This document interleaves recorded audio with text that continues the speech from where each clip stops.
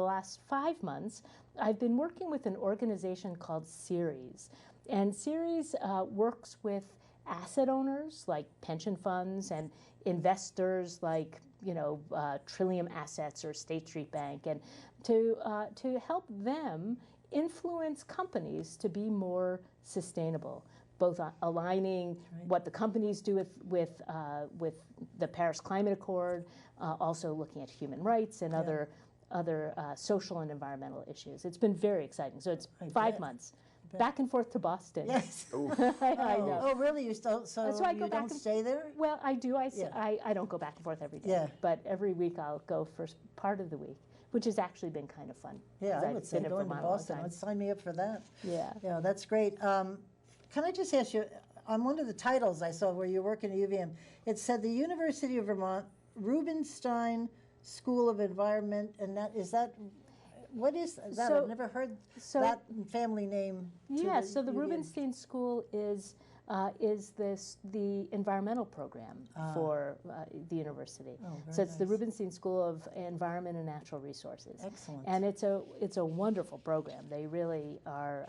They're one of the leading programs up at UVM. And then part of associated with them is the Gund Institute of Environment, which looks at ecological economics. So how do we value natural resources for their ecosystem services, and so I also help them think about how to engage with policy both in Vermont and nationally. Right. And just before we kick this off, Deb was explained before that she's very much into policy, not into the sciences. So our discussion will be more policy driven. Yeah, rather than the details of the science, which I don't understand anyway, so that works out fine for me. Well, I can talk in a light way, but there are experts. Right. And in fact, there's a national climate assessment that was released just last year about this time, and the scientist who was the primary author for the Northeast section is the state climatologist at UVM. And so if you wanted someone to do a deep dive on the science, you could make a phone call there. Oh, there. I actually will do that because we're up for it, aren't we? Bring it on. All we have to do is ask the questions. They have to provide the answer. And you'll have lots of answers about the science. She's really great, a geologist. So. And I actually got my degree through Rubenstein School and took classes through Gund as well. So it'll be a bit of a maybe get some of the rust off of my my science background. Dig deep. It's been a few years since I've taken any hardcore science classes. Yeah. And I met you years before this at the League of Cities and Towns. You were with them. So I started their law center. Yeah. It was a long time ago. It was 1989 because I was pregnant with my first child, and they'd been looking for someone to work part-time to help start up a law center. And it was perfect for me, right? That's great. Walking distance from that's home. A good group, it was a great experience. And it's how I fell in love with the cities and towns of Vermont and the people who run those communities. And that's what led me to run for Secretary of State. Yeah, that's it. Great. Well, glad you did all those things. It was that's lovely. So cool. And then, sorry, in 30 seconds, what does League of Cities and Towns do for folks who don't know? Yeah, so the Vermont League of Cities and Towns is the association of our local governments. And municipalities. And people, the municipalities, cities and towns decide to join it. They don't have to join it. They pay dues, and in what they get for those dues is a bunch of services. And including they've got a lobbyist up at the State House to make sure that the legislature are thinking about issues from the perspective of cities and towns. And then there's group insurance programs, and that was what was in place when I started. They decided that towns really also needed advice and help, and so when I came on, I developed a whole series of trainings, and I wrote 1 million handbooks, and then would take phone calls from people with questions. And they also run a professional search for interviews and stuff, and identifying candidates. If municipalities don't really have the setup for interviewing all these people for a town manager, and so you call up the league, and they will set that in motion for you. Yeah, it's really a great service, and it becomes it pays for itself in many cases because they have a self-insurance fund for the liability insurance and the health insurance, and so it often is more affordable for communities to provide those kinds of I coverage. had Steve Jeffries on the phone, on the program, like the last day he was leaving, because he had been there for 20 some forever, years, ever. a long And, time. So I had him on. But anyway, That's all right. So great. let us jump into our topic. So It's really easy to get off on a tangent this with is this a show. straight line topic. What is climate change? I mean, that's just the question of the day. I mean, climate change. So let's step back. People get confused about weather and climate. So weather is when you go outside, is it raining? Is it warm? Is it cold? Climate looks at longer term trends. So when somebody says, oh, look, it's snowing and it's May, it's proof there's no climate change. It's not proof of anything. It's just proof that today there's snow. That's the weather. So scientists have taken a view in the long term of the temperatures across the Earth and how they change over time, and different things influence the temperatures. So historically, if you think about geologic time, there have been like mini ice ages. Well, it didn't just happen randomly, like the sun didn't dim. What happened is there's a volcano that poured out ash, and enough ash to create a cloud so that we didn't get as much sunlight coming in. And so what's happened, and when we're talking about climate change now, what happened is during the Industrial Revolution, starting then, turn of the century, we started burning fossil fuels. First it was coal, and still, to some extent, coal. Right. And what happens is the particulates from coal create sort of like a greenhouse effect, which is why it's called the greenhouse effect, where with greenhouse, when you like put a glass, you've got a sun in a glass, it actually heats up below the glass. And so, so the particles from these greenhouse gases, or I'm not the scientist, maybe it's not the particles. What the greenhouse gases do is it creates an environment in which the Earth warms. Not evenly across the Earth. Some places are warming faster than others. The northern hemisphere is warming faster. So Vermont, we're warming faster than the southern hemisphere. And as a result, lots of things happen because lots of things affect the weather. So you've got the climate over time that's changing, but when you think about like the weather report, when you hear the weather report, they talk about where the fronts are coming from, and it's from the winds, and the ocean currents have an impact on that, and the polar ice caps have an impact on it.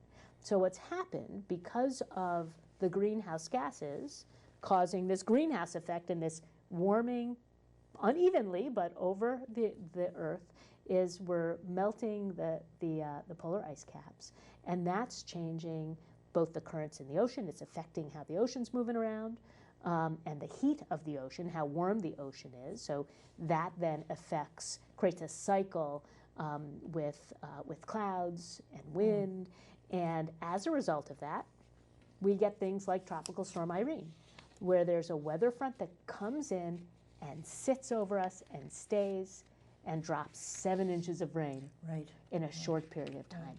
And what's interesting is at the time of Tropical Storm Irene, that was like 2011, you may remember, scientists at the time would say, this is the kind of thing that we would expect to happen with climate change. We can't say this was climate change, but we know this is going to happen with climate change. And that's because there's lots of factors and it's complicated. These days, they've gotten more sophisticated, so they can say, yeah, this was influenced by climate change.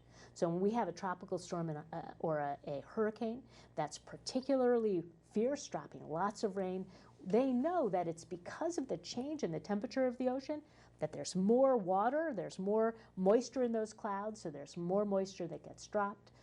They can track it. So even since 2011 and now, the science has really gotten fine-tuned. And we know every year more about climate change. And unfortunately, it's actually not good news. So in 2011, when I first started learning about this, there were all sorts of models and projections, and it's happening faster than they projected, the changes in the planet. They pointed humans for being the major cause. That's right. And how do we know that?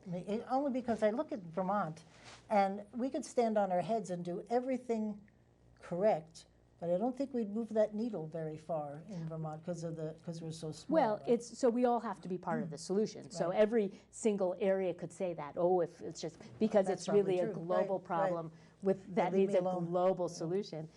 So the scientists are sure that it's humans, and in fact, last year under the Trump administration, they issued the fourth climate assessment that said that as well. So even the Trump administration has said, yes, it's happening, it's human cost.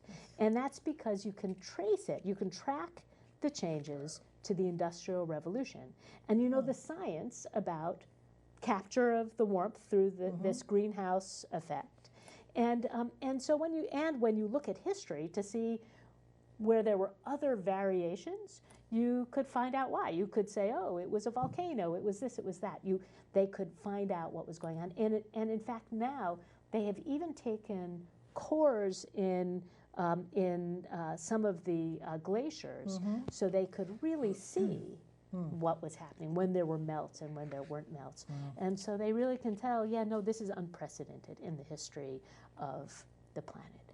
And that's a problem. That's a problem. But I know I'm talking on that. No, go right ahead. No, it's fine. So last week, I was in New York City for Climate Week, which every year they have a big gathering, an international gathering. It's done at the same time the United Nations is meeting, and you might have seen that Greta Thunberg, the young activist, spoke to the United Nations. But in concert with the United Nations, the folks who are involved in climate change from all over the world gather. And it's really thrilling because there's so much work and so much progress going on. We have to work faster and harder and innovate, but I was so impressed with the amount of effort going on internationally and in the United States to solve this problem for the world. But there are still a lot of people out there who think this whole thing is made up. Actually, fewer than you'd think. So the ones who do are loud, but the Yale has regular polling where they're looking at opinions in the United States. And just so you know, in the rest of the world, there is consensus in the rest of the world that climate change is happening, it's human caused, and we need to do things about it. It's in the United States that it became political in a way that was really unfortunate. I think, for the world. So because changes would impact on manufacturing. That's a whole different another section here. That's a different show of how it happened, and it had to do with it's a different show. But so around the world, there's absolute consensus because there's consensus among the scientists. It's like saying there's no gravity. Like, yes, this is happening. Now let's deal with it. In the United States, though, what they have found is 75% of Americans believe that climate change is happening now and that we need to do something about it, that we need to have some regulation to address it. 75%. So in Vermont, it's 80%. In Texas, it's 60%. In Oklahoma, it's 60%. So even in the reddest states, the majority of people believe that it's happening and needs to be addressed in large part by regulation. So that's really interesting. And that's been a change over time, and that's because we experience it across the country. Right, when you have 5 100-year floods in 5 years.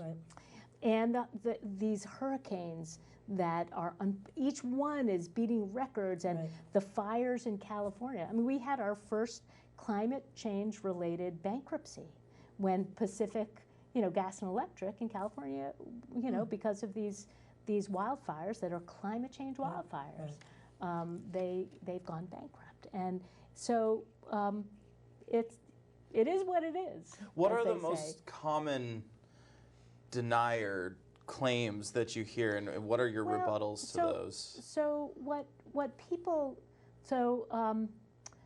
So what the talking points are now, because they're actually talking points that we've seen, for people who want to slow down regulation, and they'll say, okay, we know that the climate is changing, like there's no question with the science, and that humans have a large part in it, It's not the only part. It's a large part, though, because you've got El Nino and, you know, all these other factors that come into play. But we don't know enough about it.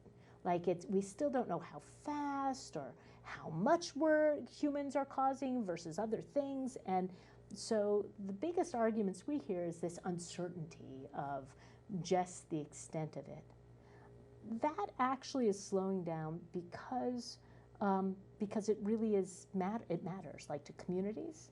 So, for example, in Florida, they've seen sea level rise.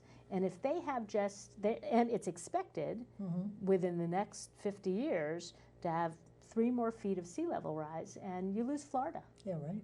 Right, you lose Florida. So even though some of the politicians in the Senate or whatever don't want to talk about this issue, all of those mayors, all of the county commissioners in Florida, they're talking. Climate change is happening, and they're planning for it, right? They have to deal with it on the ground. And so I think that's the reality, is that there's the political dialogue, but on the ground, you know, people recognize it's irresponsible to pretend the tidal wave is not coming, right? You've got to plan for it and protect your communities. I have a question here, but I don't think we could do this. It says, how do we stop climate change? But you can minimize it, I'm assuming, because it sounds like there's just so much. I mean, how much can we as people do to change it? Well, there is a lot we can do. There's this great author, who wrote it's a project actually called Project Drawdown, and it is what this project did is it brought research from all over the world, lots of smart scientists thinking about what we could be doing to reverse climate change, all of the different levers for reversing climate change, and then looked at kind of the scope of the problem and prioritized it. Said, okay, what are the most impactful things that we could be doing? And when I saw this presentation, I was really surprised that one area was food and agriculture, how we grow food, and what we eat. So the big takeaway was, so when they, for example, when most of the rice is grown in paddies that are flooded, and that actually creates a chemical situation where methane gas is released, which is a very potent greenhouse gas. Now, you could grow rice a different way. The reason why they grow rice that way is because it allows them not to have to worry about mice and rats, because otherwise these pests will come and eat your rice. And so if you put water, you flood it, it'll grow just fine. It kills everything else. You can have fish in there that you're also harvesting, but the methane release is really significant. So if we change the way we grew rice, it would make a really big difference. So we need smart minds to think about, well, how do you do pest control? Right? That won't require, There's a different way of thinking about it. The other big contributor is meat, beef, and to some extent dairy because of cows and methane, but also a lot of the beef is being produced where there used to be rainforest. So right now the Amazon is burning, and it's burning so that Bolsonaro in Brazil can have more beef and soy produced, and that's a problem, right? So I missed that. It's burning because they want it to burn? Yes, because they're clearing the land. Oh, I see. They're clearing the land. Well, that one I know is not good for the environment because there's because in both the breathing, So when you burn the trees, you're releasing the carbon that's stored in the trees, and then when you use the land for beef cattle, then the beef cattle also are producing methane. So that was interesting. Renewable energy. What's interesting about renewable energy is right now it's cheaper. If you're looking at new energy, like you're investing, you're an investor and you want to invest in a new energy project, renewable energy is now cheaper in most cases, in many cases, than, well, certainly than nuclear, which is unfortunately very expensive, but also gas and certainly coal. Right. And so as a result, even with our, President Trump saying, the war on coal is over, under his administration, during his time, more coal plants have closed in the United States than under the whole last term of Obama. And and why is that, regulations, or it's not. There's not a need? It just doesn't. Economics. It's economics. It's the market at work. So it's cheaper. So right now in the Great Plains area of the country, so it's like northern Texas, that whole area, wind is $20 a megawatt hour, and coal is $30 a megawatt hour. So why would you do coal? Well, right. Why would you? And it also happens to be that many of our largest coal plants are at the end of their lives. You build them for a generation, 60 years. And then after that, you've got to replace stuff.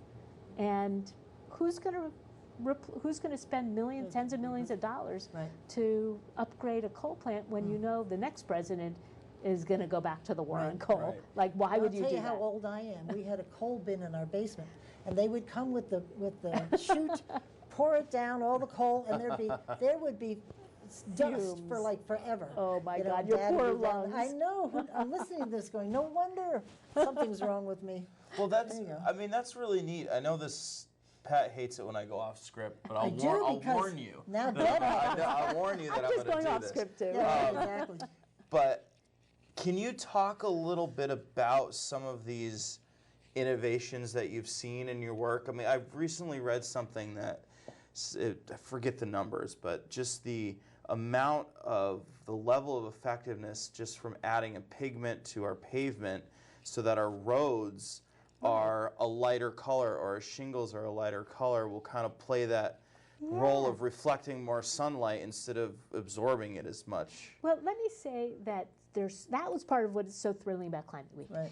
Everywhere, people are innovating to try to solve these problems. And those innovations are money makers, right? This isn't, I know earlier on, we were talking and this isn't going to cost, it's not like these solutions are all these fancy, expensive solutions, right? They're opportunities to create new markets for new things, right? Or do things a little bit different. And there's a whole range of solutions that are perfect for Vermont because they're land-based. So the United Nations has an arm that is studying climate change and climate solutions, and so it's the IPCCs, the something on the International Protocol on Climate Change. Oh, there you go. Came out with their report on land and the role of land with climate change. And what was wonderful is what came out of it was we cannot solve the climate crisis without thinking about how we live on the landscape. And that forests, for example, have to be part of the solution. Agriculture has to be part of the solution, both because it, there are emissions that if we manage the land differently, we could reduce, but also they're carbon sinks. So if you think about carbon, for people who have no idea what I'm talking about, we're made of carbon. Like it's elements. So it's different elements, and when the tree is made of carbon, and so when the tree or the plant decays, the carbon releases into the atmosphere. If you burn it, it releases really fast. Right.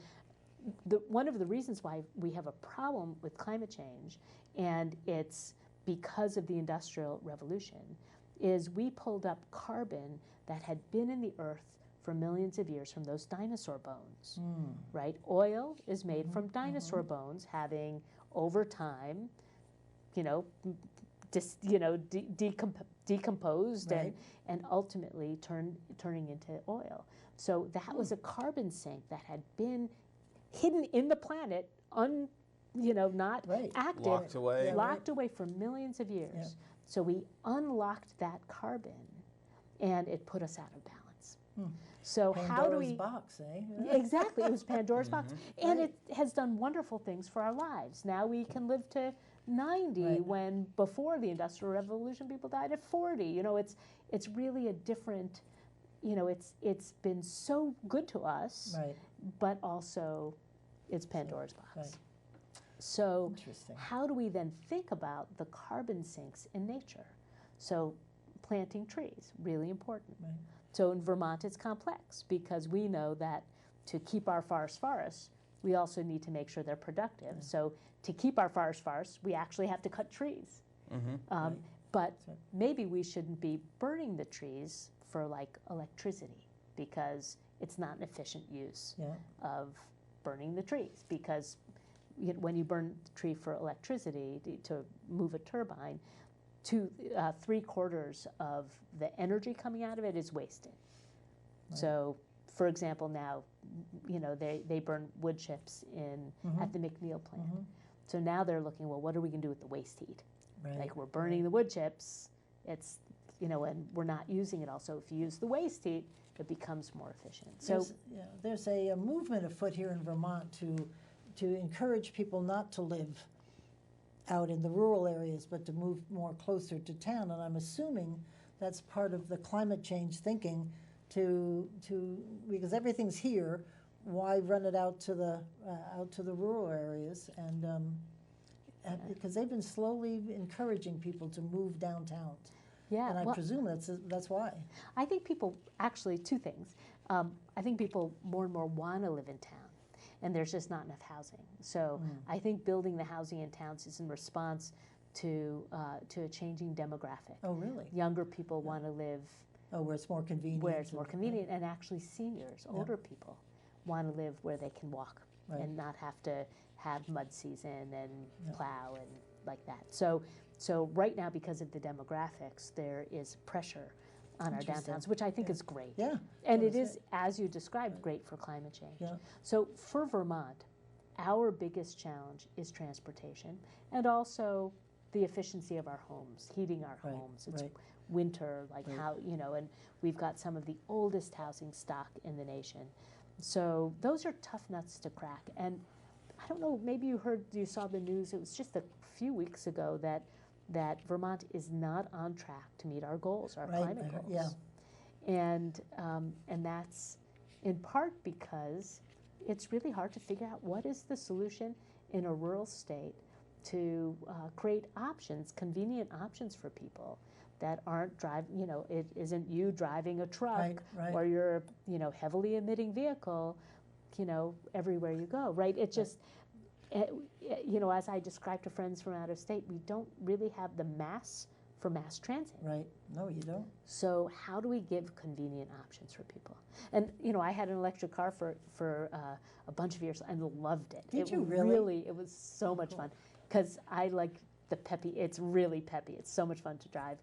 But, you know, but we need other models. We need, you know, my Leaf was great. Right. But, you know, I wasn't going to use it like to take all the gardening things and, you know, once you put a canoe on top of it, it really doesn't go very far, you know, and so we need more choices. We need manufacturers to respond to consumer demand with more kinds of cars, and so it's a challenge in Vermont to think about how do we address our biggest. Right.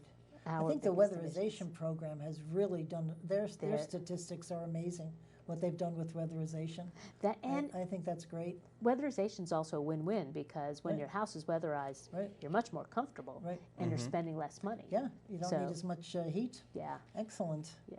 So, go ahead, Eric, if you want to jump in.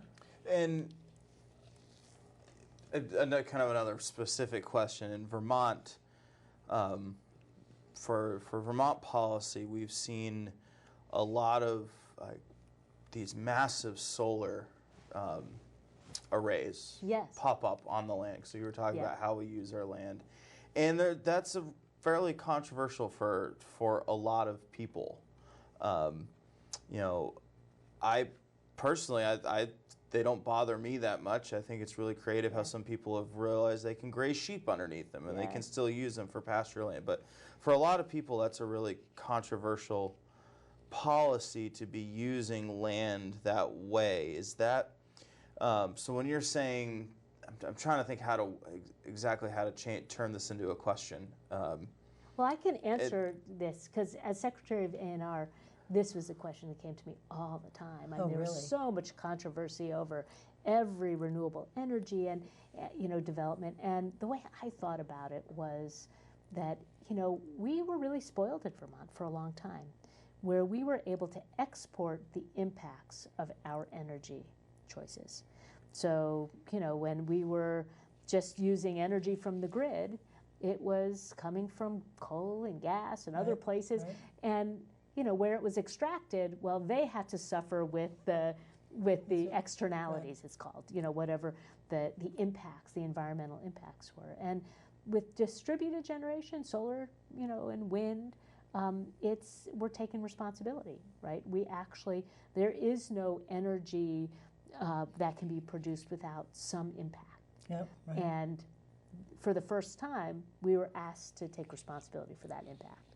And I would say in the beginning, some of the projects weren't, we didn't have the regulations in place to require screening and so forth.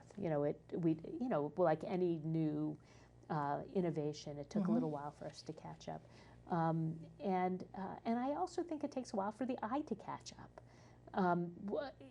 When I was Secretary of State, we had an archivist, Greg Sanford, who's really just a delightful guy, and he knows everything about all of these historical debates. And he called me up and said, just so you know, we had the same conversations when they first started using silos in Vermont. Everything people said about industrializing the landscape and it's a blight and it's ruining my view shed, everyone said about silos. Oh, that's funny. Sorry. And now it's just silos. Yeah, it's silos, right. And if you think about it, all those power lines that really ruined the landscape, we're just used to them. And so it's a transition. Like, I believe it's just a transition, and in 5 more years, 10 more years, it'll just feel part of the working landscape. I don't know whether it's me, though, but it seems like the wind towers have taken there's not much talk about them, whether the experience they've had with some of the health issues and the birds and the impact on. Well, so I would say that the reality of the wind turbines is they've been incredibly successful. So for Green Mountain Power and for ratepayers, incredibly successful. And in fact, in Vermont, the impact on the birds and bats and things, minimal compared to other extractive, other ways to get energy. But it is controversial because they're at the top of our mountains. And it, again, like when I go and see those wind turbines as I'm driving through Eden, I think it's breathtaking in a beautiful way. But other people don't, and especially people, living in the area who are used to hunting on that land. But has it sort of eased off a little bit? Because there doesn't seem to be many discussions about it. It has eased off for a couple reasons. One is that there are only so many places where wind really makes sense, because you need to have not just, it needs to be in a place that has the constant wind, and it needs to be in a place that's convenient to hook into the grid, and it needs to be in a place where the grid needs the energy. And so once you start looking at that, it limits where. And so, there's probably a couple more places where you could have small projects. And someday there may be. When we went out, we went to Arizona and we went out there. There's a place like in Mexico, New Mexico. I mean, every place you look, you're surrounded. They're just hills all over the place, and they're one after the other. There are thousands of them. It's amazing out there. I rode my motorcycle under one when we went to where were we? Alaska. Yeah, Alaska. We were in Alaska, and you rode your motorcycle in Alaska. Yeah, that's exciting. Not Alaska. That was not. I apologize. It was New Brunswick. Okay. And they had these turbines right on the water, and we rode underneath them. They are, speaking of being spectacular. They're spectacular. They're huge, and we felt like little ants riding underneath them, and They were enormous, just enormous. And, that was cool. And technology's changing too. So they're now coming out with wind turbines that are just like poles that turn.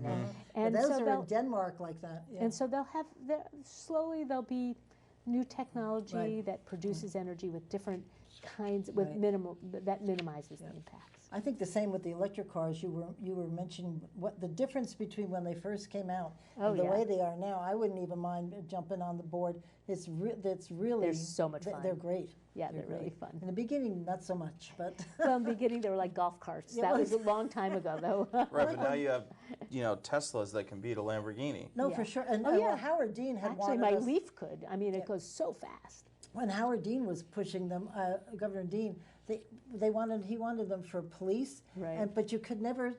It's a battery, so when you pressed it, the battery just went you could never speed up quick, 30, 60 miles an hour in a half a second. You're back doing 1 mile an hour, and you couldn't catch the bad guys. But now it goes 0. Oh, now it's like, fabulous. Yeah, now really it makes sense.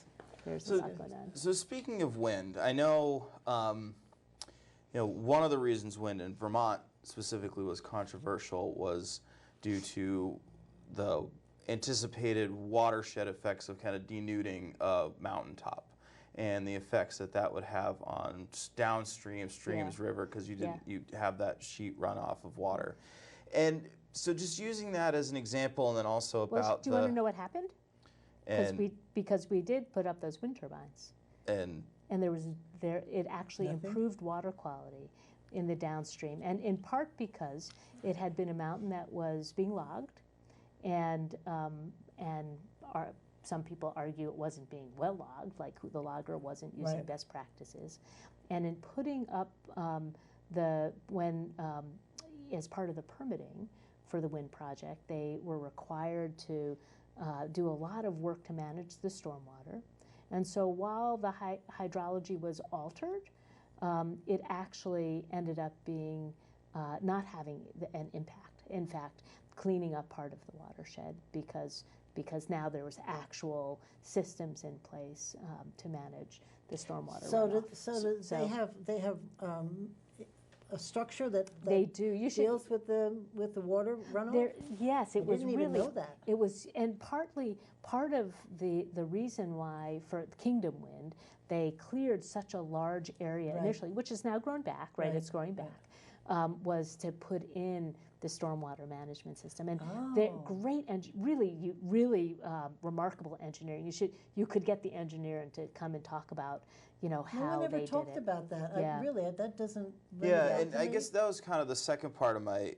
I feel like my question was, I feel like a lot of the barriers towards adopting some of this really necessary technology is people's perceived impacts on their daily lives or on the world around them, or they see these big projects and big trees going down and they don't really fully comprehend that. So, but also we didn't know, like maybe they would have been right.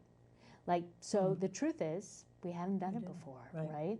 We haven't put in these big wind projects before, and we used all the science and engineering, and guesswork and we over-engineered it because we really wanted to protect the environment, and it worked. But until it worked, we didn't know it was going to work for sure, right? We were expecting it was going to work. So when anything is new, there is a level of adjustment and uncertainty that we have to get used to. And that actually is an interesting circle back to the challenge of climate change.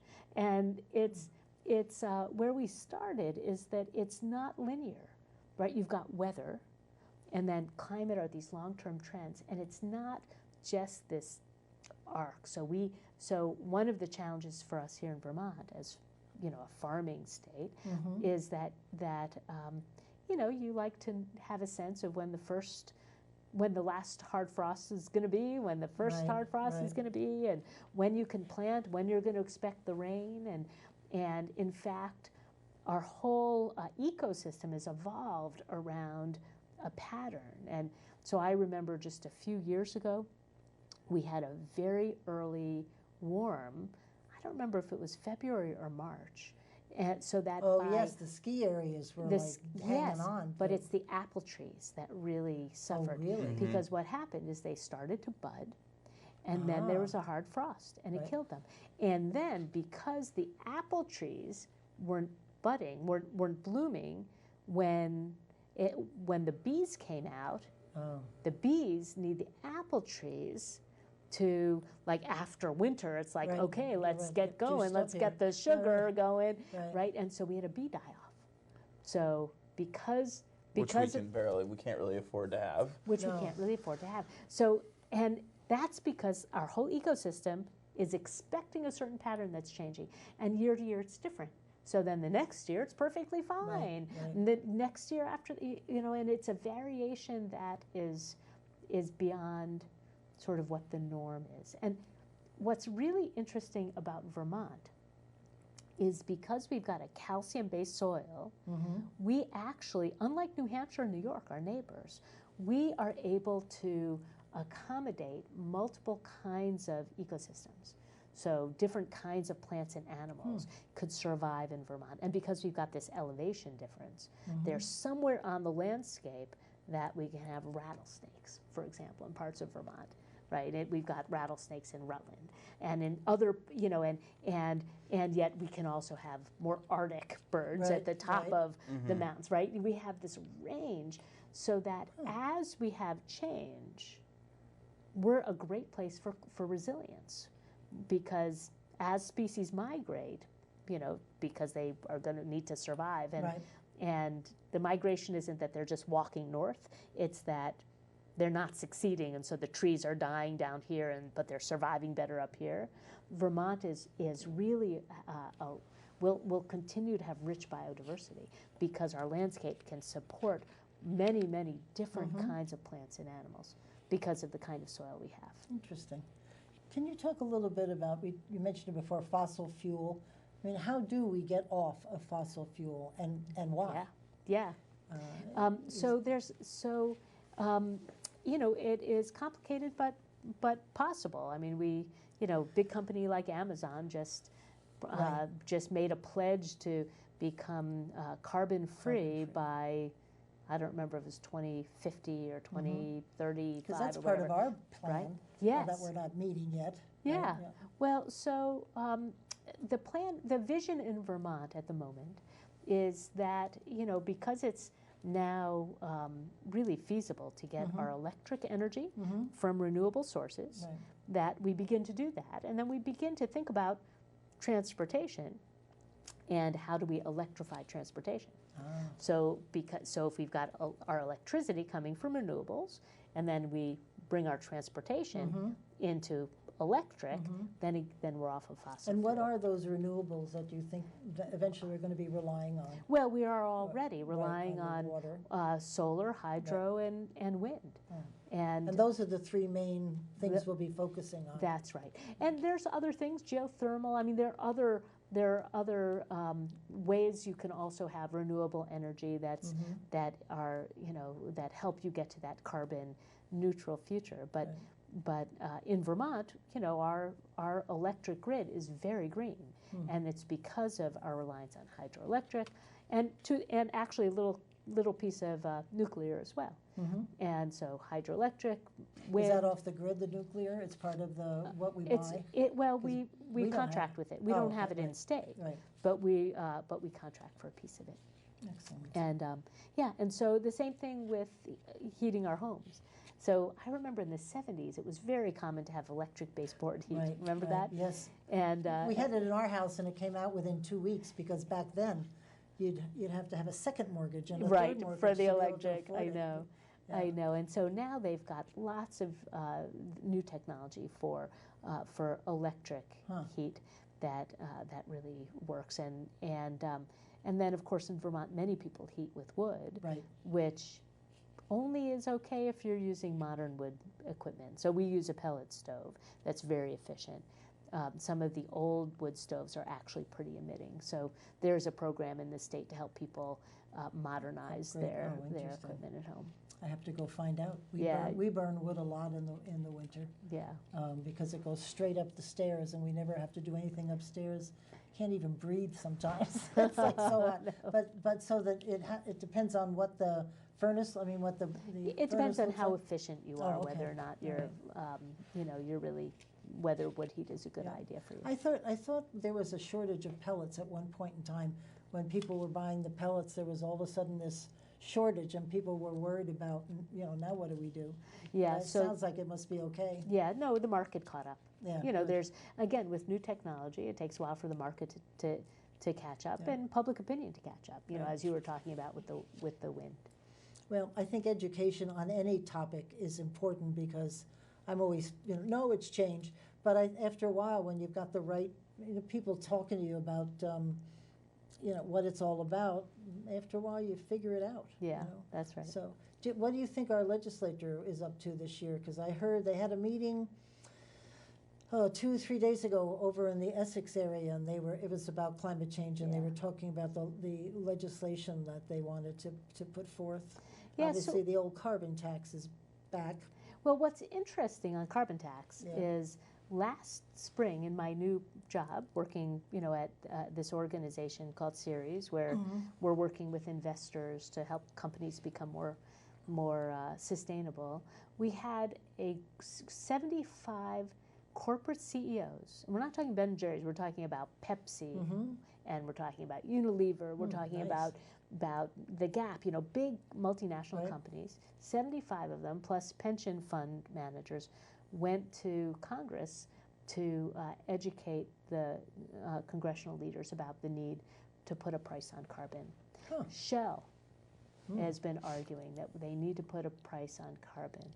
BP. So the major, you know, many of the major companies sees that that by putting a price on carbon, it recognizes that there will be an eventual policy response to climate change that will impact them, and it will allow them to have it'll allow the market to recognize some of, you know, that we're in transition. So, you know, that being said, there is constantly this conversation, and, you know, the governor's been clear, and Right. like the governor before him, Right. that he resists the idea of going it alone as a state. And so beyond the conversations about price on carbon, there has been a conversation going on about our goals and the fact that we've missed the goals, and it's hard to align policy to meet the goals without having the goals, if the goals aren't required in some way. So I think you need some wins to keep people exactly. people going and involved, right? Well, you've been in state government, right? So you know that you know, wishy-washy goals versus all of the things you have to do by, you know, by law and regulation. Well, what are you going to spend your money on and your resources?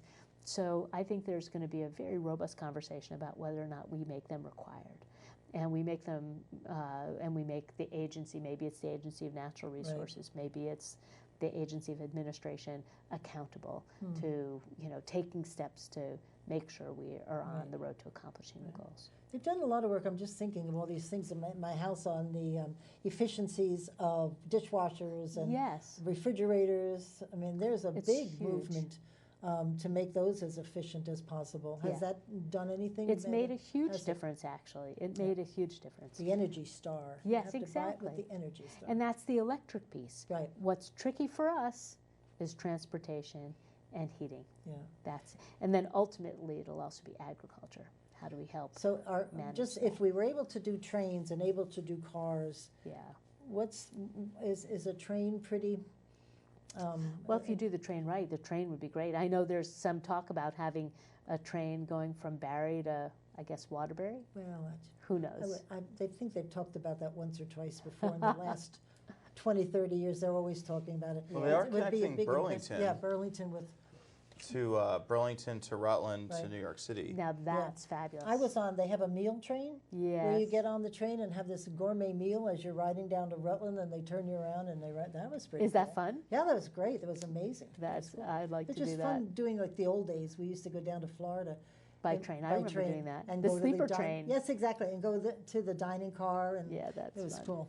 Yeah, in Vermont especially, that policy piece and the conversation around the carbon tax seems to be a really difficult one, because you have the broader goals of, yes, we need to do something, because this is not a sustainable path that we're on.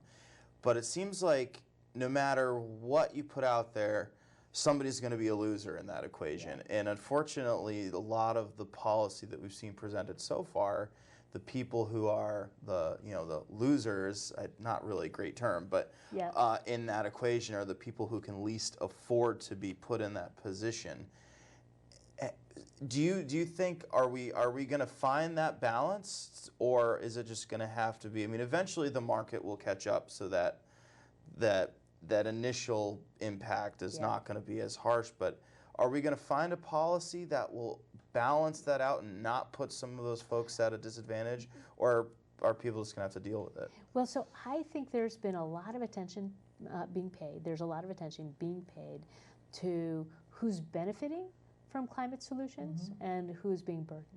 And there's a sensitivity to making sure that you really even out the impacts. So that's within Vermont and nationally. There's a really a lot of work going into, how do we make sure that the benefits are spread.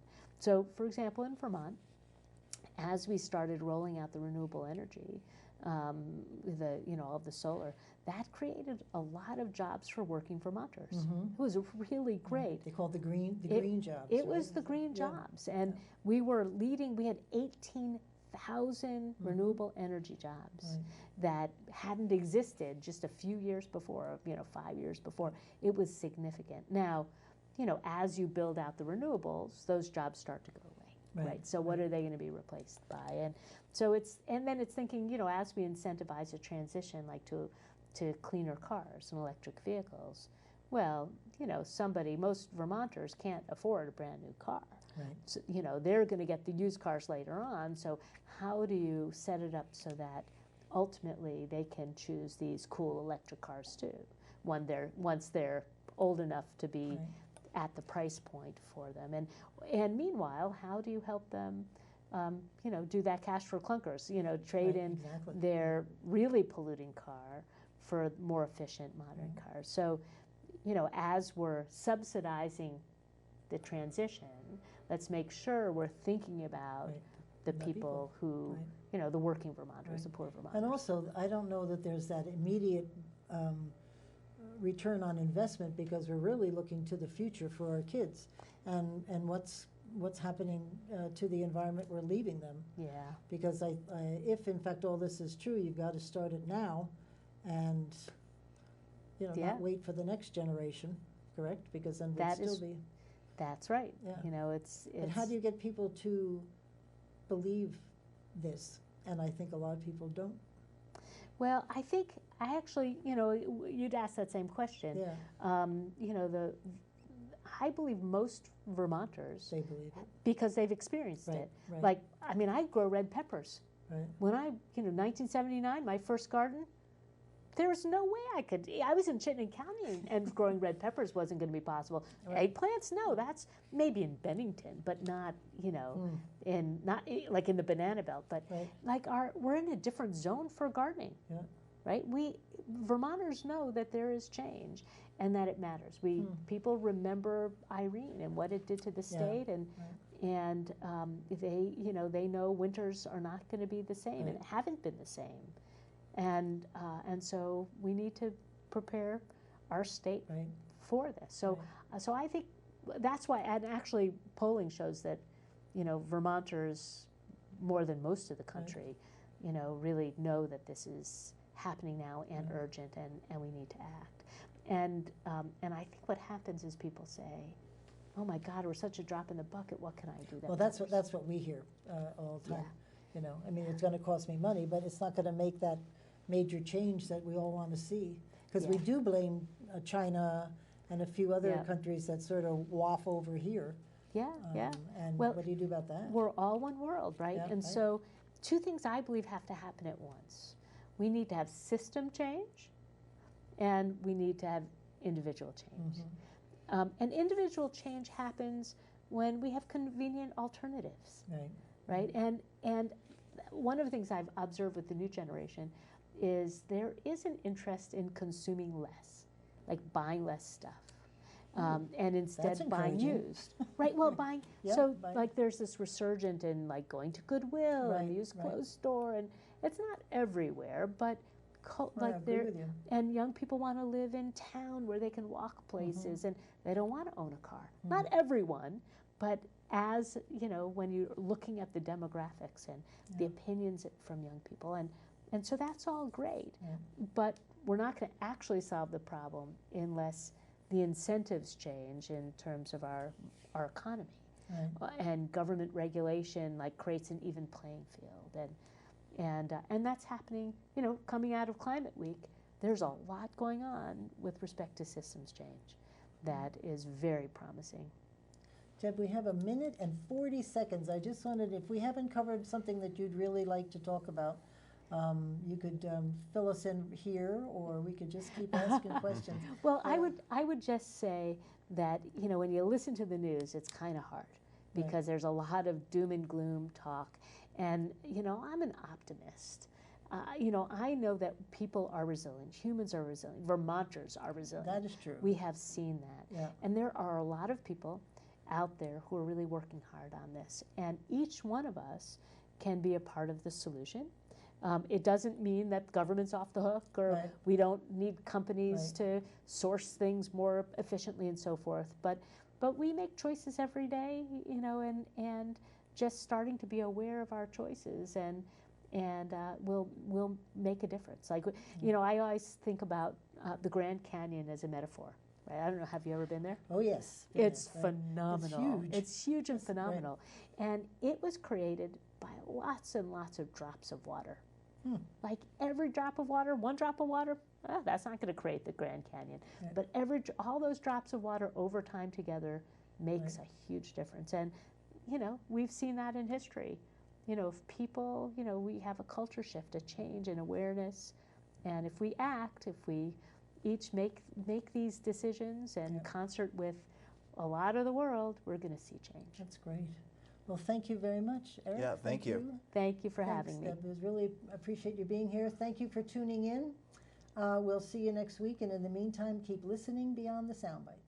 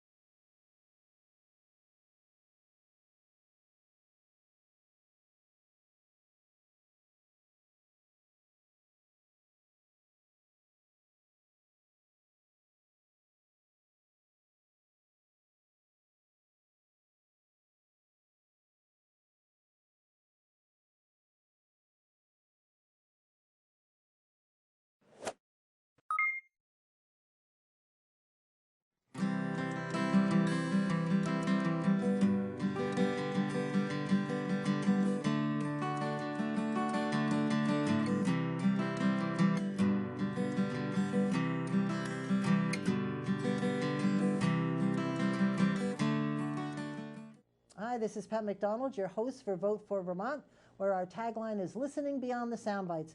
Tonight I am turning the studio over again to Deb Bilodeau and the chair of the GOP.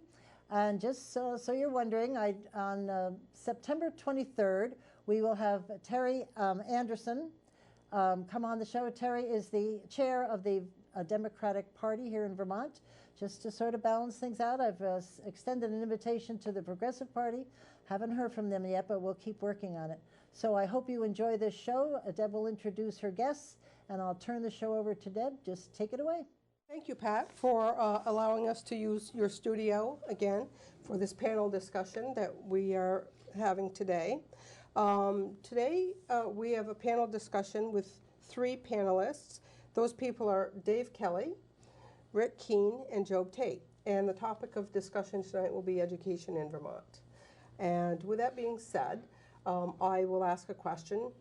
Each one of you will have 2 minutes or close to that to respond, and then any questions from each other after that.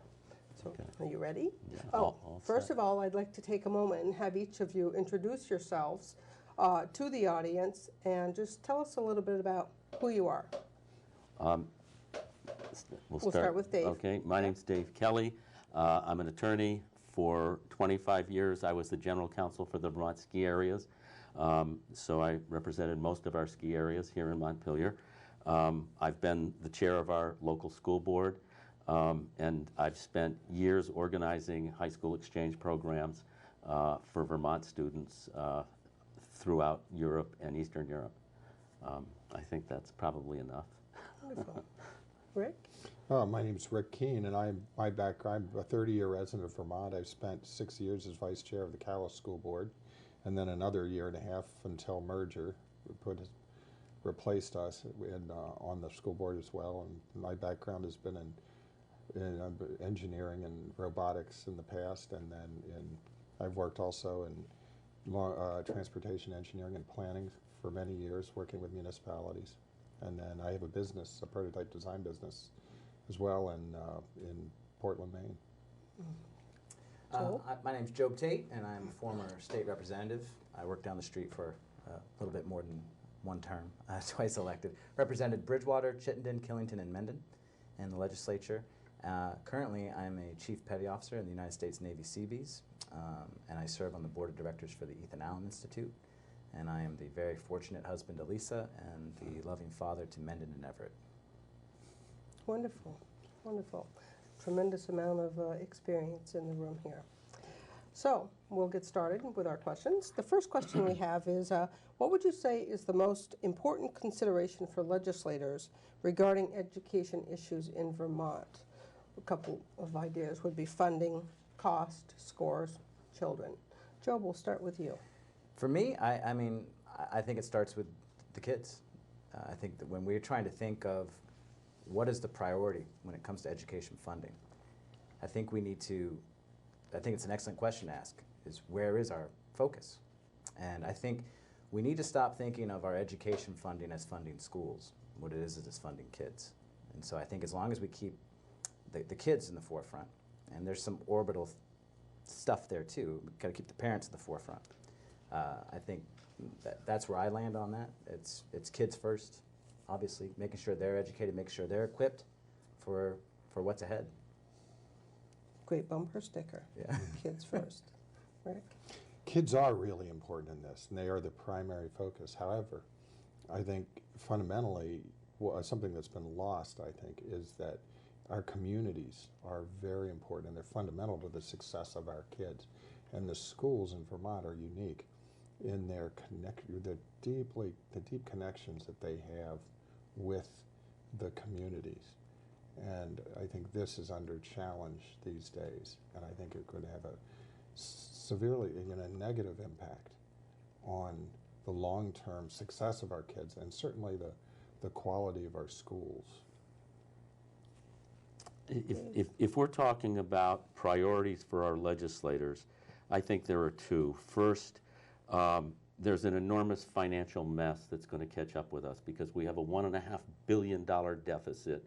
It's our public teachers' pension fund is underfunded by $1.5 billion, and the medical health benefit for public teachers is underfunded by $1 billion.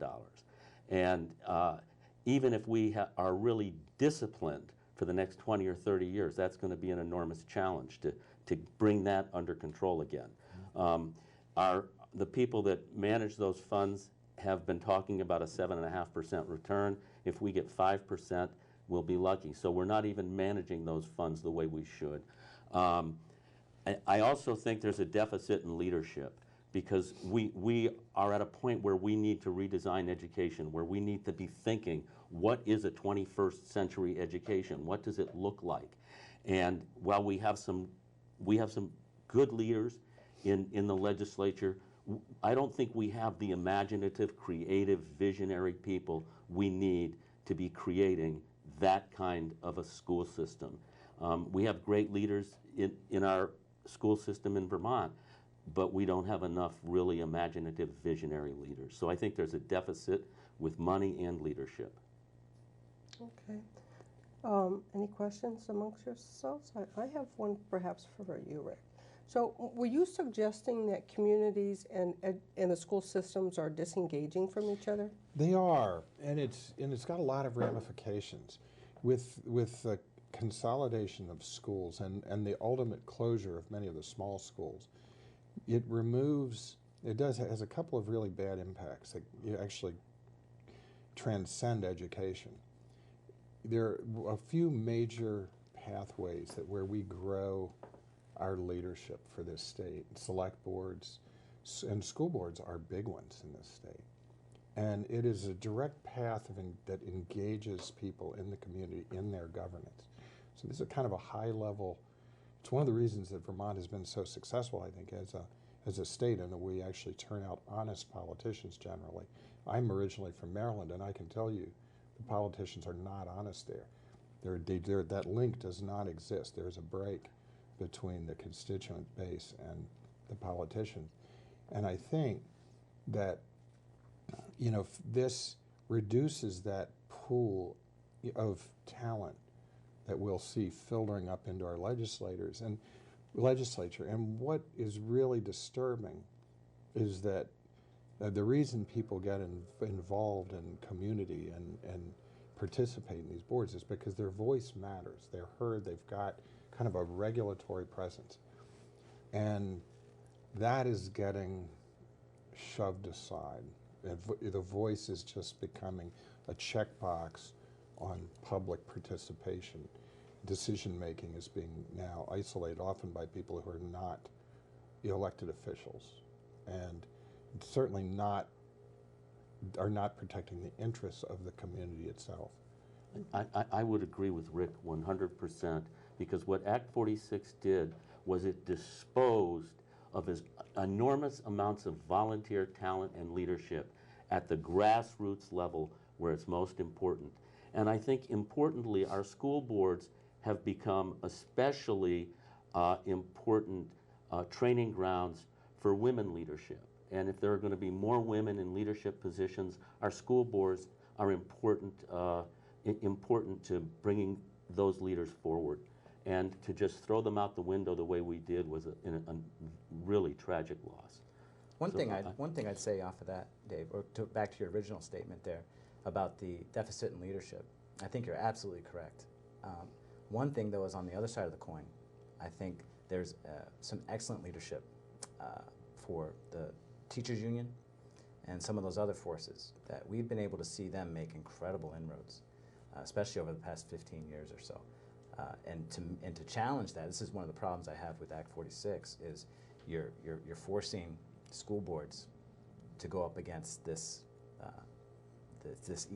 this massive force in the NEA. They don't lack for leadership, but more and more we see with Act 46, we're seeing ourselves get gutted, and Right. we're bringing a knife to a gunfight more and more. Yeah, absolutely. And back to your point with regards to lack of, I think, did you use the word creativity in terms of redeveloping our educational system? Do you think that is the case because there is so much pressure from the current the lobbyists, the NEA in Montpelier, on the legislators to keep the status quo and not think outside the box? I think we have sort of a narrow-minded conventional wisdom about education across the board in our legislature. The notion that somehow more bricks and mortar, more centralization is going to be more efficient and provide greater equity. And I think that's just plain nonsense. We live in a time when technology has given us enormous advantages we didn't have before, and we're not taking advantage of those opportunities. Our small rural schools are vital to the future. We are not going to attract young couples. We want more young people with children coming to Vermont. We are not going to attract those people to Vermont if we take our small rural schools out of our small rural communities. They won't want to go there. We'll ghettoize those communities. And so I think the leadership in the legislature and their priorities and their vision is just misdirected. We need to be thinking in terms of more personalized education, more community engagement. We don't need to be thinking about longer bus rides and more bricks and mortars and bigger, more centralized schools. Good. Thank you very much. Okay, well, let's move on. We might have touched on this a little bit already, so we might not need to spend a lot of time on this. Act 46 merged many communities in Vermont. Mine was one of them. I'm in Essex Junction, and we merged with the town of Essex and Westford, right, yes. Westford lost school choice in that process, and they were willing to give that up to merge. What is your opinion of the successes or not successes of these mergers? I think we just went through. I'm glad to start if you want. I think that's yet to be seen, but I think what you will see, and speaking, having a business in Maine, and Maine did this in 2008, went through this consolidation, and last time I looked, roughly 42% of the schools that were forced to consolidate were either in the process of or had pulled out of consolidation, because the suburban schools tend to do fine, or the Middleburys, or your larger school centers, but the small municipalities end up giving up schools, and then they give up the heart of a community. That schools play a unique role, especially in rural communities, which is most of Vermont. They are a gathering place for adults with and without kids. And in our town of Calais, we're the fourth poorest town in our group of 5, and yet we consistently have, if not the highest performing kids, probably the second highest, and very neck and neck for first position.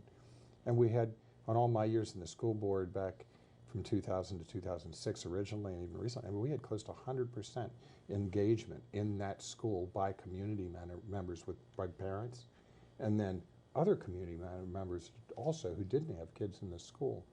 And it's that connection to that local entity and that kind of ownership that is the reason our population, our student population, has been stable since 2000, whereas the rest of the state has been dropping 1% a year. It's a destination. The kids are there to learn. They see the importance of this by the engagement of the community and the people.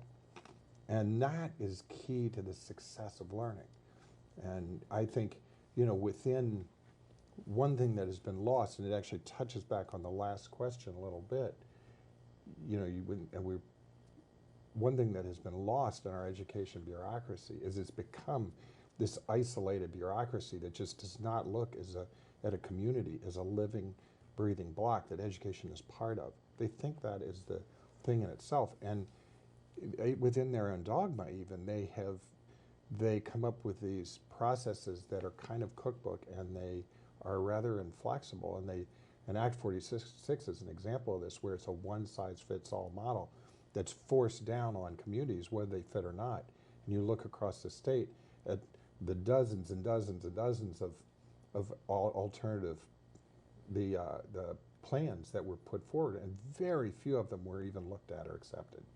And these, countless hours were put on by, working on by community members to make systems, merge systems that might work better, and they were basically ignored and forced, basically the preferred model was forced down upon those communities. And I think that the net result of that is that you will kill engagement of if community members won't put effort in, if it's wasted effort, if their efforts are just for naught.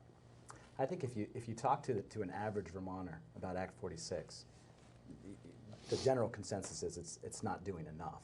If it was doing anything at all, it was a miss. Property taxes are going up. We're still hemorrhaging kids out of the system. The consolidations, it's been a bumpy road. And I think that Vermonters were expecting more from Montpelier on this issue. Back in 2014, that was the clarion call, fix this. And instead, we came up with this uber complicated thing that you need a Sherpa to hike you through the bill. It's too complicated. The average Vermonter doesn't understand it. I sure didn't understand it when I voted no on it in the legislature, but I understood enough about it that it was bad. And you ask the general Vermonter, how is Act 46? What do you think? They'll say, that's bad. I mean, what's the point? And I think, I agree. But we had a consolidation down in Bridgewater, a town I represented. They ended up sending their kids over to Pomfret. And I think that what I saw, the biggest obstacle was it was an emotional one. Mm-hmm. That was hard. And I think it's important, though, I think some schools need to close. There's going to need to be some mergers. We have lost so many kids in the system. There's just not. We can't keep all these doors open. So I think we need to sometimes separate ourselves from the emotion of it, focus on what's important, and go from there. But just to answer your question, Deb, I think you ask the general Vermonter, they'll say, oof, no. Well, I think, just to clarify on that, there's nothing wrong with consolidation. In fact, it is a good idea, and you're right, it needs to happen in certain places. The problem is, the mistake made is that it was driven from the top with no thought to the community. This needs, and we said this from the very beginning, we testified in House hearings and multiple people, not just myself. This needs to come from the communities. I said, provide the expertise and provide the resources they need to do this, but let the communities figure out what works for them. Provide the professional assistance to help guide them. And that was completely ignored. And this, I think probably the only way to begin to look at solutions toward this is to restructure. AOE is a very tops-down organization, and it needs to be restructured in a way. I would almost suggest, in fact, Scott Thompson and I proposed this in an alternative plan to Act 46 back when Act 46 was first being proposed. We wrote an alternative and submitted to Peter Shumlin, but it was, essentially using, regional planning commission model that exists now. The infrastructure's right there. You create a commission, one town, one vote. And each region of the 11 or 13 RPCs around the state would have a commission, and they would elect an executive committee. And basically, they would have oversight over they would show oversight over even secretarial decisions. Dave, do you have any thoughts on this? Yes, to some extent, I disagree with Joe and Rick. And it's why I think leadership is so important. If you look at the other states that have gone through a consolidation process, West Virginia, North Dakota, Arkansas, Nebraska, Maine, what's happened is the bigger communities with the most votes have closed the schools in the little communities, and they've put students on longer bus rides, bringing them to more centralized schools with more bricks and more mortar and more expense, quite frankly. The buses are expensive, the new schools are expensive. I think we don't have, if we were imaginative and creative and if we had vision, we don't need to be closing these small schools. Technology gives us possibilities that we're not taking advantage of. We should be thinking in ways of keeping our schools close to our families, close to our students, and we shouldn't be thinking about long bus rides. We should be thinking about how can parents be best engaged in our schools. And that's by keeping the parents involved. That's by keeping our community leaders involved. That's by keeping local businesses involved. But when we follow the pattern of other states, what will happen is attracting businesses to communities or even entrepreneurs or people that are going to run businesses to communities without schools is going to be incredibly difficult. We are going to hollow out rural Vermont. We're going to do just what they did in West Virginia. And that's just plain, it makes no sense. We need more leadership, more vision, more imagination, and more creativity. Okay, thank you, Dave. We're ready to move on? Mm-hmm. Any further discussion on that? Okay, all right, thank you, Dave.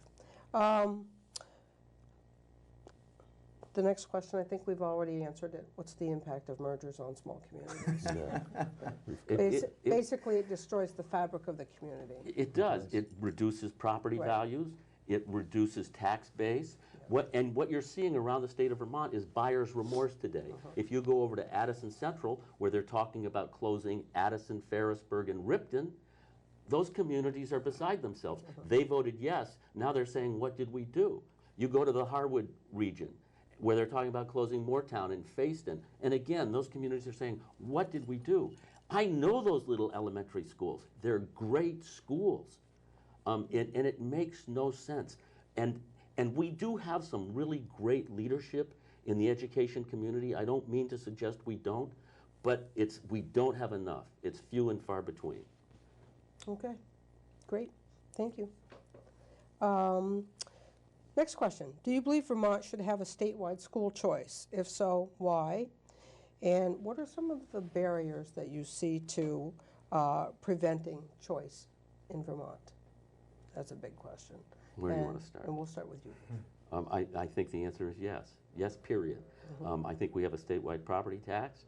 And repeatedly in my law practice, I've had families and students come to me with really legitimate reasons for wanting to go to a school beyond their residency. I will say this, I think that Vermont's come a long way since I started practicing law. I think the technical centers were a big step forward. I think that we finally adopted a form of public school choice. It's inadequate as far as I'm concerned. I think Act 77 was the biggest step forward we've taken in the state of Vermont. I don't think it's good enough. I think we can do a lot better. I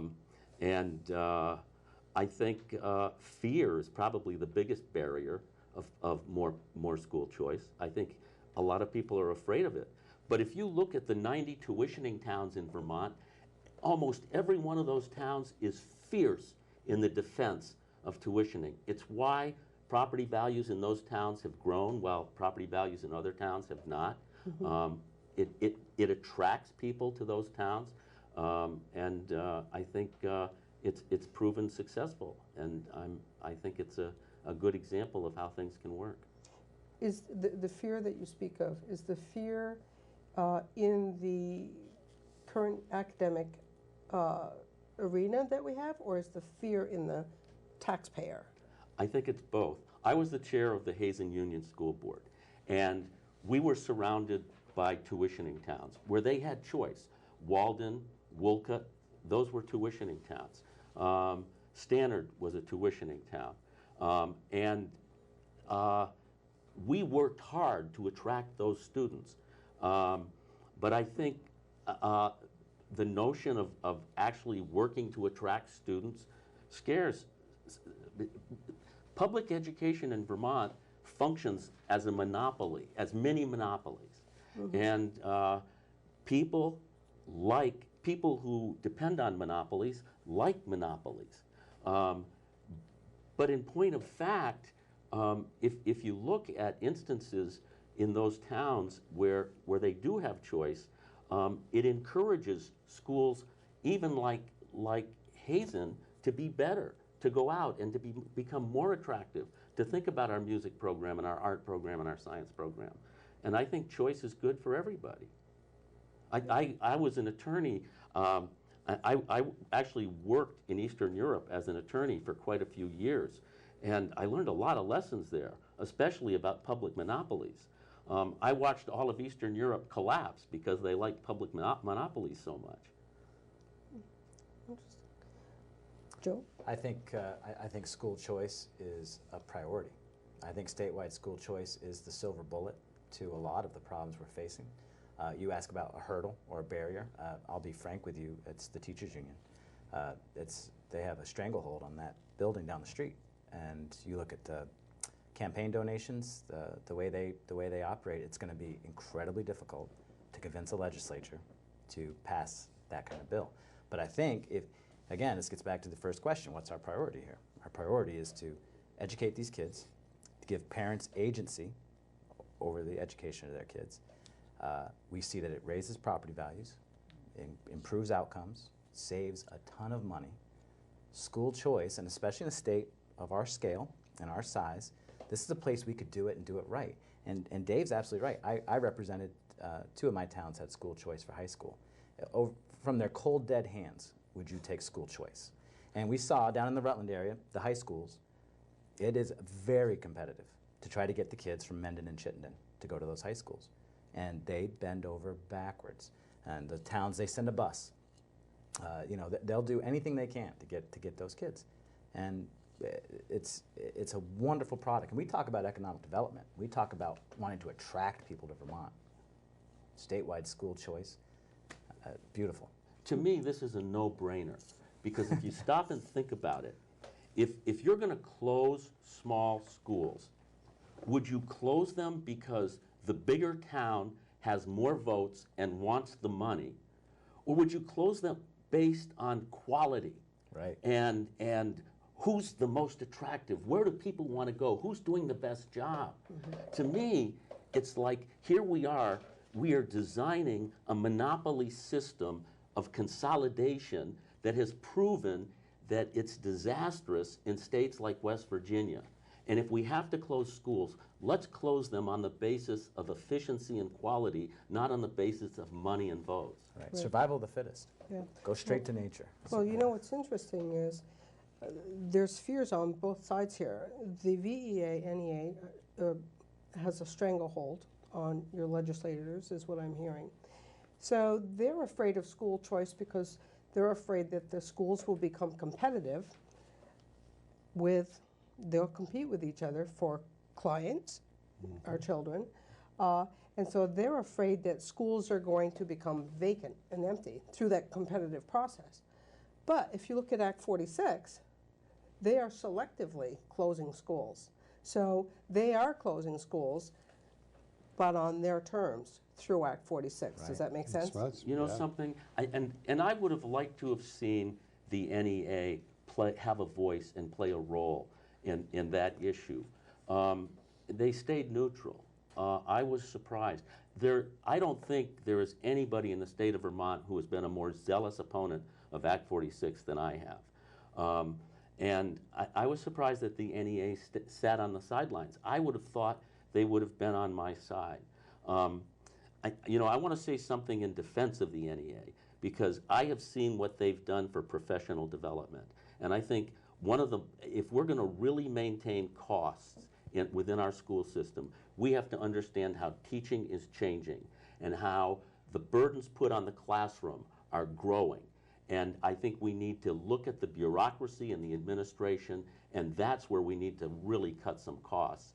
But I think the NEA, in terms of professional development, is doing more than almost any organization. And those teachers and educators and staff need to be paid what they deserve to be paid. But one of the things that I do hear is they're very top-heavy. The organization has far too many, and that's what's keeping our educational costs skyrocketing. Well, we have less students, more staff, and it's very important in all of this. You know, I actually love school choice as well, because it adds there are a couple of real benefits. Actually, there are many benefits, but the quality control piece is important, because it really does. I mean, Calais is a very small school, but we've had very high-performing students, and the boards for years and years took great effort to really hire the right staff and work with the staff to do that, and that makes it a destination for parents with kids, but also choice. From my experience, most schools are small, and you have a different flavor at each school, and in a way, in small communities, it serves you well, because kids have different needs, and they might meld much better into a nearby school than they do into this school. And we can't serve those kids as well in that community. We should have that ability, and the parents should have that ability to match that. And this is an avenue that it gives that flexibility to, or some semblance of that, to the smaller community schools. I think there's one thing we have to be careful of with school choice, and that is to be careful to make sure that we do it in a way that's truly accessible to everybody in the school, and not just wealthier parents or only one working income households or things like that. Because that can deal certain parts of the population out of it. But I'm sure that can be done pretty effectively. Yeah, that leads to another question. Since you just touched on it, do you believe that school choice, as it is established today, or even if we went to school choice, is designed for the wealthy? Because it's just the opposite. Because just the opposite. The wealthy have choices today. Right. If your family is affluent and you want to be an exchange student, they write a check. The students that are left behind and the students that don't have choices are students whose families can't afford. The wealthy, they can buy a house in any community they want. Their school, they pick it. It's the students, quite frankly, it's the students that are stuck in, East Hardwick, whose folks have lost a job. They don't have choices. They don't have opportunities.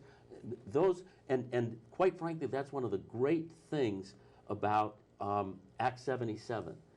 For a student with talent and passion, committed to education, those students that don't come from affluent families at least have a chance to begin college now, to take courses outside of school, to be exposed to other possibilities.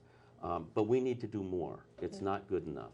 So, some would say that in terms of school choices for the wealthy, I'll give you an example. Let's just use Hardwick. If you had full school choice in Hardwick, you as a lower income family might not be able to afford to transport your child. And the wealthier people can afford to do that.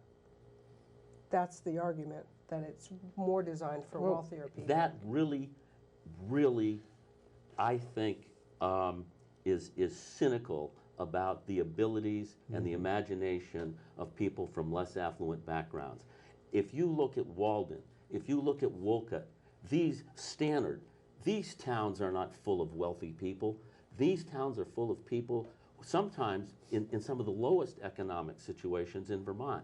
But they find a way to get students to the schools they think are best for them, and they would be fierce to defend their tuitioning and their choice. I agree with Dave on that as well. I mean, I think, and just watching from our experience of people moving into Calais because they had elementary school age kids and without a lot of wealth, but they valued education, they'll find a way. And I think it's our job as a state and as communities to help make that as feasible as we can.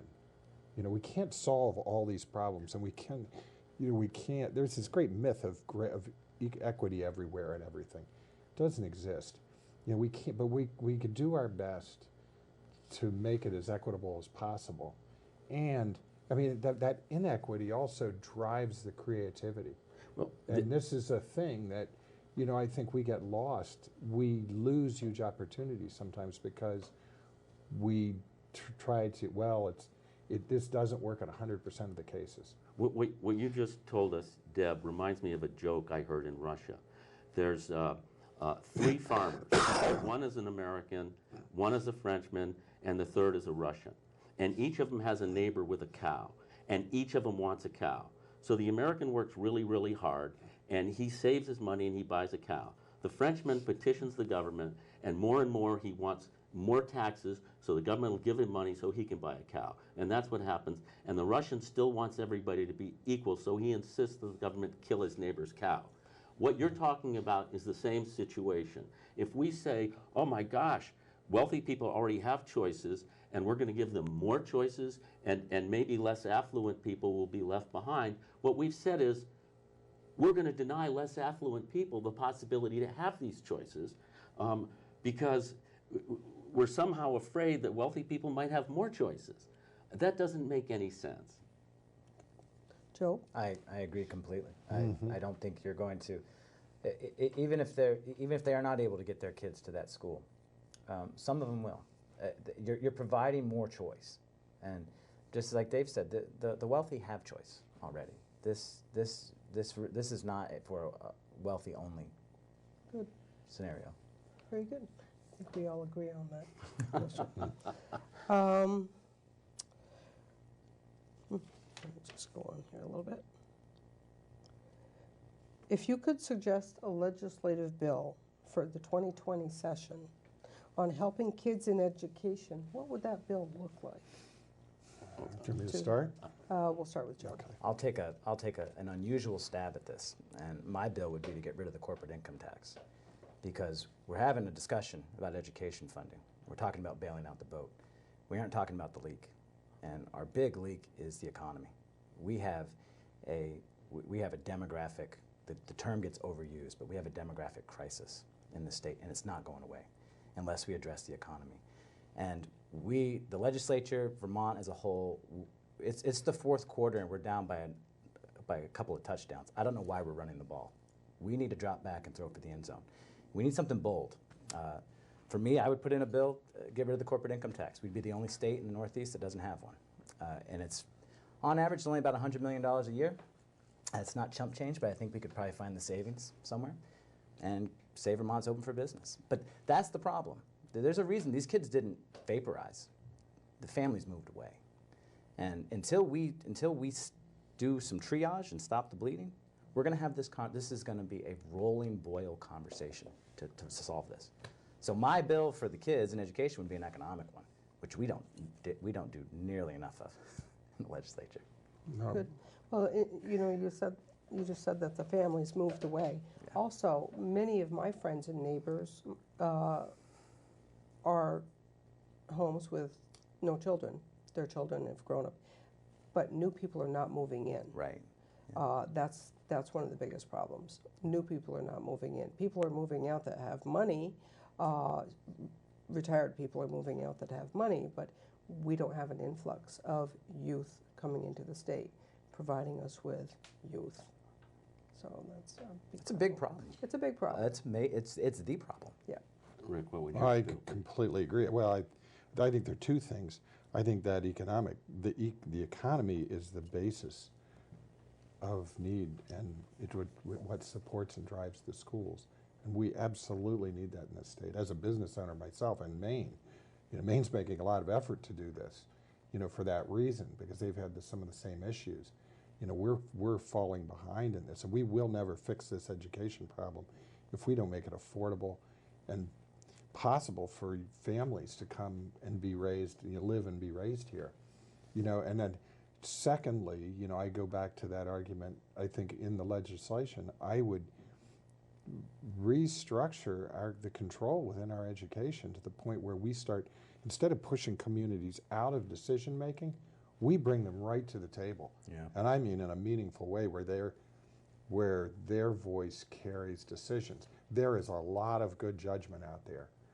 And they're far better than many of the PhDs I've seen who have just been indoctrinated into a system of education, but they have no idea about anything outside of those borders, like, the social conditions of communities. And that's what communities bring to this. They understand the need better than anybody that I've seen at the top. And so they need to have a really powerful and significant seat at that table. But before I tell you the bill I would want to introduce, I want to tell you a little story.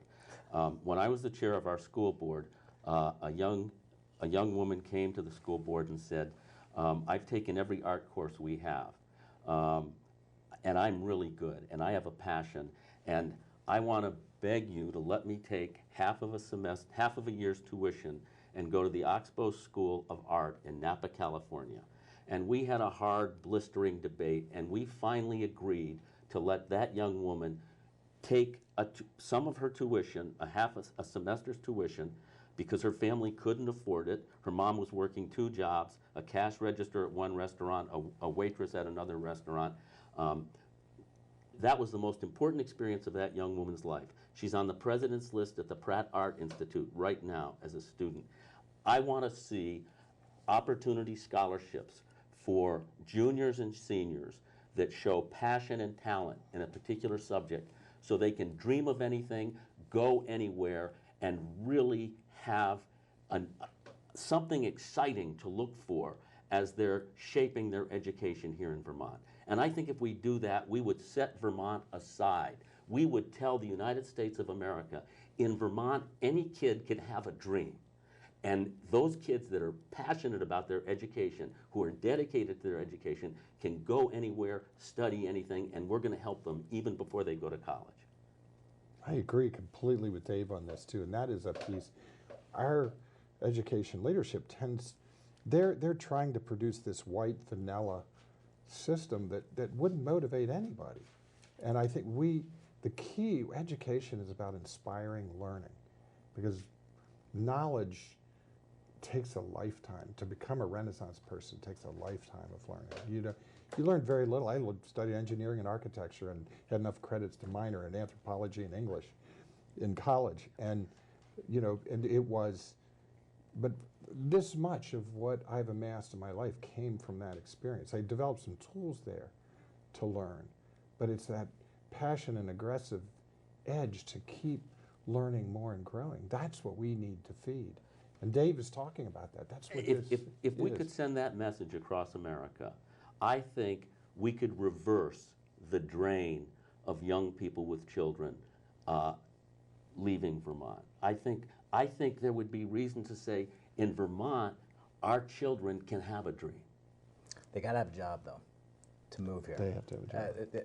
Yeah, I agree completely, but without the economic piece, the whole thing falls apart. Well, you know something, base of this pyramid. one of the things we have to do is be a lot more imaginative about technology, because, quite frankly, I was in Boston this week, and I went down there and I said, why in the name of God would anybody live in this place? This makes no sense. I live in Greensboro. I have bears, foxes, raccoons at my back door. I can go cross-country skiing. I can go fishing in the Clyde River or the Lamoille River. I live in one of the most magnificent places on earth. And I think of the people who are dying in New York and living the most suffocated lives in Boston.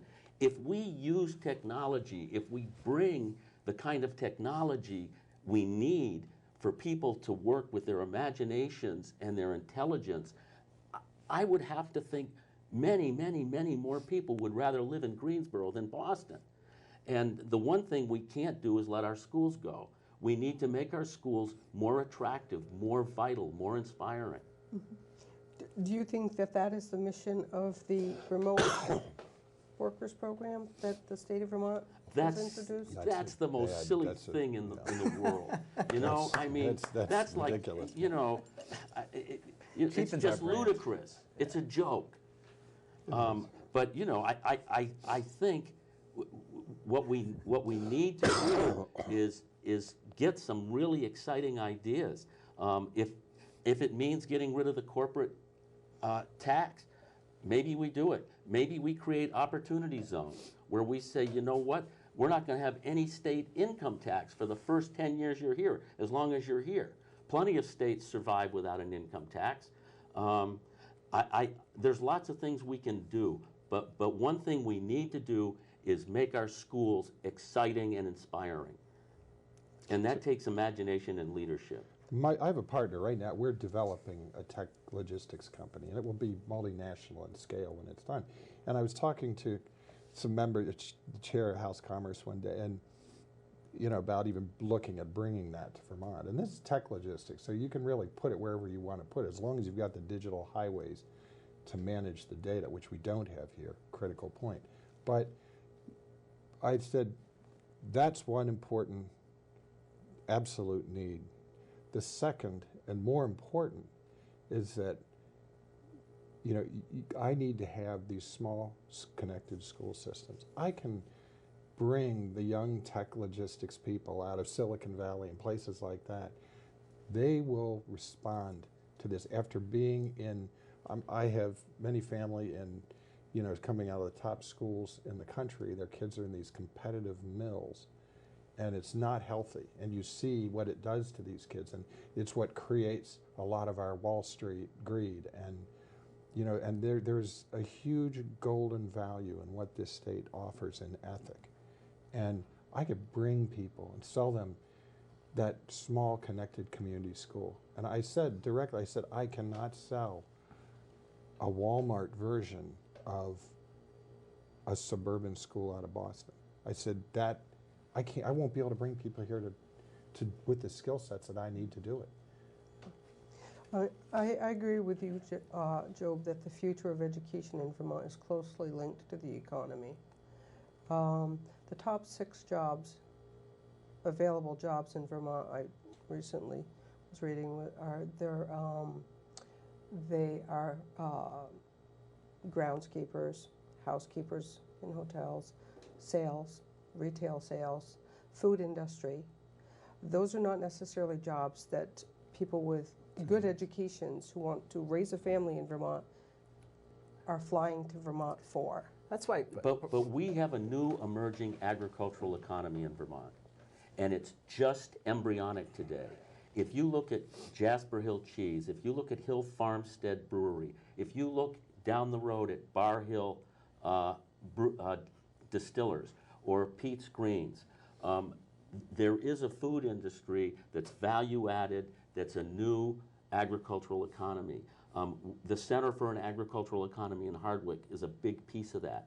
But there is opportunity here if people want to use their imaginations and seize it. But it takes leadership, and it takes enough to start bringing entrepreneurial people to Vermont. Right. Mm-hmm. Those are the entrepreneurs that you're referring to. When I think what this article was referring to was food industry being McDonald's, fast foods, restaurants, working in the kitchen, serving. Those are not high-paying jobs, as we know. So people from outside of Vermont are now saying, I'm going to go to Vermont and work at McDonald's. In 10 years, Jasper Hill Cheese has created over 100 jobs in the Northeast Kingdom. But it takes that leadership. It takes leadership, it takes entrepreneurial talent, but if we have the right schools, they become a magnet. There's nothing that's going to turn the Vermont dynamic around in a week or a month or a year. It's going to take a real vision. There's a component here. In my business, we were brought into a very famous tech incubator in Atlanta, which is the guy who developed Alexa is out of that and so on. And they have a 95% success rate in their businesses they incubate. And these are tech businesses. Much of the Georgia economy, and certainly Atlanta, is built around this incubator. And in my experience, I've had businesses most of my life. Vermont is loaded with entrepreneurial talent. To survive here, you've got to be pretty industrious, flexible, and hardy. And this is something that the government could work with businesses to create incubators. If our business is successful, we will bring it here ourselves. My partner and I will bring it to Maine and Vermont. But that is a whole education unto itself. Those incubators are not just providing office space. These are all taught. The people teaching in them and operating them are very successful entrepreneurs, and they come back and give business time back to that to train the next generations, and that's why they have such high success rates. We start incubating. That's the way you start incubating business. We've got the schools and the people to draw on here. You don't have to have huge numbers. They typically have a few hundred at one time that are being incubated. But what they generate and their affiliation with Georgia Tech, I mean, it's mind-boggling. And everybody from Google to Amazon, they all sponsor this. They partner with the state, but the state's actually a minor partner. It's actually supported by all the big businesses and people that came out of this program and ended up coming back like alumni to really teach the next generations. You know, when you talk about leadership and all this, though, I think of it through the prism of Rutland County, and down there, something like the worker relocation, the quote-unquote $10,000 bribe, just boggles their mind. it's so frustrating for them. They want action. Right. They want the ability for imagination and an entrepreneurial spirit to have free reign. And there's just so much frustration, at least down in that neck of the woods. So. Okay, thank you, Joe. I'd like to get to one more question before our time is up. There's several good questions here, but because we're talking about education, what do you believe the role of the State Board of Education is, and would you make any changes? Yes. Joe, we'll start with you. Well, I would say I think it's too political right now. I wish that the state boards, the school boards, could set it up. They'd be the ones to come up with some sort of election process, as it is now the governor appoints. Bottom up. Yeah, and so I think with how political it is, I think that helps see some of the mission creep that concerns a culture voter like myself, someone who's concerned with my young kids going into the school. I have a lot of concerns about some of the mission creep we see in schools, and so I'm concerned with just the political nature of the school board. It's completely political, and I agree completely with Joe. I think I would go back to the model I talked about earlier and say, you know, if you had, that needs to be created and elected by the people of the town. They're not appointed. Yeah. They need to, I would use a regional planning commission type model, and those one-to-one, those one town, one representative commissions could decide and elect members or to a board like that. They need to be accountable to the people, definitely. Dave? Well, first of all, the notion that those folks coming to Montpelier know more about managing Hazen Union High School than our school board does is silly. Our school board, we have an entrepreneur who started a business with 40 employees. We have a lawyer. We have an architect. We have a woman who's been a professor at a major university. That's our school board. Very talented, intelligent people engaged with the community. The notion that, and they're all good people. I know the people on the state board. Some of them are really bright. I think John Carroll's a particularly bright guy, but he doesn't know as much about Hazen as we do. So I think they need to step back. The notion that they have the power to transfer $8 million of debt from East Montpelier to Calais, and they know what they're doing, is almost crazy. Yeah. To transfer $500,000 of debt from Hardwick to Stannard, I mean, what do these guys know about what they're doing? It's crazy that they have the power to dissolve municipal governments and to create municipal governments. What does any one of those people know about creating a municipal government? They need to step back. The power they were given was way too much. What the decisions that they've been making should have been made by the legislature or by local school boards. Yes, what Dave said.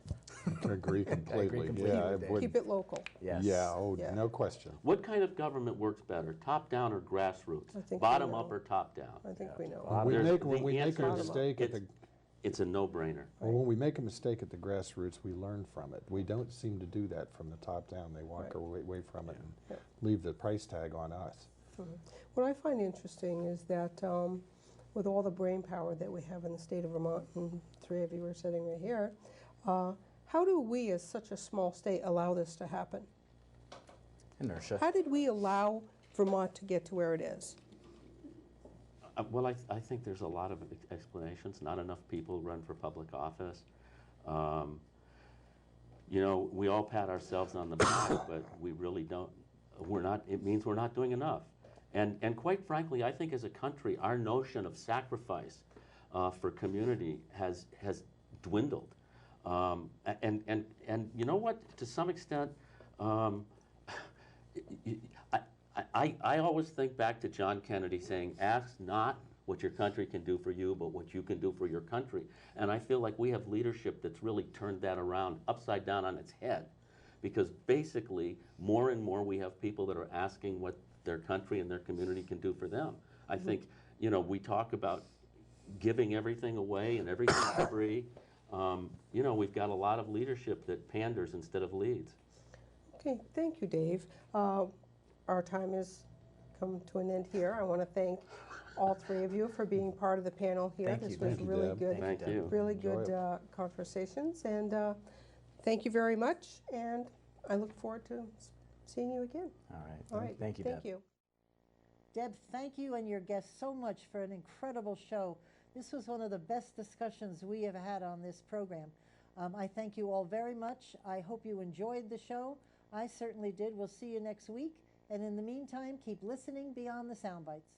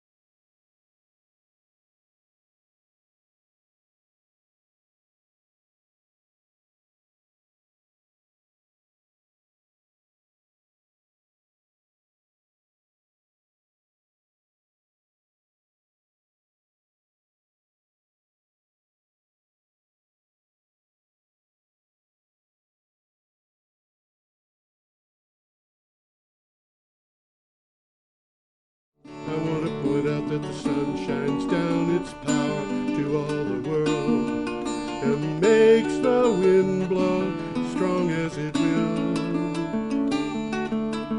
I want to hope gentle rains can fall upon the land so lovely earth can stay lovely still.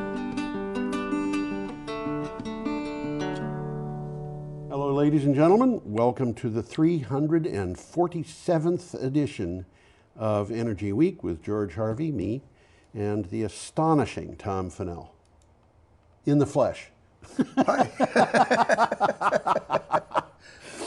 Okay, I'm going to start out with my weekly ad. If you want to help Energy Week stay in existence, the only way it can be done is to help BCTV stay in existence, and you can go to BCTV and donate money. And it doesn't have to be a huge amount. Amounts could be as small as $1. We've had a couple of people give $5. Okay. Which is very, very nice. And if you want to be the first one to donate $1, you can do it. And of course, we will take any larger amount. What you do is go to BrattleboroTV.org, go to the bottom of the screen, find the button that says Support Local Broadcasting, click on that, and then put in an amount of money and tell them that it'll be PayPal or some sort of credit card. And right below the amount of money, so far down the screen, well, of course it depends on the size of the screen, is a box that you can put in a comment. And what you do is say that this is supporting Energy Week. And we don't need a huge amount of money anymore, but donations don't come in fast. Still need a few bucks. Yeah. Anyway, that is that. I have to tell everybody what the show is all about. This is a collection of news items from my blog, and my blog is geoharvey.com, Geoharvey. I do it every day. I've done it every day since the 2nd of June 2012. Before that, I did it by email, but the blog itself was put up online on the 2nd of June. And I put up 10 to 15 articles each day, represented by a synopsis and a link to the original article. And we will start on the 21st of November, Thursday. We are recording this show on Wednesday the 27th because they won't let us into the studio tomorrow. My goodness. Even if we bring turkeys, huh? Even if we bring turkeys. Even if we are turkeys. That would have been neat to have one. Have one sitting there? Absolutely. Yeah. The way the Energy Week works is we normally record the show on Wednesday mornings, Thursday mornings. Today we're going to do it on a Wednesday because they won't let us in on Thanksgiving. And the equipment can't deal with that. The equipment can't deal with it, as we just found out. Everything in the studio just put up a sign that said we're going to wait until Friday. Okay, but it is Wednesday, and it is the 27th of November, and we're starting our show with news from the Thursday, November 21st. Normally I have about 10 to 15 items on my blog, geoharvey.com. And if you go to geoharvey.com and click on the calendar for November 21st, you'll find probably 15 items. Why is this which will include both going together here. Everything's funny today. I want to get us both up here on the screen, and I can get us up on two screens, but well, no, hold it, nope. No, go. At least I got two different screens up okay. there. Right. And if I push this, there you go. See, it works. It works. Okay, technology works sometimes. We're starting on the 21st of November. If you go to my blog, geoharvey.com, geoharvey.com, and click on the 21st of November on the calendar, you will find about 15 items, which will include these three that are coming up. And let's put up a picture. Can we do that? I think we can. We're going to try. Let's try it. Yeah, there you go. And looks like a picture. Whoop. You clicked twice. There we go. I clicked twice. It's a habit. It's a habit. Okay. This is an item from Utility Dive. And that, in case you don't know it, is the U.S. Capitol. It's the U.S. Capitol building, where all those people get together and chat. Well, shall we start? Yes, absolutely. Go to it, Tom. Presidential contenders join fellow senators in urging New England to speed energy transition. Could have been a contender. I could have been a contender, but I wasn't. 7 U.S. senators from 4 New England states have urged the regional grid operator to speed the addition of clean energy resources and take a more active role in addressing climate change as well as accommodating state resource policies. Well, the only senator from New England that didn't join these guys was Susan Collins from Maine. Why? Well, she's a Republican. Well, that doesn't count. Man. ISO, the Independent System Operator's focus on energy security, allows legacy generators to remain in place. What does that mean? Old utilities. Ignoring the benefits of, yes, old utilities. That's exactly what it means. Old utilities is actually old. Traditional utilities. Old coal-burning plants and Bingo. things like that. Generators, right. Yeah, those that are producing electricity. To remain in place, ignoring the benefits of clean energy and frustrating states' efforts to address climate change. That's not good news, but that isn't going to last. No. It's politics. Yep. Move on? I think so, yeah. We have an item now from BBC, and I've got there we go. I've got a computer that I'm not familiar with here. Item from BBC. From the BBC, this is a lot of images in this one. This is a good one. Yes, it's a very good article. A third of tropical African plants face extinction. A third of the tropical African plants are on a path to extinction, according to a new assessment. Much of Western Africa, Ethiopia, and parts of Tanzania and the Democratic Republic of the Congo are the hardest hit regions, standing to lose more than 40% of the richness of plants. Well, what the article says, and I'll read it quickly, the mountain forests in Africa contain many rare species threatened by deforestation, land use changes, population growth, economic development, climate change. Another third of the species are potentially threatened in the near future. Yeah. So there's some changes coming. Yeah. It's not good, I don't think. I'm noting here that a lot of people believe that the Western Sahara was grassland until human beings brought goats into the region. Goats it was, huh? That's what I've heard. Well, I'm sure that the Sahara at one time was all grassland. I know that. Yeah. But yeah. that was quite a while ago. Yeah. More than last week. Longer than last week, yeah. I have seen problems in the Sahara region since I was a little kid, but you know. Okay, we have an item. What's that? I think it's a 1,000-year-old man talking about the Sahara forest. And somebody says it's not the Sahara forest, it's the Sahara desert. It used to be a forest. You know, there are places where you can find, not the Sahara, but one of the places I lived in the UK was in Devon, and there are places where there are local legends about forest areas that no longer exist. Uh-huh. And when there was an unusually low tide, somebody could see stumps out in a bay. Oh, that's so, yeah. And so the bay was a forest at one yeah, time. and as a matter of fact, Dartmoor apparently was a forest at one time. Not anymore. Okay, we have an item from Mother Jones. Yeah, we got another picture. And there is a up. Tesoro oil refinery. I have no idea where that. Tesoro's in Washington. Oh, okay. There you go. I was going to say I don't know where it is. And we'll look at it for a little while. Okay.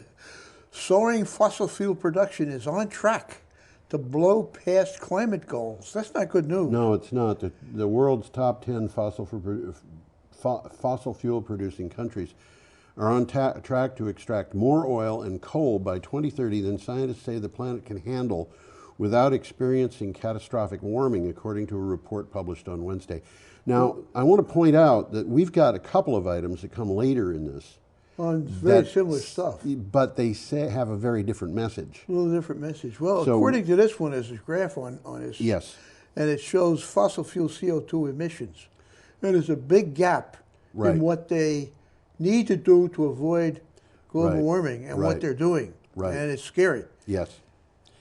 Okay, we're up to Friday, November 22nd. So any of the next 3 articles, if you want to know about them, Well, I'll read a sentence from the previous article. Oh, 'cause okay, go ahead. It's not specific to it. Fossil fuels received a combined $5.2 trillion in entrenched government incentives across the globe. Now you know according to why the we've got IMF. problems. Yeah. Absolutely. I mean, these incentives, some of them are like 100 years old, but Yeah. and they're entrenched, so nobody, you just assume this Yes. is normal. It's normal. Now, Okay. let's move to Friday, November 22nd here. Item here from Clean Technica. U.S. shale boom may be winding down. What does that mean for America and for the world? A cloud has appeared over fracking as the world price of oil trends downward. The fracking industry grew in 2018 but did not grow in 2019. Halliburton laid off 3,000 workers and dozens of fracking companies have filed for bankruptcy. Well, we'll be touching base with that again Yeah, before I the mean, show's out. it's It's big news. yeah, it's kind of ongoing, and many of the people in the world just don't know that this is what's going on. Well, there's a quick takeaway from this one. Yeah. We've been ignoring the harm that all oil and gas does to the environment when it gets burned. Yes, The only sensible course of action is to eliminate oil, gas, and coal extraction altogether. Yes. So the earth can begin to heal itself yes, from the wounds inflicted by the fossil fuel industry. yes. And of course, we've got to do something about all those subsidies. Well, one of the things that was interesting to me in this article was a number of these fracking companies that are going out of business, and they talked about there being more than 30 of them that have declared bankruptcy in 2019. Well, a couple of things are happening. One of the things is the fracking industry is being very disappointed in the results. Yes. They're not getting out of fracking what they anticipated they were getting. Yes. Yep. Should we go on? Yeah, we got a nice picture coming up We here. do indeed. This is, I think, just a really kind of stunning picture of solar panels on a Navajo. Well, this is the Monument Valley, which is one of the most beautiful spots in the world. Yes? And it's pretty much all owned by the Navajo. Right. And I'm sure that this is kind of a specific picture because you're not going to be driving through that valley looking at No. solar. It's a very small Yes. development. It happens to be what is generating enough for the tribe to survive. Right. But they closed a big coal burning plant right on the edge of this valley, Right. and this is what's left. Yes. And So- by the way, in case those things look familiar to people who are as old as I am, the Monument Valley was, in fact, one of the places that was used as a scenery for the movie Stagecoach. Oh yeah, if you've seen a John Ford movie Yeah. with John Wayne in it, Yeah. you've seen the Monument Valley. Yeah. And it's just coincidental you should mention that. I was looking at a movie 2 nights ago Yes. called what was it, Once Upon a Time in the West. Okay. Okay, and about a third of the way into the movie, they drive through Monument Valley. Yes. And it's a long trip. Yes. And it's really quite beautiful. Yeah, it is indeed. Okay. But just a coincidence, though, as we're Let me- talking about Monument Valley, I'm looking at this. Yes. Let me. Have you read the headline? Not yet. Okay. As cold dwindles, Southwest tribal solar farms pump out power. This is from UPI.com. New large-scale solar farms are bringing jobs to reservations and the first electricity to many families living on tribal lands in remote areas of the Southwest. The Navajo Tribal Utilities Authority brought online 2 solar projects with a total of 55 megawatt capacity over the last year. And, you know, some of this is going to people who have never had electricity That's what the before. article says, yes. Yeah. They've never been able to put up electricity. Now they've got it. Yep. And the article had some pictures of utility workers from out of town coming in, helping them develop the infrastructure. Right. There's a quick takeaway here. We've talked about this one. Earlier this month, the Navajo Generating Station, which was the largest coal plant in the West, closed after 45 years. Yes. The demand for coal power was too low to sustain the operation. Yes. Okay, the 2 solar farms generate all the electricity used on the 17 million acre reservation. Wow. So they're generating all their own power from solar, and they closed down a coal plant. Selling renewable energy on a large scale to cities like Albuquerque and Los Angeles pays for the infrastructure to power up the homes that have been waiting decades for electricity, as you just mentioned. This is an interesting takeaway, an interesting quote. Tribal lands in the Southwest are the Saudi Arabia of solar because they're largely undeveloped. Yeah. And they are. They are indeed.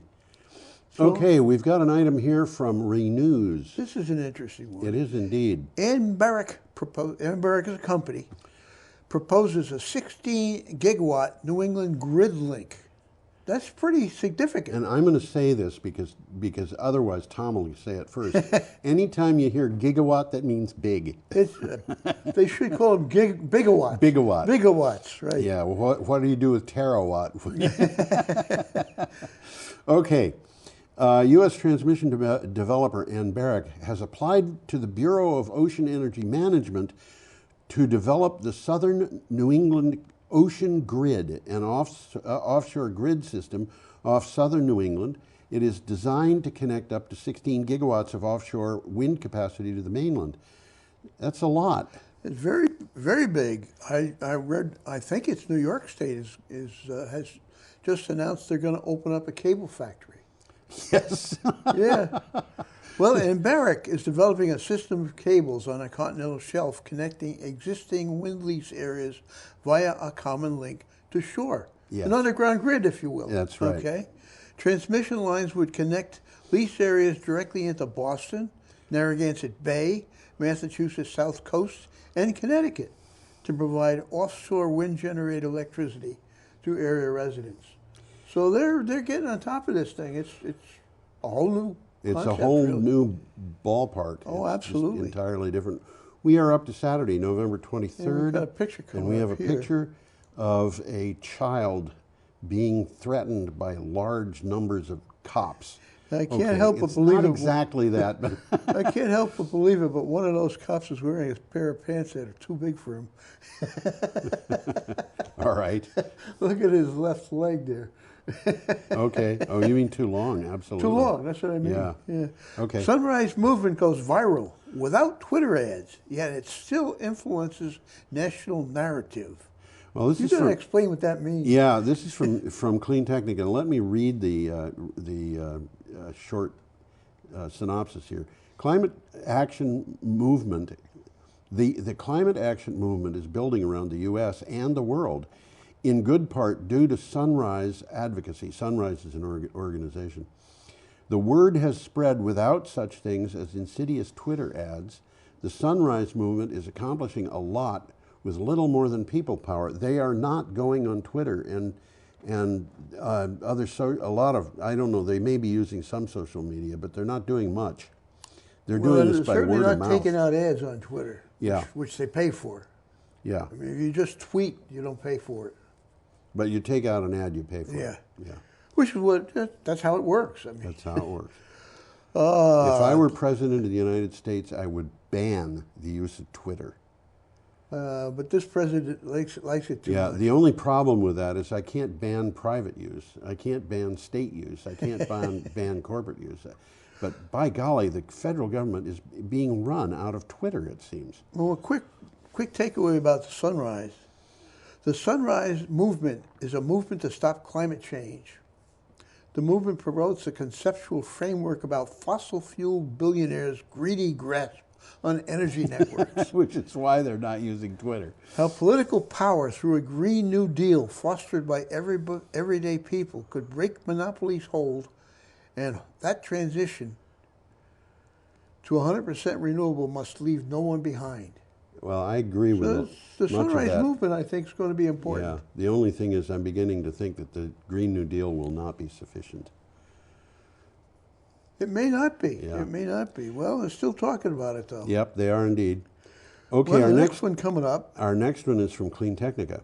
solar costs and wind costs so low they're cheaper than existing coal and nuclear, according to Lazard. Lazard's latest LCOE report, that is levelized cost of energy, says cheap energy from solar and wind are competing with existing coal and nuclear plants. It can be cheaper to build new wind and solar farms and use them than to keep existing coal and nuclear power plants going. Well, they say something interesting here. Solar and wind aren't just cost effective when subsidized. They're cost effective when not subsidized. Yes. Despite more than a century of fossil fuel subsidies. Yes. Which we've already mentioned. Well, they're coming in very, very rapidly. Absolutely. And that's one of the things to remember about them.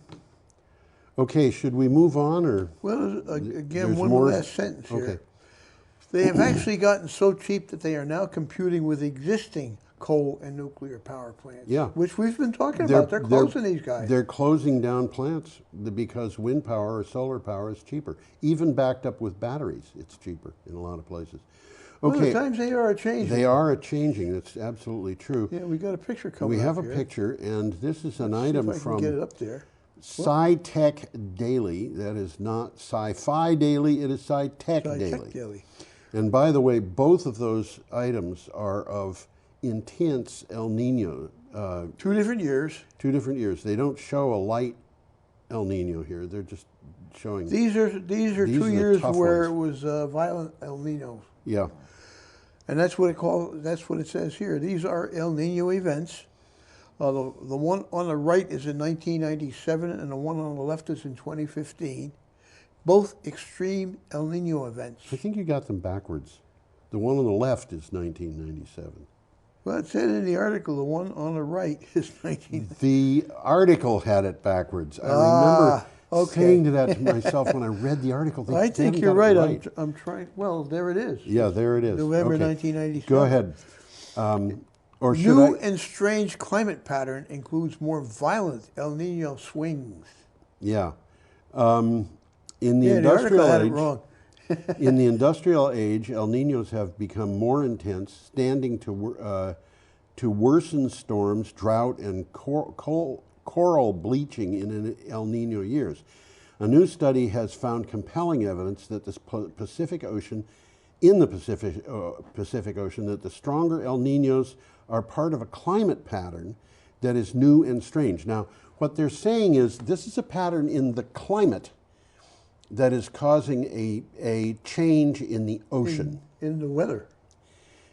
The climate is changing, but it's causing a change in the weather. It's El Nino's Yeah. causing it, but the climate is changing, which is causing the El Ninos to be worse, which is causing the weather to change worldwide. Well, a quick rundown on what an El Nino is, because Yeah. I had to look it up myself just to refresh. Every 2 to 7 years in the spring, an El Nino is born when the swings of heating and cooling of equatorial Pacific waters swell into a long heat blob, which you see there in the picture. Okay? Typically peaking in the early winter. It blows through oceans and air around the world, ginning up deluges, winds, heat, or cold in unusual places. Yes. Okay, we are up to Sunday, November 24th, with an item from CNN. And maybe you should put us both up. I think I was just going to do that. People can see that we are, in fact, not just a couple of machines talking. Well, it's the Harvard-Yale football game, which was delayed after students and alumni stormed the field to protest climate change. The Harvard-Yale football game was delayed nearly 30 minutes after more than 100 students and alumni flooded the field at halftime to protest against the school's endowments from fossil fuels companies. Well, the website has 2 videos. Yeah. One of them is that crowd assembling. Yeah. And the other one is more advisory. It says what you can do. Okay. Okay, which is an interesting video. And the students are demanding that our universities take responsibility for their role in perpetuating the climate crisis and climate injustice. They're calling on Harvard and Yale to fully disclose, divest, and reinvest their holdings in the fossil fuel industry. Right. Now, you don't realize how much these students or these schools are investing their endowments in fossil fuels. Right. So that's what this is all about. And Okay. we got another picture coming up We here. do This have is kind a of picture. interesting. This And this is an interesting item from Clean Technica. Public-private partnership building net zero homes for low-income families in Rhode Island. And there's a picture of the homes. Cute little house. In Rhode Island, a public-private in Rhode Island, let me start again, a public-private partnership is building 5 new homes for low-income buyers that are designed to have no utility bills at all. The design is a project of the Rhode Island School of Design Architecture program. They actually have 2 of these, which is why that picture says Unit A at the top. Yeah, it's slightly different. But slightly different. They look alike until you see them side by side. Yeah, and they're very similar, obviously. That's a neat little house. It is. These are not homes for rent. These are homes for sale to people with low income. And yeah, but they're selling them at attractive prices. They're offering these things for 140 grand. Okay, a typical house in Brattleboro is 215. Well, that may be attractive to some people, but it's out of my budget. Okay. The thing that they point out about these things is that when you buy a house, you don't just buy a house. You buy a tax burden, you buy a mortgage burden, but you also buy a utility burden. Utility burden. And the utility things are designed to eliminate that. And they eliminate the utility burden. And when they say net zero, they mean the person who buys this house does not have to pay for electricity, does not have to pay for heat. So, that's a good saving. It's a big saving, that's right. And it also means that people are not subject to changes in the costs of fuel and things like that. I'm going to put the house up again so you take a quick look at it. Yeah. This is a good pilot project. Yes, it is. And that's what it is. It's a pilot project. Yep. And I'd like to see it going on right here in Brattleboro. Yep. So let's move along. All right. I have an item here from Antelope Valley News. You do, huh? I do. We do. Newsom halts hundreds of fracking permits. So we're going to find out in a second what or who Newsom is. What or who? Okay. California Governor Gavin Newsom halted approval of hundreds of fracking permits until independent scientists can review them. The State Division of Oil, Gas, and Geothermal Resources announced it will not approve new wells that use high-pressure steam to extract oil from the underground. And well, they're looking at the damage that this is causing. Yeah. And they're getting on ball. This high-pressure steam is a process that Chevron is using in California to extract oil, okay? And they have recently had a breakdown, I'll call it that, a disaster, which leaked more than 13 million gallons of oil and water in California. So they're getting scared. Yes. And the process is different from fracking, which uses water. This uses steam. Well, I want to point out here. Not much different, but there's 2 sentences in this synopsis, and they're not actually exactly the same. One of them is talking about halting fracking, yes, and the other is talking about high-pressure steam. Yes. So we've got, basically, the state wants to close down the whole thing. Well, they're looking at the second-order consequences, and they're not good. They're not. Okay. Now we got another nice picture coming up here. We have a nice picture. A nice picture? I don't think that's a nice picture. Well, let's get it up. It's a picture one way or the other. Well, I clicked it twice again. And we are up to Monday, November 25th. All day. All day. Yeah. Climate change. Greenhouse gas concentrations again break records. And I'm trying to look at that picture there. And I certainly understand what's on the right, but what's on the left? I think that must be a bridge or something along those lines, a raised highway. I couldn't figure it out. Well, it's irrelevant, really. Yeah, atmospheric concentrations of carbon dioxide and other greenhouse gases once again hit new highs in 2018. The World Meteorological Organization says the increase in CO2 was just above the average rise recorded over the last decade, along with other greenhouse gases. Well, they explain that concentrations that they're talking about are what's left in the air after interactions between the atmosphere, the oceans, the forests, and the land. Right. So it's not just what they're putting back in there, it's what remains in there. Okay, Yes. what's permanently in there. Yes. Since 1990, there's been an increase of 43% in the warming effect of these gases. Yes. And the worst one happening is methane, which is now at 259% of the pre-industrial level. We don't even talk much about that. No, we don't, but it is, one of the things about methane is that it's far more powerful than carbon dioxide. But it doesn't last as long. But it doesn't last as long. But it still lasts It 100 years. Yeah, for a long time. I think the half-life of methane in the atmosphere is something like 20 years. Or I've forgotten. I've forgotten, but yeah, it's still not a good thing. No, it's not. And nitrous oxide is another one in there, and that's at 123%. And there's no sign of a slowdown, which is the bad news. Yes. Okay, should we move on? Yeah, I think we can. We have an item next from Renew Economy. Renewable generation in the U.S. is set to surpass coal in 2021 for the first time. It now seems likely that annual renewable energy generation in 2021 will surpass coal-fired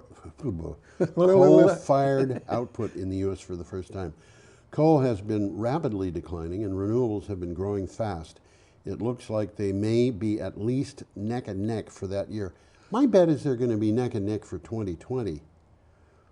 But, yeah, you know, it's push and shove. It's an interesting article on an interesting website, lots of numbers. It's talking about a new model grid, okay, with distributed power. And here's what it's, this is a takeaway.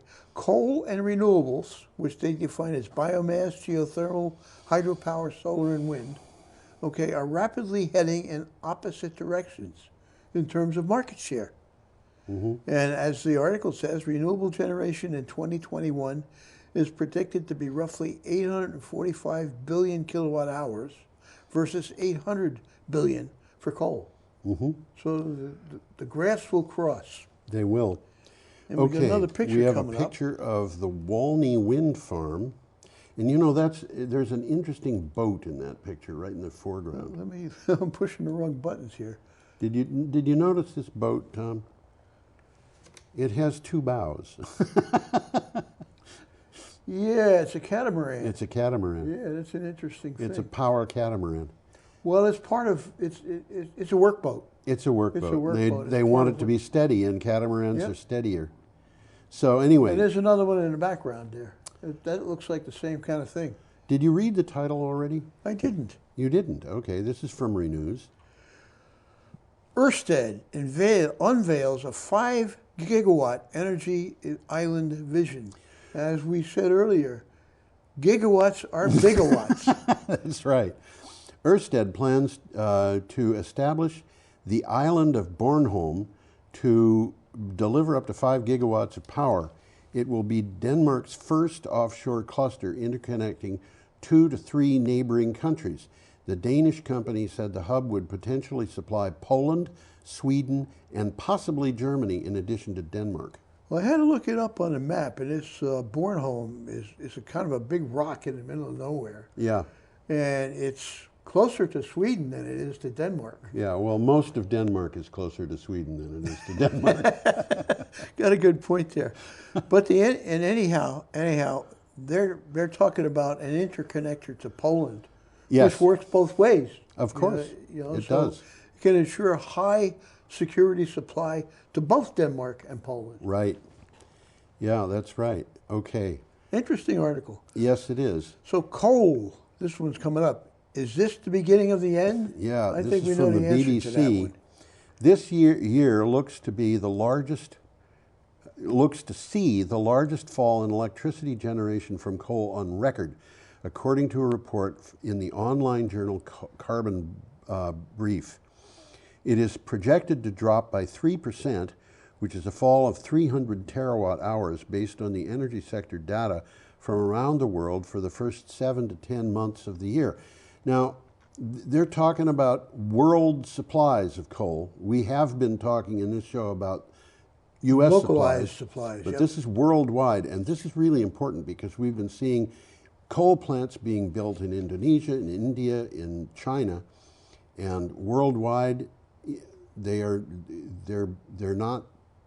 Coal is not being used as much as it was.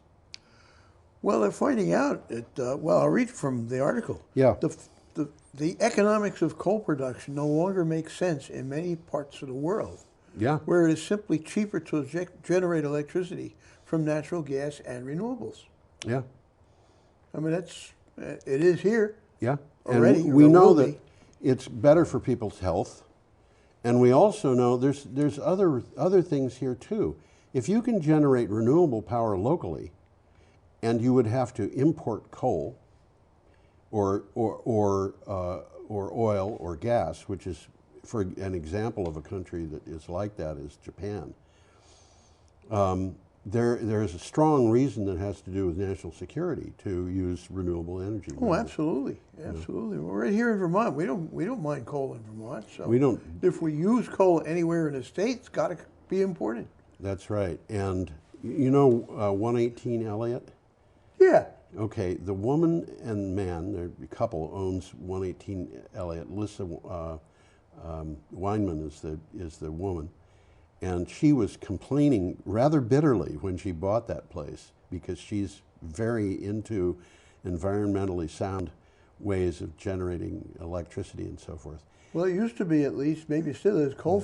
No, it isn't anymore. Okay, good. They bought that place and immediately stopped using coal, but I remember seeing the coal truck dumping coal into a hole in the floor. She was buying it, the contract that she had, that she put a deposit on it, but with the deposit, she had to sign an agreement, and the agreement stipulated that she had to keep the pipes from freezing, which meant that she was putting coal into a coal burning furnace every day, and she did not like that at all.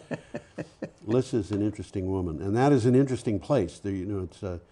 No, it used to be a laundromat. It used to be a laundromat, and now it's. I don't even know how to describe it, but it's a meeting place for people that. Well, it's more than that. I mean, they have yoga and dance and yeah, it's a community resource. Really, it's a community resource, and the last time I met Congressman Welsh was in that particular place where he was talking. Yeah, it's this is an important item. Okay, so we're up to Tuesday, November 26th, with an unusual piece from Renew Economy. And it will need an explanation. We've got a picture coming up. We do too. indeed. Let's see if This I is can one of the find that few, I picture. think this is the only picture like this we've had. Solar panels at night. Okay. Interesting picture, and it's an interesting concept. Yes. Okay, solar farm helps balance the UK grid at night. Now, I want to point out right from the get-go here that those panels are not generating electricity. Good point. Okay. Not from the stars. No, not from the stars. Life Source BP, which is a part of BP, British Petroleum. British Petroleum, said that a trial using one of its solar plants in East Sussex had successfully provided nighttime reactive power voltage support services to the electric network, a first for a solar asset in the UK. What it's called an inexpensive tweak to inverters can send the power back at a slightly different voltage to the grid. Well, yeah, I had a hard time figuring out what was going on, so I had to get the article and read it. I'm glad you did, because I couldn't understand it. Well, the inverters are used in all these solar panels to turn DC from the panels into AC that they can pump into the grid. Right. And in this particular case, they're not using the panels, they're borrowing the inverters, which aren't being used at night. Yes. Okay, and they're using the capability of these inverters, which are complicated electronic things, okay, to tweak, the voltage. The voltage coming from the grid from other sources, like wind, for example, so that it balances the grid better. Ah, okay. Okay, so if they had like a whole lot of wind power coming from over here, because it's not being used over here, the voltage tends to rise, and this is kind of smoothing all of that out. Yes. So they're okay. using the electronics. Right. Okay, borrowing it. It's really clever because they paid for it already. Well, they said it would save hundreds of millions of dollars a year Well, in order if they could do this. when they widespread. tweak that, yes, they're saving A lot of a money. lot of money. Yeah. Meanwhile, this is an interesting one. Back at the ranch. Lakeshorse has started on a 200 megawatt solar farm near Wellington, New South Wales. And that's 40 times the size of the solar farm in Brattleboro. Yes, it's big. It's a big solar farm. Yep. Okay. We have our next item is from Renews. And this one is even more interesting. Wind Europe plots a 450 gigawatt European Union offshore goal. To achieve the European Commission's target of 450 gigawatts of offshore wind by 2050 requires annual installation rates to rise from 3 gigawatts today to over 20 gigawatts in 2030, a report from Wind Europe says. And you know, this is a report that's going to be pretty easy to calculate. If they're going to get there, they have to do this. The study suggests that the bulk, 112 gigawatts, should be deployed in the North Sea. And then it goes on to talk about where the rest of this should be deployed. By the way, 450 gigawatts, that's about 800 Yankees. Okay? And I'm not talking about the New York Yankees, I'm talking about the Brattleboro Yankees. Vermont Yankee. And they're talking about 85 gigawatts in the Irish Sea. Yep. Okay? 83 gigawatts in the Baltic. Yep. 70 gigawatts in the Mediterranean. This is a big projection here. The projects in the northern European waters would require less than 3% of the total available space of the sea in that region. Isn't that amazing? And Europe also needs to provide grid connections to more than one country. But of course, we're seeing these grid connections built. We're seeing the it's happening, yeah. From France to Ireland. It's happening. From Norway to the Netherlands. You know, it is going in. It's taken a while, but it makes sense, and because it makes sense, it's happening. Yeah, and as a matter of fact, we're right now going through a situation in Europe where we may be seeing a new. The European Union is going through political changes with elections and things like that. Okay. And a woman who might wind up being in charge of the whole thing is talking about putting the whole area into a Green New Deal. Oh, yeah? Yeah. Interesting. So, you know, this is something that,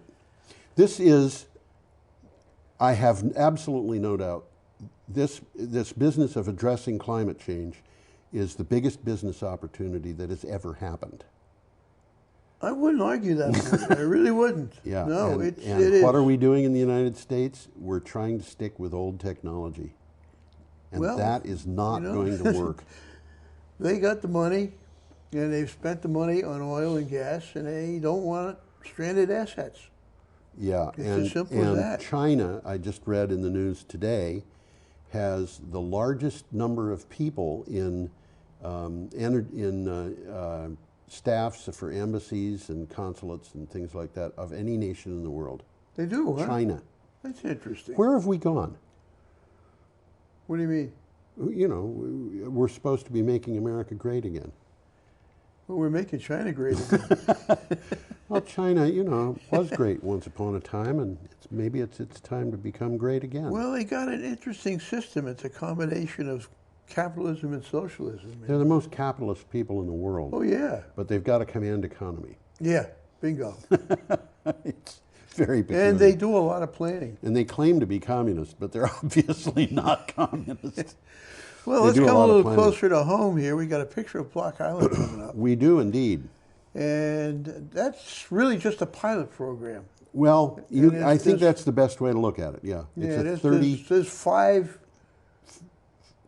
megawatt, generators there, yeah. maybe six. There's no, six five 6 megawatt generator. It's a 30. And you're looking at 3 of the 5. 30 megawatt thing, and I think you're right. There's 5 and there's 6 megawatts each. Well, the article is not about Block Island, it's about New York City. That's right. Putting New York City's waterfront at the heart of a renewable energy revolution. This item is from Next City. Today, the East Coast looks to a pipeline of offshore wind energy projects or ocean-based wind farms that could generate more than 20 gigawatts of power within 10 years. Offshore wind energy could power up to 1 million homes in New York within 5 years. And in this, when they're saying New York, it's New York State. But the really interesting thing to me in this article was the effect this would have on jobs and business and such what. You can't help it. Yeah. You can't help it. Yeah. It's a very long and very interesting article, and it is very long. And I should point out, everybody, Tom reads these articles very closely, much more closely than I do. So, well, I have to say something about it. Yeah. Well, New York City consumes nearly 60% of the state's energy. Right. Okay? The bulk of which currently comes from natural gas and nuclear. Right. Okay? The East Coast wind farms could reactivate the city's ports, and there's a map about that in the article. There is indeed. It's very interesting. Shrink its carbon footprint and boost economic development. And right now they're talking about 2 projects that are in the works, okay? Empire Wind in New York Bay, Right. right by the entrance to New York City, and Sunrise Wind east of Montauk. It's really closer to Rhode Island. Yeah. Okay, and they're working on these already. I mean, these are happening. They're not in process yet, but and they're they've got a happening. lot that are not happening but are being developed anyway. They finally awakened to the fact, hey guys, we can make some money here. Yes. And that's what this article is all about. Yes, it is. The 2 projects are expected to be operational, at least 2, are by late 2024. And there's a map, okay? New York sits at the middle, and this is interesting, of a coastal corridor that stretches to Maine to North Carolina, where the shallow waters make it easy to install turbines.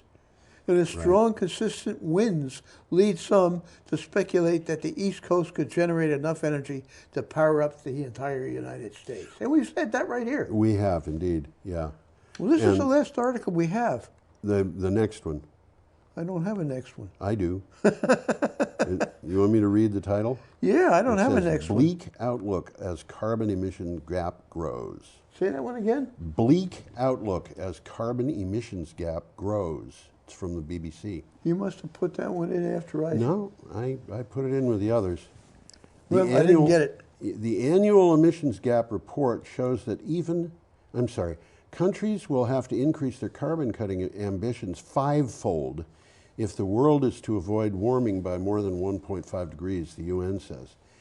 The annual emissions gap report shows that even if all current promises are met, the world will still warm by more than double that amount by 2100. In other words, they're saying the promises that the Paris Agreement came up with are only enough to keep us to a rise of 3 degrees.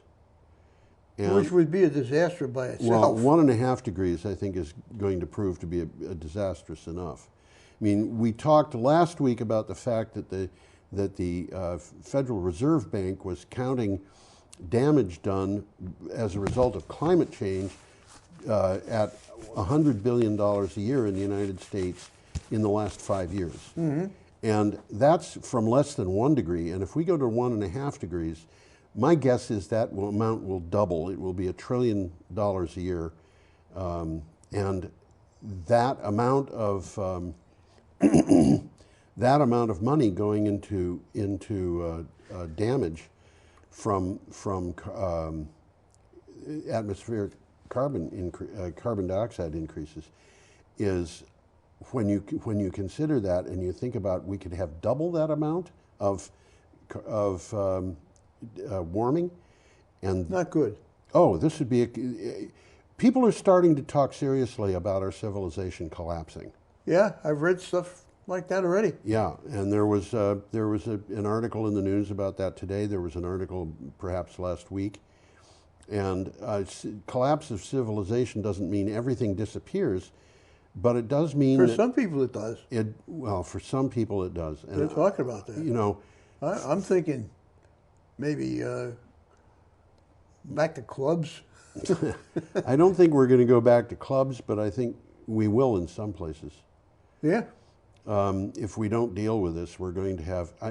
You know, 5 years ago, I was saying we can keep the damage to a number of people in the millions, and dying as a result of climate change. And now, I'm starting to think that's going to be in the billions. We're going to see possibly a 50% decline in the human population as a result of climate change. Wow. That's my thinking, my own thinking. And if that came about, I mean, just think about, we think about Hitler as being one of the most vile people in the world, in world history, because of the number of lives he took. Mm-hmm. We could say the same thing about Joseph Stalin, and on a much smaller level about Pol Pot and so forth. And Mao Zedong. Mao Zedong, and you know, go down that list, and you know, 100 years from now, 50 years from now, maybe even as little as 20 years from now, I think it's altogether possible that we're going to see Americans named in that list. And I think it's inevitable. I don't see how we can avoid it.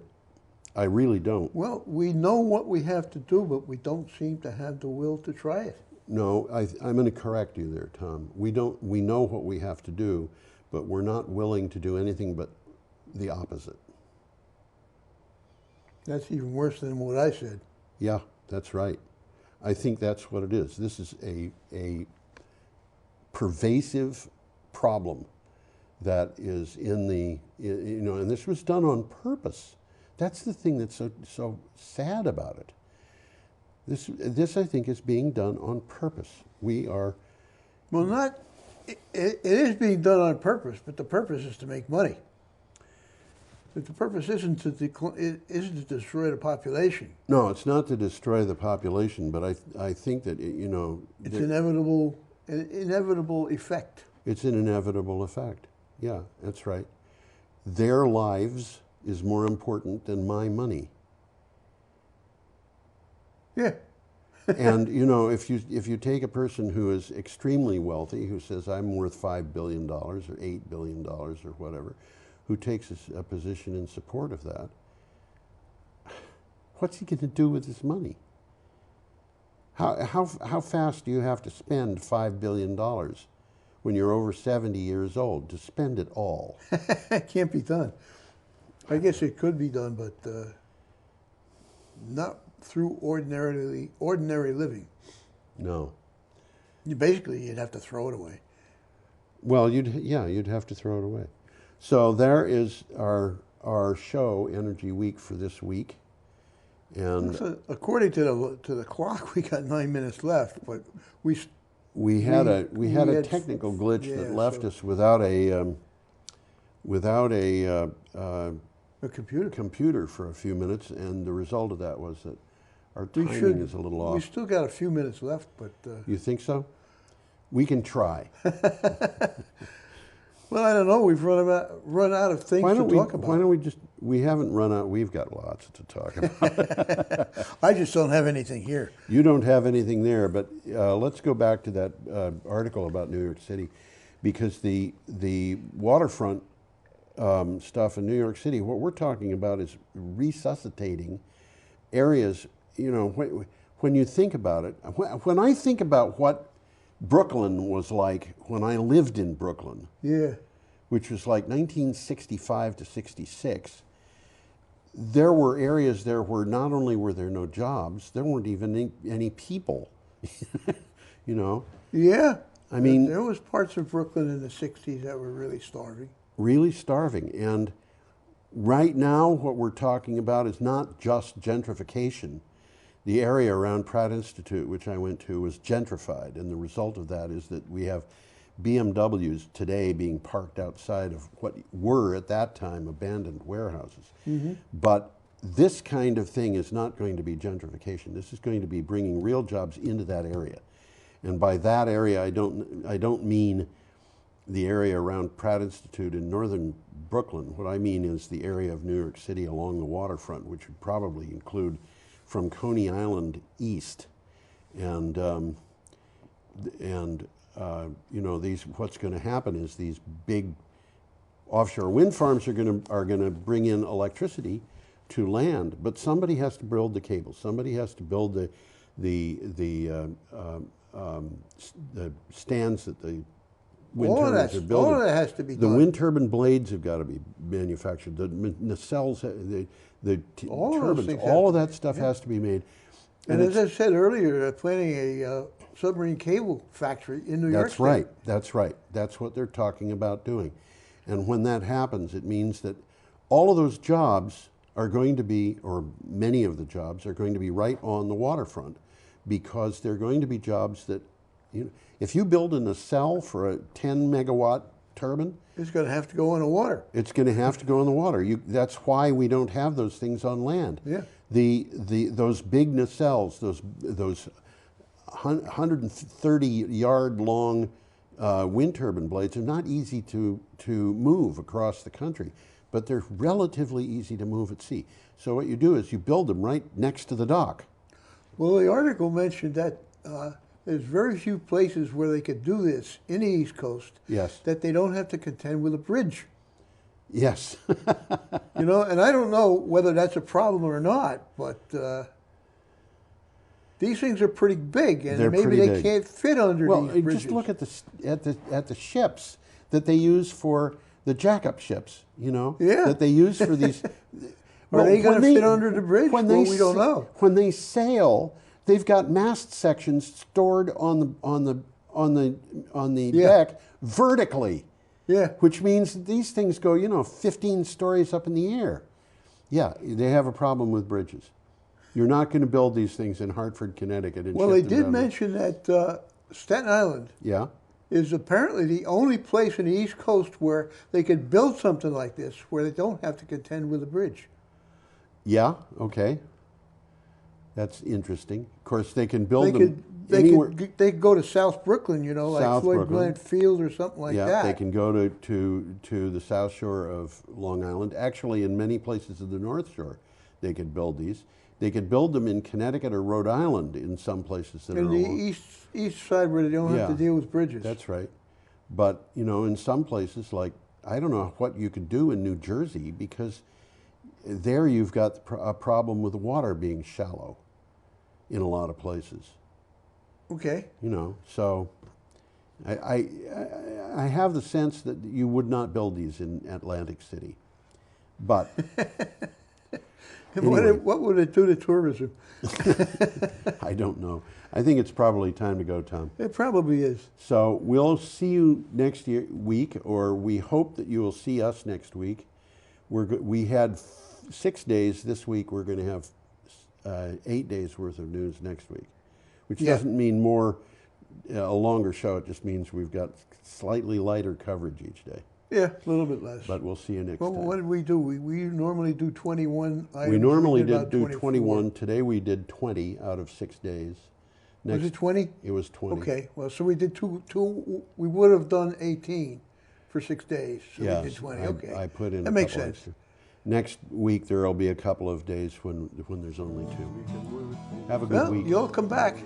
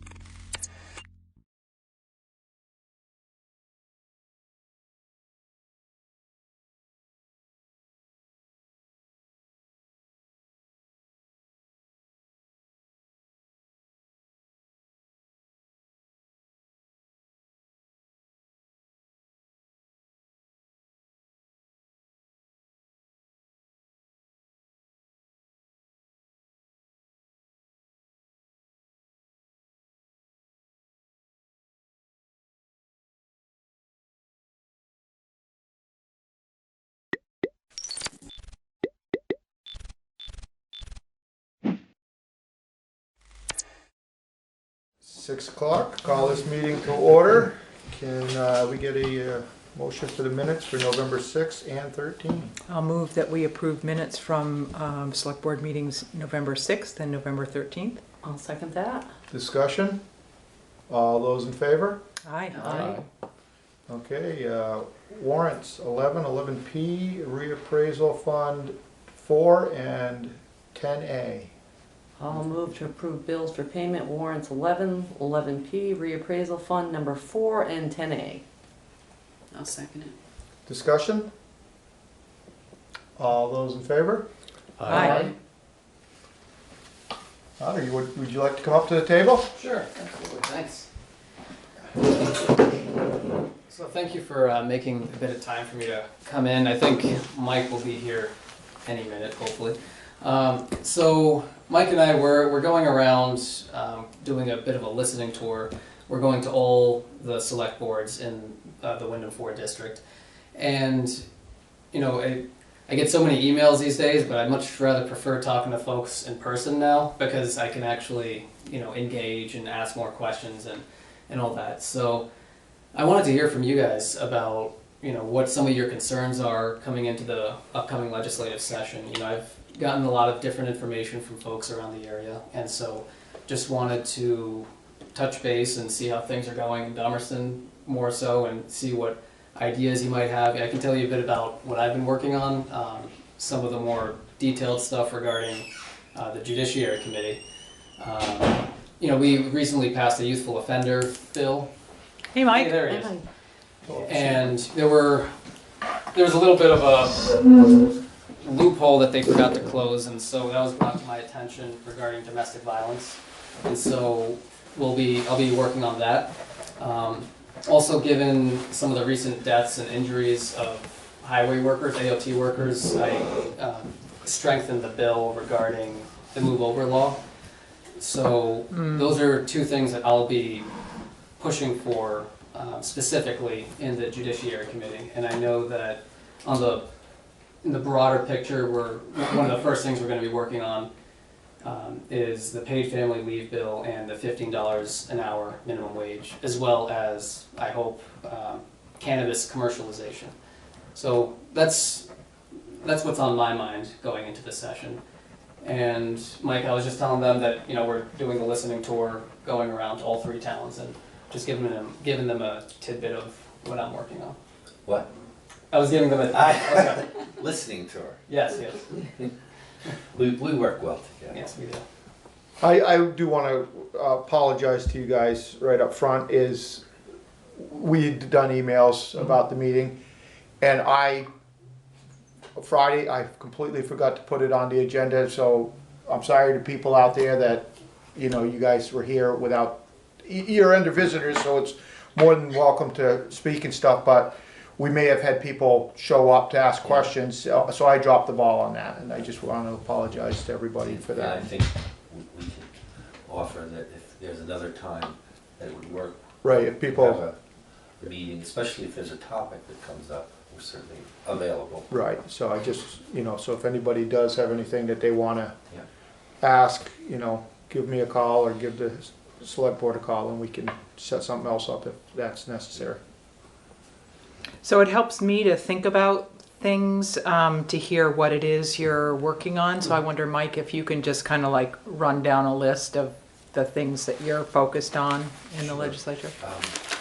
Well, much as anything, I also want to hear from you. Right, I understand that, but it also, I'm just saying for context, it's helpful. Big picture, things that we're looking at.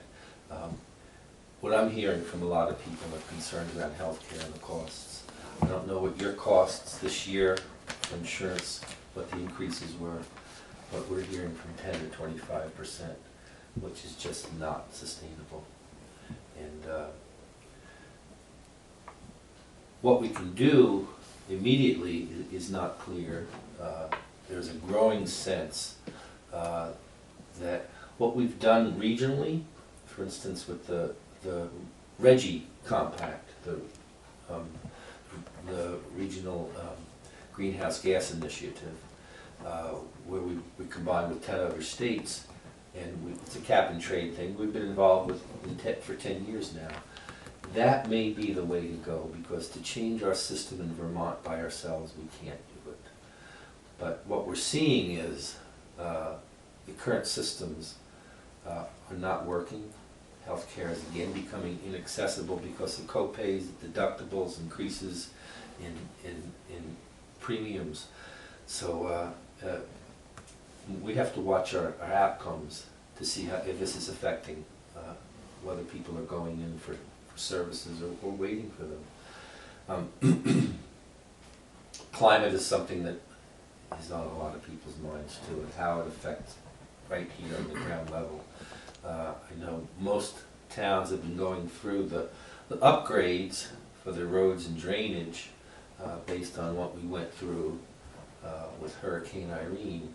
And I don't know how Dummerston, where you are in that process, but I know it's been a challenge for Westminster, and Putney is banging away at it too, but you know, we're increasing size of culverts, drainage ditches, and I mean, the reality is we're looking at storms of a greater magnitude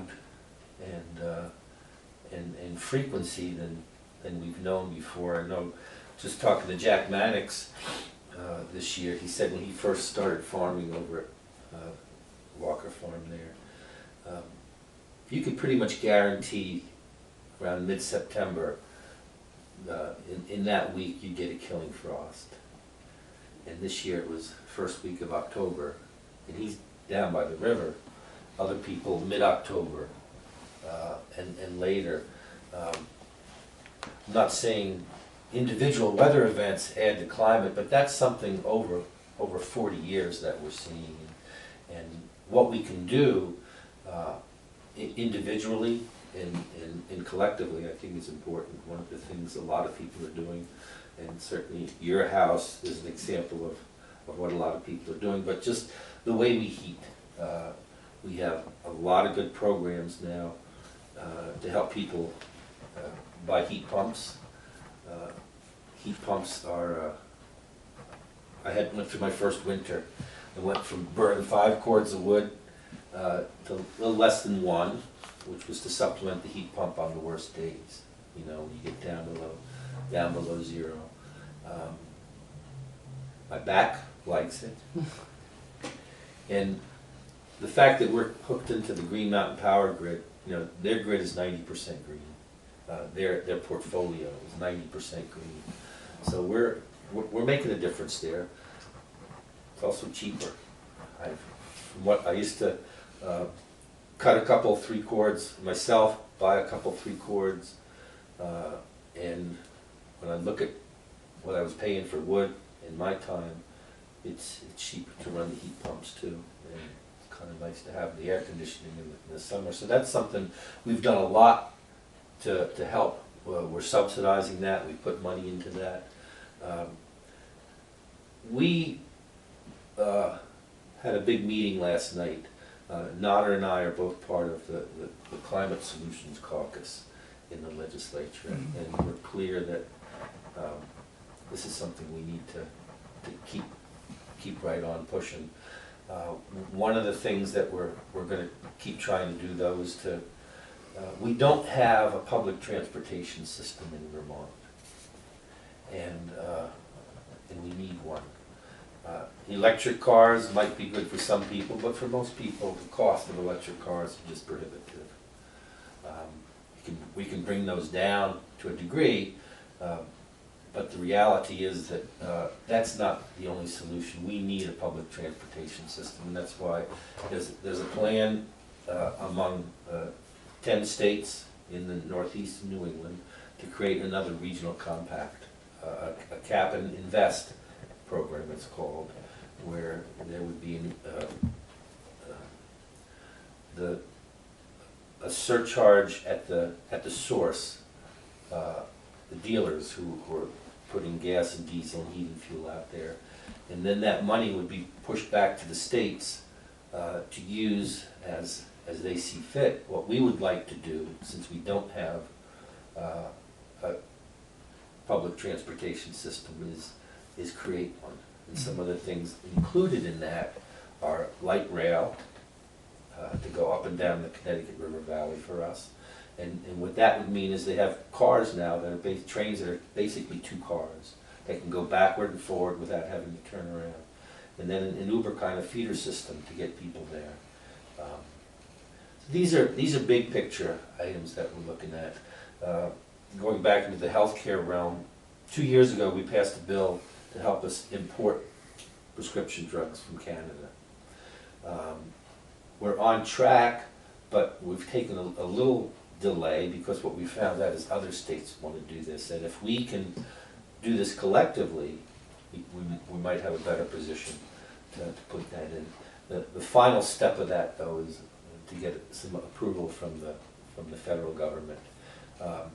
There have been signs since the election that this president says he wants to do something about the price of prescription drugs, and this would be something he could do. Whether he will or not, we'll have to see. That's good. I mean, I just, I didn't want to, So I have a very local question, though, and this is a hot topic in Putney and Westminster, and I hope you're not having the problem with dogs that they are. We've had some horrible attacks on other dogs, people getting to the point where they are asking us to put something in statute, and it has to do with strict liability for, right now Vermont has what's known as first bite free. People are not held liable for attacks that their dogs perpetrate. It's something they can do at the town level as well, but what they're looking for is some help. So it sounds like you're not encountering that kind of thing. Well, I don't know. And I'm glad. I'm not sure that's the case. It's something that they've been forced to take a look at, and at some point you may too. Are we having a trouble with that? I mean, Zeke, you would be the one to say. No. Not to that degree. Right.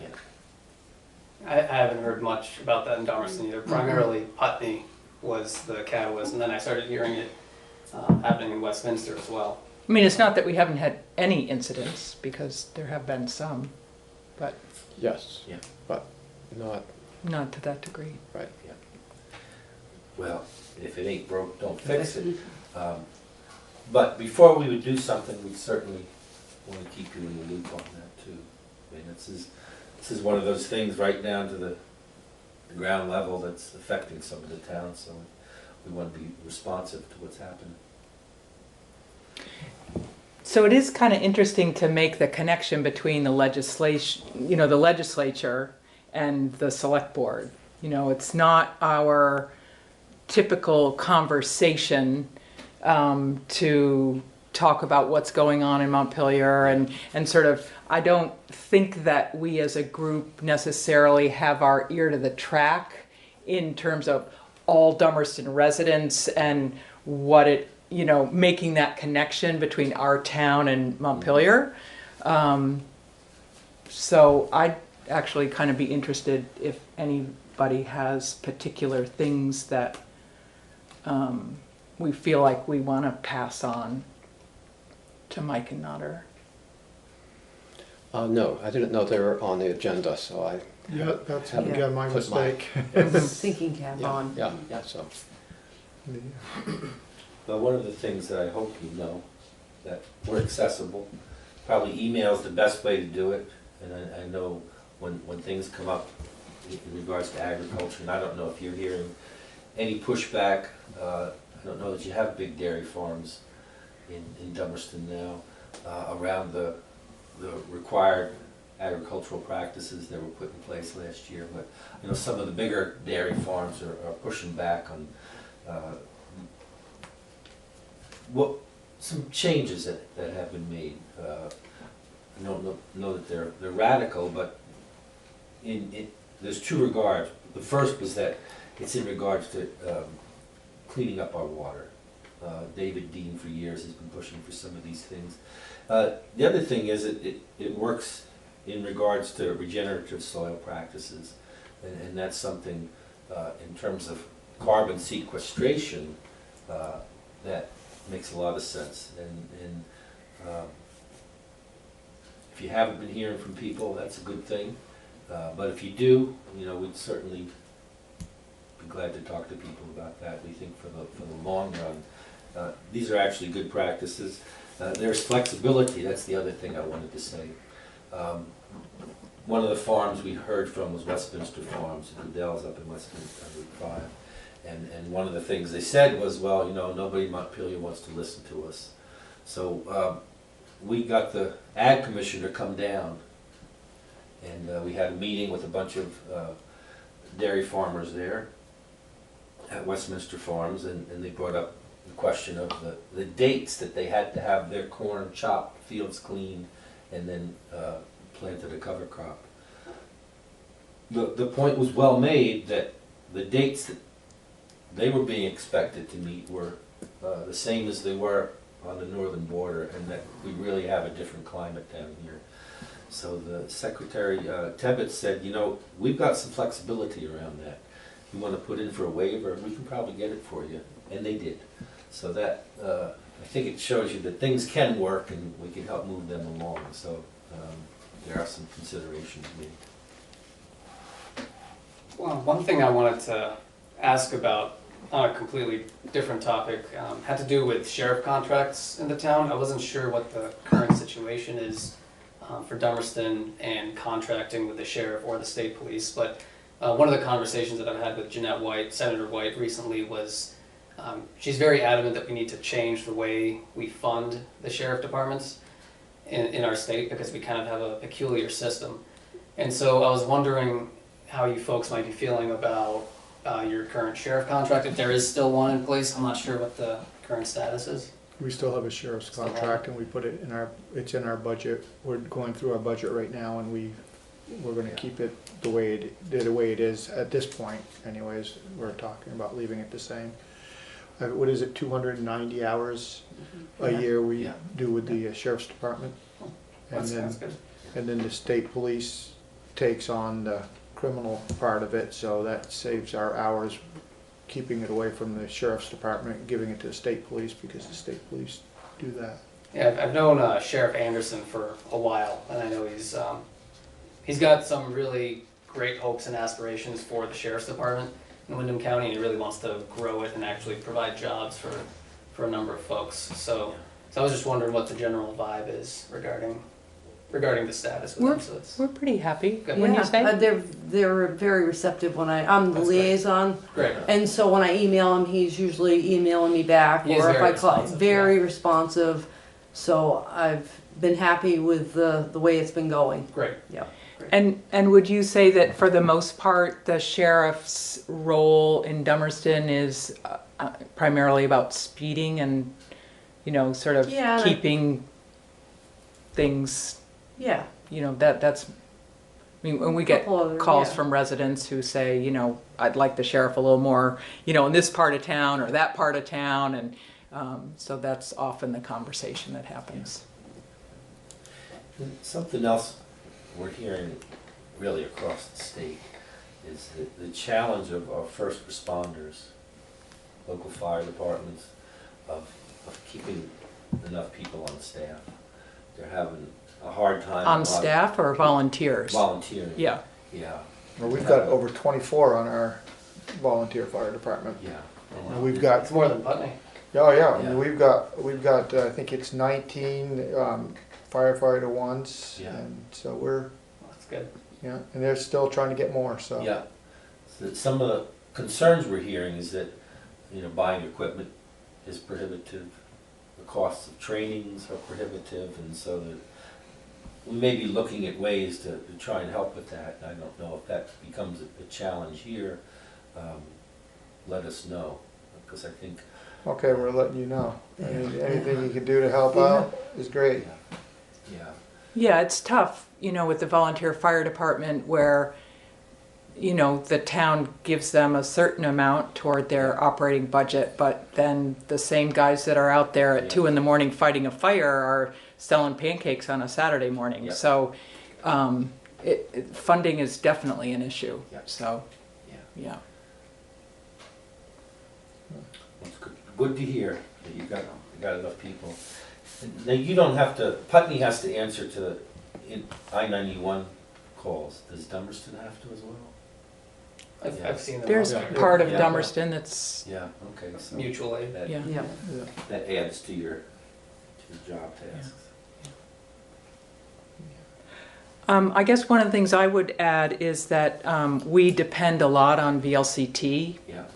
as an incredible support for our work, and the structure that they maintain, you know, in the state, I think really helps the state function really well, you know, town to town, and I kind of see them as one of our main liaisons with Montpelier. So when they're engaged and speaking up, and they're speaking for us, and we're leaning on them to, you know, if something's confusing to us, they're the people we call. You know, we don't call you guys, we call them, because they're really well versed. And then they call you. But they're very active and accessible. and I'm, you know, I'm just encouraging you guys to keep a real open ear and be very mindful of their role in the They're state. up there often. Yeah. Probably every day. Our the committee I sit on, the main committee is government operations.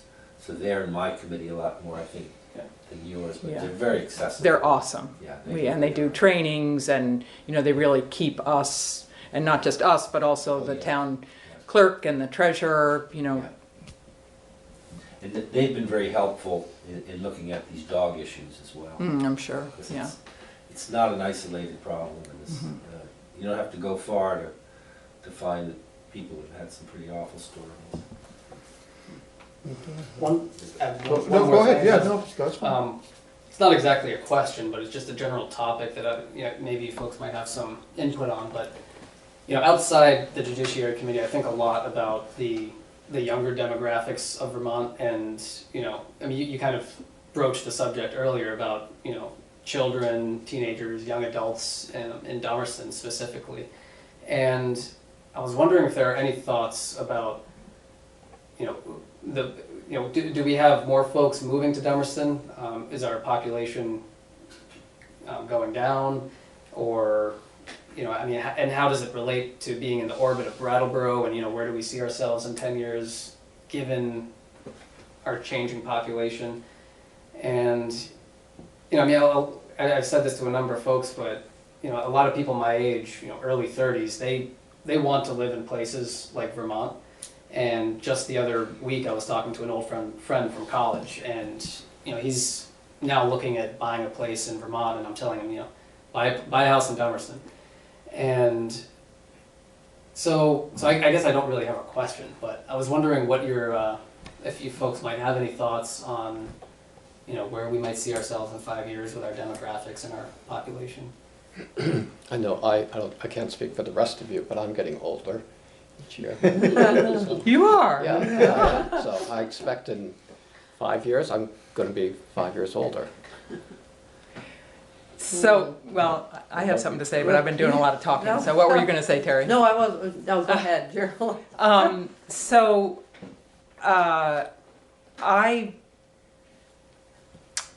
You know, I guess what I feel about Dummerston is that because we don't have any commercial center, we're very Brattleboro focused in terms of meeting our needs. And what doesn't happen is when new people move into Dummerston, there's no place to bump into them, or no place to sit and have coffee, or so that's, to me, kind of a lack in terms of a magnet for new people. I think our school is awesome, and the school is very strong and attractive, and I think we've done things with our kindergarten that make it more feasible for parents to choose that over continuing with full-time daycare. So that's great.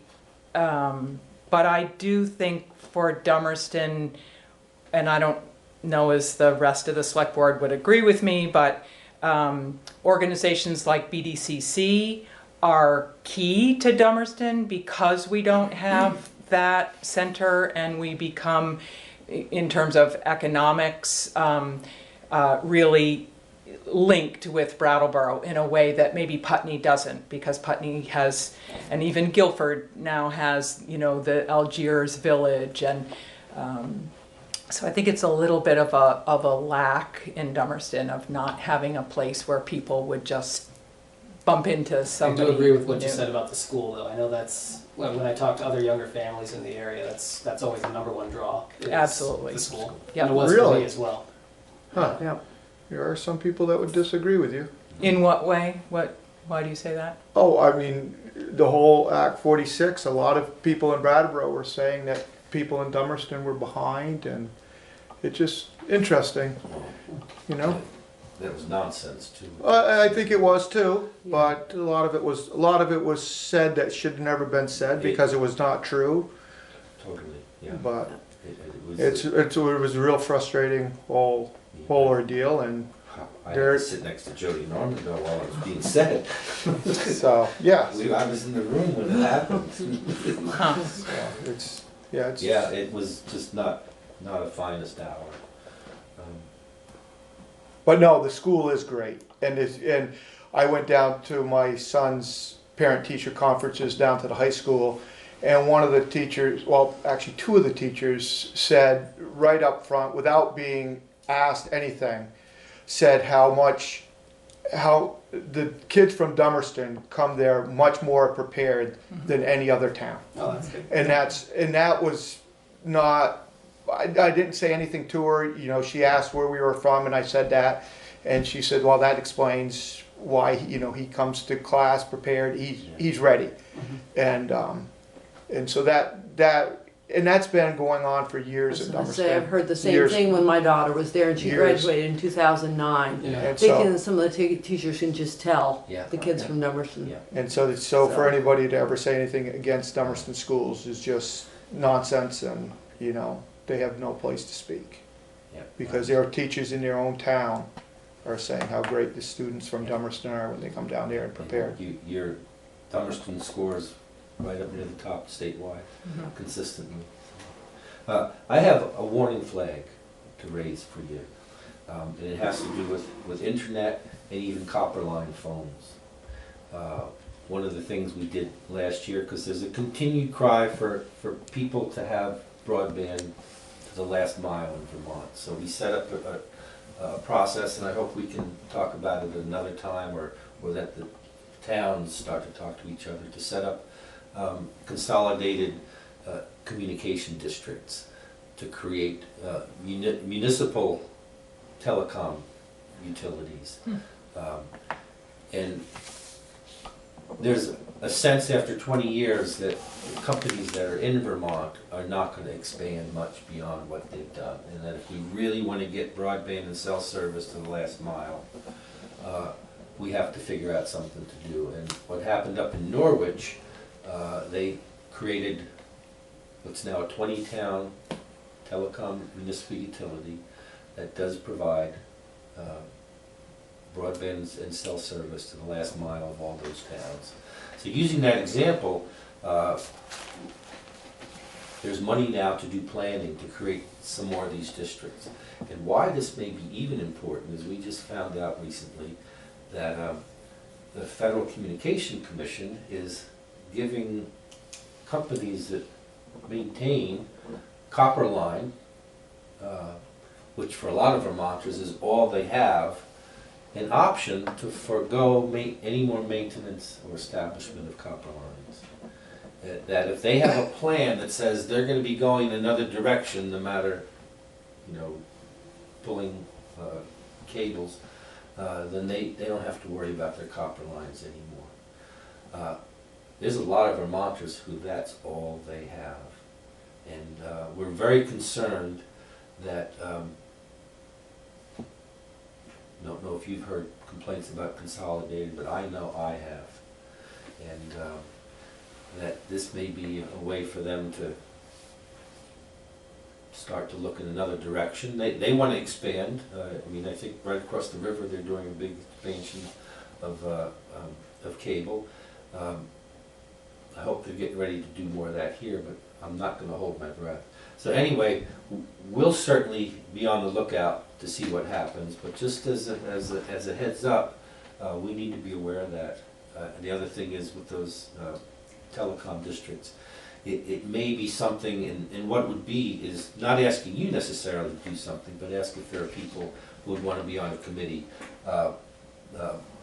Another group that we work closely with, BDCC is part of this, but also the Wyndham Regional Commission. Chris Campany is heading up these efforts to start the planning for this, so he would be somebody you can contact. So, Mike, I'm a little confused. So, are you saying that these municipal telecom companies, if a town is part of this municipal telecom group, the FCC has money to offer them? The state does. The state? Yeah. The FCC has to do with the copper, but not with this. This is the state. The state has money to offer these municipal groups, and so they're a good way for small towns to move forward with getting internet to the last mile? It is. The first stage of this are planning grants. Mm-hmm. And to create the entities. And what they want to do is to make sure that they feel like larger groups, so they want to see different towns. Don't know that it needs to be as good as it did with EC Fiber in Norwich, where they have 20 towns, but it works. Because certainly that's connected to bringing young people to the area. I mean, one of the things. I have friends that just moved up, you know, way above me, and one of the people moved, and she said, well, here I'm living in this place and I can't work at home. I have to go into town to work. She didn't even realize what it meant to only have dial-up. And you've talked she just about couldn't this even with your imagine friend. not opening her computer and having internet. Exactly. I have a very close friend of mine. She lives in Boston, but she very desperately wants to live in Vermont, and she runs a successful business online, selling jewelry and making jewelry. But you know, there are very limited places where she can live in Vermont. She wants to live in a rural area, but it would. So I'd say it's pretty equal to schools. Yeah. You know, for people moving. Is this house going to have internet? You know, and how are the schools? It is a selling point. Yeah, absolutely. You know. And looking ahead to the future of Vermont, I think it bodes well if we can do this. And this is the plan we have, because we've come to terms with it. I have Southern Vermont Cable, but I think every year they maybe add about 10 customers. Right. I don't know if it's the same here in Dummerston, but what happens if you know, they're a pretty small company? What happens if a pretty small family company? How much longer into the future are they going to be able to do this? So these are, you know, some long-term things, but it might be something to look into. And Chris Campany, I think, is the person over at Wyndham Regional who has more and better information about this. Great. Well, thank you guys very much, and I'm sorry I dropped the ball once again to everybody here and to everybody for not putting it on the agenda. Glad I'm not the only one who does that. I'm in good company there. There you go. So, well, thank you very much. Yeah, guys. thank you very much for coming. Really appreciate your time. And even though I made a joke about emails earlier, feel free to drop me an email if you have any questions or anything. We're both pretty responsive. And good luck with your budget. Right. Yeah. So, road foreman's report. Did everybody get a chance to see that? Right on the top. The Surf Pro. Yeah, the Surf Pro. Yeah. That's about the bat. And I was talking to Lee about that, and he really thinks and I do too. After we saw the amount for it, that we get somebody else to look into that, because he didn't think it was as bad as the first pictures had showed, Okay. and he thinks this is. I'd do it for this much. There you go, Go right? for it. I haven't gone up to inspect it yet. It's not as bad, so. Okay. So that's that. So not to go for this. Right. Yeah. Get a second. Yeah. Okay. Correspondence for information, anybody have anything there? Pretty short. Correspondence for discussion and or action. Geraldine, you were gonna do that, right, the report, the select board report, I thought. Yeah, I think the deadline was December 10th, was it? Or 9th, I think. 9th. December 9th? Yeah, I think it's the 9th. Yeah, and Louis, I'll write it, but I do want to send it to you and Yeah. have you Sure. make sure that you're good with it. Yeah. And, I've been writing my articles and just submitting them. I haven't been Right. passing them Well, to the yeah. group, but I think for the town report, I think it's important Yeah. that you're good with it. Absolutely. Okay. New business. We've got the LHMP Yes. paperwork. That's got to be submitted in by January for the big report for FEMA. It's a matching grant, so we'd have to budget in $2,500 for our portion of it. I think it's $10,000 from the state. I'd have to look back on it.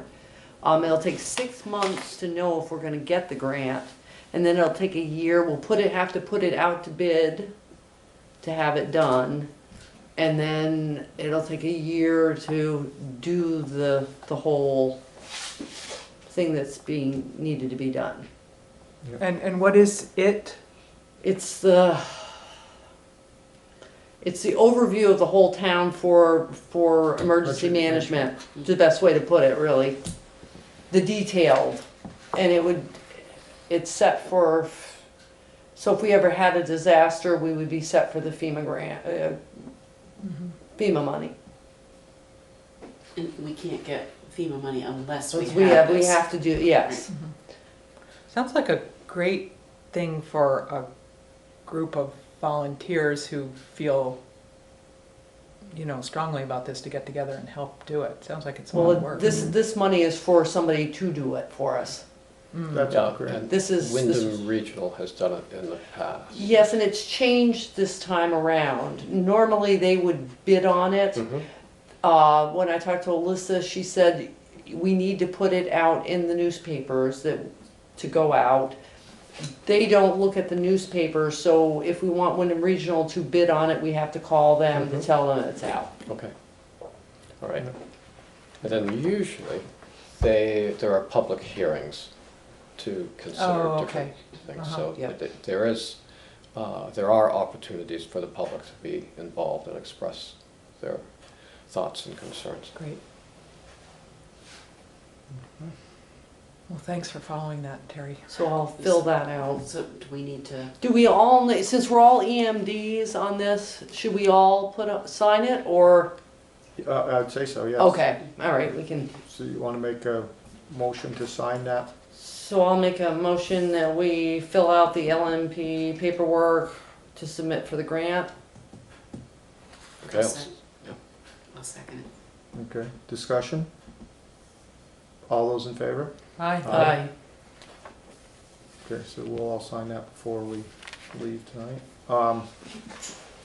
Health insurance, we have to sign that paperwork. I talked to Lori about, there's a slight, did you see that in there? Yeah. Going with the same thing, there's a Yes. slight raise in there, Right, so we'll right. have to put that into our Yeah. budget number, but she thought they'd be happy with staying with that, so we have to. And I don't think it was, I think it was Mike that was talking about 25%. I don't think Yeah. it was No, 25%. No, Oh, no, 10 it's not. points on Yeah, that. it's much, We're on much the lower. low end of Yeah. his Yeah. 10 to 25, yeah. Right, so. Now, so are we going to sign that, or is Lori going to sign that? We have, I think there's one signature, I have to sign Okay, it, all but right. we have to make a motion to sign that. Right. So Okay. I'll make a motion to approve for Louis to sign the renewal for the health insurance, MVP. I'll second that. Discussion? All those in favor? Aye. All right. Okay, I guess we had it under Estimate new, for the new town office? business instead of Okay. road stuff, but that was the estimate we saw. Yeah. And we'll be putting that out to some other people now. We gotta find people that actually do that type line of work. I think I No know, idea. I think some of these pest companies Ah, that's an Yeah, that'd be a idea. good idea, do it, so. Yeah, so that we'll have to put that on the next agenda. Anything else anybody has to bring up?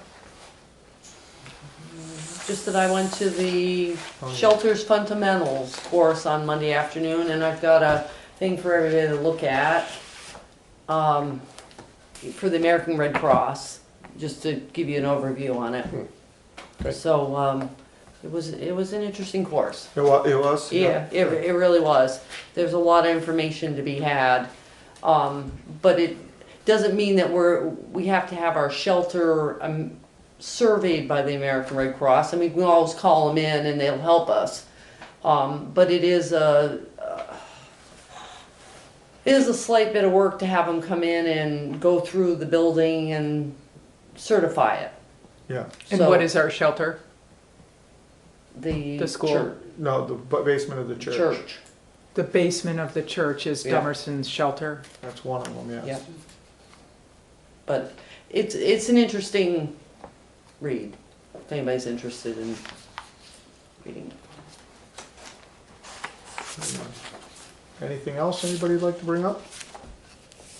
Again, guys, I'd like to apologize. I can't believe I let that slip. I was going back and forth with him, and we were gonna do it the last meeting, and then we decided this meeting, and I just let it go. Sorry. All right, motion to adjourn? I'll make a motion, we adjourn. I'll second it. All right, we are adjourned.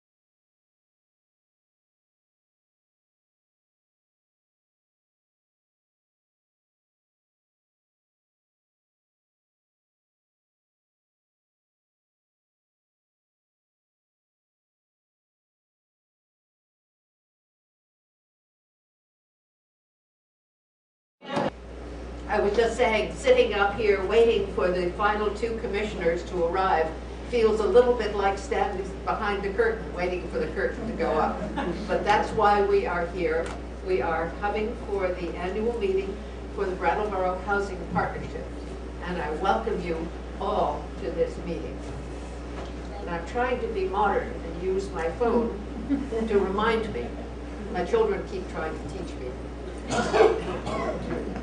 And a personal reflection first. Last year when I was here, I had lovely white tights because I was still wearing surgical stockings after a knee surgery. And it feels really good to know that I have healed and you all have grown, and that we as a group together are doing some exciting things. Certainly there have been some changes, and I'm honored and delighted to see the sign reflecting how many commissioners there have been of Brattleboro Housing Partnership. We've lost one commissioner, Pat Smith, who, close to finishing her term, has recently died of breast and bone brain cancer. Her memory has been very important, and I was really touched by the fact that the family asked for donations to the Brattleboro Housing Partnership in memory of her. We are looking for a proper way to honor all that she did for this community. And Chris Connolly, who was a commissioner with me, withdrew because of poor health for herself. So we are welcoming 2 new commissioners, and one of them isn't here because she's had poor health. Liz Harrison and Byron Stuckey are new members of the Brattleboro Housing Partnership Board. Welcome, Byron. Lots has been happening this past year. To particularly Chris Hart and Christine Hazard. One reason I took a year off and said I really wanted to come back and be on the Brattleboro Housing Partnership Board was that Chris Hart had confided in me that she was thinking of retiring, knowing there was going to be a grandchild arriving shortly. We convinced her to step back and not retire, which I am very grateful for. And I'm sure you'll be hearing more about that. And Christine Hazard, whom you've all known as the head of SAC, has moved up and moved in and through holding this group together, and will be the new executive director as of the 1st of January. A very quick comment on how that decision was made. First, the board decided they didn't want to go out if we had a good candidate here. The Board of Selectmen, who would bless or object to that process, said, fine, do what you want. And then 2 commissioners, myself and Donna Rathbun, interviewed staff. Who do you think would be a good leader for Brattleboro Housing Partnership? What are your concerns? What are the concerns of residents? And to my great delight, without prompting, more than one person said, we'd like Christine Hazard to have that position.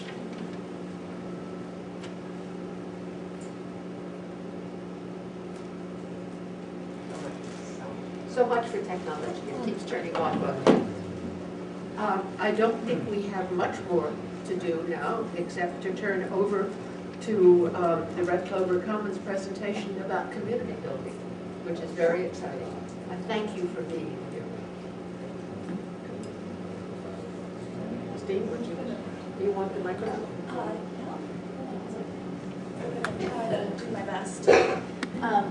So thank you everybody for coming, and I appreciate, I just want to say a special thank you to a lot of our residents who came, and some of our residents are part of this presentation.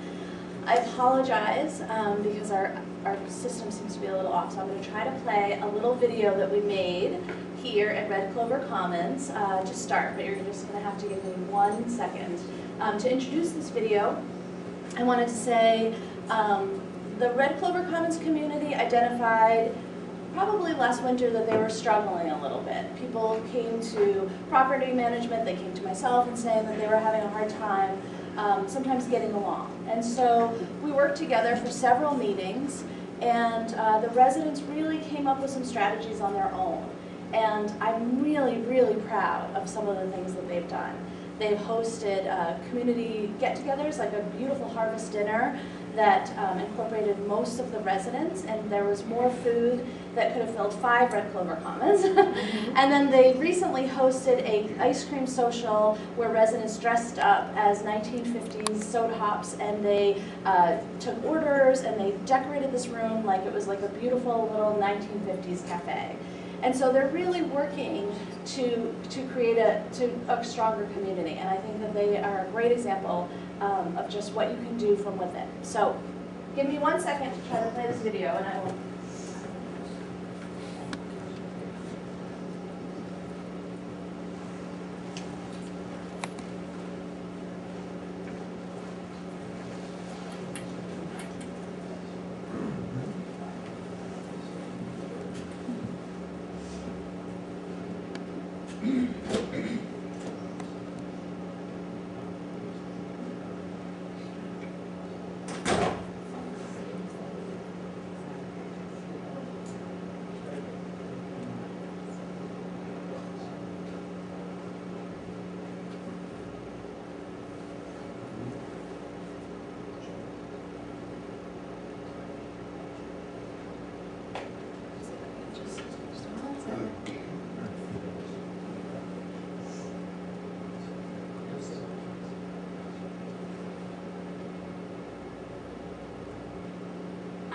My name is Gina, and we're here as a small group.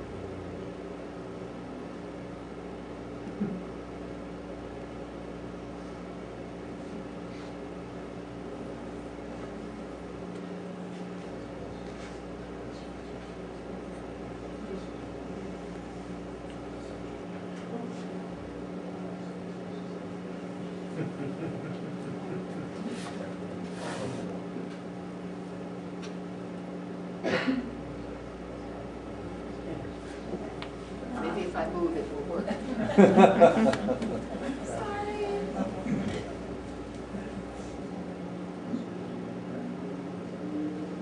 Yeah.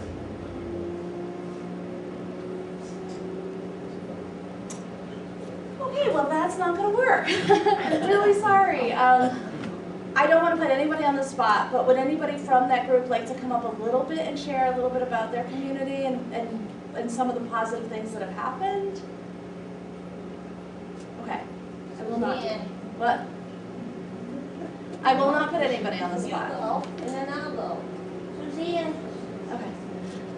So, I guess we're going to move on a little bit, and we're going to talk a little bit about the next thing I wanted to talk about is we have this wonderful resident advisory communications committee that was formed about a year ago, and they have worked on lots of little projects, but this is one project specifically that was very important to them, and so I'm going to ask one of our residents, Bridget, to come up and just introduce the project a little bit and talk a little bit about it. So did I get my video either? Probably not. It's alright. Good morning, good afternoon, everybody. My name is Bridget. I'm a resident at Ledgewood. I recently joined the board to get involved in the community, and together we have addressed several issues that we wanted to take part in throughout town. Locally over the past year or so, there's been a lot of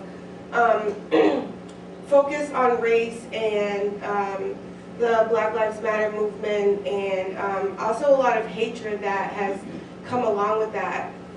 Together as a group and to give back to our community, we wanted to show everybody that where we live in our residency, in our community, in our complexes, our apartments, wherever we are, we don't tolerate any form of racism, hatred, bigotry, anything like that. So to display this, we decided we would get together. We brainstormed a couple of ideas, and from those ideas, we decided that we were going to create a banner, and the banner represents Hate Has No Home, and that banner will be displayed throughout all the properties. And so we have the banner here that we're going to show you guys. And these will be up so that we can let everybody who enters our community know right when they come in that we do not support any type of hate, and we do not tolerate that type of behavior, and we accept and welcome everybody. And so this is the banner that we're going to hang, and like I said, they'll be everywhere, so that way people know that we're just an open community and willing to accept everybody.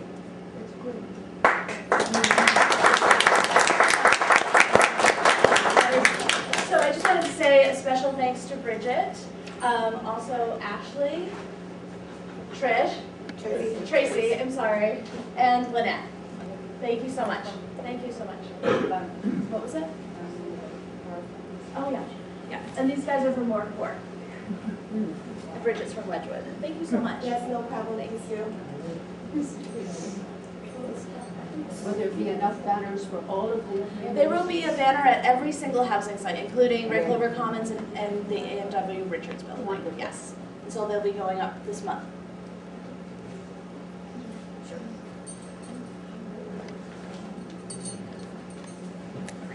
Hello. I'm Lucy Taylor, I run the Family Self-Sufficiency Program. One of the many rewards of my job is reconnecting sometimes with some folks that I might have worked with earlier in my job career, either at the shelter, at Life Skills Housing, or going back farther into the family garden, which is daycare. I've been around. And so it is with Damaris. We first met almost 20 years ago when I was working at Morningside Shelter, and she was with Rich Moore as part of their service-enriched housing program. Rich left and I took over his caseload, which included working with Damaris. She was living in an apartment through Wyndham and Windsor Housing at the time. Fast forward to now, where I'm once again working with Damaris through my family self-sufficiency program, and she has a Section 8 voucher with Broadmoor Housing Partnerships. I've always been so impressed with Damaris's drive to pursue goals and better herself. She comes across to me as a bound and determined woman. She's always first in line to take advantage of any program that is offered that might help her to further achieve her academic, employment, and housing goals. And thus, she is one of my FSS STAR participants. It gives me great pleasure to introduce you to Damaris Mills.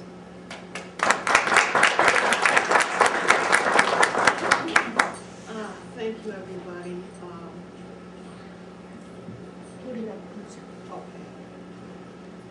Before I read what I wrote, I just wanted to let folks know one of the main reasons why I'm so grateful to the Housing Partnership and other agencies that have helped me in the area, because when I first came up here in '98, my kids were already grown, and I had discovered Landmark College.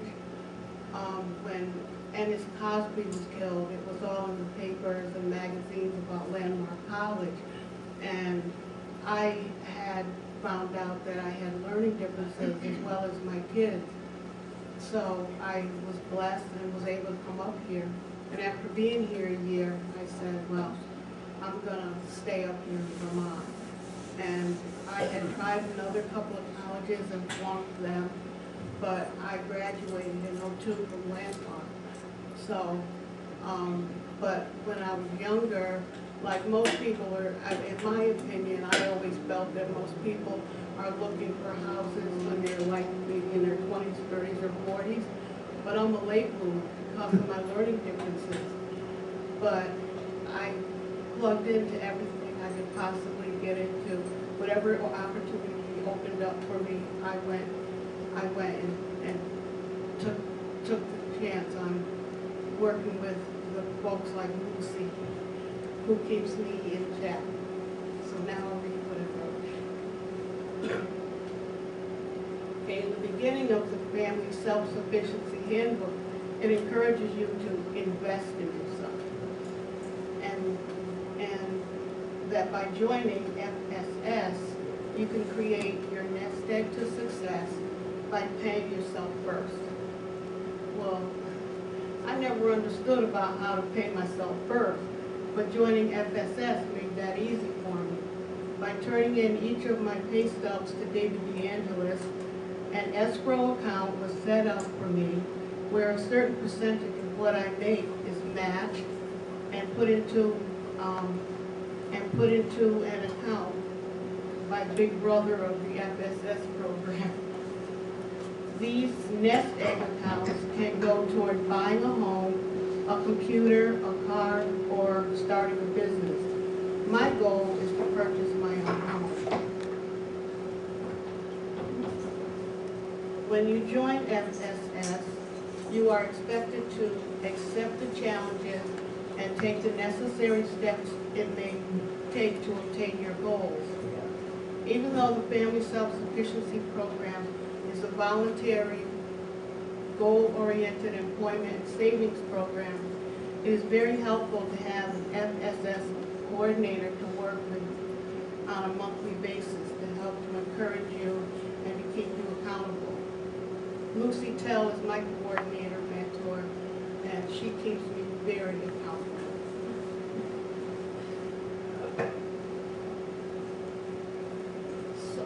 Sometimes, if I procrastinated on something, it's helpful to know that Lucy's coming over, that I had better take care of what I needed to take care of before she gets here. A few years ago, when Claudia McCarthy was my coordinator, she turned me on to Sevka's financial fitness program, and it was there that I first began to learn how to clean up my debt and repair my credit score. I also joined Sevka's IDA Individualized Development Account Savings Program.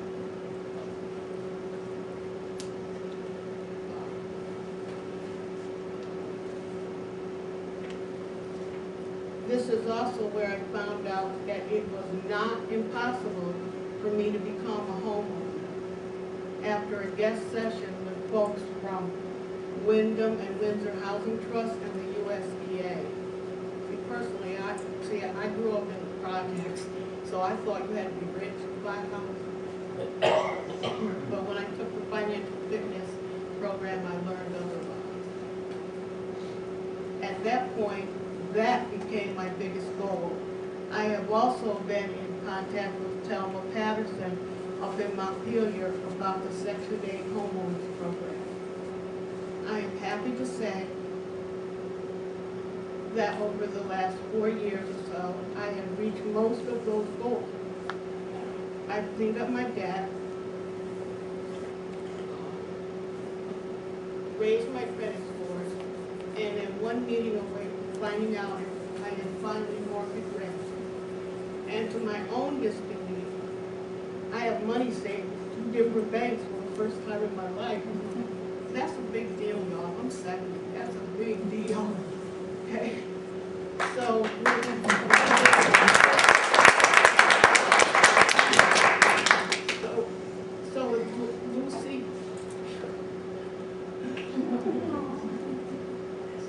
with Lucy, Claudia, and some of the other FSS coordinators that I've worked with, I have successfully developed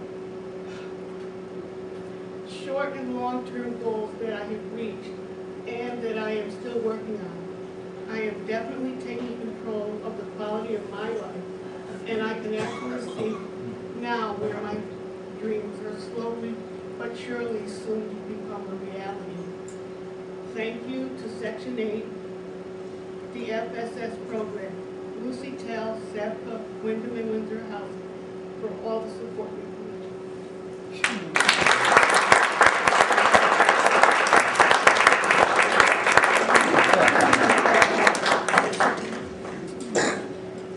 Damaris, that's absolutely wonderfully impressive.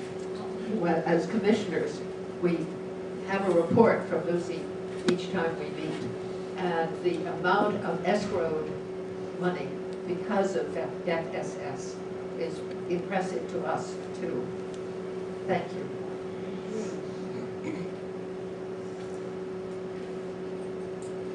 Remarks from the executive director, who is hoping that our commissioners will get here. They've not found them. failed. Not at all. All right. That was wonderful. Thank you. We've always wanted to have an FSS participant come up and brag and tell us just how well they did, and I appreciate it. It's a great program. So, hi, everybody. I'm Chris Hart, the Executive Director for the next 6 weeks. And I was given the very small task of giving you the history of the Housing Authority in its last 57 years. So if you'd like to curl up and go to sleep now, that'd be fun. The Housing Authority was started in 1962. It was started by a group of folks from the town that wanted to have low-income housing primarily for the elderly in Brattleboro, but for all of those of lower income. It was the second federal public housing authority established in the state of Vermont, and started out with a bang with the construction of Melrose, Hayes Court, and Moore Court. During the 70s, the folks focused on staying current with ever-changing HUD regulations and really starting to manage the public housing program. They also brought in the Section 8 Housing Certificate Program, which was a huge success and started a wait list almost immediately and has always had a wait list. In the 80s, they built the High Rise and Ledgewood Heights and focused their maintenance on properties and their administration on the ever-growing list of HUD regulations. In 1995, an interesting thing happened, and the whole board was replaced, and a new director was hired. The first chair was Tom Yon, and the executive director was me. The first order of business for us was to ensure that the internal operations and policies were up to date, and that we needed to do a great deal of capital improvement. So we undertook that as well. The staff was growing with increasing demands for more social services and maintenance needs. The Section 8 certificate program was converted to the Housing Choice Voucher program, which is what you think of and know of as now. In 2000, really zipping through time, we started to address our need for elderly housing, feeling that elders in housing needed more assistance. And we were looking at what I would call a build solution. Build a building that has an ability to incorporate more services, but is not fully licensed assisted living. So we started on that and then got waylaid for 2 years because Mark Richards, who owns the Ann Wilder Richards building above Hayes Court, which is where we were going to put our new building, approached us and said, could you turn this into housing, and would you? And so we took a little side jaunt for 2 years and renovated the Richards building into the Ann Wilder Richards affordable housing. We also, during this time, came up with a very comprehensive energy improvement plan for all of our properties. And we were just weeks away from both starting that and really starting the rebuilding of Hayes Court when Tropical Storm Irene came through Melrose, and that was the end of that story. And the beginning of the story that you all know, which ended up here with 55 units at Red Clover Commons. I think a tremendous testament to the entire state of Vermont to have this building built and to have you have a very, very safe place to live. There are still 25 residents at Melrose, and we are working on a Red Clover 2. It'll be a small building at the bottom where the parking is, and that will house the last of the folks at Melrose. Now, after the storm, while we were still doing other things, the Housing Choice Voucher Program continued to roll along very, very well, bless you. And we had got involved in 3 homeless grants, the Shelter Plus Care, Transition to Housing, which we actually wrote, and the Family Supported Housing. And we've remained very active in those 3 grants and probably house 75 to 80 homeless families and individuals in those programs at any one time. We also went through a very comprehensive 5-year strategic planning process, and one of the great outcomes of that was that we changed our name. And we changed our name because at the end of a long process that involved you all and the community and our commissioners, we decided collectively that we just didn't like how authority felt. It was like, ooh, you know, just too up above, you know. And so partnerships was the word that we came to. I think Jan had a lot to do with that. And we all really felt that that really said what we do. We were a founding member of the highly successful statewide SASH program that I think you all know of, and that program really replaced any need for a built solution to how to get better services for our elderly and disabled residents where they live.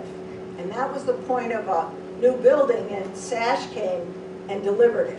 So we're very happy to be part of that program, and we're very proud of the program that Christine and her staff have developed. We also got 2 grants, one of which you've heard and seen a terrific success, the Family Self-Sufficiency, and the other is our Resident Opportunities and Supportive Services program, which worked with families to bring around supportive services and help them with self-sufficiency. So these programs and some success with our financial management enabled us to finally create something that I had always wanted or hoped that we could have here, and that is a resident wellness and supportive services team, which is really a group of people whose job is to work with the property management folks and maintenance and bring services to residents to avoid sort of the calamities that get started when somebody has a flat tire or their car needs a repair. And then 3 months later, they haven't paid their rent. And we're looking at them and going, rent. And they're going, no money. So we were able to bring this group together, and under Christine's really exemplary leadership, it has really brought an enormous amount of support and positive assistance to our residents. I said to them when they started, well, think of it this way. Who would you rather come to your door if you didn't pay your rent? Courtney or Lorelei? And they all went, Lorelei! Lorelei, unfortunately, isn't here, but her mom is.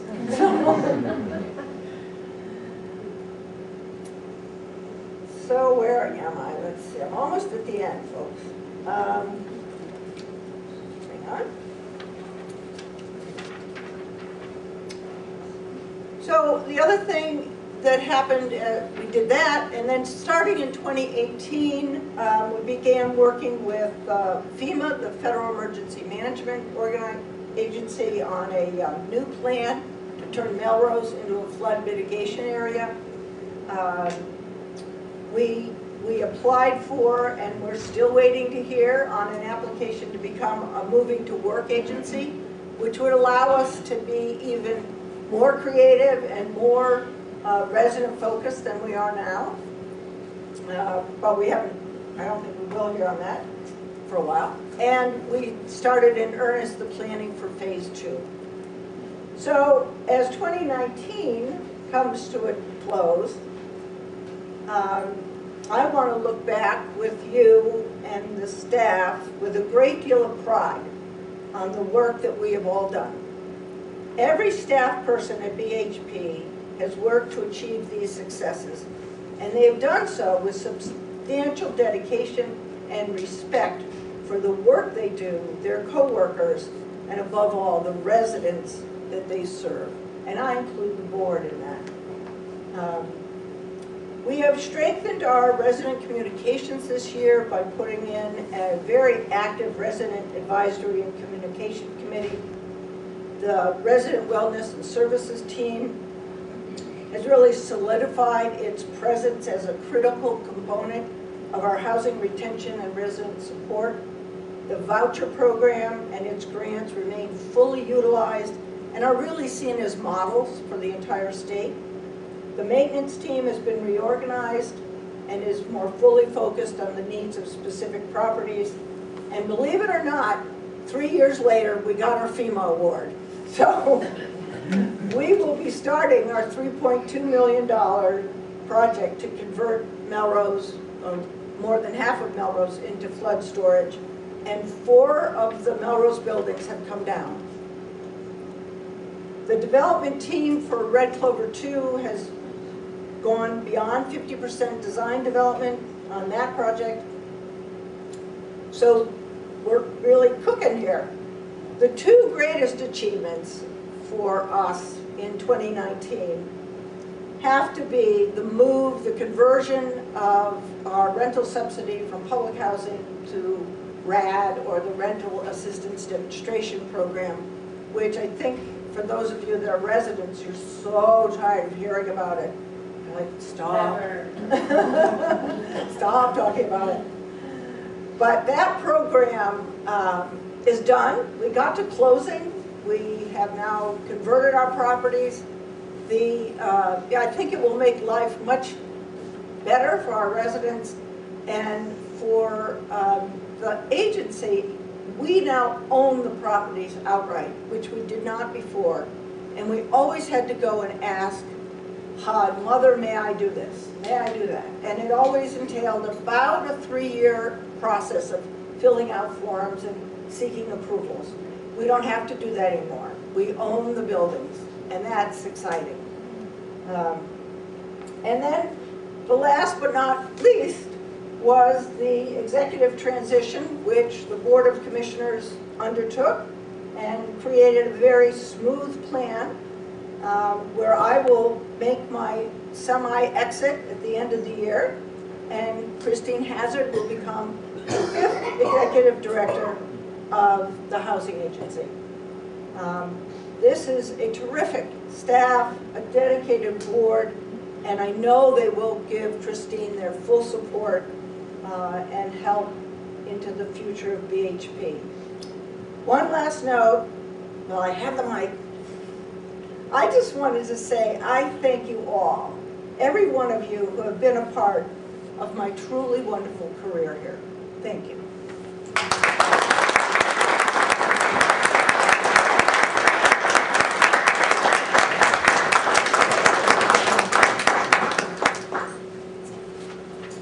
Well, I want to definitely say thank you to Chris.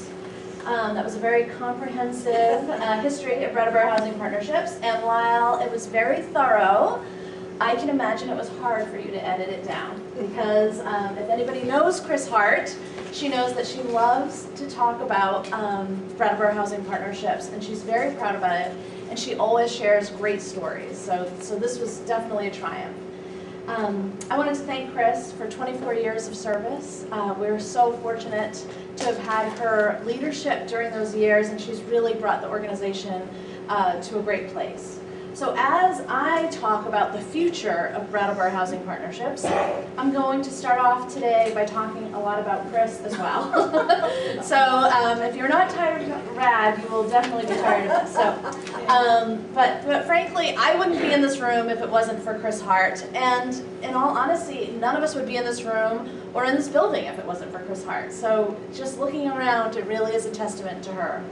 So Chris has the rare and unique ability to focus on the big picture, while also sensitive to the fine details of running an organization. An example of this is Red Clover Commons and the residents within. Chris worked tirelessly from the late summer of 2011 through the winter of 2017 to create a safe and thriving space for our residents and the Brattleboro community. During this time, her vision of this space never faltered as she chipped away at the daily deliverables, the problems, and the issues that came across her desk. And there were several problems. Chris always continued to prioritize the big picture and the light at the end of the tunnel. So as the new executive director, I will strive to prioritize positive growth for our residents and community by looking broadly to see how to improve our neighborhoods within the Brattleboro community. I will balance this with the understanding understanding the many small details of the organization and how combined they add up to big issues. Chris's vision for supportive services predated my time here. However, I've had the fortune to be given the opportunity to focus on the resident wellness and supportive services group for several years.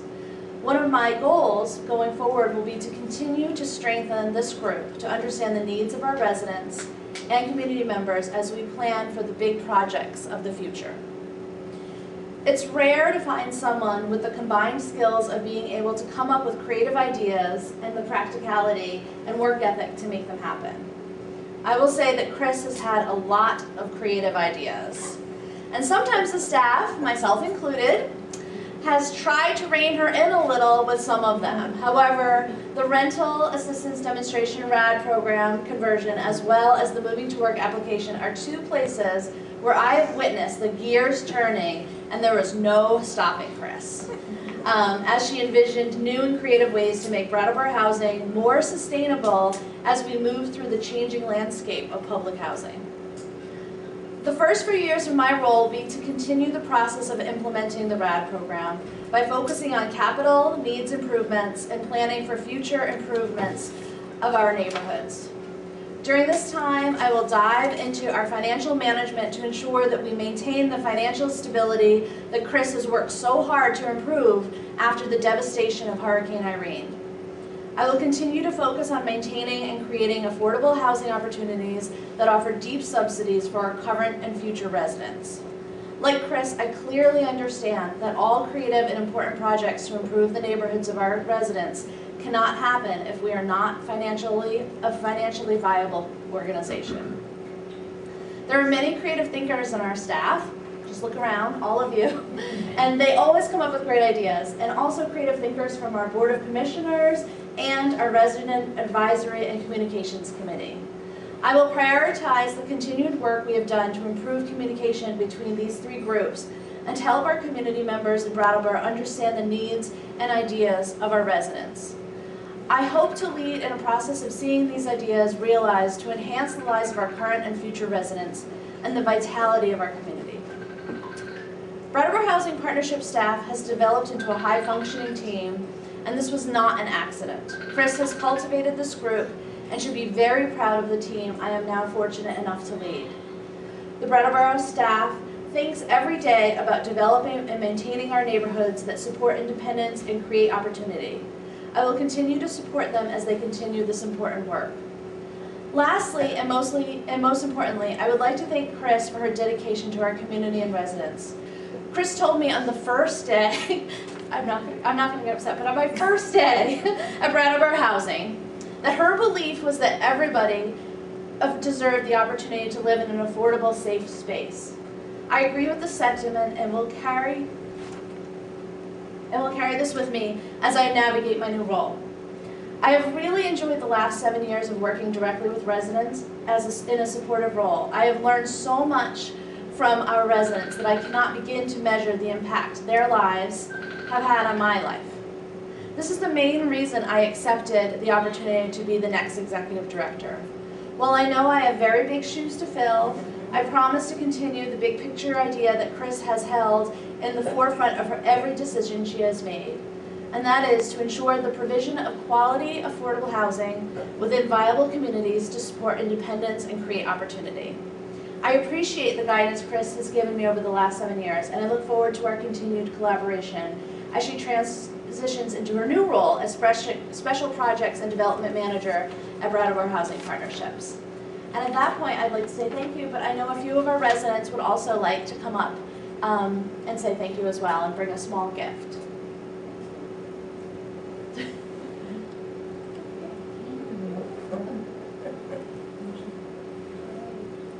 Marlene, did you want to come up? Everybody wants to try now. We have a group.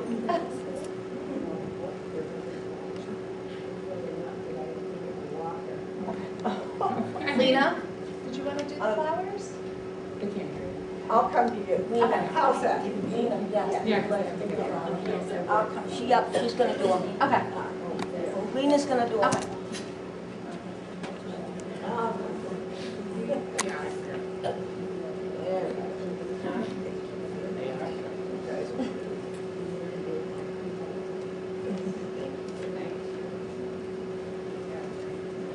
Thank you all.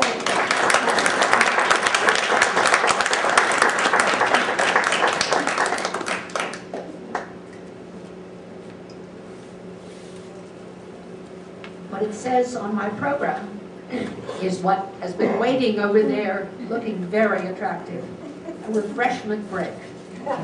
So we won't officially adjourn this meeting until after you all are well fed. Thank you. See you.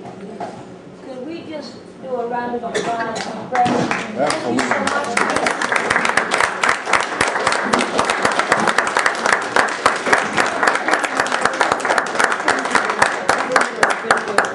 I can show you them on my computer. I just can't get them to go on the screen. Okay. We had done it and it wasn't done today, and there's some wires that's like, there's, get back.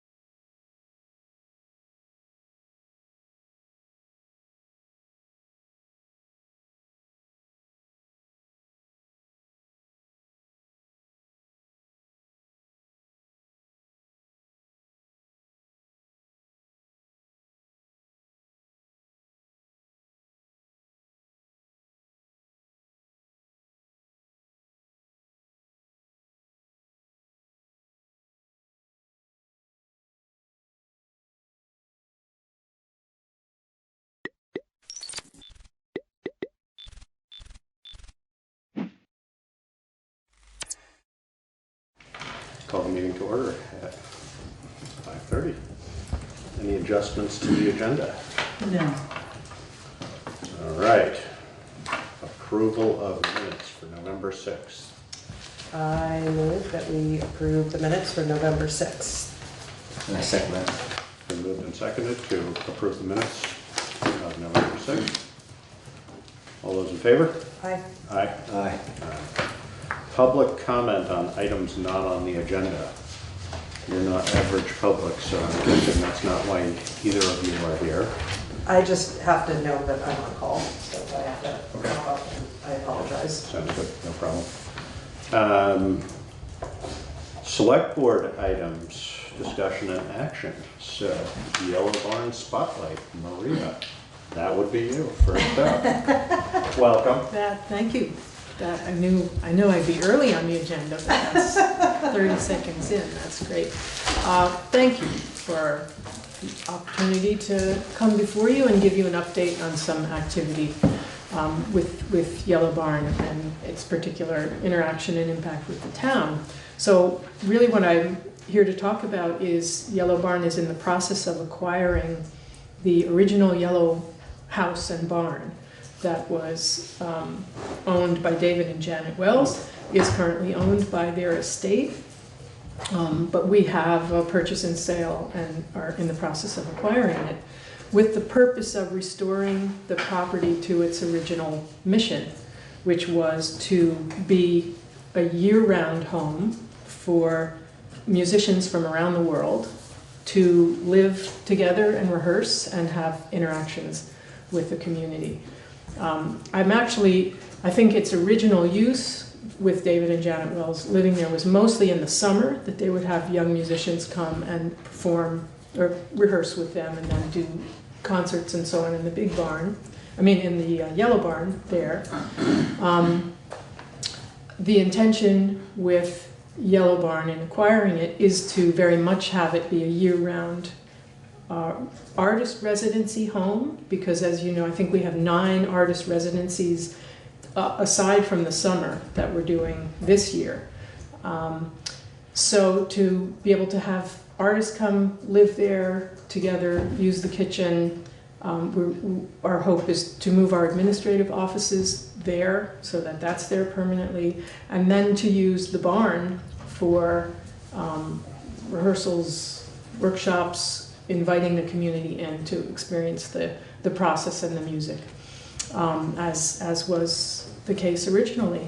The specific good news that I have to share that I just got formal notification of this morning, although I knew about it informally, is a grant that we got from the Preservation Trust of Vermont from the Robert Sincerbo Fund, which basically they're giving us money to prepare a condition assessment, to work with an architect who has been identified and secured and has agreed to do the work.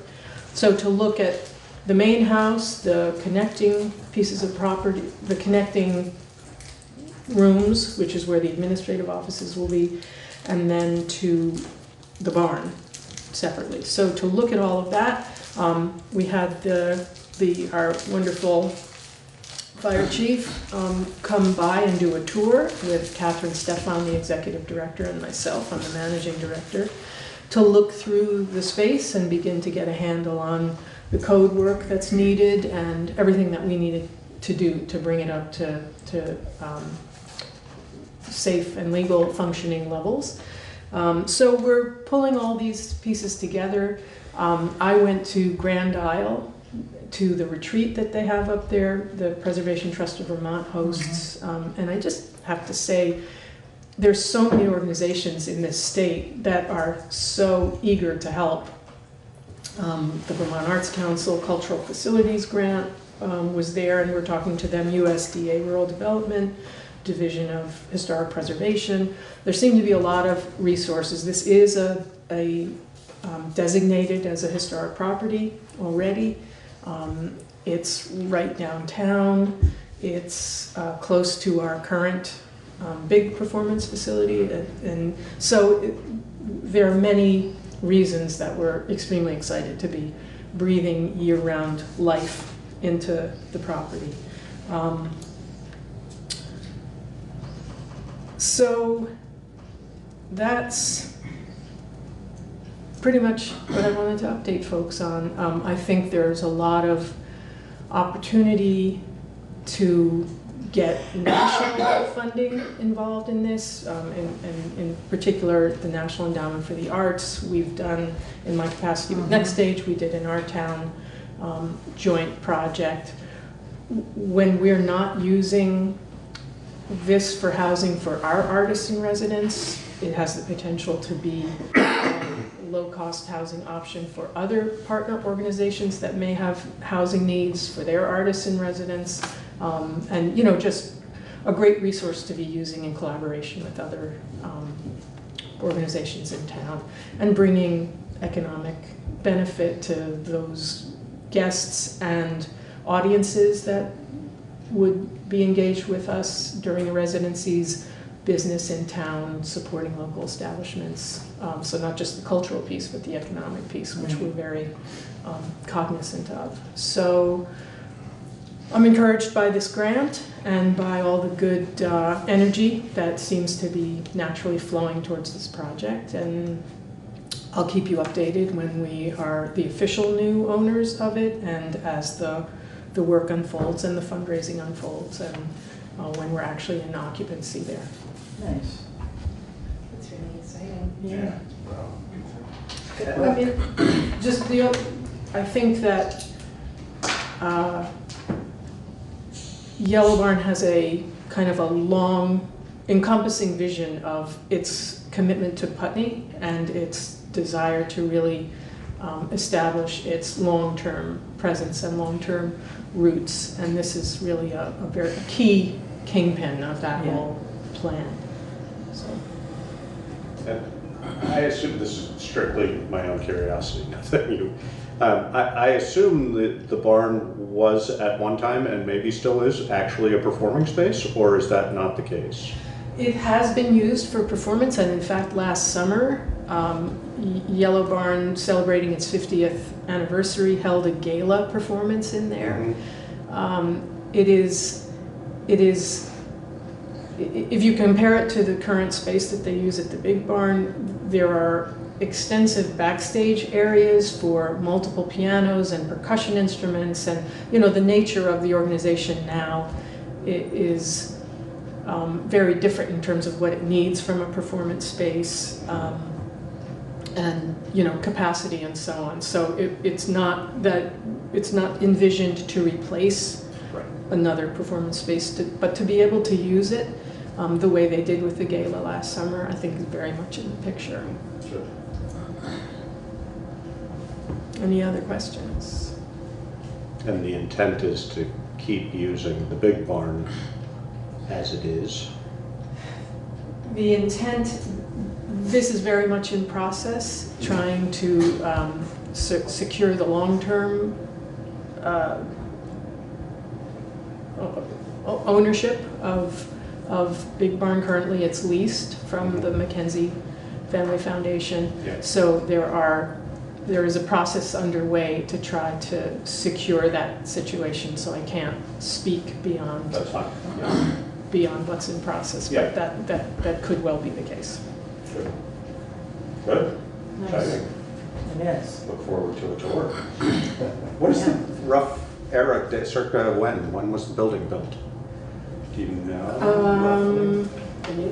No, the old. When was it built? I think I have that paperwork. I think it was like 1820, right around then. They founded it in well, that's 1969, but it's I'm pretty sure 1821 maybe. I'm happy to check and submit that for official. Yeah, just I did. But it's a it's a fantastic property, and it's so much in the heart of town. And for me personally, having been through what I have with Next Stage, and it feels that it's a very kind of gratifying to be looking at the reinvigoration of this property to be really useful and active in the community in so many ways. Good. Great. Yes. Well, thank you for coming. Yeah, thank you. Thank you. Good. All right. You're welcome to stay if you want, but of course you don't have to. Fire department draft budget discussion. Are you presenting a budget to us, Tom, or? You have copies, yes? Yeah. Both the budget layout and then the explanatory narrative.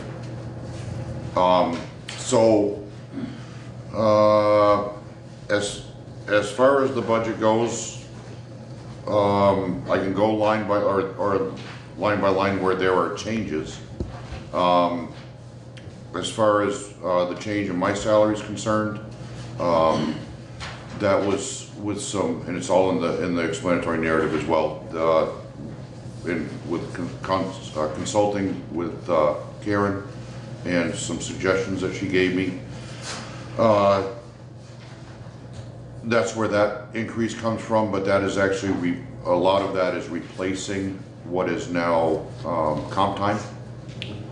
So essentially, it would do away with the comp time, and that would transition into part of my salary. So how does that work on a practical basis? I mean, what difference, what if any difference does that make in sort of how you function at the department, or does it? As far as I function? Yeah, No. well, just what time you spend there. The reality is, and I've said this right along, the option for time off for us is so significant, we can't, and when I say we, I actually am talking about Brian and I. Yeah. We can't take all of it. Yeah. So that the comp time, it just sits there at 80 hours a year. Yeah. And it just continues to, it doesn't build, but it just rolls, essentially. And nothing ever happens. Yeah.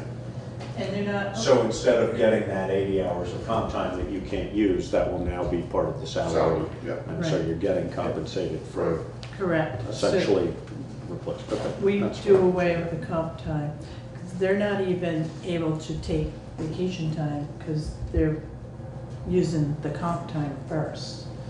So those 80 hours would be translated into an hourly, which would be built into their salary, because they're both salary as well. And right now, when they have overtime in a week, That shows as comp time. It shows It builds as comp time. it builds as comp time, Right. but it builds at 1.5.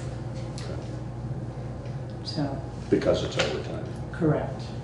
And remind me, vacation time does roll over year to year or not? Just- Comp time doesn't? So you can only roll over a week Okay. of vacation. So, and right now it accrues at 1 day per month. Yeah. So you get up to 2 weeks and then you gotta wait to that next benchmark. Yeah. But you can only roll over 1 week a year. So, And you can't then roll that again additionally the following year? 1 week at a time. Right, That's it. exactly. Yeah, Per year. so Okay. if they're not using it, they're not accruing it. Overtime, right, yeah, So yeah. it doesn't make sense to carry that compensation for a salaried person. Hourly is a little different. They don't get comp time, they get paid time and a half. Right. An hourly person. Right. Next line that needs to be adjusted is our mutual aid assessment. That's our assessment for dispatching services. There's what is a 3% increase versus what we had initially, a previous draft budget showed a 5%. It was confirmed with us yesterday that it's going to be a 3% instead. So there's a little bit of savings that we got there. The next two lines are simply preparing for getting us in a decent position for the federal increase in minimum wage. So that's what those figures represent. The water and sewer increase, That's strictly due to an error on my part from last year, when I just didn't catch that the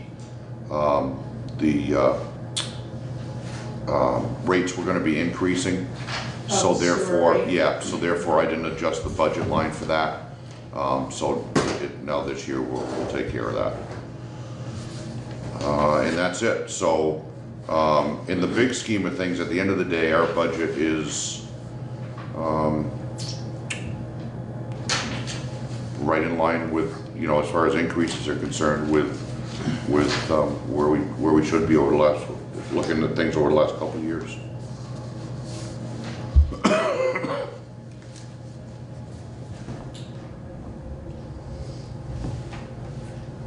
Questions, comments?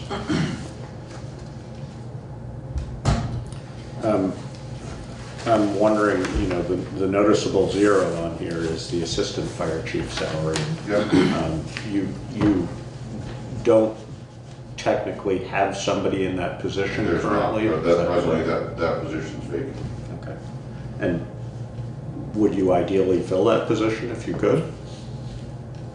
Once we get ourselves in a better position, member-wise, then yes.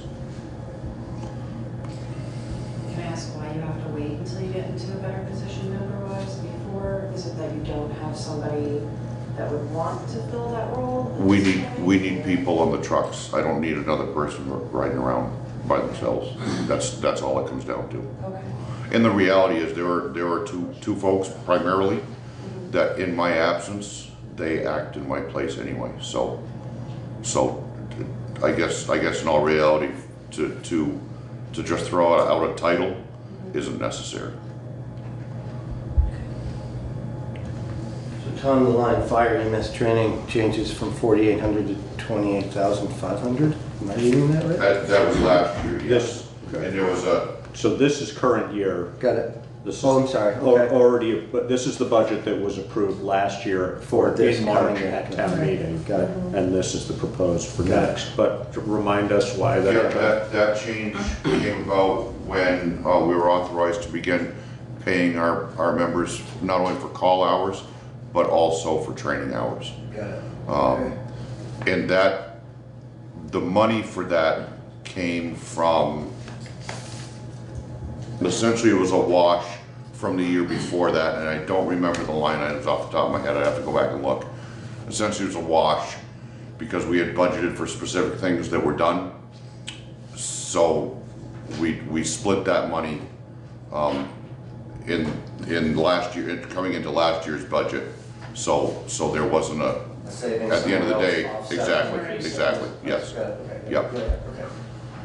And again, looking at the proposed, for that line item, again, that's again getting ourselves in line for the federal minimum wage. And do you know exactly what that will be already or not? Well, again, we're preparing for the $15 minimum wage. For 15? Yes. Okay. And what do you pay? What do we pay currently for on call? It's on a scale. Okay. But minimum. The bottom of the scale will become 15. That's correct. By 2024. Right. Yeah. Okay.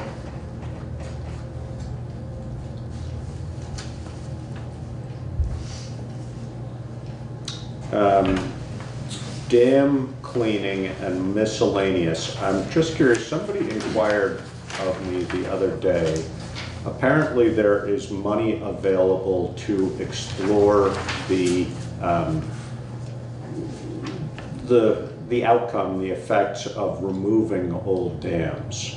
And this person was under the impression that that dam does not serve any purpose for anybody in town. Oh. I said, I think it both supplies something to the mill as well as being our reservoir. Is that absolutely correct? the dam provides all of the processing water to Soundview Paper, to both mills, and it's our secondary firefighting water supply for the village. Oh, absolutely. If we were to lose that dam, we would be in significant trouble. That's what I said. Yeah. I wasn't sure about the mill's usage of it. I was pretty sure they still used a significant amount from it, but I knew we used it as a reservoir. No, that's all of their processing water. Okay. And that just goes in, gets used essentially for cooling purposes and then gets expelled back in, or does that? It does, it goes through, they have an in-house water treatment facility. Right, and so it goes. Or wastewater treatment facility. Yeah. So it goes through treatment as is necessary, and then it's discharged back into the brook. Okay. Do they contribute to the cleaning in any way? Oh, absolutely. Okay. Yep, they definitely do. Yep. It's essentially whatever goes on, it's a 50-50 split between the town and the mill. Karen, I think you and I had a conversation about your, I wouldn't say concern necessarily, but you're having noticed that you thought the electricity bill in the fire station was up with the mini splits, which we would have anticipated with the mini splits. I'm just wondering, we don't see a change in either our electricity or heat budget items. Does that make sense? Is that the library? We had a specific conversation about it in the fire department as well. Yeah. But yes, we did talk about it for the library also. The highway department is my concern Okay. with fuel and, heat and electricity. Even from 2 years ago budget, so this 3,700 last year would have reflected usage by the mini splits, but the year previous it wouldn't have, correct? Right. So I'm just, are you pretty confident that this number is accurate? It will be right in the ballpark. Okay. Yep. And is there an explanation for why it didn't change from 19 to 20? Were we already anticipating the mini splits in 19 and we put it in there? I can't remember. Chip was still here when we put it in the budget. Put that number in the budget, but we Yes. wouldn't have used that much in 2019, I don't think. What Because the mini splits weren't on, oh, maybe they were online for, They were. Okay, Yes. yeah, sorry, I'm misspeaking about that. Okay. I can validate that though by running a report. Just make sure, Yeah. yeah. And, what one would hope that our oil usage, which presumably is listed under heat, would actually have decreased. Yeah, we had a problem last year that I didn't catch. It wasn't caught until partway through the heating season. We weren't even halfway through yet, but. Sort of a control problem. Well, there was a control problem, but we also had air in the lines. Right. So unfortunately, the burner was running constantly. Not constantly, but a lot. So before we realized, wait a minute, something's wrong here, and figured it out, we had gone through a little more oil. So that being done away with, that issue not being a problem any longer, this year we should see that drop, yes. Yeah. Now again, it all depends too on how many times we're in and out. Right. That's the big kicker, is how many times the doors are opening up and closing. But And we should be able to have comparison to, like, Now that the mini Yeah. splits have been Yes. running for a Yes. year. Yeah, I mean, this will be the second year Right. that they were, I mean, this winter will be the second winter that they're running. Yes. That's right. But last year we had both that glitch and it was the first Yes. time the mini Right. splits were online, Yeah. so, okay.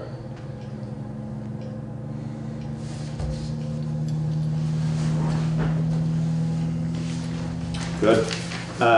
I don't think, Tom, that this reflects, and not that it should, I don't know how this would work, but I don't think in this budget is reflected the money that you brought in from that grant. Is that correct? Is that just sort of a separate? It's sort of its own budget. Right. Okay. And essentially that will all be done, all be completed by the end of. Oh, that's here, oh, sorry. Yeah, it's on the By the end of July. Sorry, I didn't see that we had that on here. Yeah. So that wouldn't be there.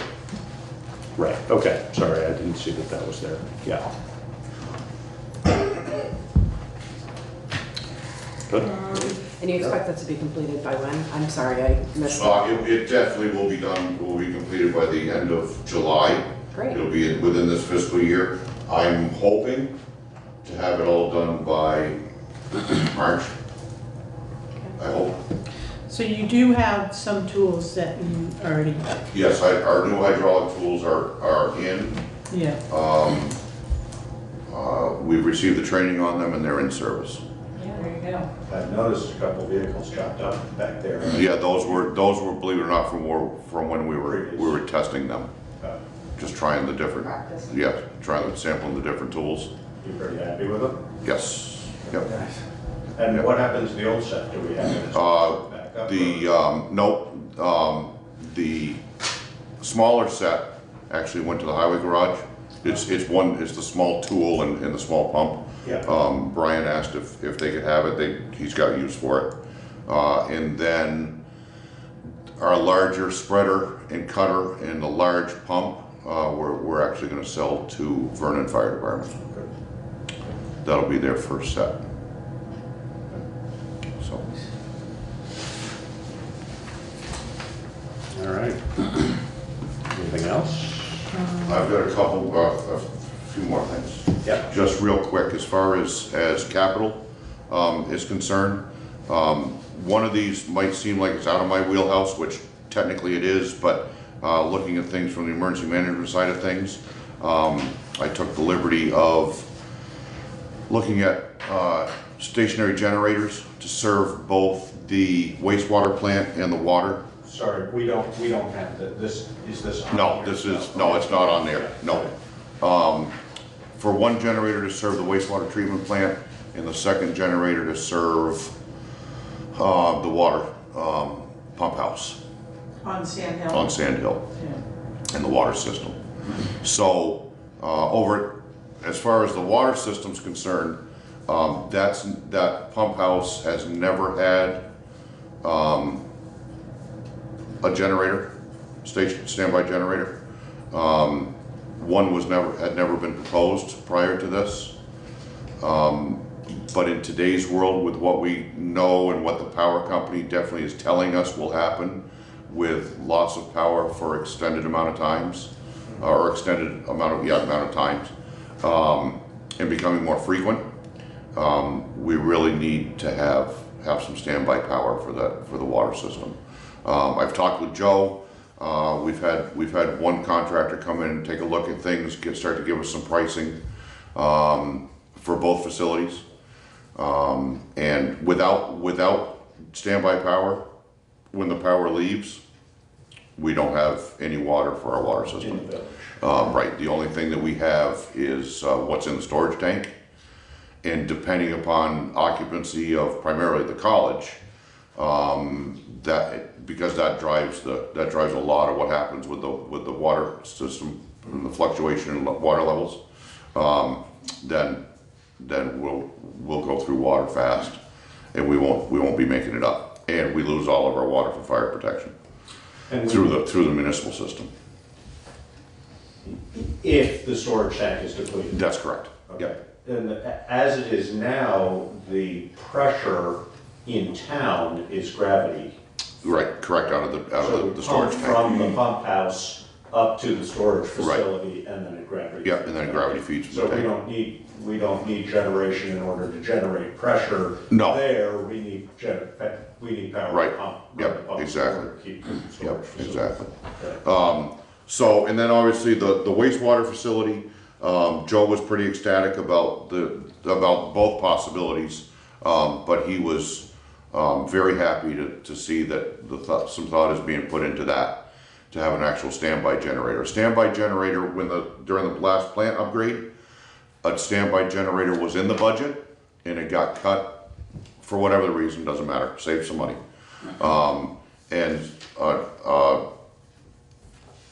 A plug-in, if you will, was installed with a panel to power a portion of the plant only after a generator is brought in. So they don't have one. They don't have one on site. It would have to be brought in if they could find one when they needed one. And the likelihood of that is pretty nil. if everybody's out. Exactly, right. And what So total for both locations, just barely over $60,000. Karen's got the actual numbers, but it's $60,060 for both facilities. How, just out of curiosity, kilowatt on those guys, do you know? No. Yes, yep, right there. The one for the wastewater plant is 48 kW, and the one for the water is 25 kW. Both of them are three-phase generators. Okay. Could there be grant funding for that? Not that I'm aware of, but we would certainly look into it. Yeah, that's a good idea, explore that. Yeah. Those are big generators. Yeah. All right. I would just recommend, unless this goes into our sewer and water budget, I would recommend that we explore, a system like that should have at least annual, if not more, maintenance. So we should just be aware of that as far as a budgetary item. What the maintenance costs of cycling those and doing them up, et cetera. And Those would be propane or diesel, you're thinking? Propane. Yeah. Yeah, for the propane ones, it's not. It's not that significant at all. But it has to be tested and it has to be run. Yeah, they're tested automatically. Right, yeah. And then it's just no different than a vehicle. Essentially, you're just changing the oil once a year and that's it, pretty much. I wish I only had to change the oil on my vehicle once a year. Any other questions on that? Okay. The second thing is I'm back this year after the last 2 years to talk about hopefully getting in the capital budget our funding for our exhaust evacuation system down at the firehouse. 2 years ago, it just wasn't the time, so to speak. Last year, we wanted to take a look to see if there was some grant money, if you recall. And I found out over the last year, there's no grant money available. I've talked with VLCT, I've talked with the government as far as the possibility of another AFG grant. If that had been a possibility, I would have applied for it this past year. The reality is that those options don't exist. Through an AFG grant, we missed their cutoff point by 1 year. Our building is 1 year too new, so there's no wiggle room with that. And what does AFG stand for? Assistance to Firefighters Grants, federal grants. And this is another thing that when the station was built in 2005, the cost for a system was included originally, and then that's one of the two bigger things, if you will, that got cut, just to save. So obviously it's necessary. We can prove things out if you folks at any time want to come down and take a look. We actually did in-house just our own little test. We took one of our bunker coats, washed it twice, it was perfectly clean. We left it intentionally on the apparatus floor for 4 months. And when we washed it after that, just to see what it actually would be collecting, I've got a sample of the water out of the first rinse cycle, and it'll turn your stomach. So when you look at it, all that was exposed to obviously was diesel exhaust, vehicle exhaust. So when we look at that and knowing that the existing system we have just doesn't work, we've tested that too many times with our CO meters, and just running anything in that building, even with the fans on, it doesn't purge anything. And what is the existing system? Just all it is manually operated fans, an intake fan on one wall, exhaust ports on the other, and it just doesn't work. So within all that, the anticipated cost would be $103,000. total. Within that, since we house one of the Vermont State Hazmat response trucks, I spoke with the hazmat chief and asked if the funding, if we did secure the funding, if they would be willing to pay for their drop, which would be about $13,000 to $14,000, because we've got a total of 8 drops. And they said, they haven't confirmed it yet, but he said we can absolutely work something out.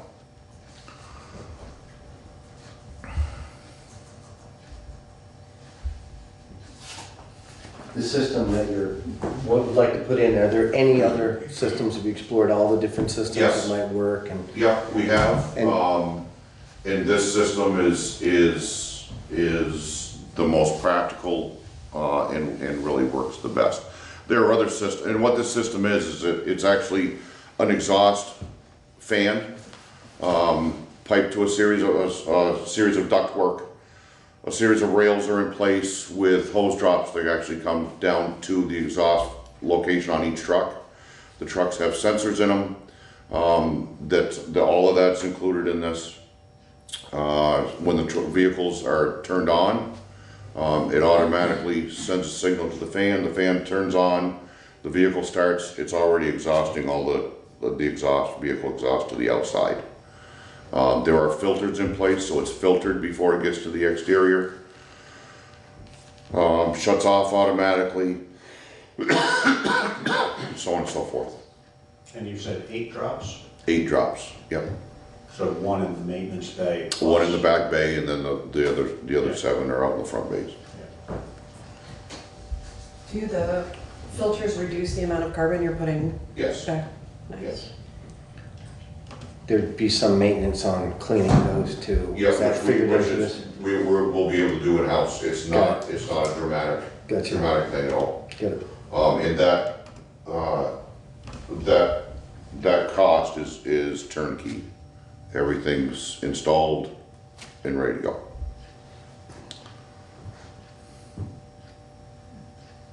Sounds good. So, what would that would go into the capital budget? Capital, Okay, yeah. so both of those items, or all 3 of those, the 2 generators and the exhaust system would all go into capital budget. Are we required by law to put in an exhaust system that keeps the air clean in that building? Do we need to do that, or are we just doing this because it's the right thing to do? Is there some code that we have to meet? Honestly, I can't answer that. Okay. As far as the fire prevention side of things, that side of things, no. At the end of the day, it's just the right thing to do. I hear you. I'd love one in my shop. I mean, if we take a look at the example that in the test internally that we did, if you will, that bunker coat, that's what all of our guys are wearing every day. So if they're already taking gear out of their lockers that's contaminated, that's not doing anybody any good. In their masks. Yeah, that's not doing anybody any good. Plus, at the end of the day, the place is filthy. So. Alright. The reason I asked was if we had to do that, if there was some code and we had to do it, I just want to make sure the system that you're proposing actually meets the standards of that code, but I didn't know. So that's what I was asking. And it would. Right. It would. It's based on this is all NFPA compliant. Got it. So. Okay. And just one other thing. One more. One more. and this is a concept that all of us at the department are just wanting you to look at. Back 6 months ago-ish, a group of us started to put together, in anticipation of the Engine 1's replacement in 4 years, we put together a group of folks who started to put together specs for a new engine. Because there are gonna be some changes in the way we do things and how the trucks need to function. So they started to put the specs together. Within that process, naturally, you have some conversations with different dealers, apparatus dealers. And what we started to recognize right off the bat was the cost of a new truck is going to be much greater than this town has ever seen. It's greater than anybody's ever seen, no matter where you are. But in this town, certainly, historically, we've been looking anywhere at financing $230,000 to $280,000. At this point, with firm specs in place, the only direction we could go is on the decreasing side of things. With firm specs in place, we're looking at a cost to be $655,000. And that's for a truck today. And that's not, other than some tweaking for your usage, it's not really a dramatically, I mean, it's not twice as fancy a truck. No. It's just, no, again, historically. It's essentially replacement cost for what you need. Right. Again, historically, Putney's trucks have always been utilitarian. Right. They're not showpieces. And this would be the case. That would be Absolutely, the case with this. absolutely correct. There's no, this is no frills at all. So what's driving the cost? Especially when, again, we're historically we're in the 230 to 280 range.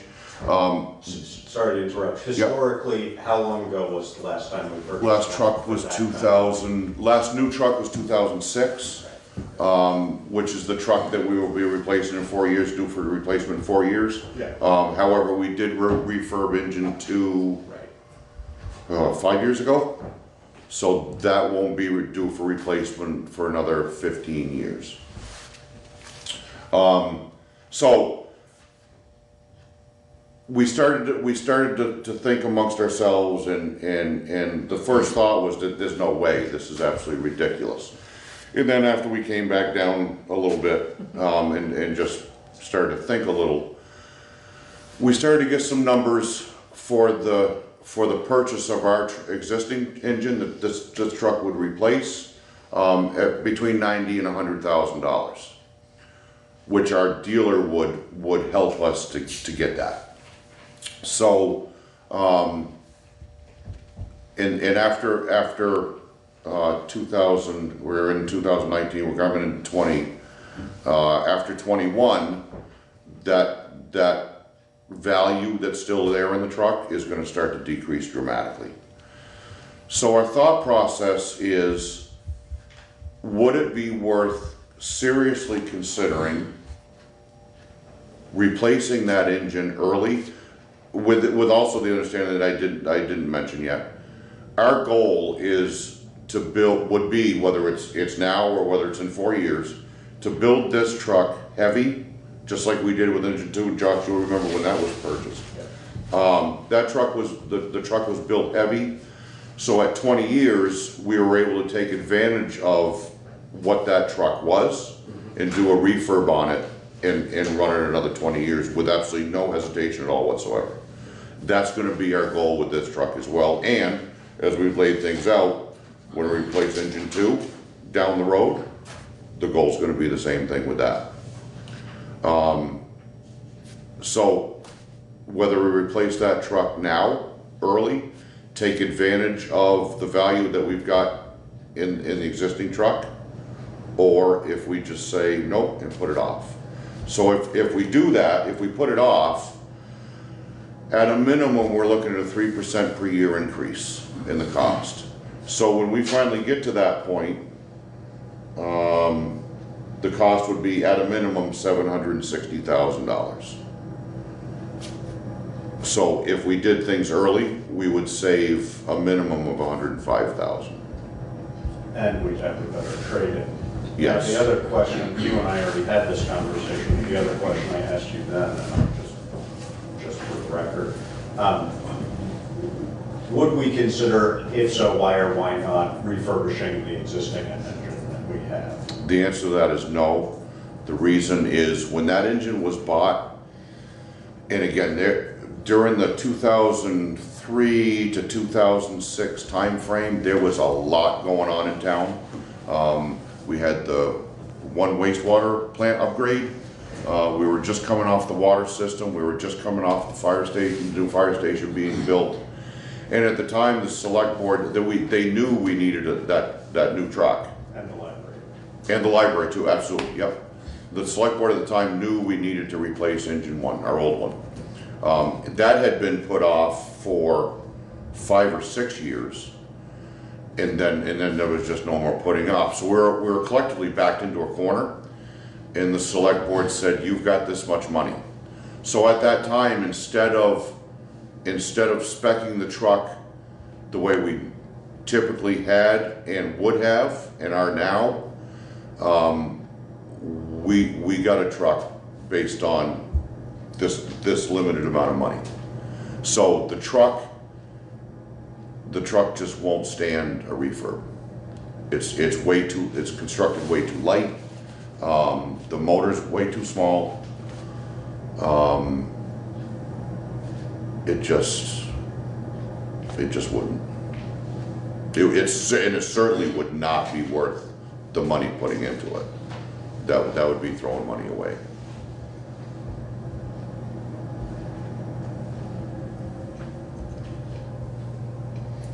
So we've made the last payment on that engine, correct?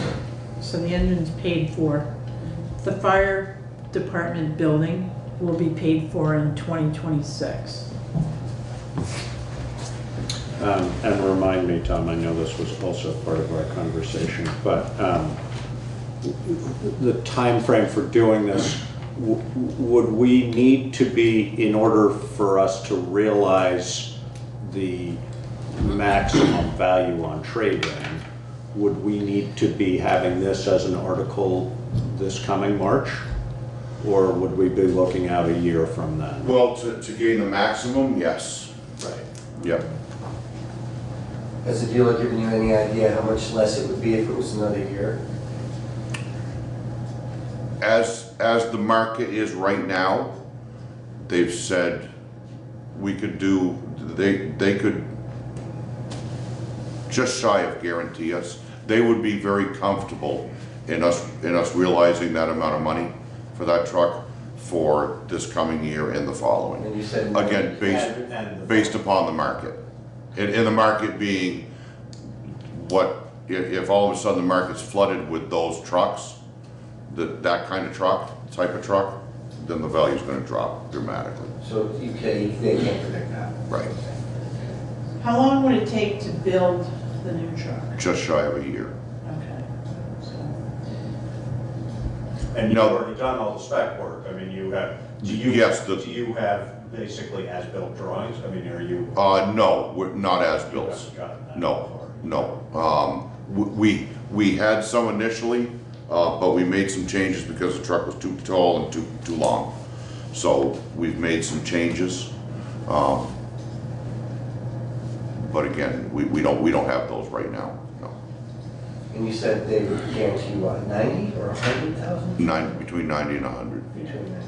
I want to shy away from using the word guarantee. Sure. That was what they were very comfortable with. Based on the current market. Yeah, exactly. And so the what did you say, 655. And so that would be the 100 off of exactly. That. So we would actually, in theory, be financing 555 instead of 7. Instead of yeah. Okay. Now that 655, again, everything will go out to bid. Should the time come, everything goes out. We'll go out to bid, and we may find something different. But dealing with E1, who has been our primary dealer since '92. That 655 includes an incentive, a purchase incentive from E1. Because we're an all E1 department, we get a several tens of thousands of dollars incentive taken off. Where that wouldn't come into play anywhere else. So again, even if we, and certainly wide open for discussion, but if we said, well, let's put it off a year, again, that's going to be a minimum of 3% increase at a minimum. To the 655 Right. and the loss to the trade-in, Yeah, depending on what the market's doing. Right. Right, and that And 3%, certainly I mean, as we move out beyond 2021, then we're talking potentially getting $50,000 for the truck. Right. And the cost having gone up even more, so. Right, and that 3%, I mean, I was sort of having a hard time getting from what you said of getting from 650 to 760 if it were, but That's 3% of exactly, Right. 3% of 650 is, 19,500 Yeah, or so- whatever it is. And then we pay an additional 3% on that 19,500 that following year. So it- I started to say, what's driving the cost of these? Jumps up. And what we're being told by the 3 vendor reps that we've spoken with is the tariffs. And that's it. Now, and I can't, and I've said to them point blank, is that for real? Or is that because you can? And they said it's for real. So we've got it. Exactly. And you look at a truck, personally, I don't think there's an engine on the planet that's worth $655,000. But it is what it is. That's where things are at now. And then we pose the question to each of the reps. Once the tariffs are done and things return to some sort of normalcy, you don't have to worry about those tariffs anymore. Your costs are going to come down, right? Absolutely not. So it's where we're at. And again, I've had this talk with Karen as we were going through this. At some point, there's got to be a ceiling, but it doesn't seem as though we're anywhere close to reaching it yet. I mean, the price of these things is just going crazy.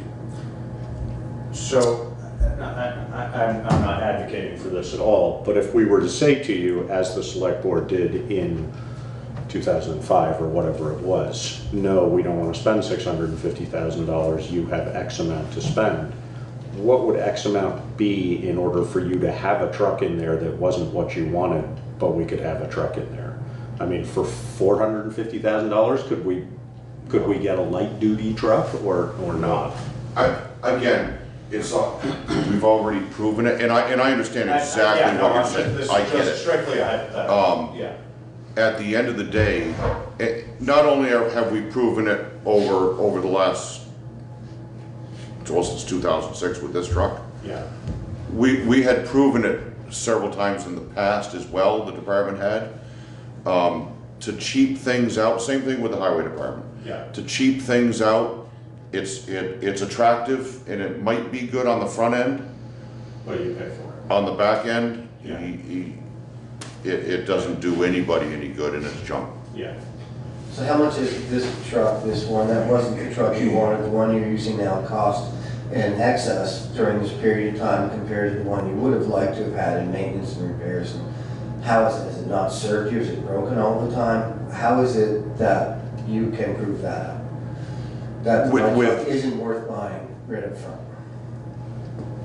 To cheap it out? Yeah, you're saying that Yep. you have proven over time that Yep, doing that isn't. because everything Explain that. is light. The chassis is light, the transmission's light, the motor's light. So it breaks, it doesn't work. We, knock on wood, we haven't had any significant problems. We have had some electrical problems that are at this point fixed. We've had some air problems. We had one transmission problem that is fixed and seems to be all right at this point. At the end of the day, it's just a matter of time before the next little thing. So, and granted, all vehicles have problems, especially whether it's a dump truck There's or. anybody in this room that gets Right, that. exactly. Right. But, so you're saying that really it's not cost effective because it's not worth anything now, and it would be worth a lot more now had you built it right.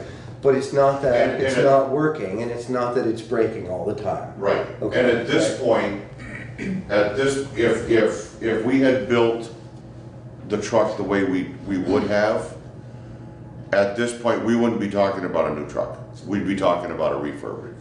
And how much would a refurb be? I have no idea. What If we were to, well, engine, when we refurbed engine 2, that was 130. Okay, so. And we did that in 2015, is that right? It was 5 years ago. And that was in 1992, that's a 1992. Yep. So we got 20 plus years out of it. And refurbed it, and it's still going fine. Another 20 out. Got it. Yep.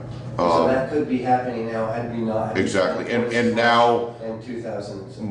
My best educated guess would be if we were to refurb, well, in 4 years, we'd be doing a refurb for 200, 210. Okay.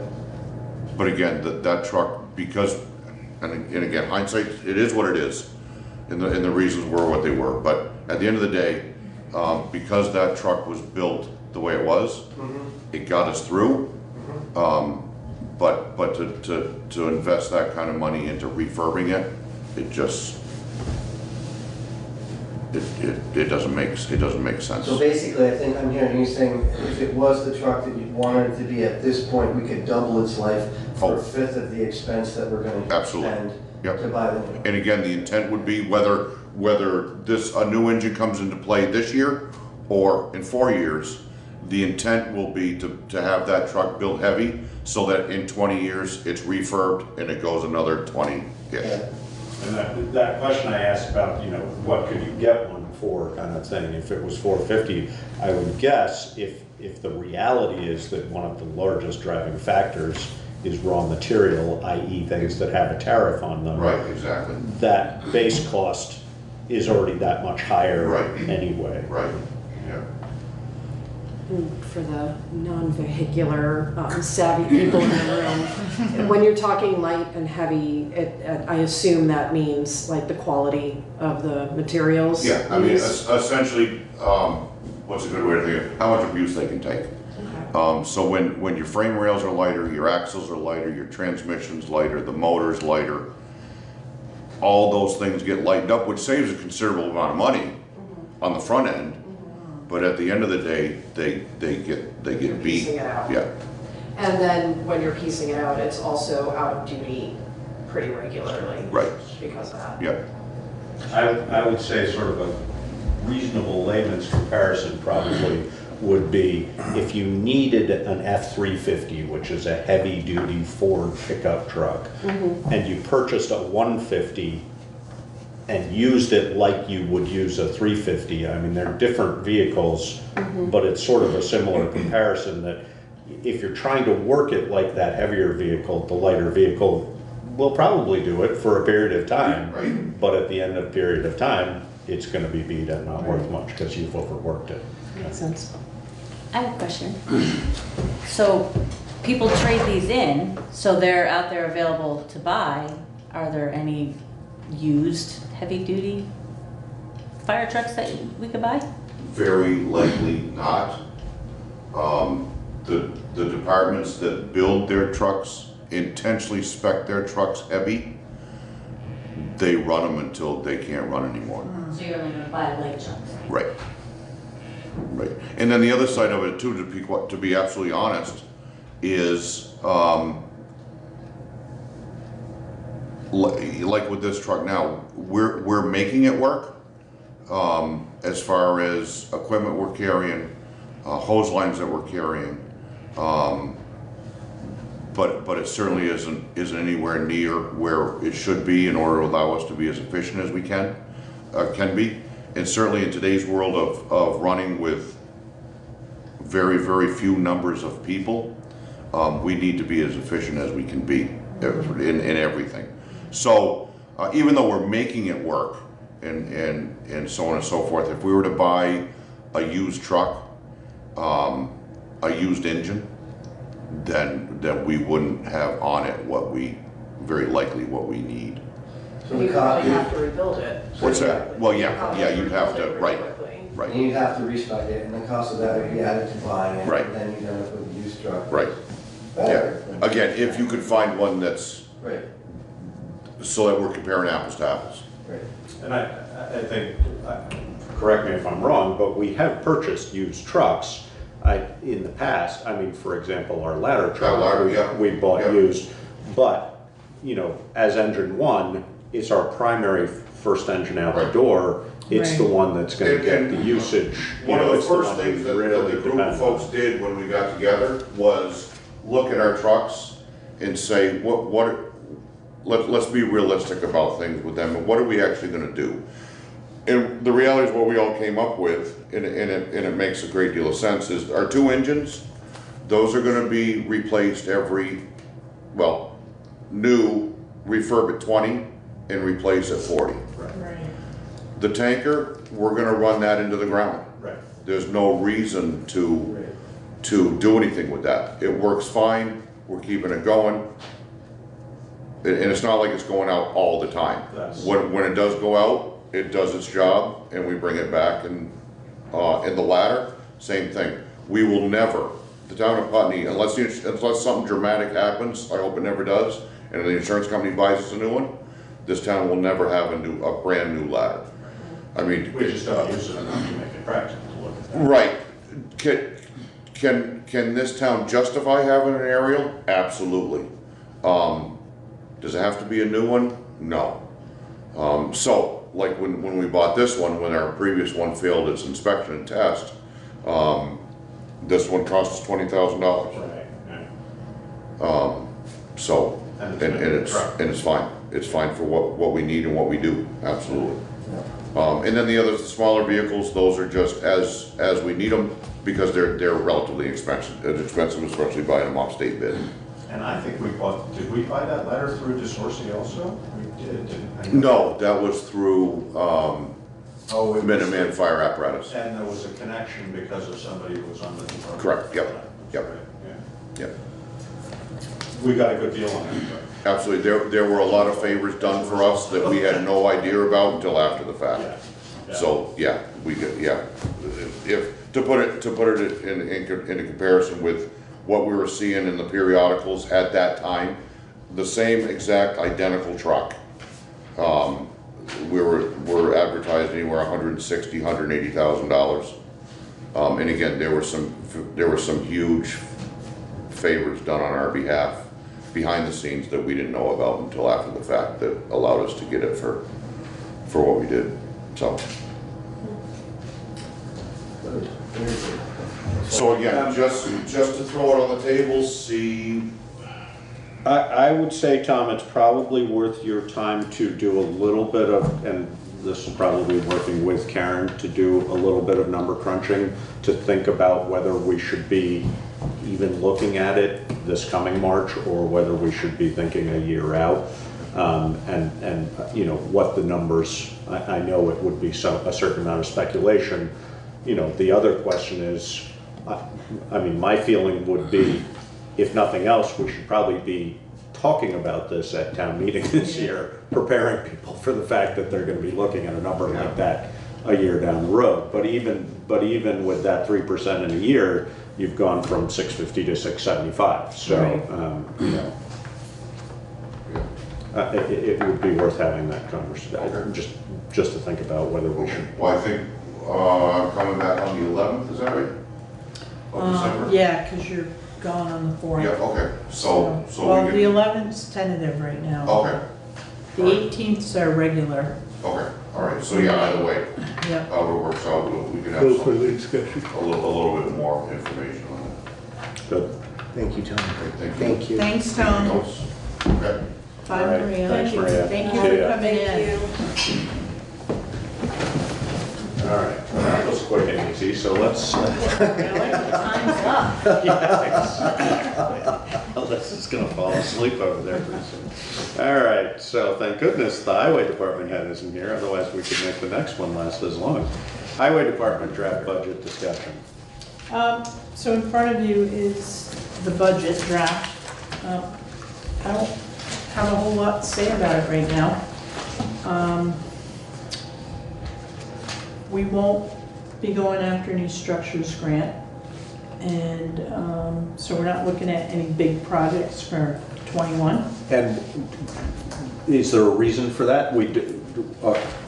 Is that because of a cycle, or? No, well, it is. sometimes. Paving, I know it's a cycle. Right. Yeah, So we're not going after a paving grant either. right. But we did put 100,000 into the budget. For paving. Yes. But we're not going for state money. Small. Yeah. Small projects. Yeah.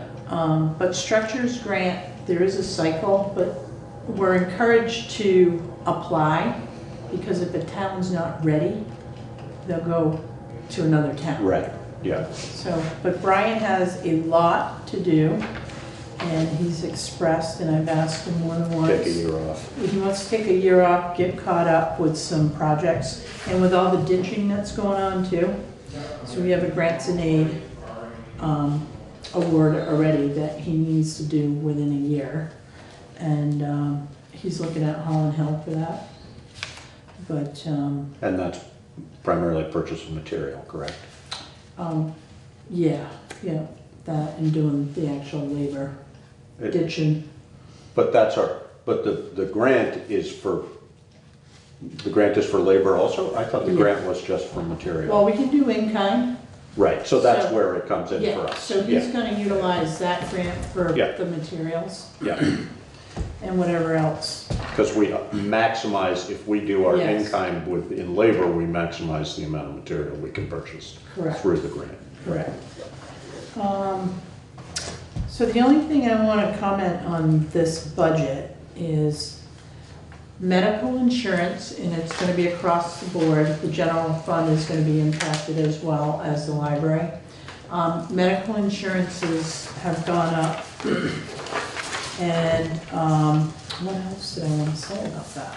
And the reason that's in here and not in the fire department budget is because we're highway in general and the fire department falls in the general. Right. So medical insurance gone up, wages, or we're looking at wages because of the $15 an hour that will be probably in place by 2024. Also, I want to look at other towns and see what their highway department is actually making hourly. Yeah. So equipment operators are, especially like a grader operator, so they're not at $19 an hour, they're a bit higher. So I think it's worth doing some research and coming back to the board with a proposal for the highway department. And I think what's gonna save that budget is we're carrying an extra guy. We've been carrying a person for 2 years in the budget at $15 an hour plus full benefits for a family plan. That number is $58,000 for medical. No, for salary and medical. For that additional And person. for that additional person that we've been carrying for 2 years. And he hasn't got. That person who we don't have. Correct. The empty spot we have. Correct. So I had a discussion with Brian and I said, let's look at this differently. We'll reevaluate his guys now, try to readjust, and if we can utilize that $58,000, and I don't see us using all of that. To get the Certainly guys, not in a first year. to get this department in line with other smaller towns. Yeah. So I will come back to the board with those numbers. And not that this would be the criteria that we base it on, but are we hearing dissatisfaction with the No. salaries we're paying? Yeah. No, we're not. Right. But if they're approached by another town. Right, and they're paying $2 or And- $3 more an And, hour. and we Yeah. got somebody that's running a loader and a Right. backhoe and Right. driving a Yeah. dump truck. They all Yeah. have CDL licenses, Yeah. so any of them can go anywhere. Yeah. And so I think we need to be fair. And VLCT does this compensation report with, with the towns that participate. So I will be looking at that. Has Brian said why he hasn't hired another person, he hasn't found anyone he liked, or is he, I mean, we talked about him trying to get another person to try to take some of the pressure off of him and Yeah. all of that, and I was wondering, I haven't talked to him. We had 3 applicants and they didn't fit what he was looking for. Just 3. Yep. And that was after posting it. Yes, Yeah. yeah, we put it in the paper and, what he does though, in the wintertime, he hires 2 part-time people to plow. And one has a CDL, the other one doesn't, which means he would be in the sidewalk tractor or the one-ton. Right. And that's been working. I know Lenny will be going out in February for a little bit. Brian's hoping it's only a week, but it could be a little more than that. So we'll see what happens. Well, the reason I was asking is if you use this money to realign stuff and then we have to get another person, then that will affect the budget. It may not, because if I do it appropriately, we may be able to carry a little bit Okay. of reserve, but I basically told Brian, I said, we're not gonna carry that guy if we're not gonna hire somebody. It doesn't make sense. Right. Right, no, I mean, if we had to look to find that money, if just the right person came along, that would be a different scenario. Right. But to have that line item and not use it. Yeah, that's been the last 2 years, Yeah. so, we'll try something different, and I told him, I said, if you hire somebody and we're short that year in the budget, we can justify it. Okay. So, Great. I also want to add that I think that trying to hire people through the paper, I think that I'm not at all surprised you only got 3. It wasn't just through the paper, but, Right. I mean, you posted on the Muni site, et cetera, I would assume. it was on, our Sure. website, and, I think I put it on iPutney too, I can't remember, but Brian does a lot of, talking, so he knows people. And, the one person he did want actually was a mechanic, but he ended up taking the job over in New Hampshire, Yeah. so. It's a really competitive market out there right now. It is, yeah. And I know we opened our shelter 2 weeks late because it was hard to find staff. Yeah. And I would encourage that we diversify the way we look for staff when we're looking, because that's not how people are looking for jobs anymore. So it's. I know, and I remember your comment, and I did take that into consideration, so I think the next time we'll, take all approaches, all avenues, and. Yeah, I think you'll find you have a higher success rate Yeah. of at least getting applicants. Or I at least don't know if applicants, you'll get, right, if you'll get exactly. the right applicant, but I Yeah. think you'll have a higher success rate of Right. pulling people in. Discussing Yeah. everybody who's trying to find someone to Yeah. work, Yeah. basically. Yeah. Just any field. Yeah. Find anybody who's good. Yeah, and highway department too is a little different, because you like to have them either in town Uh-huh. or close. Or reasonably close. Yes. Or willing to move if they're, Right, if they're right. not. So those are the things with the, And so, you may have said this and I missed it, but is there any reason we feel less urgency about having another person? Or it's just the reality that we're accepting the fact that we're not gonna find that person? Right. Or that we haven't yet found that person? we I haven't mean, yet found, I guess, based on what Laura's saying, should we keep that money in the budget for the moment and look further? And again, as Laura accurately pointed out, we'd probably get more applicants. Would we actually get somebody? Who knows? Right. But, is there a reason we're deciding we don't need that person? I think eventually we're gonna need. I mean, we've That needed person. that person for a We have. while Yes. in reality. Yes, yep. Let me look at the budget and I'll talk to Brian and we'll see what. And it might be worth taking, and I don't, other than sort of the obvious big name ones, which are a much broader net, I don't know what other methods people are using around here, but would it be worth advertising one more time, seeing whether we find somebody, and if we don't, then decide whether we want to take that number off the table? And, you know, I would leave this is that not, this is up to Brian. you and Brian, Yeah. really. I mean, Yeah, I it's would not, leave that it's up to not. Brian at yeah. this point, Yeah, because he's already talked to Pat and Andrew. about this winter. Yes. Yeah, okay. But that only puts us through this winter, and that's already in last year's budget, so when we're looking a year out, Yeah. I think it would be worth, I mean, that's, Yeah. not that Brian's not aware of that, but it might be worth reminding him that, Mhm. you know, really, we're not talking about urgency right now, we're Right. talking about a year from now, is Yeah. it gonna be that much or more urgent? I don't Yeah. know. So I'll be looking at that with him. Let's see, what else do I want to mention with this? Minimum wage increase. Yeah, so the minimum wage increase as of January 1st is going to be what, 10.96? 10.96. Yeah. So I expect that we're going to be seeing that every year till we get to 2024, where it'll be 15. 15. Okay. I mean, in the highway department, that's not really applicable, is that correct? We're above that. But, well, except it would be, anybody we were bringing in would have to be starting. Well, see, this We'd is have to the be new prepared for person. that. Right. They're in the budget at $15 an hour. So we have one person not at $15 an hour Right, now. yeah.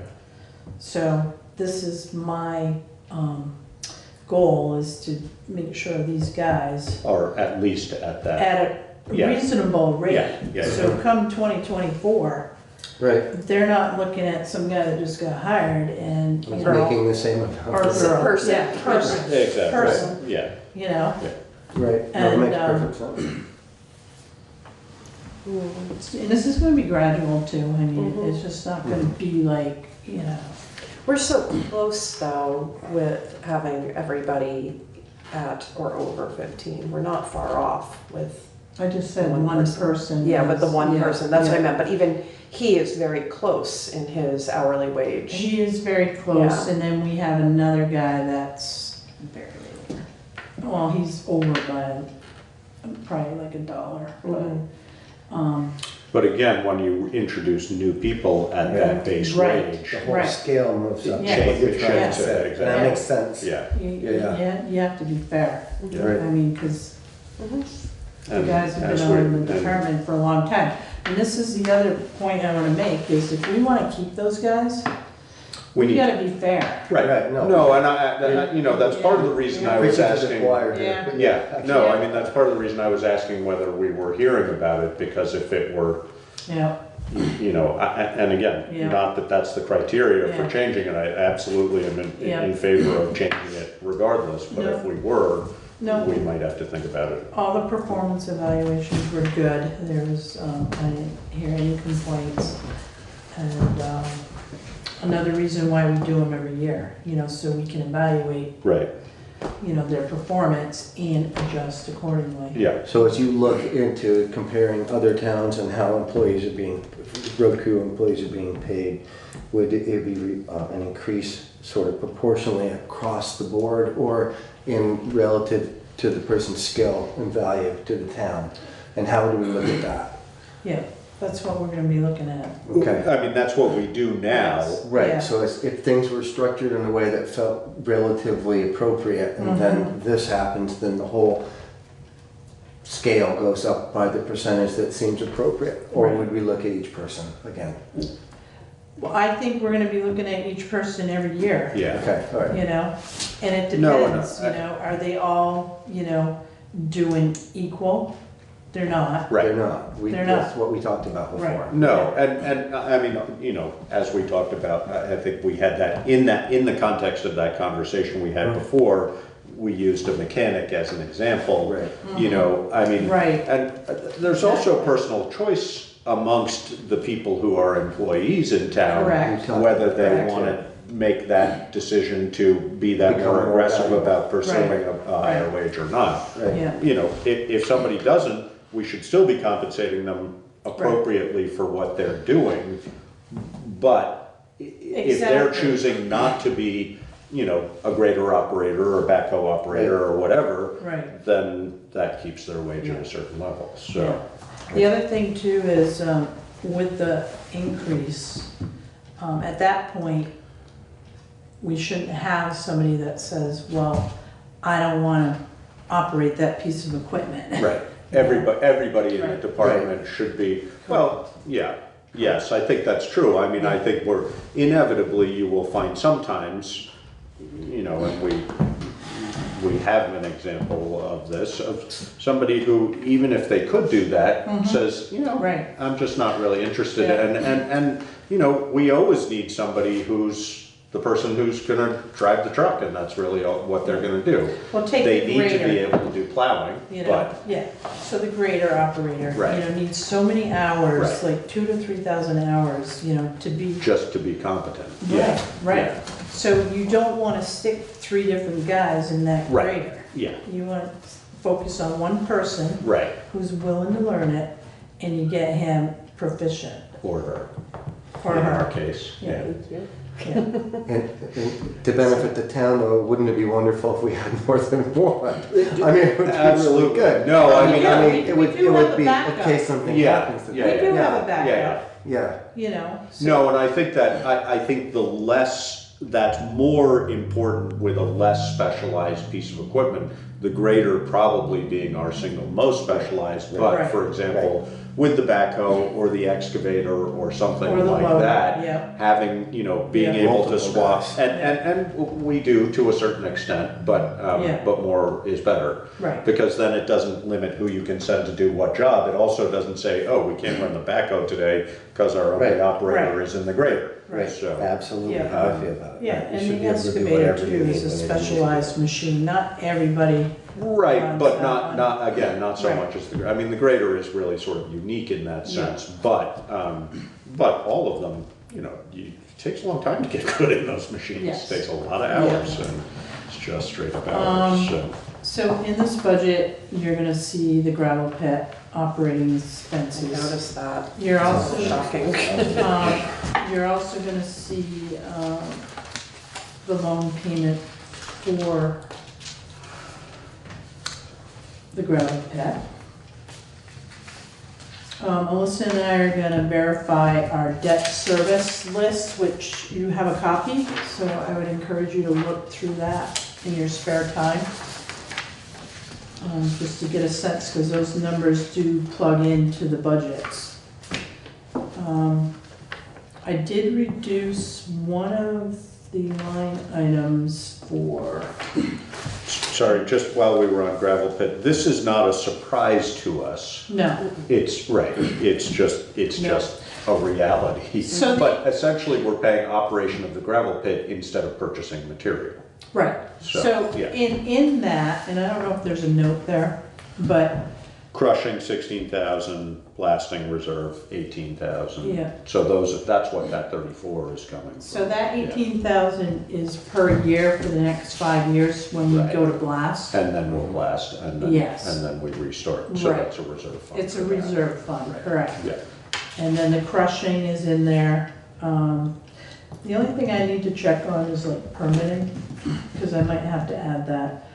But, general, where is it? I have a hard time reading these sometimes. Highway general maintenance, that's not it. So I took 25,000 out of the maintenance line item budget and put it into the gravel pit operating budget.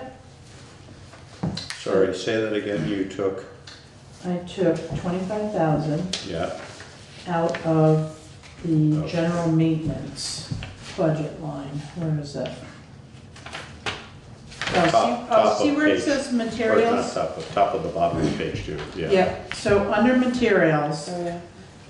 I took, well, actually 24,000, and I put it into the gravel pit operating expense, okay? So that would have been the gravel, Josh, that we would have been buying. Materials there, right, exactly. Yes. Yeah, Yeah. okay, So I just kind of moved numbers around a little bit, yeah. okay? Made it look a little bit better. So overall, I didn't think it was too bad right now. So if you look at the total expenditures and your total revenue, that line item matches right now. And if you compare it to fiscal year 2020, it's lower.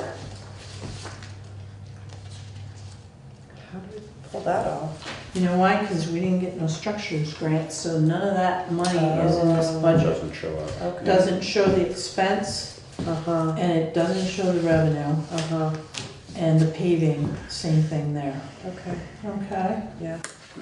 And when I said this number was shocking, it was just going from the 0 to the 40,000. Yeah. You know, that's, Right. but it was totally expected. Right. Yes, Yeah, yeah. it No, was I- totally expected, yeah. but still, looking at those Yeah. 0, 0, 0, 0, 40,000. You know?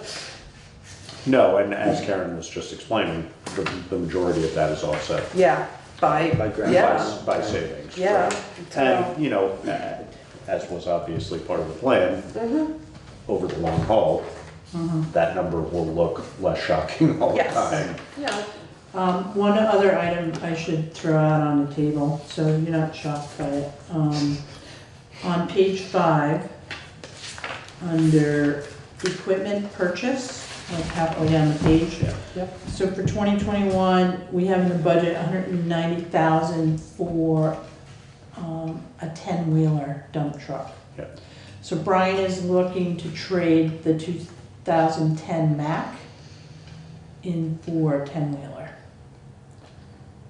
And the 2010 Mac is not a 10-wheeler, it's a 6, is that right? No. I think it's yeah, I don't No. think it is a 10, because we just bought the 10-wheeler, Right. 2 years ago. Yeah.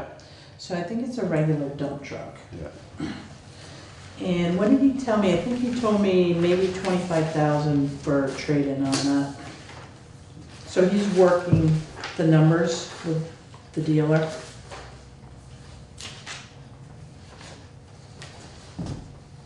Did I put that note in there too? Beer room was shut down. Oh, yeah, I didn't put, okay. What's that? They're trading in beer crates right now.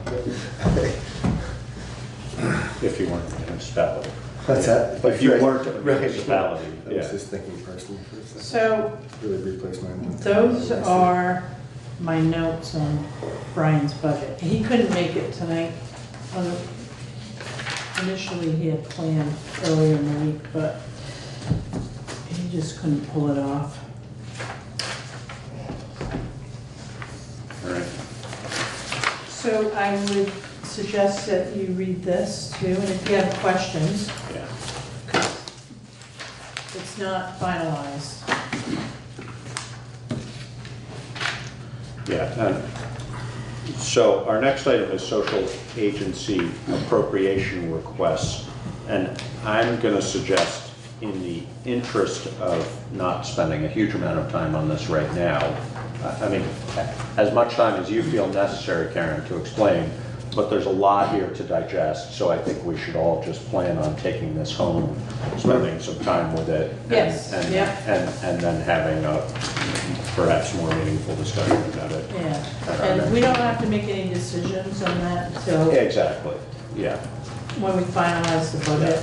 No, I do think, you know, as we've already talked about, we're gonna have to look at this in Yeah. relationship, particularly Yeah. in relation to Putney Community Cares. But, you know, I have feelers out there on MuniNet, Yeah. so I'm waiting for responses. On what? MuniNet, What's that? UVM, they have this MuniNet site, and you go on there and you can get into certain, like I'm on town managers list, and there, people join the group, and then you can ask questions, and you get all kinds of responses, and From there's different- like zoning, and there's town clerk stuff. Yeah, It's like a chat group for. exactly, Yeah. that's exactly. check it out, because Yeah. there's others. Comes like- over email though, not like a chat. Right. Net. Yep, That's- UVM has it. Do you have to have access? You create your own account. Do you? Yep, but they have all kinds of groups, it's not just municipal. Cool. Yeah, so you might find it. Yeah, Casey has some free time. yeah, not right now, but. That's what I was saying also as far as advertising. That's not technically through MuniNet, but there's a municipal advertising site that we advertise when we have openings. VLCT, we can advertise. That's through VLCT, Yeah, okay. but you know, that stuff comes, well, they use their website to advertise, but the brochure that we get every month, it's Right. too late. Right. That comes way too late. Yeah. So, Okay, yeah, just essentially review we'll that. table discussion about Yep. this until our next meeting. We have time. Taylor Road property value, fair market value. You asked the lister to come up with a fair market value on that property. And so in your packet is a lister's card and the statute for conveyance of town-owned property. And just to let you know, so this lister card is brand new. The land value on it now, because it was in the system incorrectly, is $53,800. The lister's card I had, and when I spoke to this gentleman, was $17,300. That's a significant increase. Bought the adjacent property, which is more acreage for. $16,500. Right. We Well, can't. that was last year? It was just this year. Just this year. But that was a private sale. Right. So Just trying to everything's put it out in the window. You perspective, can't right. even compare that to anything else. I was only thinking about his desire to continue to purchase this property at this value now. No. How much, no, just saying, how much he wouldn't, saying how he bought the property next door for 16. But this was mistaken. So, right, you said Jordy has redone this and came up with a value of, 53,000. No, he redid the 17 and came up with Yes. this. oh, I was confused when but fair market, okay, so fair market though is not this. No. Right, Thank you. okay. Okay, That's so I'm what, trying to that's get the piece I was missing, Right, yeah. So the assessed value is higher than fair market value per Jordy, okay? So his recommendation is $10,000 per acre. So if the town offered that piece for $20,000, that would be a good starting place. Or 23,000. Yeah, 10,000 per acre would put it a little over 20,000. He said starting at 20,000 is fair. Okay. And we had talked at one point about how much we hadn't collected in taxes. Right. For the years that we've had. Yep, so it was $5,500, but I was basing that on the 17,300 number, Got it. okay? Okay. Plus it was almost 7,500 just in the tax collector's deed. Right. So Jordy did say if we sold this property at 20,000, or in that range, within 2 years, we would make up the difference. Because it would be on the tax rolls, Right. period. Which is Right. a good thing. And So, but this would be well, no, this would not be the assessed value if it were included in the other 5-acre parcel. And part of the reason that this assessed value is what it is because it, it was incorrect in the system. well, right, but it also includes, it's a house site. Right. So, I mean, we see right here. Correct. The homestead Yes. value is the 53,800. Yeah, That's because because it's greater than 2 acres, so anything that's 2 acres counts as a house site and has a base value. Our land grade is 0.8, so that shifts that down, because our base value for a 2-acre parcel, I wanna say is 65-ish, 64, something like that, so. yeah, Jordy, he's not confident on those numbers, because he uses some. But that's essentially after, Some schedule for the there. 2014 reappraisal. Yeah. That's essentially what we came out at, was roughly 65,000 is it's not quite 65, but it's right in that range, any parcel in the town of Putney that has a buildable site Right. has a value of roughly 60,000 because that's what that's what the base house site value is for a buildable site in Putney.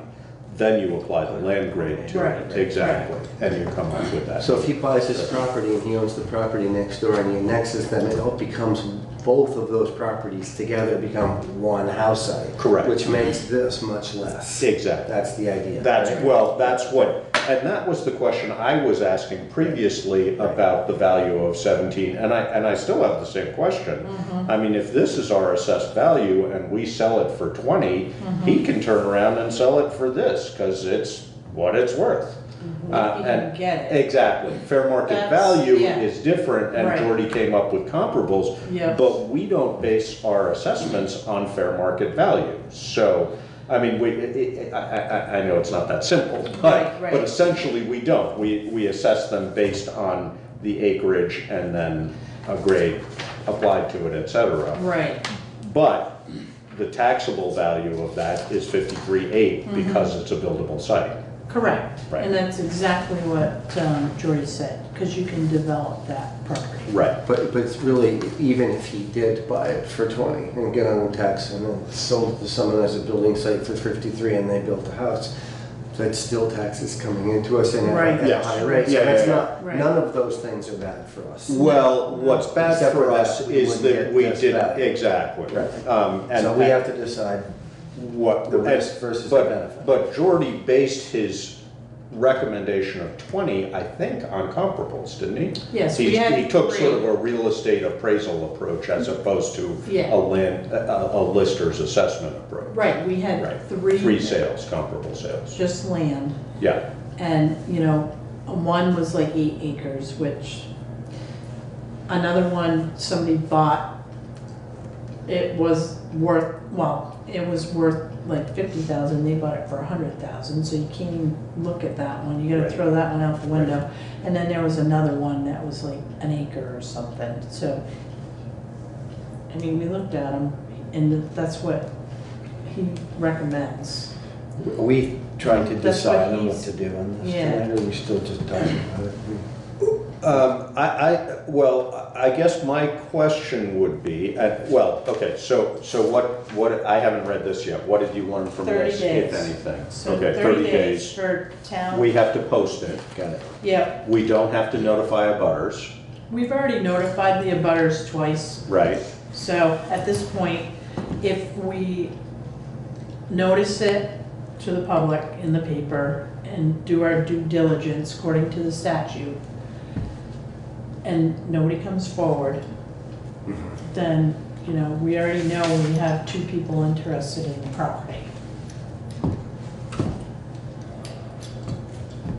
So the only question I have, and this does not address this, and I don't know whether it would be addressed. We have a fiduciary duty to the taxpayers to realize essentially as much income as we reasonably can from this. But we can't, at the same time, we don't want to overdo it.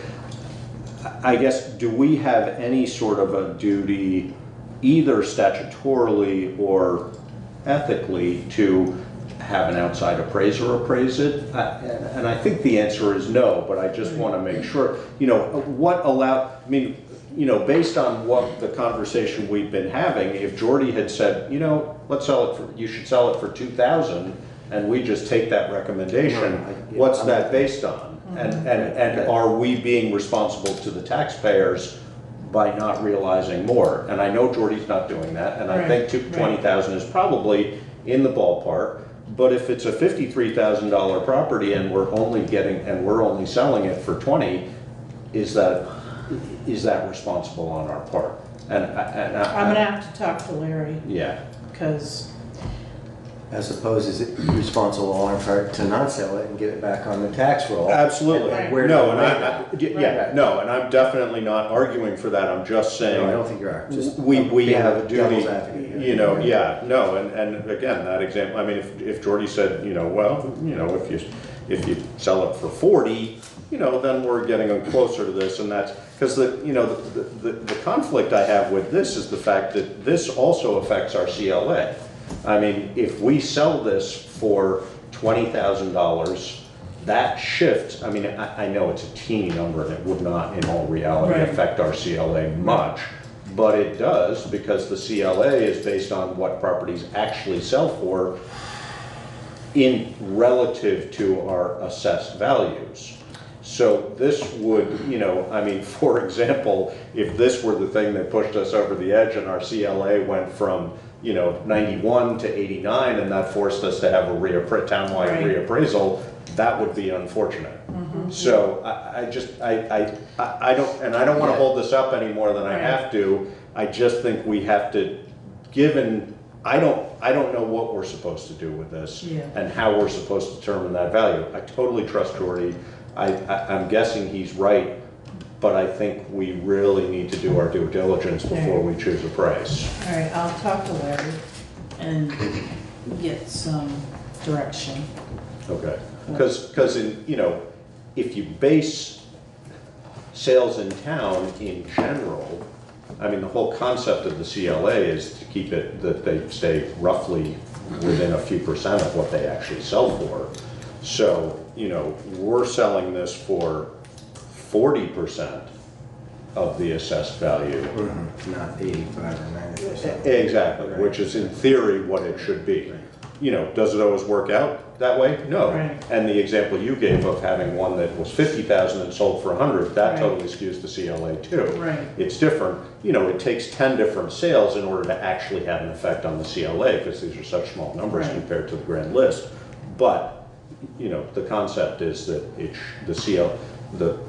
the asking price and the assessed value should be relatively close. May not apply in this situation at all, but I think we need to know. All right, I will talk to Larry. Thank you. And if you guys, either of you disagree with that, please feel free to. I don't know enough to know what to do with this. I have a lot of questions, the same what you're saying. All right. All right, so then we go to the town manager's report. All right, so I touched base on the general fund draft budget should be available on December 4th. In that, I already spoke about medical insurance wages and minimum wage increases. Cost of living rate and the consumer index rate at this moment is 1.6%. So I expect that might change, but in the salaries right now, I have 3%. So that I may change that. Because at 1.6 right now for cost of living, a 3%, that's pretty generous. And we can choose to do that, and at times in the past we have, primarily because of the discussion we were having earlier about wages not being competitive, essentially. So, that's one way to ease that in that direction. The other time when we have done it is when the cost of living, 2008, 2009, the cost of living increase was like 0.7% or something, because that's just the way the market determined it, and we said, even in the worst of times, that's not appropriate for us to give that small a cost of living adjustment. So we can determine that, but this is a good guideline for us. The other thing too is if we realign salaries, hourly salaries, the cost of living raise would not be on top of that. Okay? And that was reflected essentially, a different set of circumstances, but in what Tom said too. The cost of living was in addition to that. In addition to the salary adjustment. The other thing is, I think we could feel more comfortable about using essentially, we usually listen to the state cost of living adjustment and, base it roughly on that. If our wages were good and competitive, then sticking closer to that is sort of more logical because we're not doing something that we're not doing otherwise. Let me just check one thing. Yes, so the consumer price index is at 1.8%. 1.8? Yep. So, Last year it was 1.5? 2.8. 2.8? Yep. I don't know, that's very low. Yeah, it was 2.8 last year. That's a big difference though. Yeah, it is. Let's see what else. I'll wait for Josh to come. I just wanted to share that with you. In your packet is Wyndham County Sheriff's proposal for FY21. And it's only going up $700. That's amazing considering what we've seen over the past couple of years. Yeah, but you have their letter. And what percentage does that reflect? Just out of interest, not, boy. No big percentage, is it? No. What, No, less than a percent. Yeah. Tenth of a percent. Well. So it must have yeah. stabilized some. I think that reflects, I mean, what, Yeah. what we saw a few years ago Right. was a huge jump in that because they hadn't adjusted it for so long. And they lost, there was grant funding involved that was lost. Well, that was, yes, Yeah. that was sort of different for the, that was a separate part of it, but they, essentially they were charging 60,000 and realized whatever it was 3 years ago, that they needed to be charging closer to 80,000, Right. so they adjusted that. And then, I mean, just as we were just talking about with our own wages, if their base number is closer than the annual adjustment, Right. it doesn't need to be as much, so. Right. So 1920 in the budget for sheriff was 70,000. And then Wait, say 2021, that again? What? 70,000 For 2020? For 1920. 1920. Oh, 1920, Yeah. sorry, yeah. And then 2021, it went up to 81,300. That was, so that, which was in that last Yeah. year's budget, right. So, and it looks like 17, 18, it was 70,000 as well. So it looks like 2 years in a row, it level funded. And then. But it had, and the year previous to that, yeah, which you're right, there was grant funding, but the number, that didn't reflect that because it had passed, I don't think. But it was more like 58 or 59. And then they went to 70, and now they went to 80 2 years later. And now, my understanding is that 82 is much closer to what it actually cost them to do this. Right. So Sheriff Anderson will be at the next select board meeting on the 4th to speak to the board. Has he come any further along with the animal control? He's going to talk to you about that. Exciting. So I've had a conversation with him. He's spoken to Westminster, and we're going to get together. Good. But they have to figure out a budget. So that budget needs to be, that's why I let him know that we're doing budget talks now. So I don't know if it can be done for 21. Yeah. But he's going to talk to us about that. The conversation's happening. Yeah. It's been happening for a long time, Right. and we've never, unfortunately, I mean, it sort of revolves. They get excited about it. I mean, I don't want to jinx it at all. Oh, this has been a cycle that I haven't seen? Oh, absolutely. Yeah. No, every let's hope. 3 or 4 years. So municipalities might Maybe have we'll do to it. fund Yeah. a portion of it. I think they would have to. Right, Yeah. and if it's gonna be worth it for us, then, and I am going to that December 4th ordinance ticket workshop Okay. in Montpelier. Okay. So that's select board then, so. Are you gonna be back in time? No, I'm gonna have Alyssa start the meeting without me. You woke her up. Wait, what? No, I should be back. Okay. But if you're not, don't worry. No, I'm not gonna worry about it, because the we- front end is, Exactly. We can. it's gonna be simple.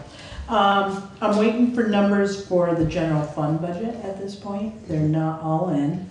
Like the county tax assessment, Wyndham Solid Waste, and BLCT passive. workers' comp. So by December 4th, we should be ready to go.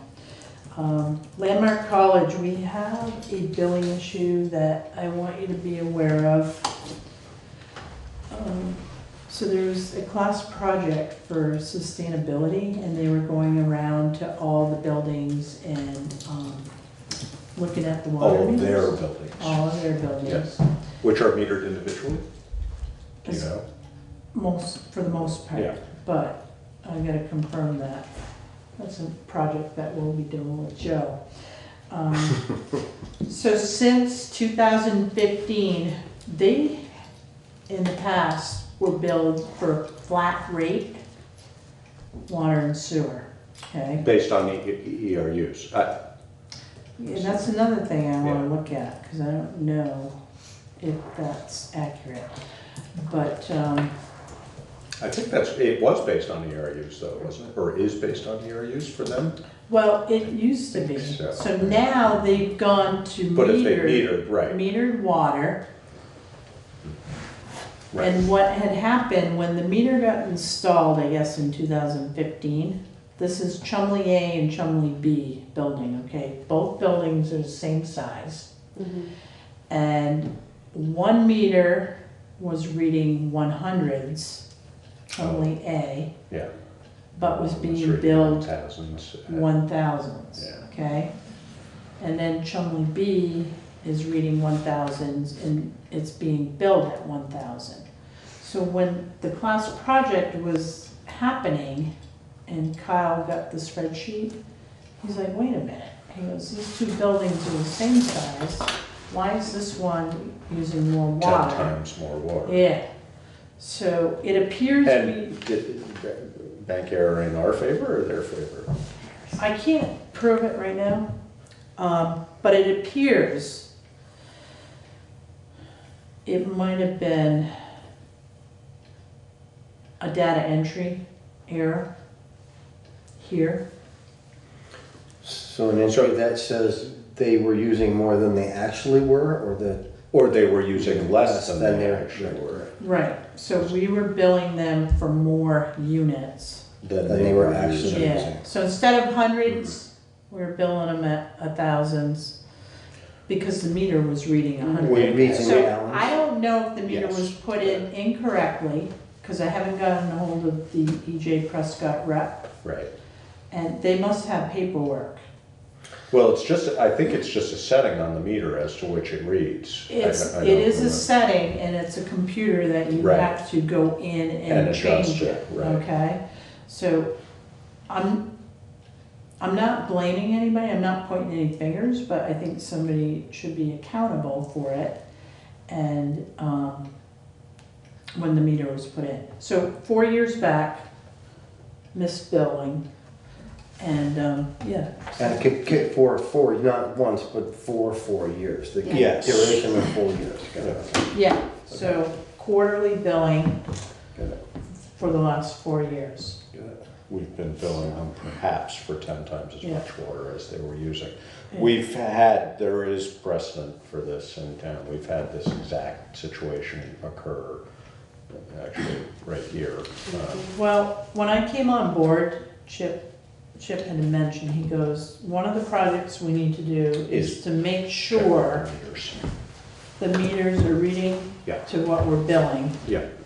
And, so we need to verify that, and it is a project that we're gonna get started, because Alyssa and I spoke about it, and I'm gonna bring Kim into that project.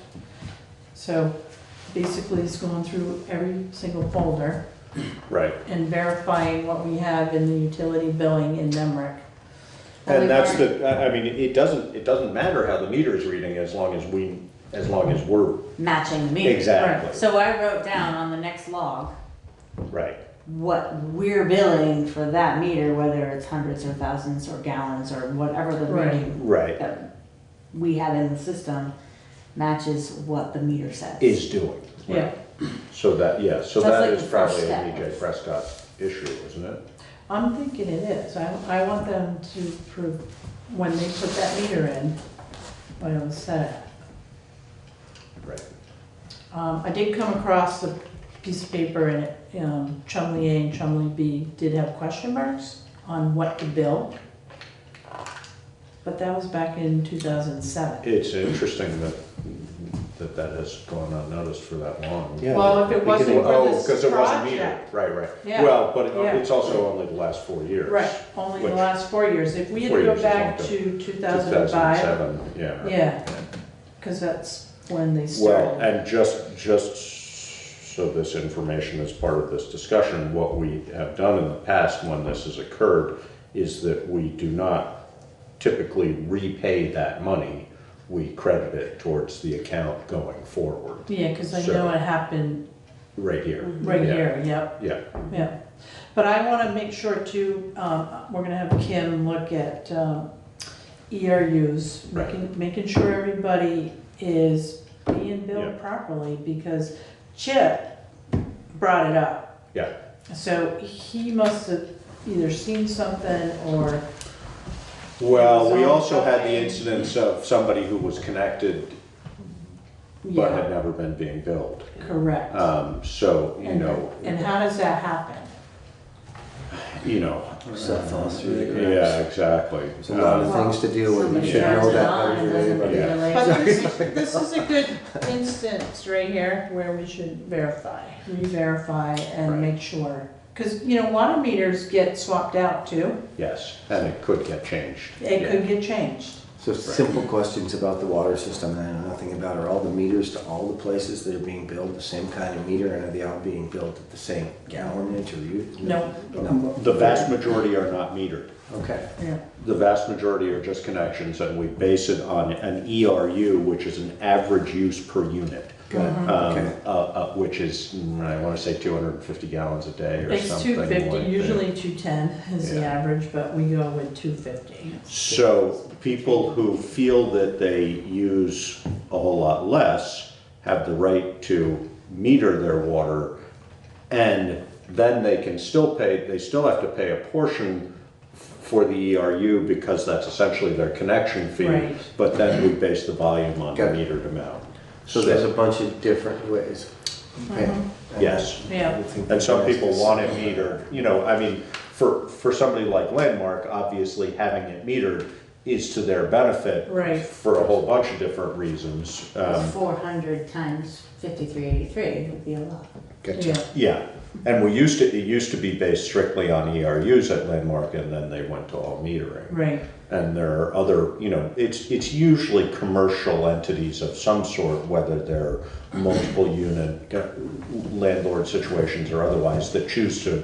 So they can control. That choose to meter. Monitoring control too, but yeah. Well, and at least they're informed. Right. I mean, if they're getting billed 5 ERUs, which would say they're using 1,250 gallons a day, and they're only using 400 gallons a day, they can then come to us and Sure. say, we have metered it, and we're only using this much. But we still have to cover the cost of the system, even if they're using a lesser amount. Right. So there's then a formula for that. Right, and then it can increase the user's fees too. So, Right. on that note though, Josh, because I do have 2 commercial buildings in town, and they want to go from flat rate. What's the difference between flat rate and metered rates for like sewer? Other than it's going to be less expensive, and what is the process? For sewer? Mhm. we meter for sewer? No, we can't meter for sewer. So you can meter your incoming, but you can't base your sewage on that because people can be, because you don't know that they're not necessarily piping something in from elsewhere, so. People Yeah. have their sewage Yeah. metered, Yeah. like the Putney Inn. Right. Putney in, yeah, Yeah. yes. So it's water out and that's what's being metered, okay? So instead of a flat rate, they can appeal according Right, to exactly. the policy Yes. to have a metered rate for the Yes. sewer. Yeah. So instead of paying $164 and change times 5 ERUs, if Right. it's metered, They can choose, and a good example of that, we don't have one, I don't the think. co-op. But Well, the co-op, yeah, but essentially water in would be water out for the co-op, Right. for the most part. Right. You know, if you were Rod Payne Meyer, and you have water in, and he doesn't have sewer, so this is, I'm just picking a business, Yeah. which would be landscaping. Exactly, you're doing a lot of watering, so, you know, your water in, if you were metering them both, they'd be very different. Right. So you shouldn't have to pay for sewage based on a water meter in. That, for most places, that's the only way we can do it, unless they put in a system, as the Putney Inn did, to Right. meter their outgoing. Right. Because that difference can be huge, Mhm. depending on the nature of the business. Right, okay, so I was on the right track then, because I have 2 places in town that I've asked them, they need to appeal to you to change from a flat rate to a metered rate. Because they have meters in place for their sewage. Or they're going to put it in. Okay, or they're gonna put it in. Yeah, they have water meter, right? Right, co-op, Yeah. they're gonna co-op. Yeah. Yeah, right. So they want to do the metered rate because they already have a meter on their water. Yes. Right, so again, the co-op would be a good example of a Right. business that, for the most part, water in is gonna be water out. Right. They don't So- have a, like, water garden or do any of that Right, crazy right. stuff, so, yeah. Yep. Right. All right, so they need to send a letter of appeal to you, and then And then we can have change it. discussion based on Okay. that, yes. And just for clarity, Sure. it's the same meter that's used. It's 1 meter for water in, and we apply that to? No, that's what I'm saying. I mean, the Okay. Putney Inn, for example, actually meters their water out. Okay. The co-op could choose to do that because they have a, you know, basically a closed system, and they could choose to do that, and there might be a large discrepancy between water in and water out. In their situation, I wouldn't necessarily recommend that because water in and water out should be pretty darn close. I was under the assumption from Joe that Putney Inn, because they don't have. They don't have They don't water have in, right. Right, they don't have our town water, they have a well. Exactly. That it's their, There's a meter. there's a meter on their well. Yes. Oh, So okay. any water in is Yes. assumed as water going out. Okay, so Right. they don't actually meter their sewage going out. Okay. Right. So it is 1 meter, depending on circumstances? Yes, yeah, not, I was thinking they were water out, but you're right, that's an oddball situation. Could meter sewer, anyway. I don't think anybody does. You meter the water though. Right. Because usually the sewer is just going out anyway, and that's water Exactly, pushing it water out. in, water Yeah, out. right, right. So 1 meter. That tells you the water that's coming in, right. and you And that calculate determines the the water amount of out water. based Right. on that. Exactly. So its usage is what they're being metered instead of a flat rate at $164. And But it may where, not be exactly, like, not to be gross, but bodily fluids add to Yes. sewage, Mhm. and that's not Yeah. necessarily water It's a different in. rate though than the water rate. So the Right. metered water rate is different than now when you're talking about sewer, it's a higher rate. Okay. Yeah, right, but the volume is gonna be relatively close. No, but that's exactly the point I'm Yeah. trying to make, is that Yeah. depending on the nature of the business Yeah. and the co-op, you know, yes, you're right, bodily fluid would be additional because people are coming in and using the facilities. At the same time, there's people coming in and drinking tap water, et cetera, you know, reasonable. Yada, yada. And there are we've had, somebody talked about this, I think it was SOS talking to us about this when we were originally figuring it out. And they sort of pointed out, and I don't remember the obvious examples, but there are clear examples of businesses that have a whole lot more coming in than going out, and/or have a whole lot less coming in than they have going out because they're adding, so. And didn't we use the cleanery as an example because they're Yes, we Yeah. because they meter and they're paying much Yes. less than the co-op is, and so they. In Right. sewer. Right. Mm-hmm. So, yes, I mean, essentially if we are not required to do that, I don't believe, I mean, we are not, I can't remember how it reads in the policy, but yes, essentially they appeal to us and we decide Yeah. whether it's a logical argument. Yeah. And- based on that argument. It's several $100s that they're gonna save. Yes. several hundred. Okay. Because they're paying strictly for both incoming and outgoing. They're paying ERUs, flat rate ERUs. Yes, correct. Right. And I assume that businesses and that aren't already metered have to cover the cost of installing a meter if they, Yes. okay, Yep. when they switch. Yeah. So I just wanted to bring that up because I'm going to direct them to make an appeal to the board, Right. the water sewer commissioners. Yes. And come in front of you and request it. Yeah. Okay.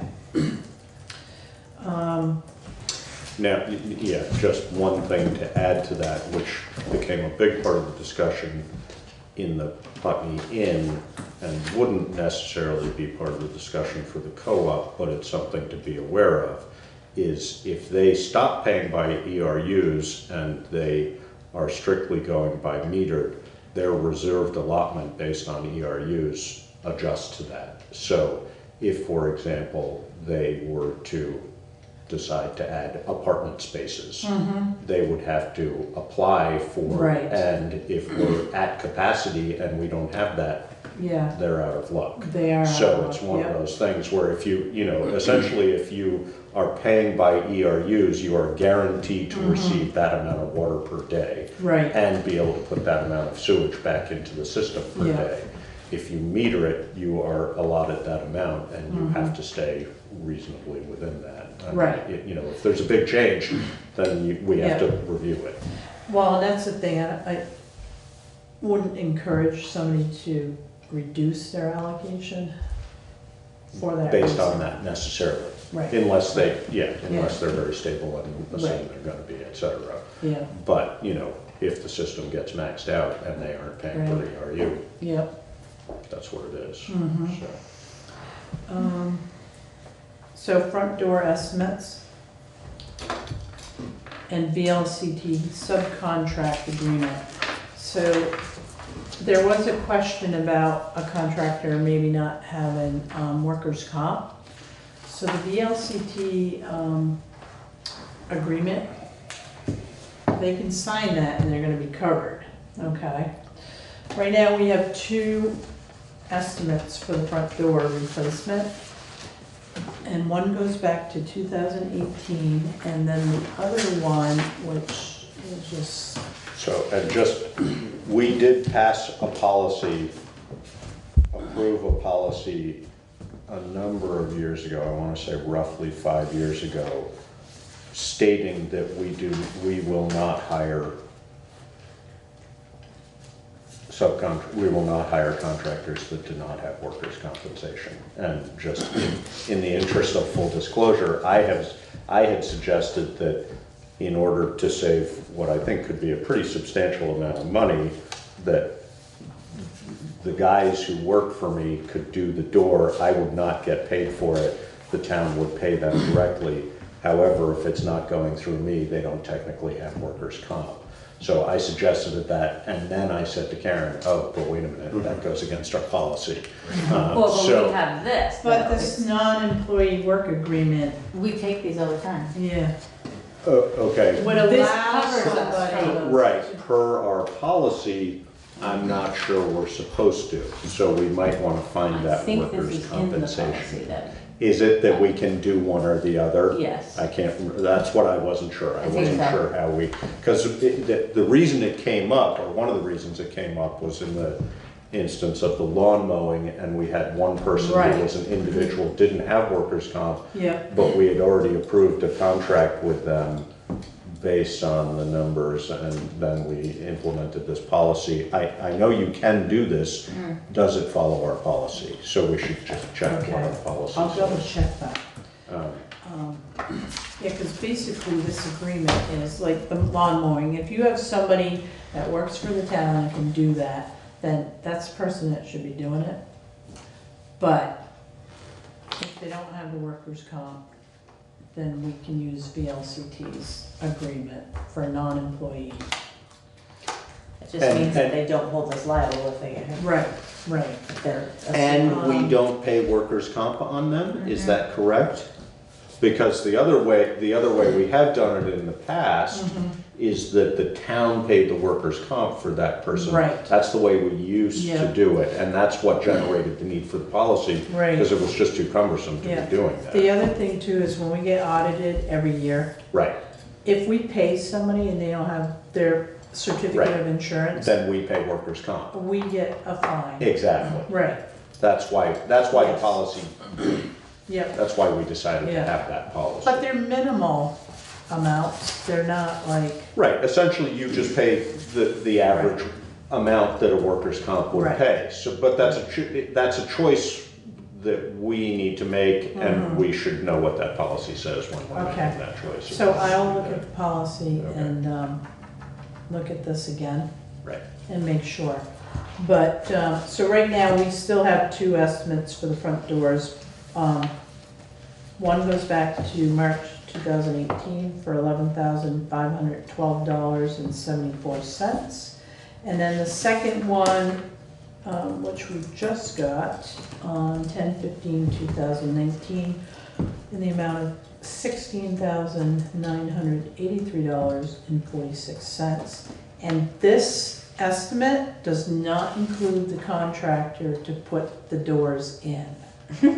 That's just fabrication of the doors themselves. Correct. That doesn't include windows though, is that correct or not? That was, Like the side Just gates? doors only, exactly, because. No lights. right, Well, no, I mean, what we talked, the first one was Cole Streeter and what Cole was proposing to do appropriately was to replace the door units with a unit and replace the windows also with Is units. this who did the general stores doors? No, well, I don't know. General stores doors when, recently? What, built the doors? No, those were built, those were donated. That was Abijah built those doors and donated them to the general store. We should talk to Elijah. He's not doing it anymore. Well, that's too bad. You sure? He couldn't convince him? doesn't even have a shop anymore. Oh, I'm sure we could find him one. But this is sort of a special set of he's proposing replacing, which is what we asked him to give us a bid on, was to replace the doors and replace the windows with new window units. And that's the bid for that. right. In thinking that through further and doing some exploration, my recommendation is, and we could revisit this with Cole if we chose to, would be that all we really need, we don't need to put a whole new unit in there. We need to put 2 new doors, just the doors themselves. Some people aren't going to be interested in doing that because that's not sort of mostly how doors come these days. And I don't think we need to replace the windows. I think we need to put storms on the windows. I mean, we have storms, or we have plexiglass on them now, but we should get some storms fabricated and apply them. Yeah. So, to do all that, and I don't have an estimate in front of you to do that. I know, I looked it up when Karen and I were talking about it. I priced the 2 doors themselves, and they were $1,050 a piece. So that was $2,100 for purchase of the 2 doors. The windows, then you're looking at a couple guys, a couple days to put them in, kind of thing. And then a couple, maybe an additional day to put in storm windows and whatever the cost of the storm windows would be. So it's going to be significantly less money. It's a different job than we proposed, and if we want to, I'd be more than happy to have Cole come and give us another bid. I don't know whether he's available, I don't know whether he wants to do it, so on and so forth, or put it out to other people for bid. The other bid that we have is custom fabrication of a new unit for those, but not installation. So apples and oranges. Exactly, there's no apples and apples in any So we do need a couple more estimates, just to get a handle on this, so we can move forward. So I think But it's getting cold. Yeah. Yeah. I mean, the other thing to do is, and I don't want there to be any conflict of interest at all. If I were to order the doors, I wouldn't charge anything for them. The guys would come and do it. They bill per hour. You know, I mean, we could come up with a reasonable, but if that feels inappropriate to anybody, I don't even want to touch it with a 10-foot pole. If it's going to cut the cost of doing it in half, is it worth doing? It doesn't seem inappropriate to me in any way. Save the town money, get the job done now. But yeah. The doors are not secure the way they are right now. Right. So. And we can reuse all the you know, the two big criteria are that we maintain the 36-inch opening on each door, because that's ADA compliant. We have to remain ADA compliant, which is part of what makes this more expensive, because if you're putting in a whole unit, you have to make the opening a little bit bigger in order to fit that in. The other thing is that we can reuse the hardware that's there because it's ADA. It's good quality. Yeah, it's still working too. So, yeah. But I don't want to, you know, complicate things. Is there any historic value to these? No, these are not the original doors. The original doors were, as it is now, there's a window above the doors. That's historic? No, well, the original doors, there was not a window above. They were 8-foot tall doors. They were huge. I believe they were almost 9 feet. They were big doors. And they opened, you know, we don't want to go back to doing it. And it was even colder. Yeah, exactly. And it took two men and a boy to open them. And they would only open 9 months a year. Yeah. But no, and actually, in the interest of knowing that, we also, these are probably 1950s, roughly. We had Lisa Papazian look at the historical aspect, and what we decided about that, excuse me, as it is now, and this is typical of that era, the panels on the bottom go horizontal. The original doors had vertical panels, and we would go back to having 2 lights, i.e. 2 windows above 2 panels on each of the doors, which would be closer to what the historic was, but they're not. But we don't want 9-foot tall doors. Yeah, exactly. But those are, you know. My vote is those are, do it and get it done and do it as cheap as possible. That's how I feel about it. And I have no feelings about that. I have no problem. I definitely don't want to spend a huge amount on doors, considering we're talking about really expensive fire trucks and the highway department needing another truck, and so if we can get it done. Of course, there are different categories of expensive. Yes, there's different categories of expensive, but weighing every dollar, I feel like if we can minimize. Yes. So I would say, and again, I would You're not. on camera now. I no, and I would say I just wouldn't charge. I would just, if the town would pay for it directly. It can run through my account, so it gets the discount, so on and so forth. But we need to check that policy. So what I would suggest is, if Karen finds that it's appropriate for us to hire those guys and it adheres to our policy, then we should go ahead and get the doors ordered and get things rolling. And I can, you know, before we actually do that, I can tell you pretty accurately what it would actually cost, but it's gonna be half of the existing lowest bid, probably somewhere in there. Yeah, something on paper would be appropriate. I've asked him, but Just tell me what day you're gonna come install, so everyone else knows. It's very important. Wide open. You only have one female right now complaining. Now, if you get another one or two. Who? She's the complainant? Oh, Kim is too. Oh, is she? She says she has to buy sweaters for her sweaters. It is cold in here. Yeah. So. Well, you turn the heat up and it gets super hot. Yeah. But then it does this. cools right down, and then it like heats right up and it cools By right down. 2 o'clock in the afternoon, it's like, where's the heat? What happened to the heat? Well, some of those days, you know, we've had some cold days, and unfortunately, the doors are only going to help so much with that. The reality is, a large part of that problem is just the lack of insulation. In front of you, and you can review on your own time, is a draft personnel policy. We can talk more about it in another meeting. Great. There might be some slight changes to it, but I'll keep you posted if. We had a personnel, excuse me, we already had a personnel policy. This is a revamping of our Oh, this existing is vers- like almost a total revamp Okay. because The other one there, was 3 pages. The other one was 3 pages a long. little outdated. yeah, there okay. was, there's a lot of regulations, I'm sure. labor Yeah, laws yeah, that yeah. we didn't have in the old ones. Yeah, You know, like Family Medical Leave Act Right. and all that stuff. yeah. So I think it went from like, what, Like 5 pages? 3 to 5 pages. 25? Can I make a recommendation? This should be something to go through equity and inclusion.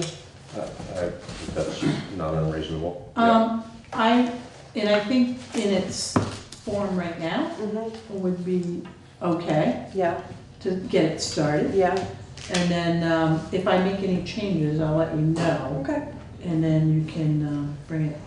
okay. Side note on that though, is that we are trying to get it like approved before the first of the year, right? Before the first of the year? Yeah. Okay, they meet again To coincide the with- first Thursday of December, so. So just have to be, I mean, Although the board has already agreed to go bi-weekly. Okay, so we don't really need it. So to go weekly. we're, What? no, we're being paid weekly right now. We're gonna go bi-weekly. Oh, I see. Yeah. Oh, I see what So- you're talking about paying. Yeah, yeah. Right. Yeah, And we talked about that. that's one of the reasons you're Because thinking. it's in Right. here and it wasn't before. Right. Yeah, no, so Yeah. we don't, but that doesn't need to be in the policy. I mean, it needs, It will we be in need the to make that policy. decision, exactly. Yeah, it will be in the policy, Yeah, but we had the conversation about going bi-weekly because it was gonna be less expensive outsourcing right, yeah, yeah. for payroll. Do you have a PDF of that? I can make a PDF, it's Or- in Word right now. Okay. Yeah, it's I'll in the email board, it to yeah. you, okay? Great. And I would just, not that you already, or aren't already aware of that, but the vast majority of this, or, well, I don't know about the vast majority, but a large portion of it is probably statutory. Yeah. So, you know, It is now because Alyssa did a lot of work. right, that's what I'm Yeah. saying, on Yeah, a revamp one. It's reference, you know. Right, Yeah. so, but, you know, if equity and inclusion wants to make any recommendations for Right, changes, right. it would obviously have to fall within statutory Yes, requirements, so yeah. I'm Yeah. just, Something they touched on at their first meeting was that if there was something that was statutory that they felt was egregious in any way, then maybe they would pass that on to us and ask that it was passed on to the state as well. that's fine, yeah. No, and the other thing that came to my attention about the meeting was that there was some discussion of what the circumstances would be that that committee would go into executive session. And I just, if it wasn't made clear in that meeting, It was. they will never go into Yeah, executive it session. was. Mhm. Okay, so, there's no reason, nobody other than the quasi-judicial boards of the town Yeah, by statute can go into. Jonathan's executive doing a really good Good job job of of, keeping- yes, good. of Good. helping folks understand. session. Yeah, no, and I think that, you know, it's a perfectly reasonable question, especially sort of in that setting, but it's just sort of straight up, no, that will not ever happen, so. Okay, so where are we? Vacation. Jonathan handed me this, Vacation. I know. You're there. Jonathan handed me this, Oh, the results Oh, I was gonna of bring that up, I'm glad that came up. the voting, so you can take a look at that. He said 195 people from Putney voted. yep, that's Mm-hmm. actually a respectable number. Yeah, yeah. There's only 26 that voted on the actual budget, so that We were taking bets 195 on how is many good. people it would be interesting. Yeah. So he's sharing that with the board. And then I just want to reel off some vacations that are coming up here. So we are closed on November 28th and 29th. And then I will be taking vacation from the 25th through the 27th, with the 28th and 29th off. Brian? November? Yes. So the whole Yeah. Thanksgiving. That whole week will week, be- yep. Brian and Jason will both be out from November 22nd through the 27th, with the 28th and the 29th off, depending on weather. 22nd through 27th? Okay. Yeah, which is Friday. Friday through the Yep. Okay, so it's not, yeah. Lenny will be in charge when Brian and Jason are on vacation.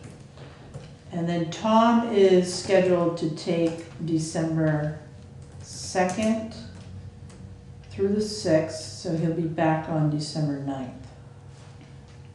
Good.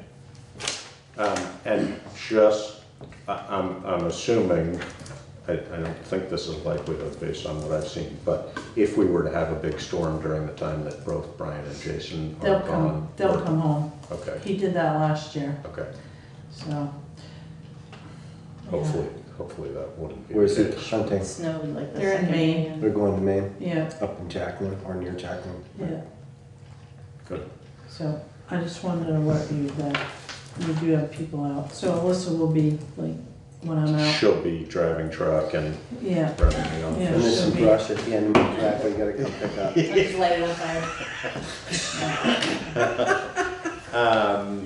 Okay, Sorry, I should've so. said that. All right, so moving on. Warrant, so are you done? You're I done with am your done, report? Okay, yes. warrants Thank to goodness. the I know, treasurer. right? I move to accept and execute the warrants upon completion of review. I second that. Been moved and seconded to accept and execute the warrants as presented upon review. All those in favor? Aye. Aye. Payroll warrant, November 15th, includes the library, $9,119.17.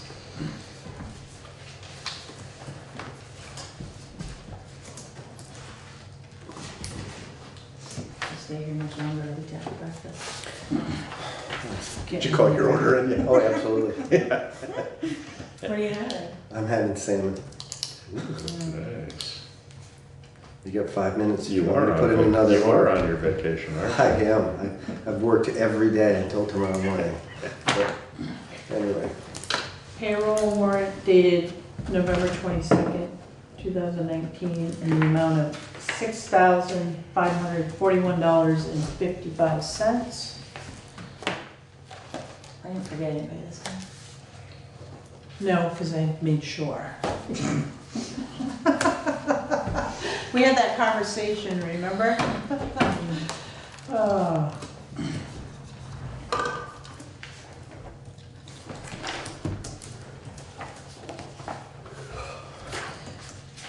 Accounts payable dated November 9th through November 22nd, 2019, in the amount of $101,499.62.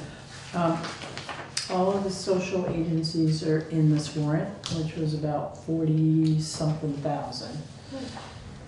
And then everything else is just regular. $48,399. How's For that? social. Yep, It was a little less because a couple of them I paid last time. correct.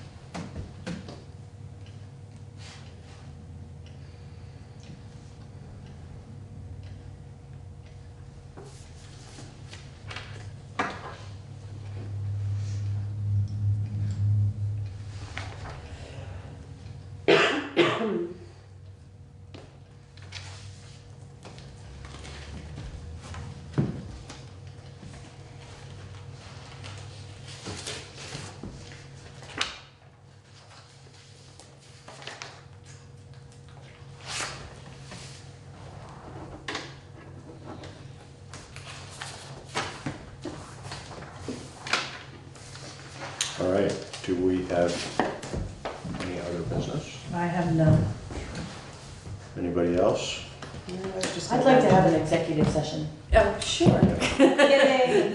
Would you like to invite us? Yeah, no, you go, yeah. We can She go. wants hers at home. Who's invited? We don't need an executive session, I don't believe, We do we? don't, Okay. no. All right, and our next meeting date is December 4th, Correct. right here, same bat channel, same bat room. All right, is there a motion to adjourn? So moved. Seconded. All in favor? Aye. Aye. Did I hear you say something?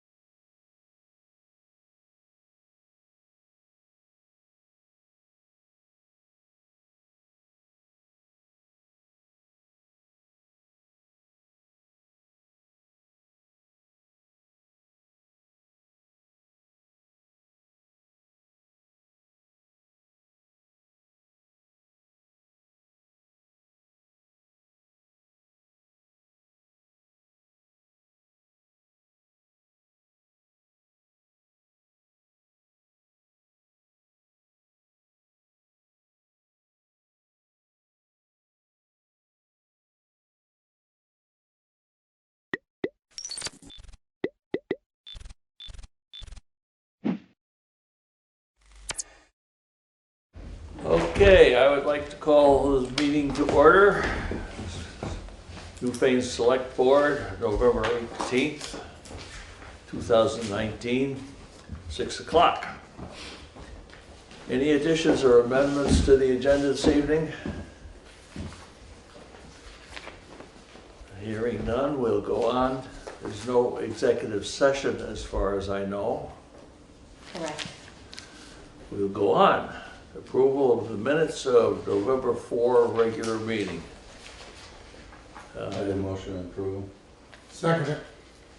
Motion on the table to approve. We're approving the amended version, we should state. Yes. Yes. Okay. And that's with the change of the board approved that the contact be made with a responsible person to make restitution for damages to the guardrails on Depot Road. Right. Thank you. Well, essentially, we took care of that by approving the road foreman's report that night, but thank you. Okay.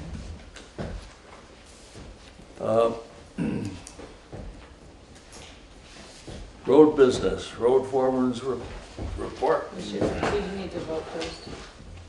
Oh, I am sorry. You know, I don't know what I'm gonna do with you. Don't punch me on the. I'm just scared.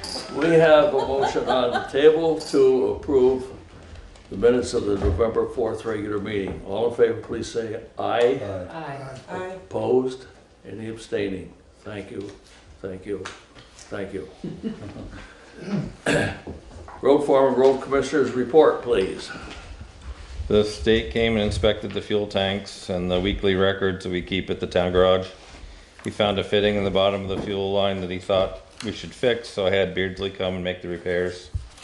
While they were there, they ended up replacing a hose and a nozzle that they saw was defective too. So other than that, everything looked good and they were happy. So we got the plows and plow frames ready for winter, and the winter tires are on the trucks. The town of Dummerston is in town with their tractor doing leaf blowing from the ditches where they're not frozen down. We finished the grading and seeding around the Hunter Brook Bridge.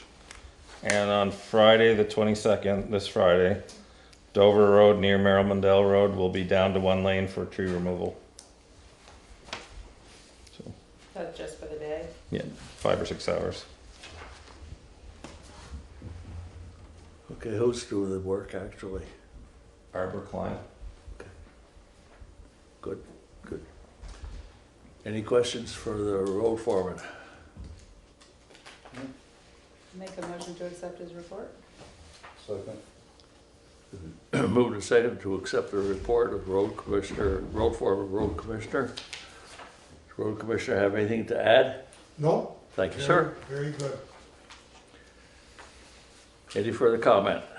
Hearing none, all in favor of approving the road business report, please say aye. Aye. Aye. Opposed? Any abstentions? Administrative assistance report. On November 15th, the property manager representative for 542 Vermont Route 30 called in response to the select board's letter. They were looking to address the concerns and conditions of the property. They have put up yellow caution tape around the building and at the entrances. They were advised that this would only be a temporary fix, that there was still concerns with the New England weather and weight of the snow. It was still possible that more damage could occur. They indicated they would make recommendations to the mortgage company to include removal of the fallen down section of the porch. I have completed registration for the Federal Motor Carrier Safety Administration. They developed a new database to go nationwide on January 6th with improvements that will help us help the designated employer representative meet the federal requirements, as well as identify prospective CDL drivers and track drug and alcohol violations. I attended a Blue Cross Blue Shield webinar. This information was on the changes that are taking place for 2020. I will type up my notes for the next budget meeting on Monday the 25th so that the board will be more informed. I would like to ask permission to change my hours for the winter time. I propose working a half-day Wednesday and a full day on Friday. I don't see any reason not to comply with that. No problem. I think, just to keep things straight, I'd like a motion on that particular action.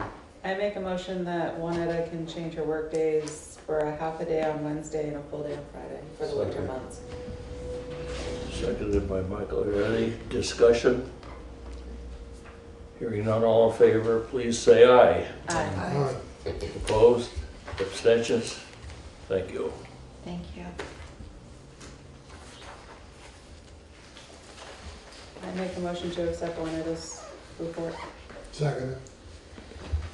Is there a discussion on the motion before us? Hearing none, all in favor of accept the administrative assistant's report, please say aye. Aye. Any opposed? Any abstentions? You got here just in time. You're on. Great. First of all, I'd like to introduce Sam Farwell, who's a member of the board. He's actually our secretary of the Green Mountain Conservancy. And we're here to tell you about a project, a land conservation project that involves land in Newfane. We'll give you as much information as we can about it, and also to ask if you're interested for a letter of support to help us with the grant.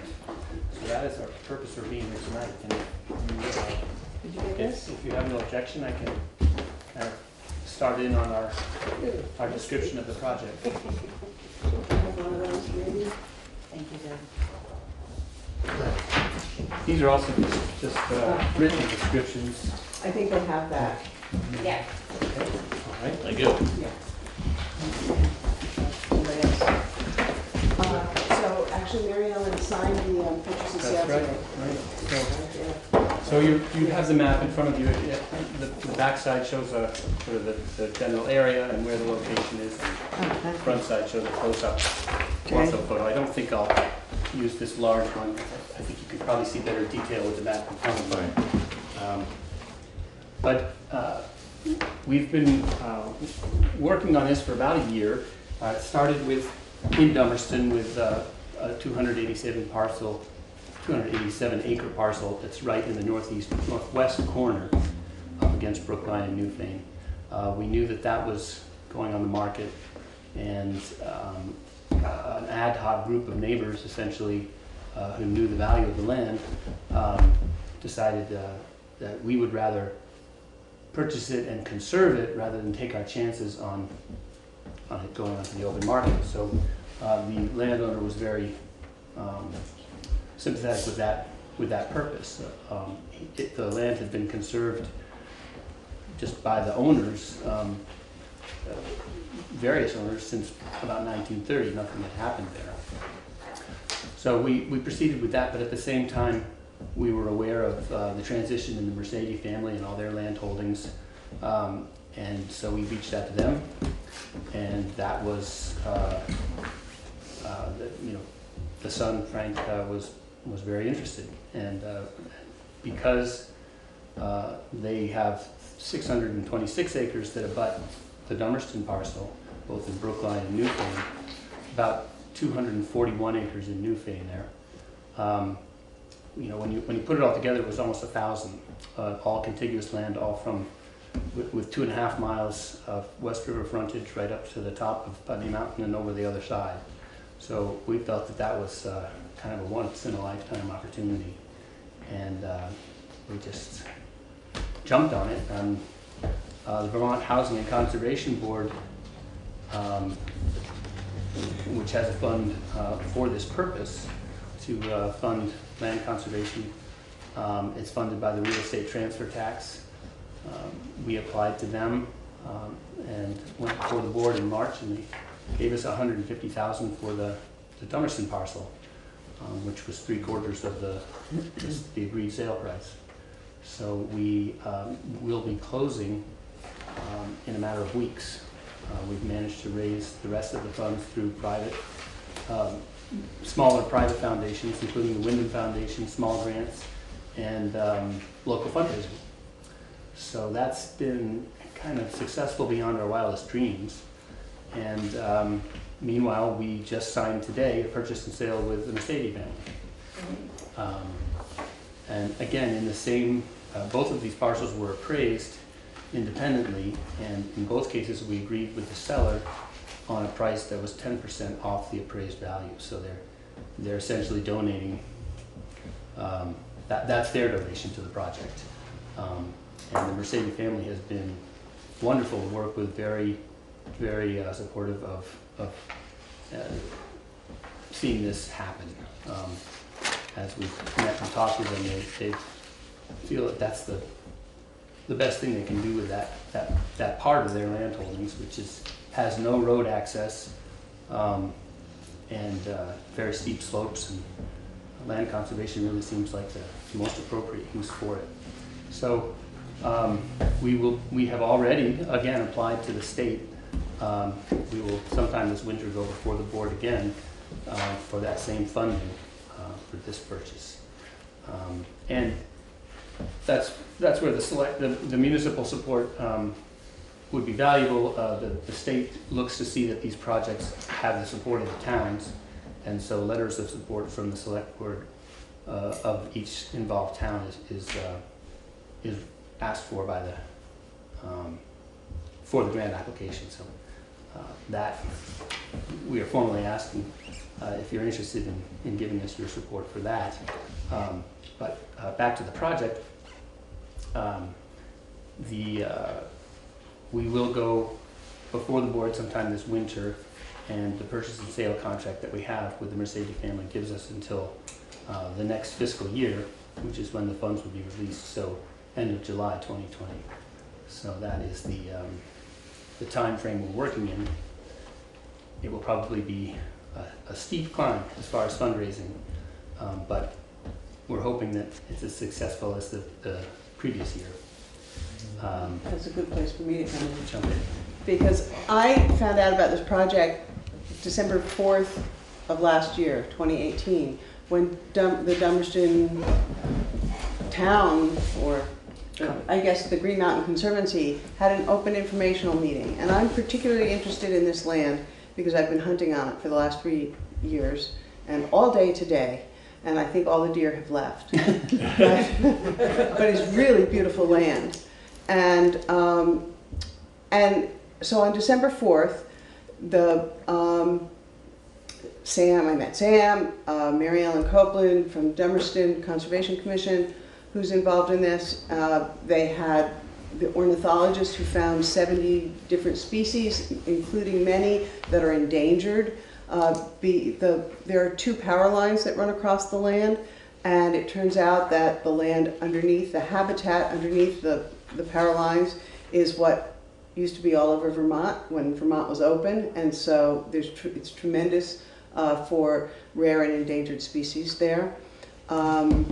There was a naturalist from Bonnievale who spoke about all the different animals that are living there and some of the flora. There's also endangered species of those.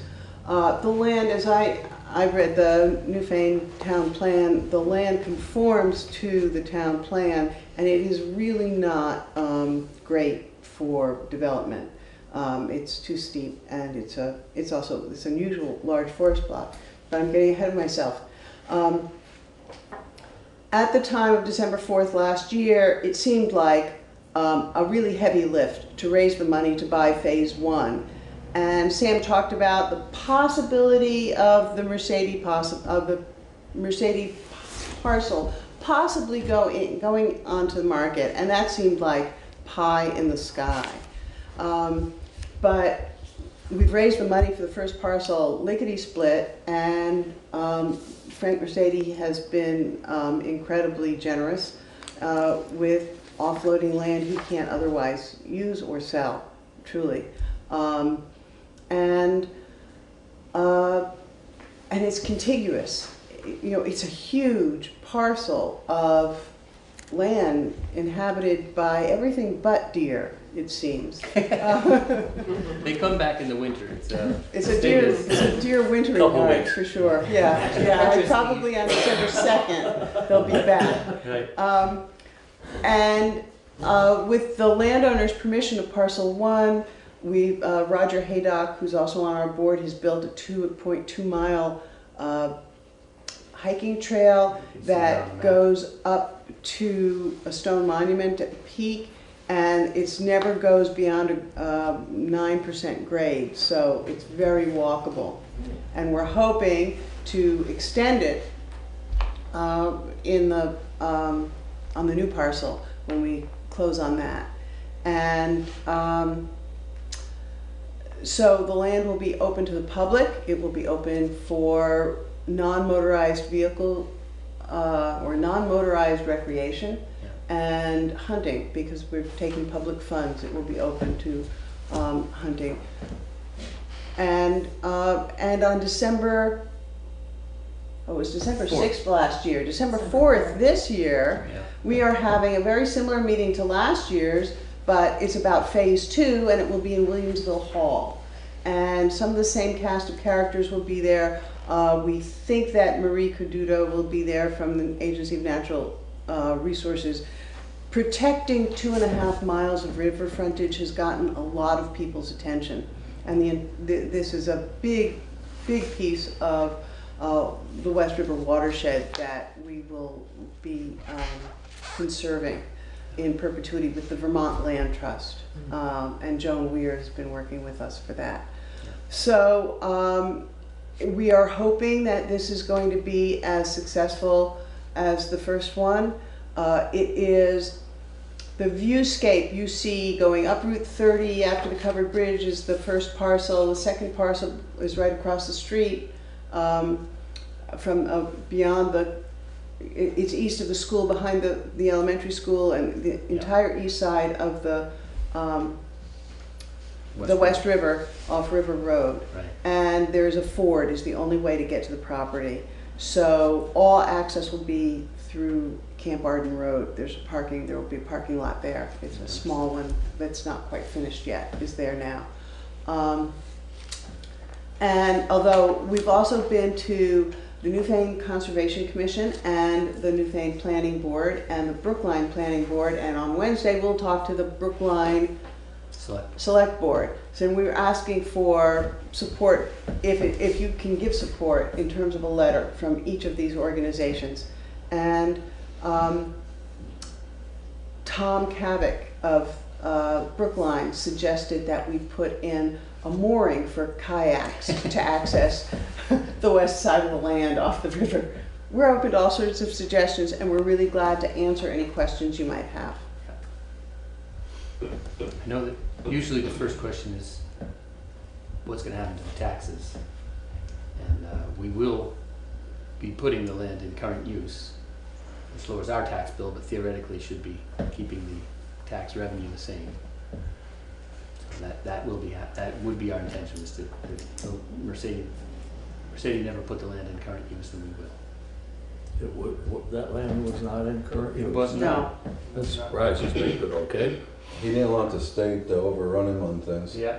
Because he looked into it, because I've worked on all that land for a good many years, including it when he first bought it and all that. I mean, there is some beautiful spots all the way down through there. There's trails all over it. We built all kinds of trails. I mean, for the horses. I mean, he used to drive over it with his Mercedes and stuff.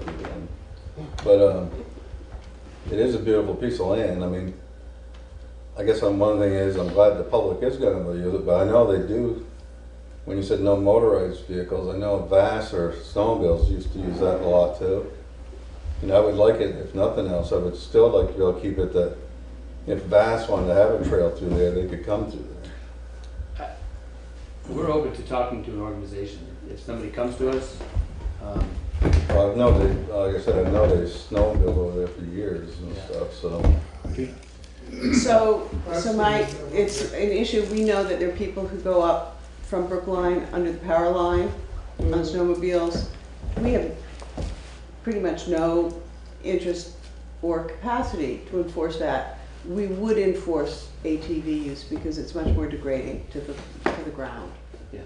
And if that's even possible. So the sugar operation too that goes on there, will that continue too? Or? Yep. We So- want that to continue. Yeah. And the fields are hay too. We want that to continue. We want to keep the fields open.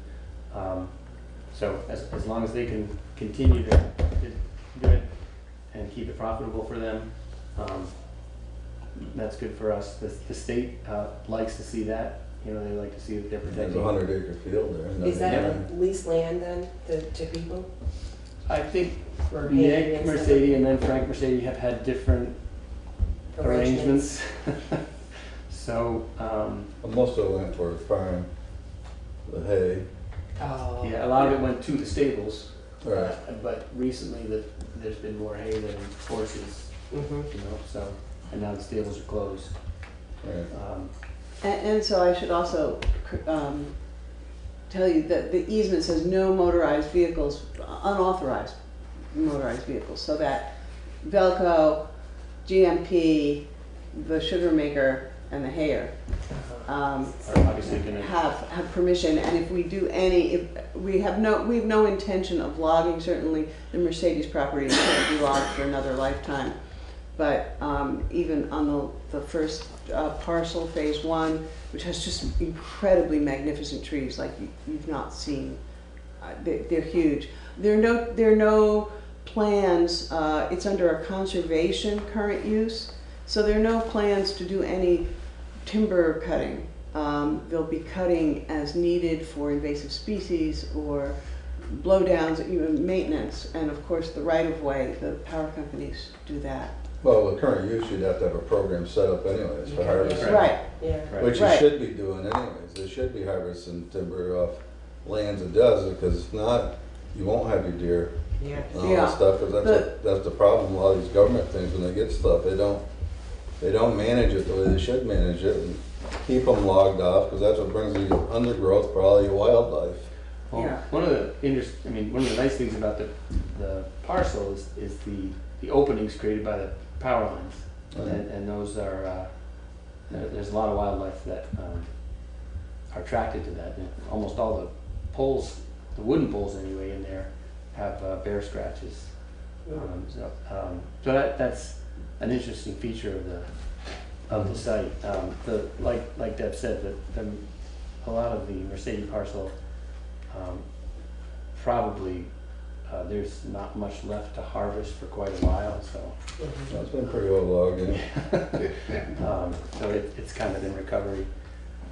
But as far as the use of the land and the snowmobiles, for example, the Vermont Land Trust has when they put a conservation easement on, they have various restrictions, and one of those is motorized vehicles, but specifically snowmobiles are left to the landowner's decision. So we do have some wiggle room there.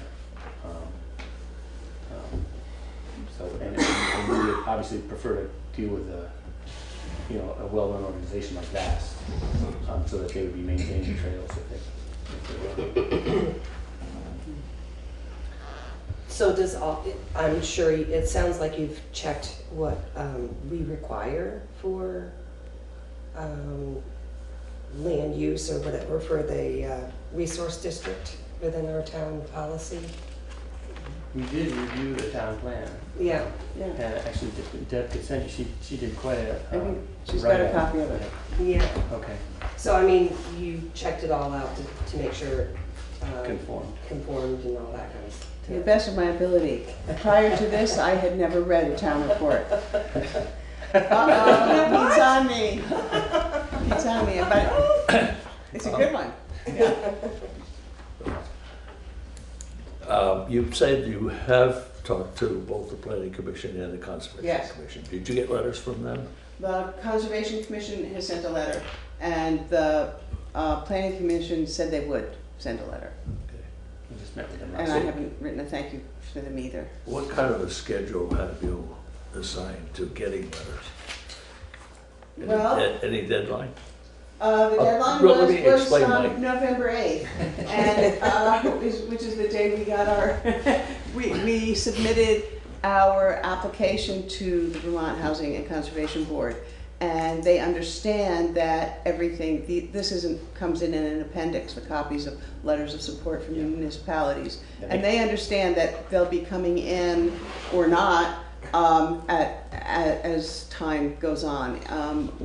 You're probably about to come into budget making, so maybe this would be a good thing to get out of the way before that. We'll see you sometime after town meeting. No. Okay. End of the year. End of the year. We need it before we meet with the board, and that will be sometime this winter after the. Well, my question was based on, I'd love to have a copy of the letter from the Planning Commission and the Conservation Commission to help guide and back us up. Okay. I have a copy of Greg's letter here, but I mean, I have the original because I made it. I'll send you the digital copy. Yeah. That's what I can do. And I don't have, and I don't know who you want. Do I send it to Winetta? Okay, I'll send it to someone who'll keep track of it. I know I'm being pushy. I know I'm being pushy, but I think it'd be helpful for our package. Yeah, that's Sure. a good idea. Yeah. Then Sure. they looked it all over. Yeah. And Yeah. there's time. I mean, Yeah. for the planning commission to write one, and then we can send it to you. There's Right. time for that. And but that would be very helpful. Again, if you've got questions, Chris, did I see that you had a question? It's been answered. Okay. Angela, any questions? I had one more. I was wondering if you could give me a little more information on associated phase 1 conservation parcels to the south. Yeah. So when we did that, I know it's none of our business, I'm just curious. well, what it does is it sort of increases the total amount of acreage that's being conserved as part of this project. Those landowners, actually I'm one of them, we don't have buyers for that land, but we're putting a conservation easement on that acreage. And it helps us go to the state and say, you know, not only are we conserving this parcel that we're buying, but you know, neighboring landowners are also doing it, and that makes it a more compelling grant. And I mean, it is. Those adjoining parcels essentially connect the phase 1 parcel to the West River, and the land that is being conserved is the drainage. All of the water that drains off that 287 acres comes down into a major, feeds into a brook that runs through a ravine and into the river on those conserved lands. So it's kind of nice to think of that entire watershed being conserved. So that. And I believe that we are in discussion with the people who own the land along the river. There's about a half mile that we don't have, and that it's all owned by relatives. Descendants of the people who bought the land a couple of generations ago, and so it's been fragmented but not built on except for 1 or 2 houses. And so we will, when we have a chance to catch our breath, we will be approaching them and seeing if they are interested in either conserving their land or selling it, and for conservation. Then we'd have that. And then we'd have entire the whole stretch of the 3 miles of river. That's great. So everything like within this right is all gonna be part of it then? Yeah. So that's all gonna be open to the public for hunting and whatever else? Yes.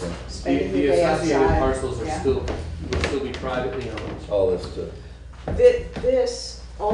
Everything in red, in the dark red outline, is what we are going to close on within the next 2 weeks. That's the first 287 acres. These 2 parcels are privately owned parcels that will get conservation easements. Again, when dust settles, we are kind of working overtime. It's incredible how much work is involved in doing this. And this is the Mercedes piece that we are just signed to buy, and now we have to raise the money. So these right here, this is gonna be the right way into it. No, the right of way into it is a Camp Arden Road. This is where the parking lot is right off Camp Arden Road. Where the house is at the end of it, right? No, the house is over here. If you And see so this is this is where the trail starts. The parking lot and the trail start here, and it goes across this private property, and then it crosses the power line. That's the GMP power line, and it goes up. Then it crosses the Velco, and it goes up to the edge of land. I was up there today, and it crosses again from here. You can look back on the covered bridge and see all the way down the West River Valley. It's a phenomenal view. And actually from here, you can hear the kids playing in the schoolyard, Newbrook School. And I walked, I did this entire quadrant today, and there was no deer there. And I did this yesterday. I did the whole top. So if you follow the yellow line, the trail, down there's to the where trail. where it starts at Camp Arden Road, Right. that's where we So have a parking area. That's going to be Is there the a public sign there? entrance Not yet, to because the we don't own entire the land. piece. But we'll be closing very soon. Oh, okay. And Yeah. when the ground thaws in the spring, we'll be getting a little gravel in there and putting on the side. Yeah, absolutely. So it does change the land use from a regular real estate property taxed parcel to a current use, so there is a discounted tax rate, is it? For the owner, correct. For the owner, Yeah. but the town won't suffer. The Let's put it state that way, reimburses the town for to the- use the word, tough word. for The town won't suffer. In fact, the town might see more tourism, and Right. Conserved land tends to increase property values. Okay. Local people might get more exercise. Might get more deer. We can only hope. One of the things I was like over on this side too, about that's why they say some of the snowmobiles, motorized rigs is, I mean, anybody into cross-country skiing, there's a lot of trails on Mercedes property already that if they were roomed up a little bit for cross-country skiing, would be a pretty good thing, Yeah. Yeah. So I mean, really, the only road frontage that you have right now, once you buy his, will be for the forges. 'Cause that goes right to River Road, there's a deeded right-of-way right through there. That's right, right. Yeah. There's We actually should two of have them. hired you instead of the lawyer. Yeah, the lawyer had a hard time sorting out the rights of ways and the deed. And there's two, there's one up here and there's one down here at the Lawrence Farm too, it's right there, right by Houston's. Yeah. They really only use one currently. I don't know. We never finished putting the road all the way to the brook by Houston. We had one person. But we had it so you could drive across both forges at one time. One person told us that Nick wanted to build a bridge there. Yeah, he was gonna. Yeah. Like So- I said, we had someone come look at this at one time, and we was gonna put a golf course on there. On the fields? My friend of mine that owns the Brentwood Golf Course, his son designs them, and this one up here with a 100-acre field, Yeah. he said he could build the best golf course in New England with the way that land laid in there. So that's what he was talking about, putting like a covered bridge across up there. It didn't go through. No, he didn't. Never did it. The horse trails, unfortunately, have a lot of them have grown in. They haven't been maintained for, I don't know, No. it's been a while. You still see the signs, naming the Yeah. trails in the woods, but sometimes it's hard to even tell where it was. A few of them are more maintained than others, but so it's kind of if they're going to be brought back, it needs to be done soon.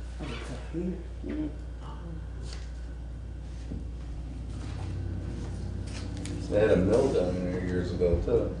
And they sawed lumber and stuff on On the other side there. of the On the river? road, Mercedes. Across from River Road. Yeah, over on this piece here. Yeah. The road that came in from Brookline, over by Zekilos. Yeah. There was down in there, they had a portable mill set up down in there, sawing lumber and stuff. Years and years ago, I think it was part of the Coleman family. So before Mercedes time. Right. Yeah. Okay. How do you access all that? I mean, you can if you have permission from the neighbors, you can come in from Putney Mountain. Yeah, it's not And there across is the river right there. Oh, you have to literally go across the river. But there's Yeah, it goes right in Ezekiel's, right, it's a road that goes right out through there. What's Eagles? You're talking about it was between the Mercedes parcel and Putney Mountain Road? Yeah. Yeah, there is a pretty well-established logging or woods road coming in from Putney Mountain Road there, in Brookline, but the ford is, you know, at the right time of year, it's only 6 inches you're driving through water, so it's. Yeah. You take off your shoes and walk. But that, so we don't have any concrete plans for how that might be you know, what kind of public access that might be, you know, what. Well, if nothing else, it gives you a place for your kayaks Yeah. to enter the river. Yeah. And we love great ideas, and we're also looking for more board members. Yeah. Currently, I'm the only board member from Newfane, and we don't have any from Brookline. It's mostly a Dummerston heavy group. So if you know anybody who is interested in building cross-country ski trails, send them our way. Or just adding their 2 cents and, Yeah. and helping out. Yeah, it's Getting a the very word out. congenial group, but it's a lot of work for, there's I seven guess of I us. do like it because you are gonna leave it so people can hunt on it and stuff anyway, so. Absolutely. Because when I first heard about it, I was almost told that it wasn't gonna be that way, but. I think there's been some concern. Yeah. But truly, the Vermont Housing and Conservation Board is a state entity. Right. And you would have to have some very compelling reason to convince them that, you know, that you're not gonna allow some hunting. Right. It would have to be for a certain species at a certain time, you know, you couldn't just have a blanket prohibition. So, no, they take that very seriously, public access. Right, but if it were a private enterprise that were buying it and they were willing to post it properly, that's a different story. Right. And the 300 acres of phase 1 has been posted. And the landowners have been very gracious about granting permission, but it has been posted and Right. it won't be anymore. Right. Good. Okay. May I entertain a motion that the Newfane Select Board write a letter in support of this? Okay, I was, is there a second? I'll second it. My question would be, do you want to write it right off the bat, or would you like to hear from the Planning Commission and the Conservation Commission first? Yeah, I think we were talking about. Yes, that, we should Yeah, we listen to should, them. yeah, we can hear from them too. Or can I amend my motion? You may. To review their letters and then write a letter after that? If it's in, well, it's kind of hard to say, but. We've got time anyways, because you're not If closing they're in until next support of July, it. so. Yeah. We'll But- keep it. But the letters for the Conservation Board, we're not gonna close if we don't get the funding from them. Right. But we would ask that Yeah. it would be best for us to try to get those letters into the Vermont Housing and Conservation Board by the end of the year. Oh. That would be ideal, so. We will try to For a get, while, yeah. should we send them direct to the board? You can, Or and to we you. can give you that information, and you can also address it to us, either way we send it on. We've received various letters of support, and each one is addressed to a different person. There's the head, there's Gus Seelig, the chair of the board, there's Karen Freeman, who's the head staff up there, and then they address them to us, so. Well, I can check with our Newfane representative. and find out Right, what's I mean, right. this is the letter that Marie Caduto from Agency of Natural Resources wrote on behalf of, and you can have that copy of the letter. Oh, yeah, that's good. Thank you. That's helpful. We've also received letters from the Wyndham Regional Commission. Yeah, actually. West- Yeah, those kind of letters we should have. I would Yeah. have copies with us. Um, I have some more here, Deb. And here's the Wyndham Regional, Wyndham Regional, here's Wyndham Regional. Here is the Southeastern Yeah. Vermont Watershed Alliance. yeah, yeah. This is the letter, do you have a copier? I can just give you, this is from Newfane Conservation Do Commission? you need copies of these too? You can have them. We can have these copies, okay. Yeah. That's good, I like to read them. Yeah. You have to give me one. She's gonna copy the one, yeah, she's gonna copy the one from, okay. The one from Greg, yeah. Okay, I gather that the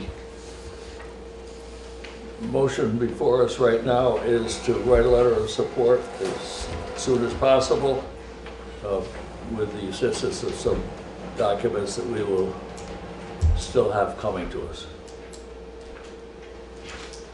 If that sounds approximately correct, all in favor, please say aye. Aye. Opposed? Any abstentions? Thank you very much. Thank you very much for your time. I have one more thing, is that please come to the Williamsville Hall on December 4th and learn more about the program. 7 o'clock, will be, we have pictures, we have speakers, we'll give you refreshments. maybe even refreshments. But don't come too hungry. Cheese and crackers. I think it's cookies and cider, but maybe we should only have so much snow. Yeah. Thank you. So thank you so much. Thank you. Yeah. Great, sounds good. Take care. Thank you.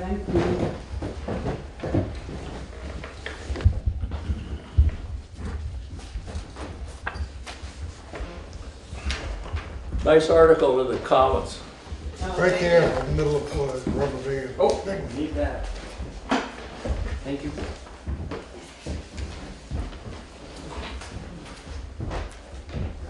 Okay. Have we any unscheduled members of the public that wish to pipe up? Old business. On our agenda, review traffic ordinance. Basically, what I think would be the most useful is for everyone to take the copy that I think you got this evening. Take a few minutes between now and our next meeting and go through it and see where you see areas that it should be changed, improved, taken out, whatever the case may be.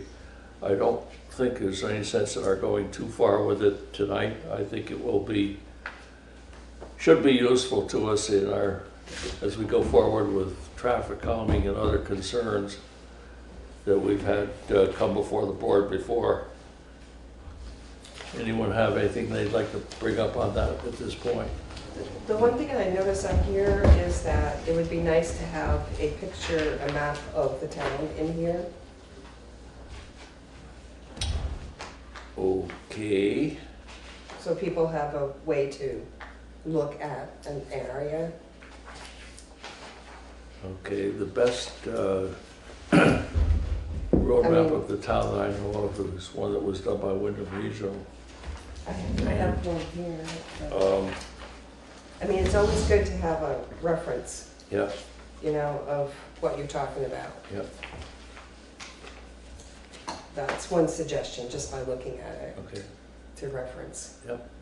Hey, Pete, Yes, the signage section of it, don't get caught up in that, because that's gotta all be gone through right, once all the signs are updated. And if they get changed, position gets changed and so forth, we'll go through and redo that part and then give it to you guys. So, thank you for that. That's definite. Like, do you have a map of like what the class of the roads are in the town? have a list, yeah. It just lists each road name and what class it is. Okay, is that in here? Do you know? I don't think so. I think that should be another thing, that it's a list of the different class of roads, what they are identified as. Well,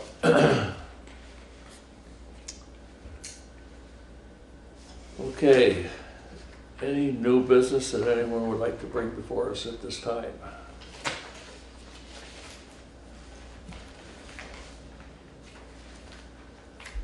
We'll move on to correspondence.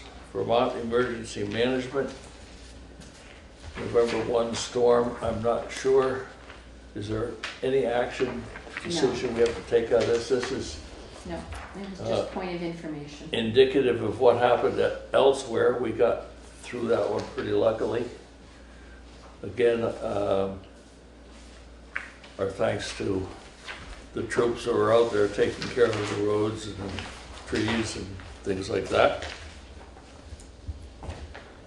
We just had trees that went down, right? Yeah. Just a little bit of walking here, not much. Power line, just that, yeah. Okay, this next item, VLCT pending legislation. I think you have some information on this matter. There is legislation before the legislature, and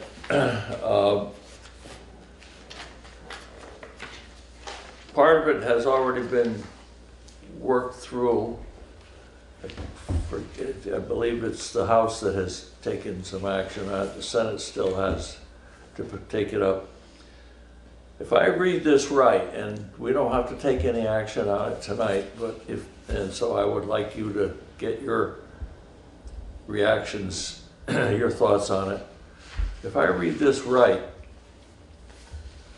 Vermont League of Cities and Towns has advocated for all the necessary authority, autonomy, resources, and taxing power at the local level. Now, if I read that right, that means we're going to have a marijuana control officer in town. I would like to find out that I'm wrong. I don't really understand it. If we have a state agency that regulates tobacco, alcohol, et cetera, it would seem to me that that might be appropriate. There's something that I'm missing, something I don't understand, and I'm going to need help coming to grips with what this is all about. So I would ask that you take a look at what you have, see what you can dig up beyond what you have, and we'll have to put this on next meeting's agenda just for revisit. Unless someone has something they'd like to say about it right this moment. I think I did kind of hurt, when I was reading some of the law, that was my feeling about it. That was a local level. And it does say in here, the state needs to ensure that local governments are properly prepared with the necessary resources to ensure a smooth rollout. Yeah, I mean, I don't know, of maybe a taxed it's, and regulated marijuana marketplace. yeah, maybe it's, I can see Brattleboro perhaps getting into it, but We have a dispensary there too.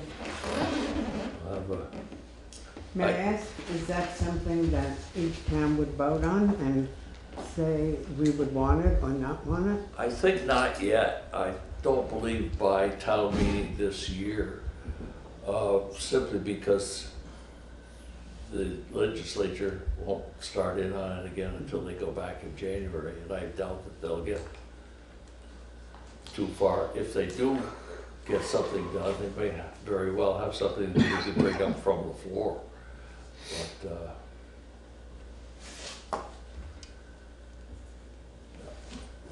as I suggested, I'm a little unsure of what's involved, and that's certainly I have not read the law, what's been acted on yet. Thank you.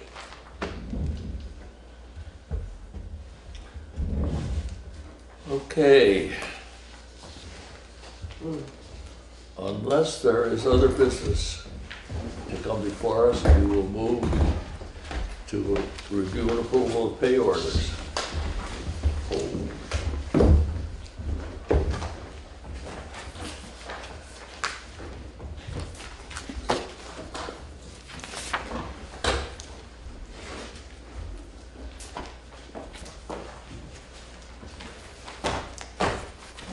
Might be a new business for me. Is this off? Oh, it's on. I think we have to close the meeting out or something, don't you? No, I No, don't we think, just- not till, not till we're done. Oh, okay. No one goes on, does it? Will we be making any other decisions tonight, or? We will be acting on our pay orders, and that's the only other thing before us. So typically, the camera goes away about this time of night. Yeah.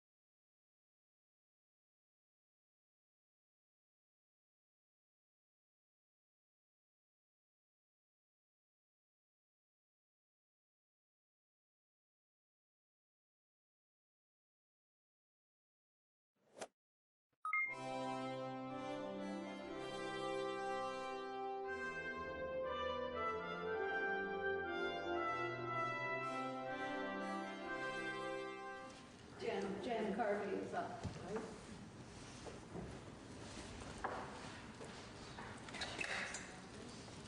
Good afternoon, Jennifer Carvey, Legislative Counsel. I am here to help you to elect a chair. Under your statute for this committee, the committee is required to select a chair from among its members at the first meeting of each biennium. And so we do have a number of non-members joining today, so it would just be the named members of the committee who would be voting. Are there any nominations for a chair? I will nominate Senator Lyons. I'll second. Great. Any other nominations? Any discussion? All right, so Senator Lyons has been nominated as chair. All those in favor? Aye. Aye. All those opposed? Great, and I will turn it over to Senator Lyons. Thank you very much. Thank you all for being here. So this is an HROC meeting, as you know. We have been pursuing healthcare reform. We've been working very hard on our ACO and all-payer value-based healthcare payment reform. The intent of the legislation that we've been pursuing and the work that the Green Mountain Care Board and the administration and others have been doing is very much in line with looking at how we can control costs, increase of costs, provide increased access to care, and to improve quality of care. So the goal today is relates to a letter that was sent by the Green Mountain Care Board chair representing the board to the administration regarding $13.1 million to be added into Medicaid. So what we are doing today is listening as a committee so that we can understand a little bit more about the progress that's being made in reform efforts, but most specifically to understand the addition, the request for the addition of $13.1 million.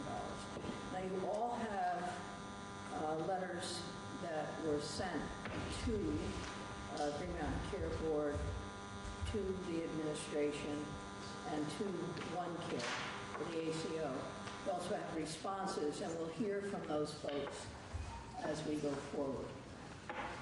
Before we hear from our in-state experts, we have expert witness, two witnesses by telephone. And so I'm going to, since we're right on time, I'm going to let Teresa dial them up one at a time. So the first one is Dr. Chapin White of the Rand Corporation, who has done some research on hospital costs and pricing. He's going to talk a little bit about the report that was just recently put out by the Rand organization. He can jump in. There he is. Oh, there you are. He can jump on any time, so it's a conference call. Technology is wonderful. Dr. White, good afternoon, and thank you for being here with us. This is Senator Ginny Lyons. We've talked previously on the telephone, and around the table are members of the Health Reform Oversight Committee, members of both the House and the Senate, who are very interested in listening to the testimony that you have prepared for us. So I am going to turn it over to you, and we have about 45 minutes. So if there's time after your presentation, we'll open it up for a few questions. Okay. Thank you. And can I ask first, are you able to see the slide deck that I shared around by email earlier today? Yes. Yes. It's not up on We don't have it on a screen. We have it in a hard copy. Okay, that's even better. Okay, great. So first, let me thank you for inviting me to speak to the group there, and just to give a little background on where I'm coming from, I'm a health economist working at the Bratt Corporation, and I started my career at the Congressional Budget Office analyzing federal health reform proposals, and then I've worked at a couple think tanks here in D.C., and I've spent many years analyzing trends and patterns in spending in the Medicare program and also among the commercially insured. And I was part of a team at RAND that did an analysis of the incidence of healthcare spending in Vermont that came out in 2015, and I think that that may be one of the reasons you all were aware of the work we've done, is that connection with RAND from 2015. But let me just jump into talking about Medicaid and the hospital cost shift. And one point I make before we jump into any of the content, I'm more than happy to answer questions as we go along. I'm not sure if the standard protocol is to hold questions until the end. I'm fine with that as well. But especially just calling in on the phone, I feel better if I hear questions, because I know there's some interaction going on.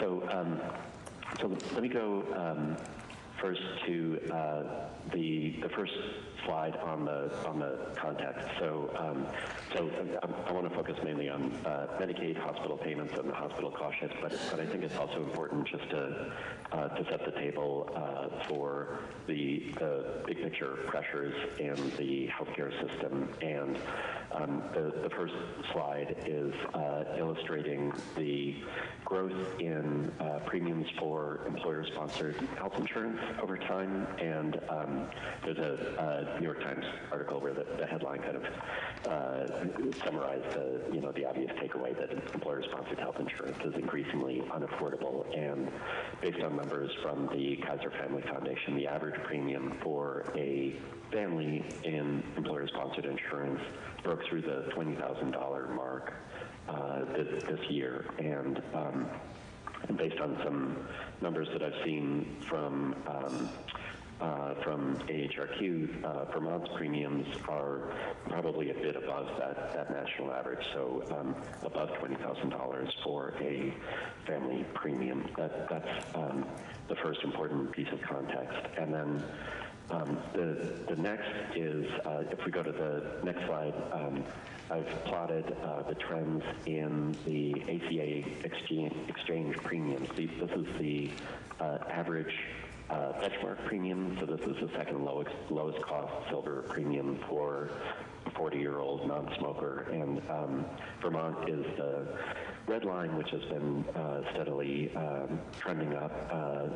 The national average is the blue line, and obviously there's a lot going on driving premiums in the ACA market, including silver loading and so on.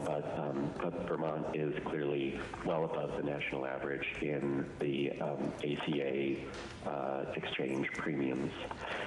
So those two, the trends and the levels of employer-sponsored health insurance and ACA premiums, I think are important factors to have on the table. And then the third piece of context that I would want to draw attention to is if we go to the next slide.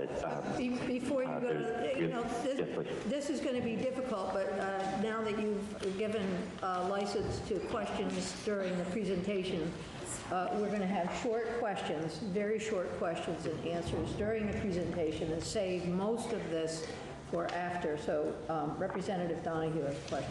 Thank you. I think you partly answered this, but our big jump from 2018 to 2019, silver loading is kind of hard to capture in terms of did the actual cost to people, what was the actual increase versus for purpose of silver loading? Would that be accurate that probably in some hard to capture way is attributed significantly to silver loading? Yes, my sense is that the move to silver loading is a big driver of the jump from 2018 to 2019. Although I should also say I haven't dug into the rate filings enough to get a sense of how big that premium growth would be without it. Thank you. Yeah.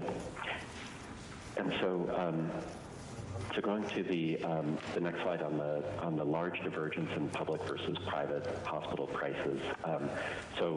Premiums in the employer-sponsored insurance market and in the individual market are growing fairly rapidly over time. And one of the key drivers of growing premiums for the privately insured is the prices that private health plans are paying to hospitals. And this slide showing the large divergence in public and private hospital prices is one of the key slides from a study that we put out in May of this year, where we took private health insurance claims data, mainly from folks in employer-sponsored health insurance plans, and we repriced them using Medicare's payment formulas and payment rules, and then calculated for individual hospitals and also for different states what's the level of private negotiated prices for hospital services relative to Medicare.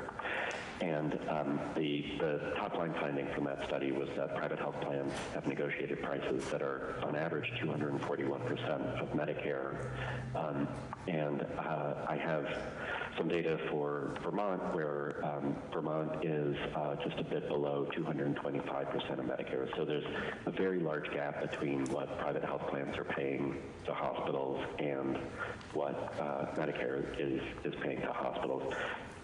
And this is an important background fact for discussion of the cost shift and Medicaid payments. So overall, I would say that there's an affordability crisis in the U.S. healthcare system for the privately insured, and for folks who are in employer-sponsored health insurance, premiums and out-of-pocket are a large and increasing share of overall income. In the individual market, premiums are rising, and the prices that private plans are paying hospitals play a major and direct role in those premium levels.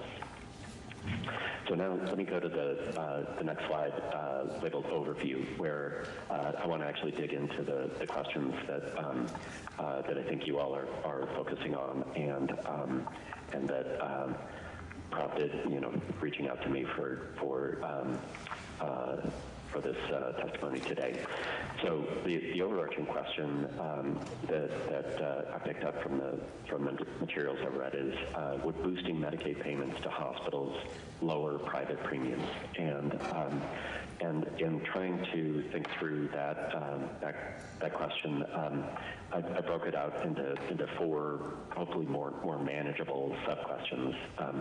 And the first sub-question is, do hospitals' costs determine their revenues, or do hospitals' revenues determine their costs? And when we get into this discussion, I'll make sure to define these terms more clearly. The second sub-question is, do public insurers underpay hospitals, or do private insurers overpay hospitals? The third sub-question is, do hospitals in Vermont operate efficiently? And then the fourth question is the question that brings us together: would increasing Medicare prices lower private health insurance premiums? And then I'll do a little wrap up.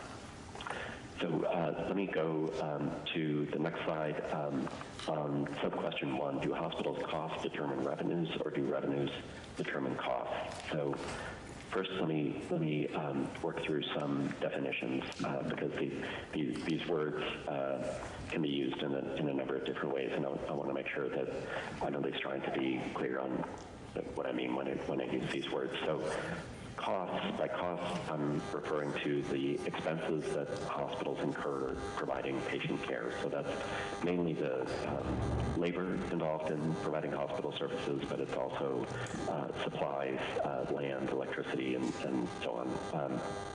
That's what it costs the hospital to provide the services. Revenues, on the other hand, are the payments to the hospitals for providing patient care.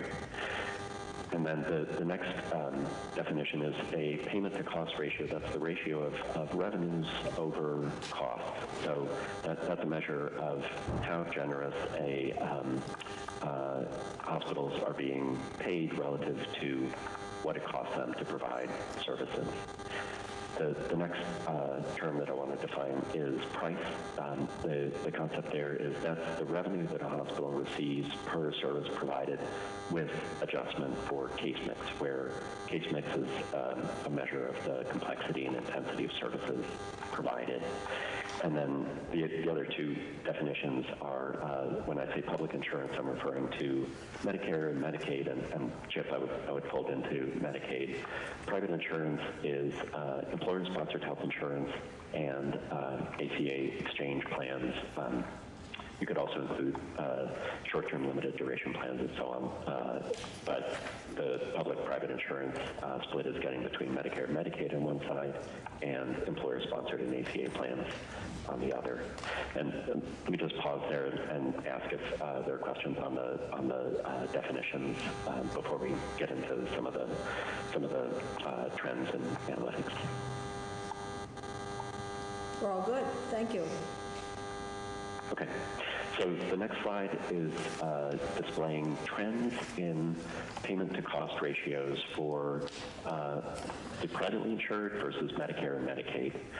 This figure comes from the American Hospital Association, and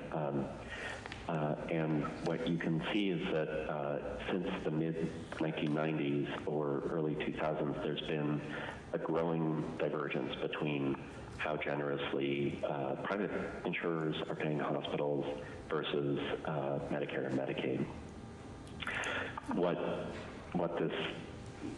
What this figure doesn't tell you, though, is why the gap is growing, and it doesn't tell you whether private insurer payment rates are rising rapidly or if public insurer payment rates are falling. So to get into to be able to interpret these trends, we need some additional information. And if you go to the next slide on interpretations of the divergence in payment to cost ratios, I'd say there are two stories you can tell about the growing gap in payment to cost ratios. The first I would call price discrimination, and the story there is that hospitals over time have been able to negotiate high and growing prices with private insurers. They're using their market leverage enabled by growing consolidation on the provider side, and that those high and growing prices paid by private health insurance plans are boosting hospitals' revenues. As hospitals bring in higher revenues, that allows their costs to rise. And that as hospitals' costs rise, that makes public insurers' payment to cost ratios look worse and worse over time. So that's one story that I've called the price discrimination story. Yes?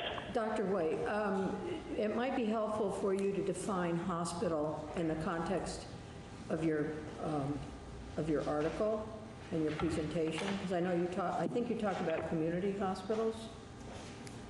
Yes. Okay. Maybe you could. When I'm,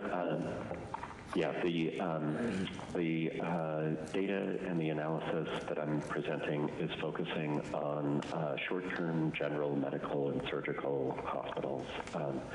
So that would exclude specialty facilities like psychiatric hospitals or VA medical centers, but most of the hospitals that you would think of would be included in this definition of hospital.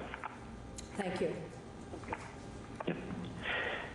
So the second interpretation of the divergence in payment to cost ratios are called cost shifting, and the story there is that hospitals' costs are fixed, and that hospitals have to figure out how to bring in revenues to cover those costs, and that if public insurers are underpaying hospitals, that hospitals are more or less forced to negotiate high and growing prices with private insurers.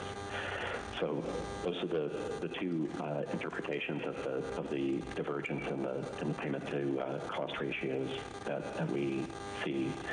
And let me go to the next slide on evidence on price discrimination versus cost shifting.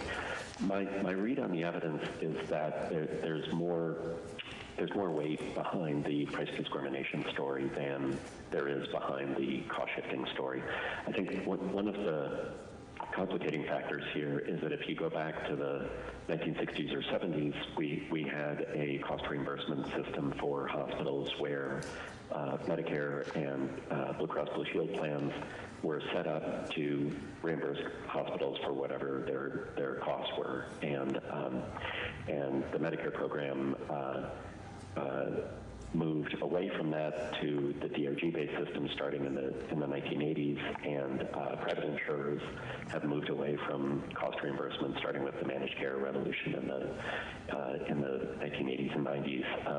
But the mindset of cost reimbursement, I think, still lingers on in the industry, and that the hospital industry is unusual in that I see hospital executives coming at questions of financing from the perspective of who's going to cover their costs, and that they're entitled to have their costs reimbursed by someone. And if it's not public payers, then it must be private payers, even though the market has moved on from that cost reimbursement approach. That mindset still lingers on. But so getting into some of the evidence on the price discrimination and cost shifting stories, the first piece of evidence I would point out is analyses of hospitals' costs. How much do hospitals spend to provide patient care? Those costs are not fixed. My read on the evidence is that hospitals can adjust their costs up and down depending on the revenues that they have coming in. One of the important background facts here is that the hospital industry is dominated by nonprofit institutions, which by definition, they don't have shareholders. They aren't distributing dividends. We shouldn't expect them to be minimizing costs in order to maximize profits and then distribute those profits. Hospitals, as nonprofit entities, it makes more sense to expect that if they are able to obtain a certain level of revenues, that they will figure out a way to spend most or all of those revenues. And not to be glib about it, but I think hospitals, like any industry, they can always find something additional to spend to buy if they have additional revenues coming in to support it.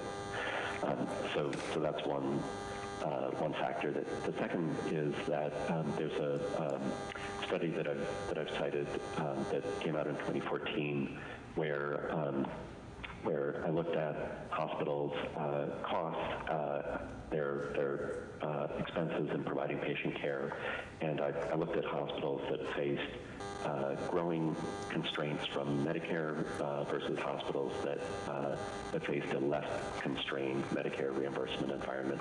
And what turned out, what showed up very clearly from the data, was that hospitals that faced a more constrained revenue environment reduced their expenses relative to hospitals with a less constrained revenue environment. That reinforces to me the notion that hospitals can adjust their expenses up and down depending on what revenues they're able to obtain. I've also cited an article by Jeff Stensland, who's with the Medicare Payment Advisory Commission, and a couple of co-authors, where he lays out a very convincing case for the fact that some hospitals, because of their market leverage, are able to obtain high prices from private insurers. Those high prices bring in greater revenues to the hospital. That enables hospitals to allow their costs to rise, and that the rise in hospitals' costs ends up making Medicare and other public payers look relatively less generous, but that the issue isn't so much that public insurers' payment rates are low and falling, but more that the private high and growing private prices are bringing in revenues that allow hospitals' costs to grow over time.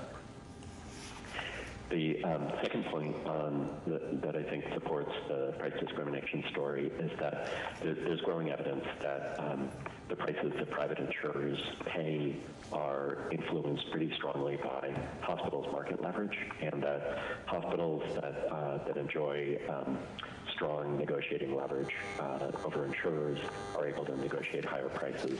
And the flip side to that is that hospitals operating in an environment where there's a highly dominant private health insurer tend to get paid lower prices, and that's because the insurer has more negotiating leverage. So the fact that prices paid by private plans vary in a systematic way with a degree of market leverage and not just based on external factors affecting hospitals' costs, reinforces the price discrimination story. And then the third point I'd make here is that I've cited a study that came out in 2013 where I took data on prices paid by private health plans, and I looked at changes in Medicare payment generosity to different hospitals, and I looked at the question of whether when Medicare reduces its payment rates, does that lead to increases in prices paid by private health plans? And the finding there was actually contrary to the cost shifting story. The evidence showed that when Medicare lowers its prices, that if anything, private insurers pay somewhat lower prices as well as a result. So all of those pieces of evidence support the price discrimination story behind why we see a large and growing difference in prices paid. So let me go to the next sub-question, which is, do public insurers underpay hospitals or do private insurers overpay hospitals? And let me go to the first figure here. Public prices for hospital and patient care have been growing in line with inflation, whereas the prices that private health plans are paying have been rising more rapidly than inflation. So this is a screenshot from a study that I put out with co-authors. The lead author was Tom Selden at AHRQ.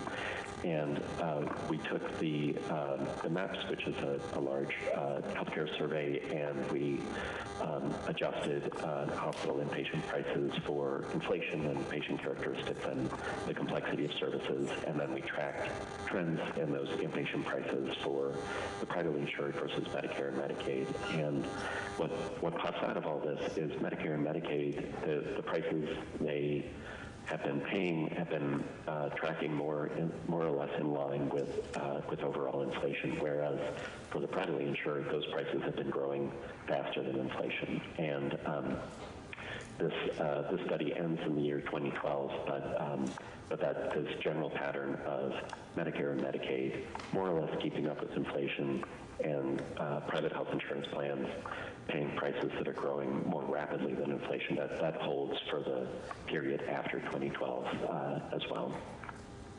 So that suggests that the issue here is that private health insurers are paying prices that are high and growing faster than inflation. It still doesn't conclusively settle the question of whether private insurers are overpaying or public insurers are underpaying, but it does suggest that private insurers, their prices are at least growing out of line with inflation, overall inflation. Dr. White, Another approach. Dr. White, Yes, please. I apologize for interrupting you, but we have a question on the previous slide, and I think you probably need to catch it now, and then before I forget it. Go ahead.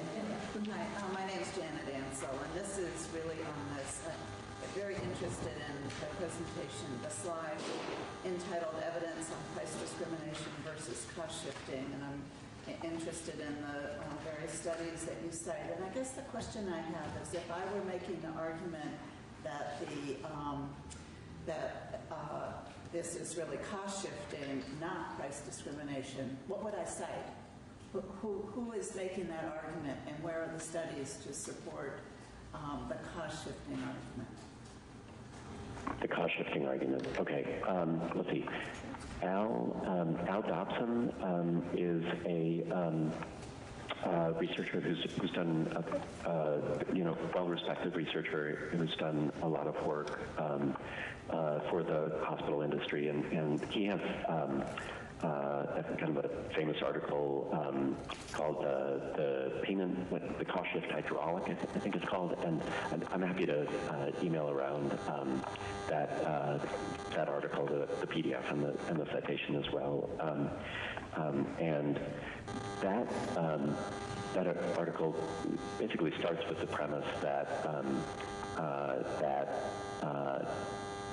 the gap between what public and private insurers are paying is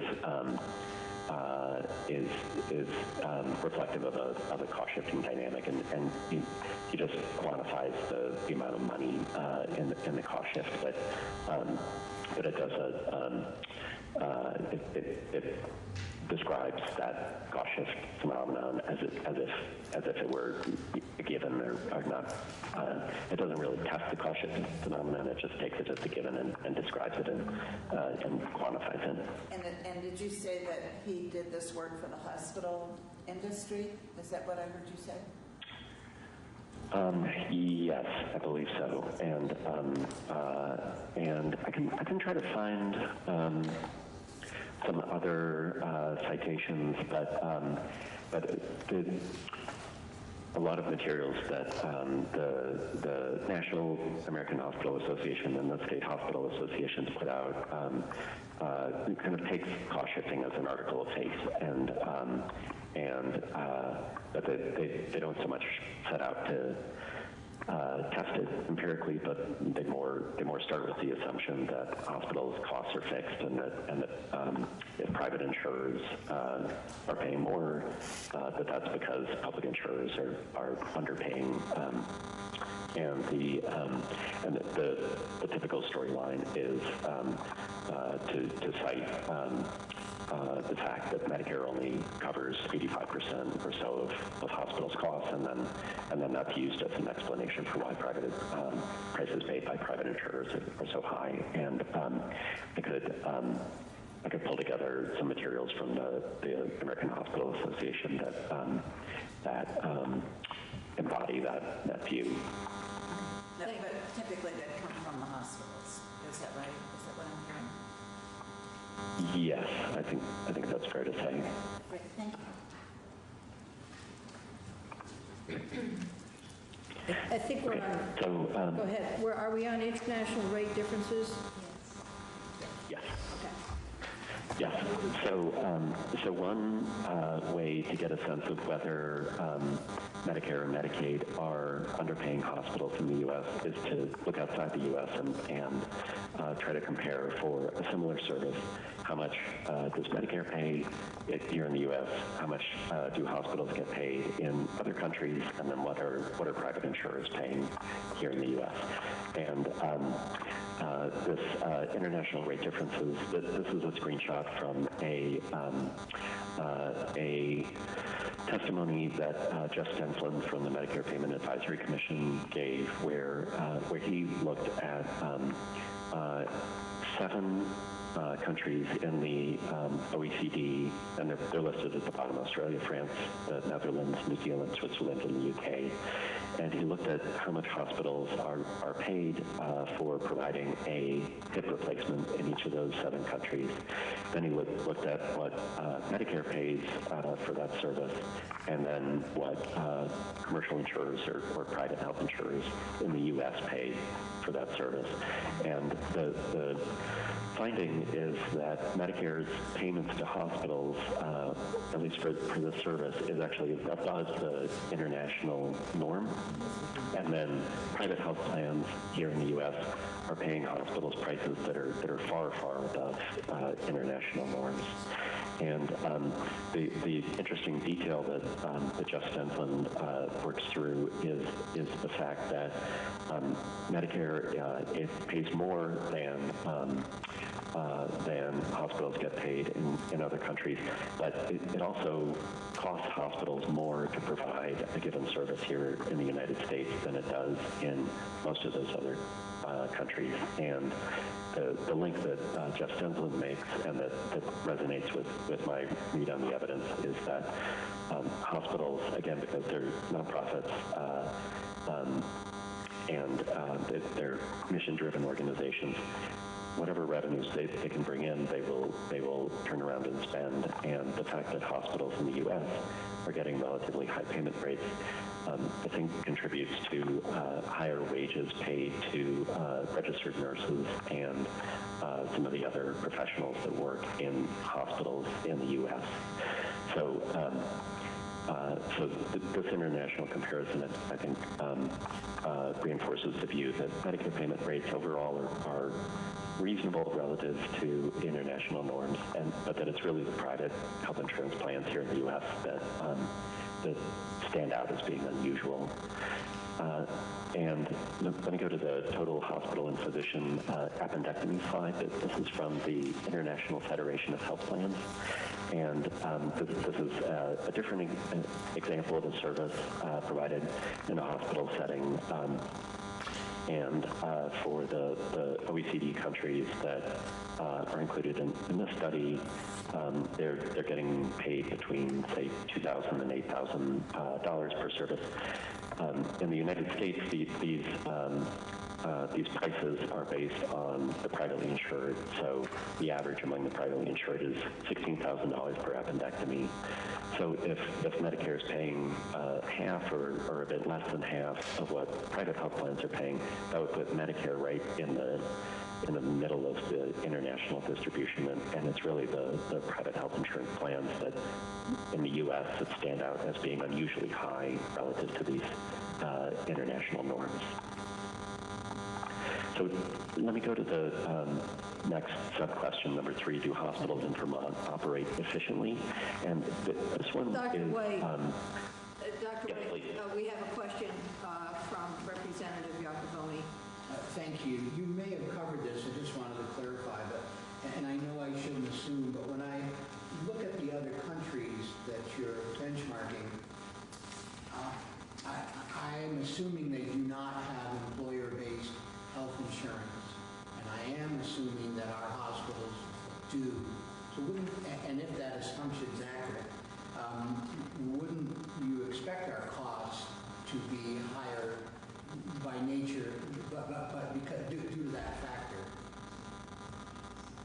Because hospitals in the U.S. have to cover the health insurance premiums for their employees. And yes, and they're covered differently through broad-based taxes or some other factor to these other countries that you've benchmarked. So consequently, one might think our costs would be higher to begin with. Right. That's an interesting question. So, yeah, that one I'd have to think about a bit. I mean, I think the fact that health insurance for most folks is sponsored by employers in the U.S. Adds to employers' compensation costs, but at the same time, employers aren't paying whatever taxes are being paid to cover national health insurance systems in the other country. The employee benefits.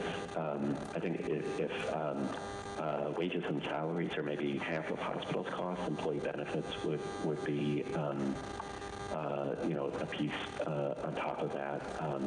But I don't think it can explain a 2-to-1 price difference with the other countries. Yeah. So on the question of whether hospitals in Vermont operate efficiently, this is one where I've taken data from Medicare hospital cost reports and I've pulled out a couple indicators of how much hospitals in Vermont, their costs per service provided, and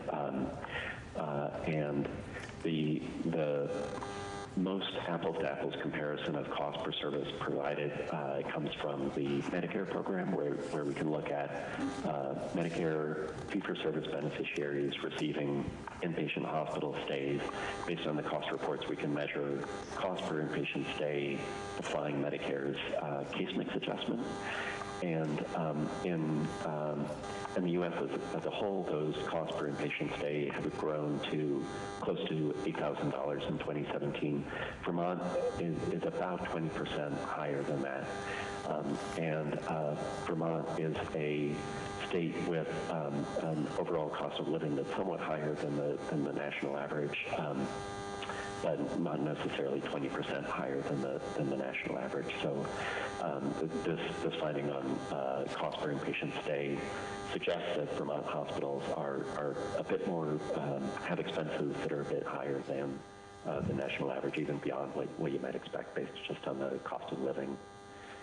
The next slide is on expenses per discharge equivalent. This is a broader measure of hospitals' costs in producing healthcare services. The discharge equivalent is a measure of hospitals' output that includes inpatient services and also outpatient services. And the expenses that we're measuring here includes expenses for all types of patients, not just Medicare and not just inpatient, but inpatient and outpatient. And looking at these trends, it looks like hospitals in Vermont, their expenses per unit of output are about 20% higher than the national average, and they've been kind of growing more or less in parallel, but Vermont's expenses per unit of output are higher than the rest of the country. The next slide is on administrative cost shares. So this is looking at a hospital's cost report and seeing how much of their costs are clinical care, nursing and pharmaceuticals and so on, and how much is spent on administration overhead. And Vermont is somewhat higher than the national average in having an administrative cost share that's close to 30%, whereas the U.S. as a whole has been creeping up over time, but it's more in the 25% range. And then the last measure is occupancy, and occupancies can give some indication of whether a state or an area is overbedded. Vermont actually has an occupancy rate that's fairly high, higher than the national average. So it's not as if Vermont has a large number of inpatient hospital beds that are going unoccupied. So on the efficiency measures, there's some indication that Vermont hospitals have costs that are higher than the national average, and administrative costs that are higher than the national average. So now I want to turn to the sub-question 4, which is really the motivation for this whole discussion, which is, would increasing Medicare prices lower private health insurance premiums? And I want to draw on the evidence from the other sub-questions and try to tie it all together. So first, let me say that if the prices paid to hospitals by private health insurance plans in Vermont were reduced, my sense is that would clearly reduce premiums for the privately insured. And I've seen arguments from folks in the hospital industry who say that there isn't really a direct link between hospital prices and premiums. My sense is that's really muddying the waters, and there's a very clear direct link between hospital prices and private premiums. It's important to point out that hospitals account for 44% of private health insurers' paid benefits, and if private insurers pay lower prices, that's going to reduce their paid benefits, and that's going to lead to reduced health insurance premiums. So yes, if private hospital prices were reduced, that would lower premiums. But the key question is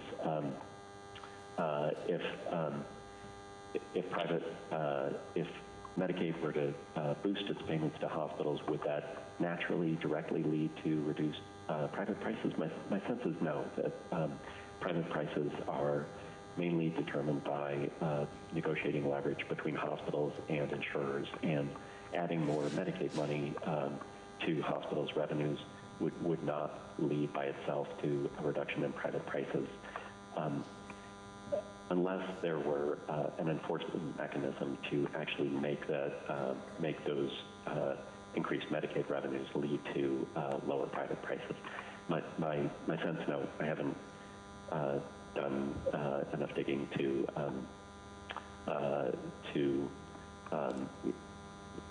confirm this, but my sense from reading the materials I've read is that the Green Mountain Care Board isn't regulating prices paid by private health insurers in a direct way, or necessarily their revenues. Although there is clearly oversight and budget review going on. My sense is that an increase in Medicaid revenues wouldn't necessarily lead directly to a reduction in regulated private prices or revenues from private insurers. And in the absence of that, of a robust enforcement mechanism, I think that the market dynamics would not by themselves just lead to reduced private prices and reduced private health insurance premiums. So that leads to the... Dr. yes, White, question before you move on. Senator Yep. Kitchell. Thank you. Then question one, the answer is yes, but it seems like yes with some qualifiers, that it doesn't happen of its own accord, that premiums would go down if you, without some enforcement mechanism? Well, or I'm just wondering the sequence, or to look at them separately. That's what I'm... I understand. Yeah. So I'm just trying to understand. Are they two separate questions and responses, or are they interrelated? I guess. Does two follow one? And that sounds like maybe not. Do you mean on the with reducing private hospital prices, reduce premium? In other words, would that happen without an enforcement mechanism? My sense is yes, and the let's see, for the privately insured, most of the privately insured are in employer-sponsored plans, and most of the folks in employer-sponsored plans are in self-insured plans where the employer is actually directly paying claims and then is paying an administrative fee to an insurer just to process the claims. And so for self-insured employers, if the prices they're paying for hospital services fall, that will lead directly to the employer having reduced, paid claims for their health plan. Within the negotiating agreement, right? I was just... Yes, that's really what I'm trying to... Okay, go ahead. We're good. And for small group employer-sponsored insurance, there are minimum loss ratios, and there's a somewhat competitive health insurance market. And then in the individual market, there's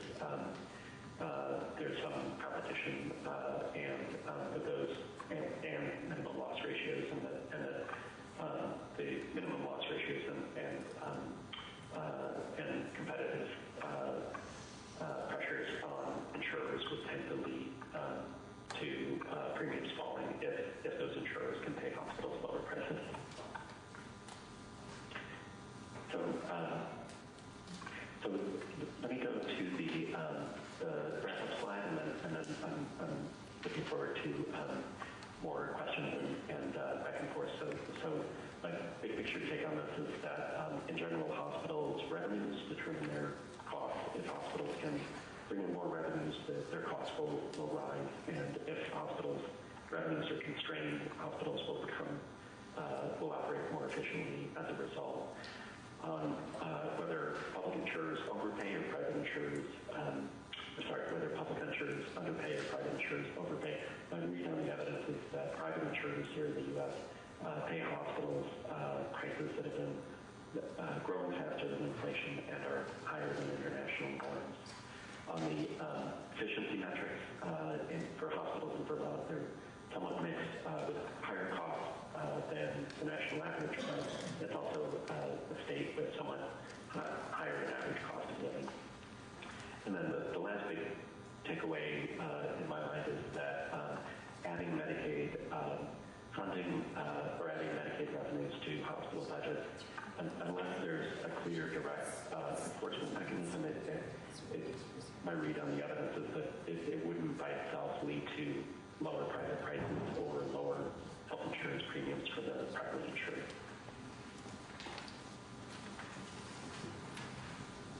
And then the last slide is just sources for some of the studies that were cited up slide. Oh, good. Thank you for including that. So, Dr. White, our time is limited today, so we have many other folks waiting to testify. So, unless there's a real burning question for understanding from the group, is everybody okay? Good. Thank you very much. This was very informative. It's really helpful. Thank you. So, hello, Dr. Schulman. Yes, good morning. Oh, good afternoon. Thank you for being here. We're all confused, but you are actually still in the morning, aren't you? Yeah. You're lucky. With the time change, with the time change in California too. Yeah, it's only Arizona, I think, that does, or maybe Indiana. Yeah. We're going to get out of this thing. That's another topic. So, Dr. Schulman, thank you for being here. You're here with a group of both House and Senate members for the Health Reform Oversight Committee. We have your PowerPoint in front of us, and we have about 45 minutes for your presentation and questions. So I guess the first question I have for you is, do you want folks to interrupt in the middle of your presentation with their questions? Absolutely. Okay. Be happy to take them. All right. So why don't you go right ahead, and then we'll listen and carefully ask what we need to. Yeah, thank you so much. And we had a little pre-call the other day, so I put these slides together just to make sure I covered all the points that people wanted me to cover. Our phone call really started with this question about healthcare costs and why are healthcare costs so high. And obviously this is a big of pertinence in Vermont and a big issue nationally. And so what I want to explain in the first couple of slides here is that actually this is a pattern that's occurred in the market, in the healthcare market over the last 15, 20 years, and trying to explain some of the circumstances that have led to this. So the first slide is some data from the University of Washington that was published about a year or two ago, and this was incredibly important data. So in the United States, from 2000 to 2017, healthcare costs increased by 155%, more than doubled. And the question is why and where did that increase come from? And Dielman's work from the University of Washington shows that about 50% of that increase was due to what he called service price and intensity. And translating that to English, we raised the prices in healthcare. And so that's the price piece. The intensity piece is there's been this tremendous consolidation of healthcare where hospitals can acquire physician offices and then call them hospital outpatient clinic. And actually I confirmed with Dielman about this, and that's that second component. So 50% of this increase in cost are due to factors, deliberate strategic factors pursued by hospitals and health systems.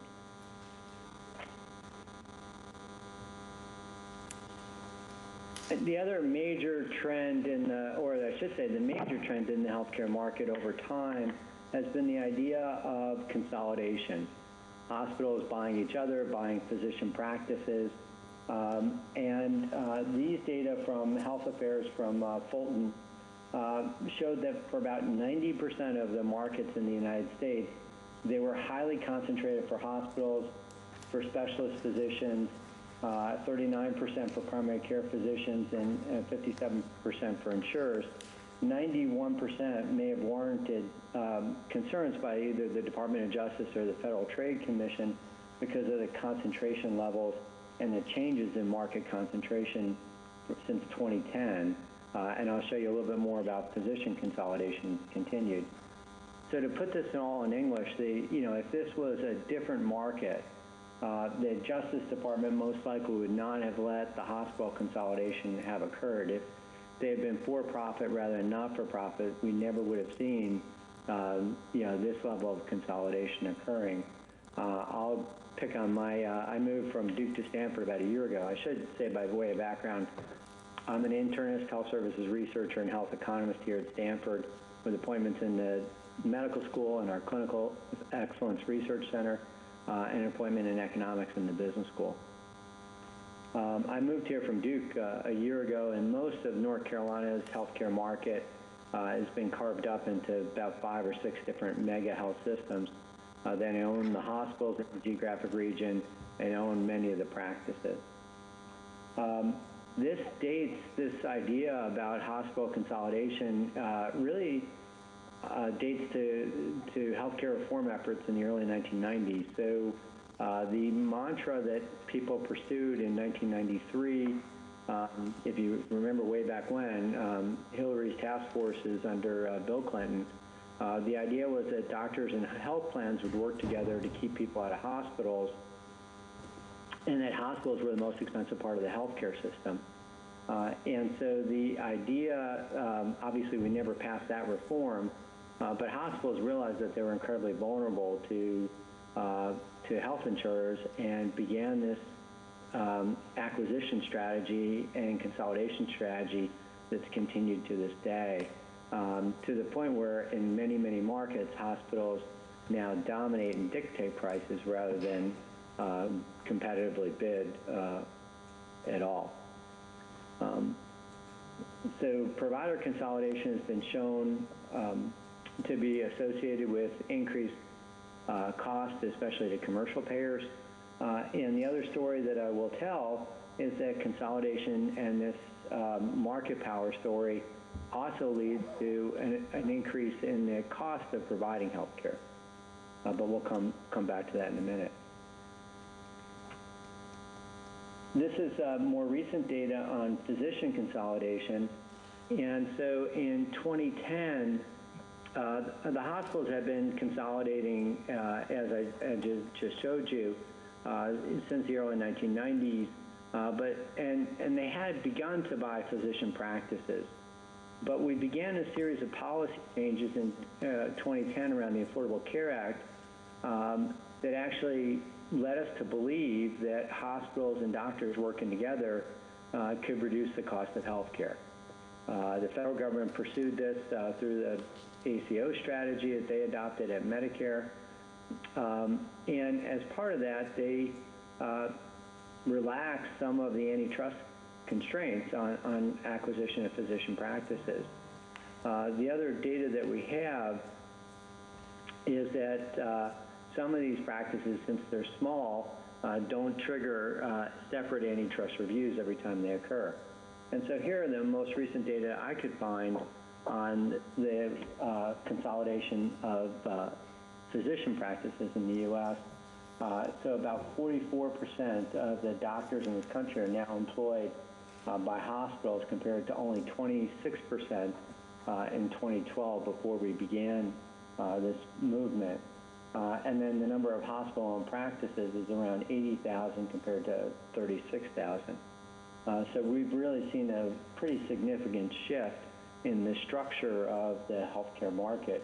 And obviously, the nice thing about this graph I picked includes the Northeast, includes Vermont. And so we've seen tremendous shifts in the Northeast as well to hospitals owning physician practices. Excuse me, the last column, percent increase, relates to the percent of consolidation? No, in this figure, it just represents the increase between 2012 and 2018 of the number of practices that were, or either doctors or practices that were purchased. But I mean, these are dramatic numbers in a short period of time.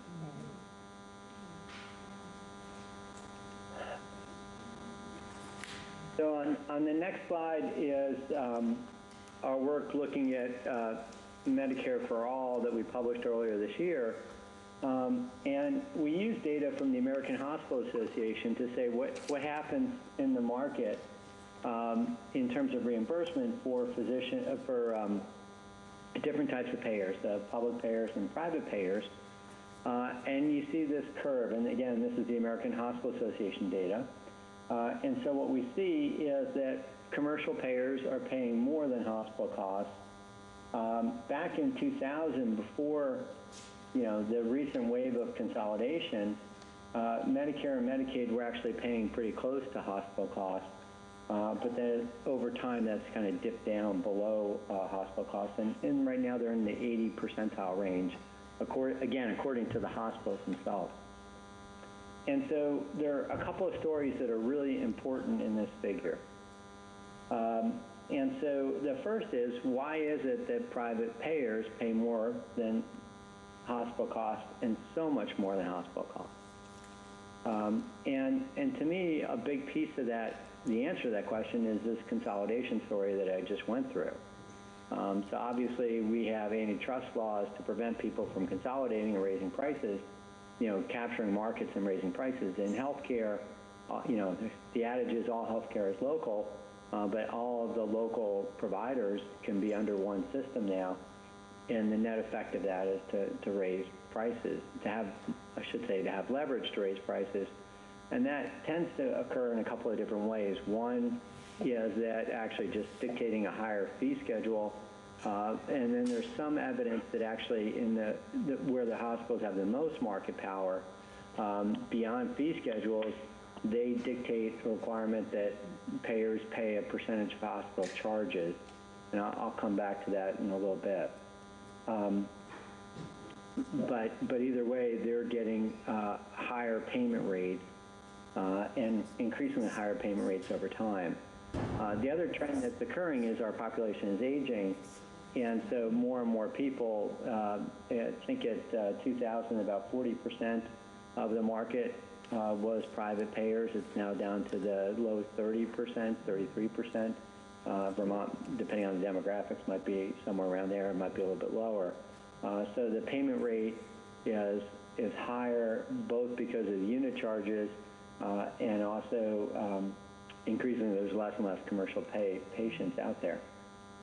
So that the traditional story here, and I think the story that you're grappling with, is that, well, the public programs are not keeping up with the cost of providing health care.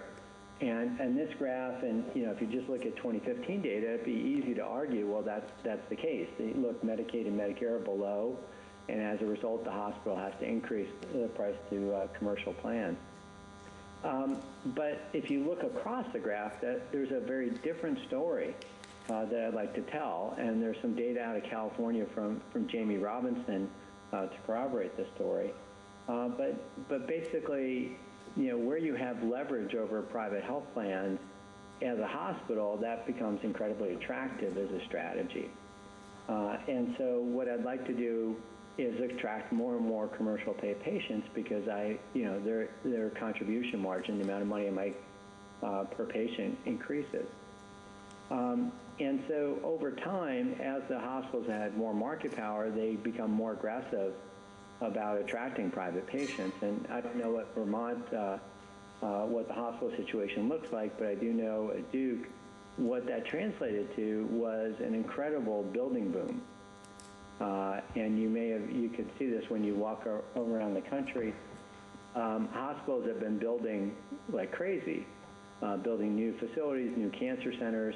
All of underlying all this is the hopes that the new facilities will attract more commercial pay patients to that particular institution. And the result of that building boom is actually the cost of providing care has gotten more expensive. And so over time, this dynamic is not that the public payers are being less generous necessarily over time. It's just the hospital's strategy of pursuing the commercial pay patients has led them to increase their cost of providing care.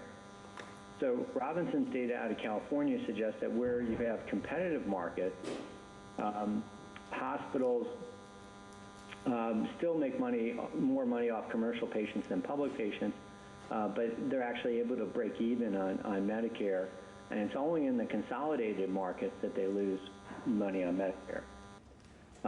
And so I would, I'd like to argue that the idea of the cost of healthcare and the difference between public and payers is a dynamic response to the market. It's not a cross-section, it's not a static. This is a policy that hospitals have been pursuing for over a decade now, and we're just seeing the implications of it.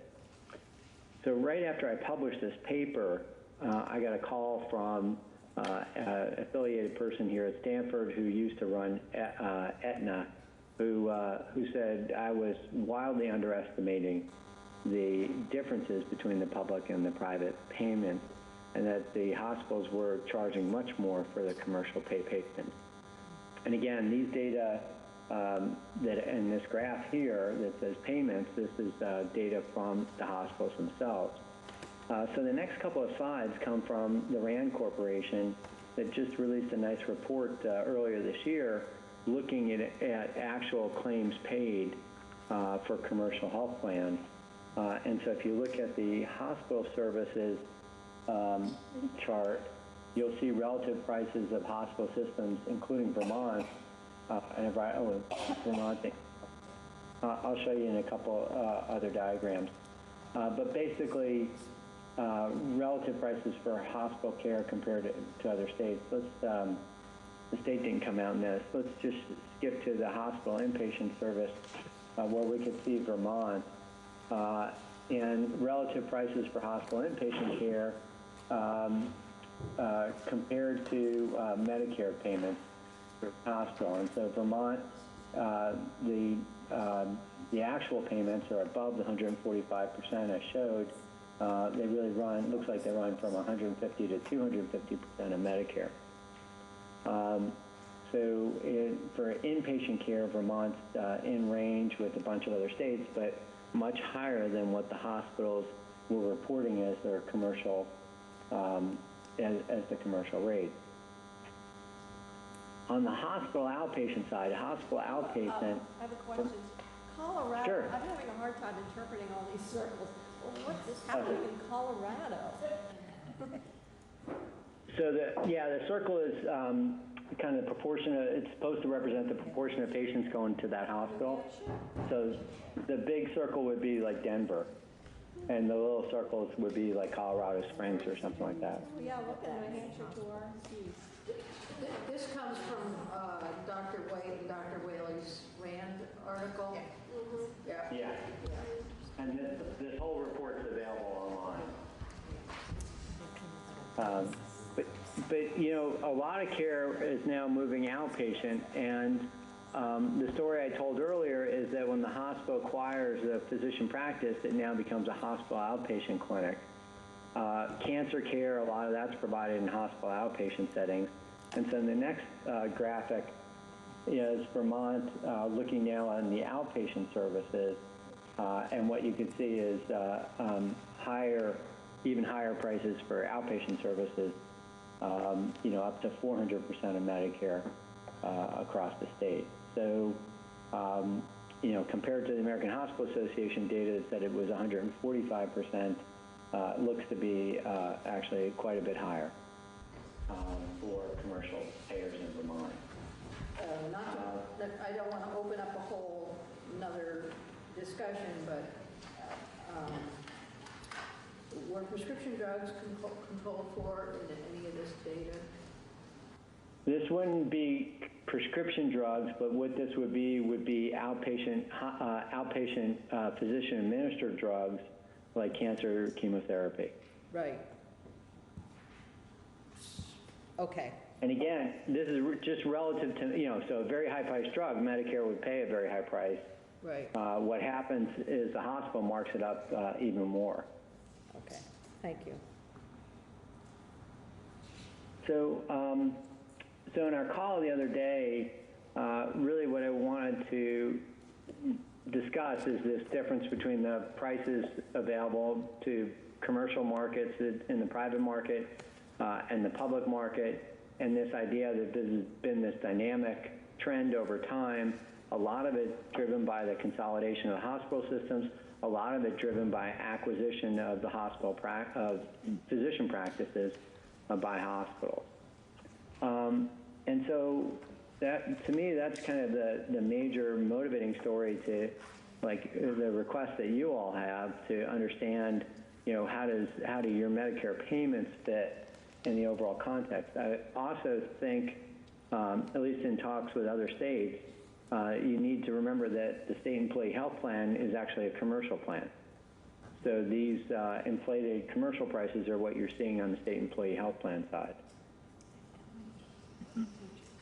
And several states, North Carolina, the state treasurer was actually mandating a limit on fees on the inpatient, outpatient side to be less. I think it was going to be around 175% of Medicare rather than 400% of Medicare. Could you say that again? Yeah, one of the things, a couple of states. Dr. Schulman, can you repeat what you just said about the 175%? In other words, capping fees at a certain percentage of Medicare. Yeah, so a couple of states are realizing that they're paying for both, they're responsible for paying for Medicaid, and they're also responsible for paying for the state employee health plan. And why are they paying two different rates? And so why would so Blue Cross and Blue Shield of North Carolina is going to be paying these commercial rates, but you have a much better price through Medicaid. And so is there something you could do to say, look, we're running two different healthcare programs that makes no sense where we have dramatically different prices. And so I think it was Montana that started this. And then just saying the state employee health plan is not going to be paying commercial rates anymore and put a cap on the rates they would pay. And there's a fight in North Carolina about this. The state treasurer came out and said they were going to cap a state employee health plan payment.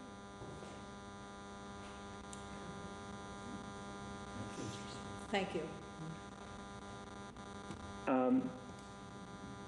Let me see if there are any questions. And I'm going to talk about three different, where do we go from here? Three different ideas of things that you can consider to try and address the situation over time. I know you're working on changing the payment structure in general, but part of this, the underlying lesion here, I would argue, is kind of this consolidation strategy on the part of hospitals and their behavior to continually work to increase the cost of care. Dr. Schulman, we have a question for you. Yeah, I think you invited a question, so yeah. And forgive me, I may be blurring the previous presentation we had with yours, but as I look at the data in terms of what we're paying the hospitals with our public payers,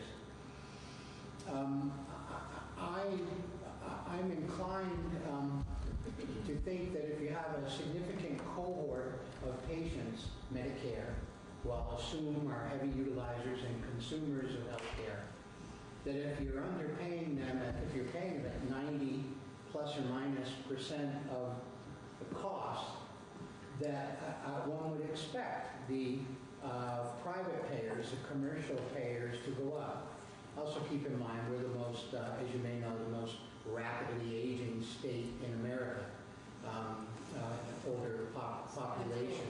So given that, I'm left to assume that it does have an impact, underpayments to by public payers, has an impact on the commercial payers, but from your presentation, that's not so. It's more correct. It's more a result of this leveraging that you talk about, the ability of the hospitals to leverage more from the commercial payers. Is that? I want to make sure I'm understanding you correctly, because it goes against what I've been raised to understand.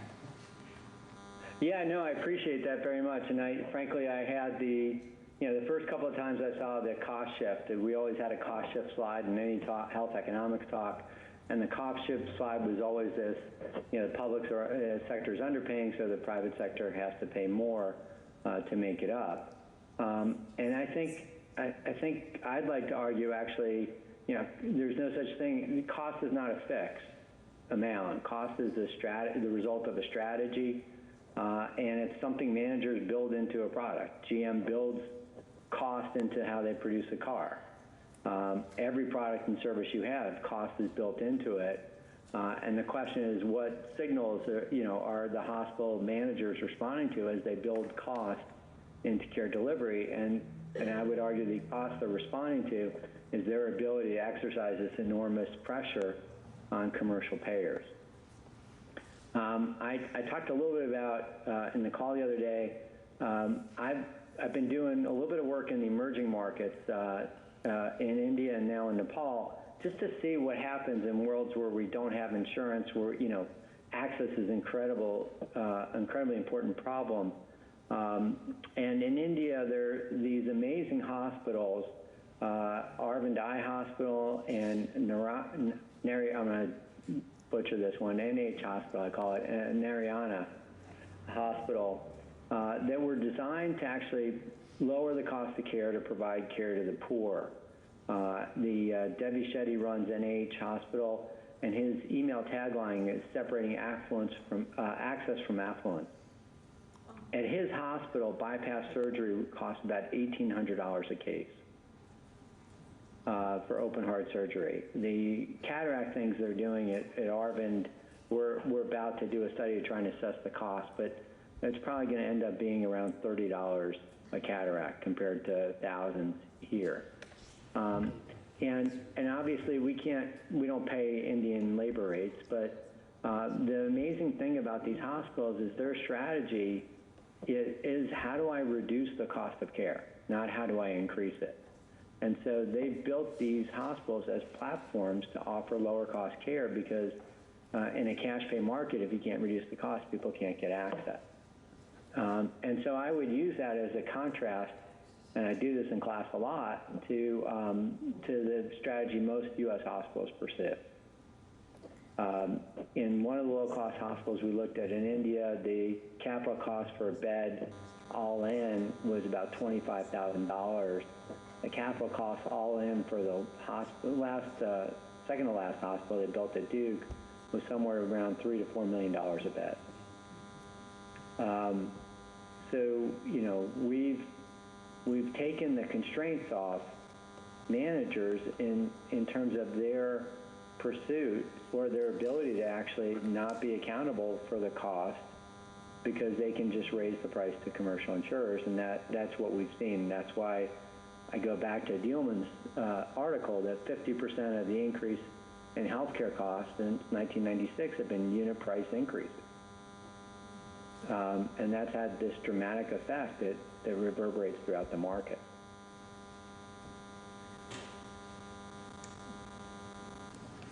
Thank you. We're on potential approaches, I think. Yeah, so in our discussions, I want to talk about 3 different ideas that you might want to consider. The first is, how do we change the strategy of these systems? And is there any opportunity to do so, especially since, part of this is the University of Vermont Health System, I'm assuming. The second is, are there ways to reduce administrative costs? We have this national debate right now about administrative costs, and are there things that we could do at a state level that might be an interesting model to test this? And finally, we've had an idea of how to reduce market leverage. How do I reduce this leverage over commercial payers, which could dramatically force a different strategy at the hospital level? So the most basic idea is that pretty much every CEO of a hospital in this country has some kind of balanced scorecard, and their performance bonuses and compensation are directly tied to this. And what you can see is they generally have 4 buckets: quality, customer service, work culture, and finances. And depending on the hospital, each one of these buckets is weighed differently. But in general, we have a model where the hospital CEO is rewarded directly based on how much money they make. The hospital, the University of Vermont, I'm sure, or the health system has reserves, they have endowments that the CEO and the board celebrate their financial performance every year. And so can we do something to actually change this? I was working a lot with the Charlotte Observer that was looking at Caroline's healthcare system that was on a pretty aggressive path to acquire practices and increase prices. And I actually asked them to ask the board why they voted to increase the cost of their own health insurance. Because the board members are made up from the local community. I would say most of the time, in terms of these 4 buckets, the board members mostly understand finance, especially if they come from a banking background, and obviously very few of the board members are going to be clinical people involved in the clinical quality process. And so this idea you have a disconnect serving as a board member of a hospital to increase the profitability of the hospital at the expense of the accessibility of people in the community is just a strategy question. So, what can we do about that? One would be to dictate what the compensation, what factors can enter into compensation in the state. The second would be to tax. If your compensation is based on profitability of a hospital, I'm going to tax that at 120%. Alternatively, think about how we set up the rights and obligations of not-for-profit systems in the state, so that they, instead of worrying about the hospital margins, they worry about access and affordability. And so I would say that this is an area that would be very interesting to pursue. I know there's a paper about hospital CEOs are very interested in patient satisfaction in this customer service piece. But one of the academic papers that came out was the reason why they're interested is the hospital CEO and the best performing practices got an extra $50,000 bonus based on the metric. And so if we change the metrics, we will change behavior. And so how to do that and how can we do that aggressively would be a very interesting question.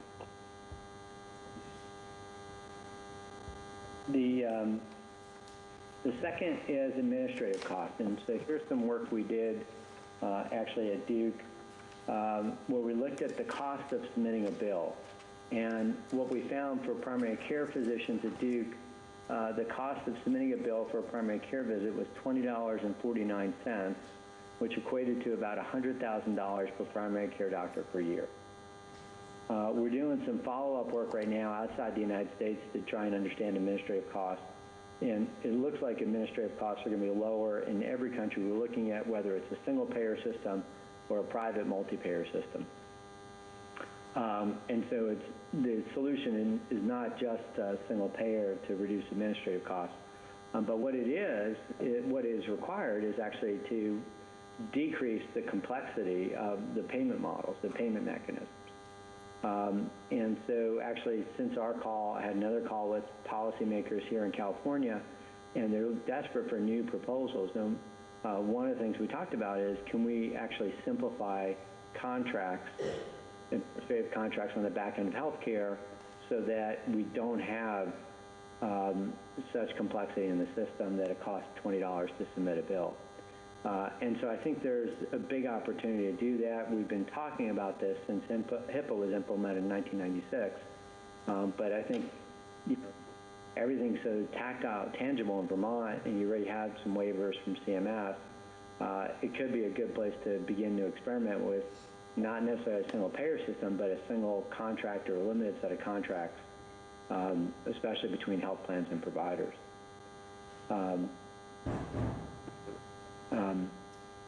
We're building a market right now, model right now to try and understand how much of an impact this can have. But I think simplifying contracts and simplifying the number of contracts that are circulating in the state would potentially reduce some of these costs pretty significantly. So this 14.5% for primary care visits compares to about 2% when you use your credit card. So to me, that 12% is the opportunity here. And then finally, I want to talk about this market leverage strategy. We talked a lot about the fact that consolidation has led to increased prices because hospitals have leverage over health plans. And one of the questions I've asked with a bunch of the health lawyers around here is why do they have leverage? And so one of the things this boils down to, we think one of the things it boils down to is this idea of hospital charges. So if I sent you all a bill for 45 minutes for consulting services today for our time together, and I sent you a bill for $100,000, you all would laugh, and I'd be able to hear the laughs all the way across the country even without the telephone. But if I put on my white coat and send you a bill for $100,000 for an out-of-network service, all of a sudden I'm entitled to that money, and that makes no sense. And so we've looked at this, and at the state court level, obviously hospitals for out-of-network services in general, hospitals don't tell you what the cost is going to be before you receive services. They don't negotiate a contract with you. And this is to their advantage. Actually, in other countries they do. But the hospital will then bill you for out-of-network services, and they bill you under a legal theory of implied contract. So the court is supposed to determine the terms that the two parties didn't negotiate directly, and specifically for compensation, the court's supposed to impute the market price for whatever the service is. And the problem in healthcare, we don't have any prices anywhere, and so nobody knows what the market price is. And so some of the times the hospital is going to be well represented by a very expensive law firm, and they're going to come in and say, we can't figure out what the market price is, but here's our charges. And charges is kind of the list price of a car. It's a number that the hospital makes up. It's not in relationship to anything. Charges used to be 2 times hospital cost or 3 times hospital cost. They could be as much as 10 times hospital cost. There's some relationship of hospital charges to Medicare outlier payments, but in general, there's no economic constraints on them. There's not even a definition of what a charge is. But some of the times, the hospitals say, well, we can't. I should say, whoever's the out-of-network person says, well, I don't know what the market price is, but it can't be that. It can't be the list price, and it's up to the judge to decide who's right.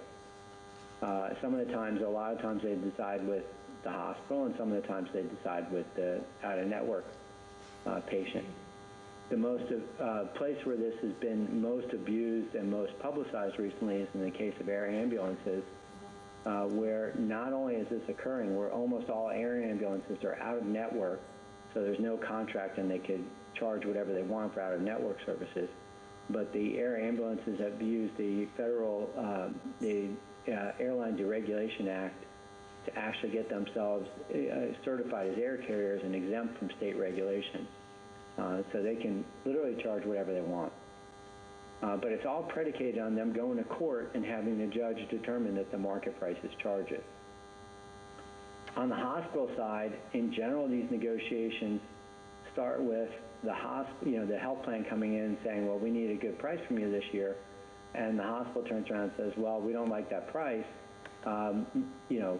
here are our charges. And so, you know, if you don't give us the price we want, that's fine.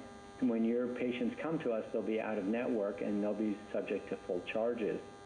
And so, you know, the hospital can use that as leverage to get a higher commercial payment rate.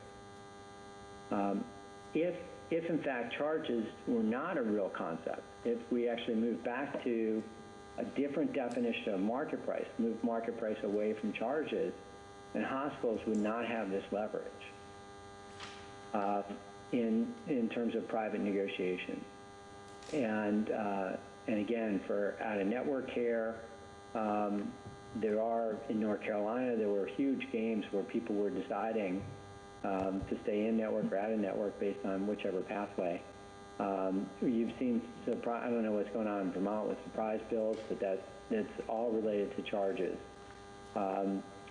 Like surgical assistants that say they're out of network, or emergency room providers that are out of network and hit patients up for charges. So we think there's an opportunity to actually define for the state, for any, what the market price is. And administratively, this would require us really a very simple fix, which is appoint a special magistrate to the courts to determine the market price. And that would undermine dramatically the impact of hospital charges on cost in the state. Lamar Alexander has got a surprise bill, was doing a markup of the surprise bill and came back to something similar to this in terms of a fee schedule.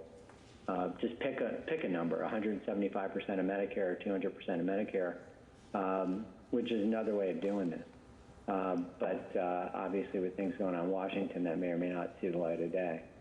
But I think that, to my knowledge, no state has really tried to address charges, directly, and that would be a huge opportunity for you all to consider. Thank you. We do have I think it's going to be our last question. I'm looking at your PowerPoint and I'm thinking that you've reached the end of your presentation. Is that accurate? Yes. Okay, good. So we have Senator Kitchell with a question.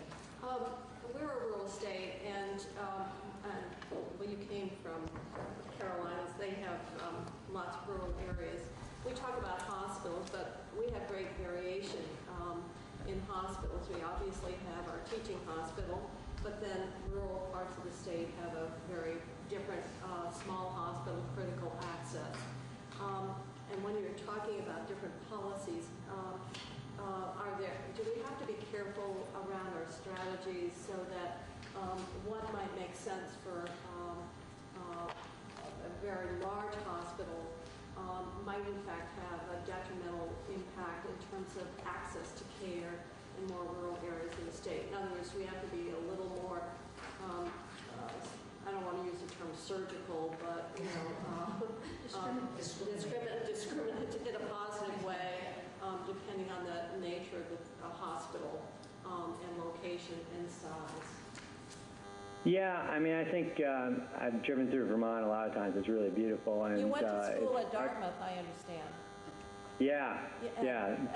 Chris Kohler says hello. Oh, okay, great. Oh, wow. Yeah, it's a very small world. So I would say there's kind of two things. So one is the issues with rural hospitals actually have a lot to do with this consolidation strategy, because the way that this makes sense for the large hospitals is to take all the attractive surgical procedures out of the rural, we call it hub and spoke strategy. So take the profitable services away from the local hospitals and bring them back to the large urban teaching hospital. And this was happening in North Carolina too. At some level, this is a good thing from quality perspective, because we'd rather you get your total joint replacement. A hospital does hundreds of them rather than a smaller number. And it's been increasingly hard to attract specialist doctors to rural areas as medicine's gotten more complex. So some of these trends that are happening on rural hospitals are results of these strategies from the larger healthcare systems. And so it's irrespective of payment, but there's no question that some of these payment changes could hurt the critical access hospitals. You know, if they're really working off charges to balance their books, then that's a big problem.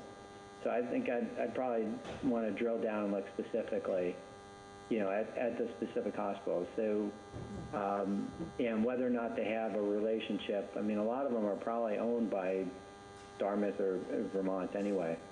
So it's a decision that those managers are making whether or not that hospital stays open. But I would say, I mean, I think that's an issue no matter what, whether we change payment or not.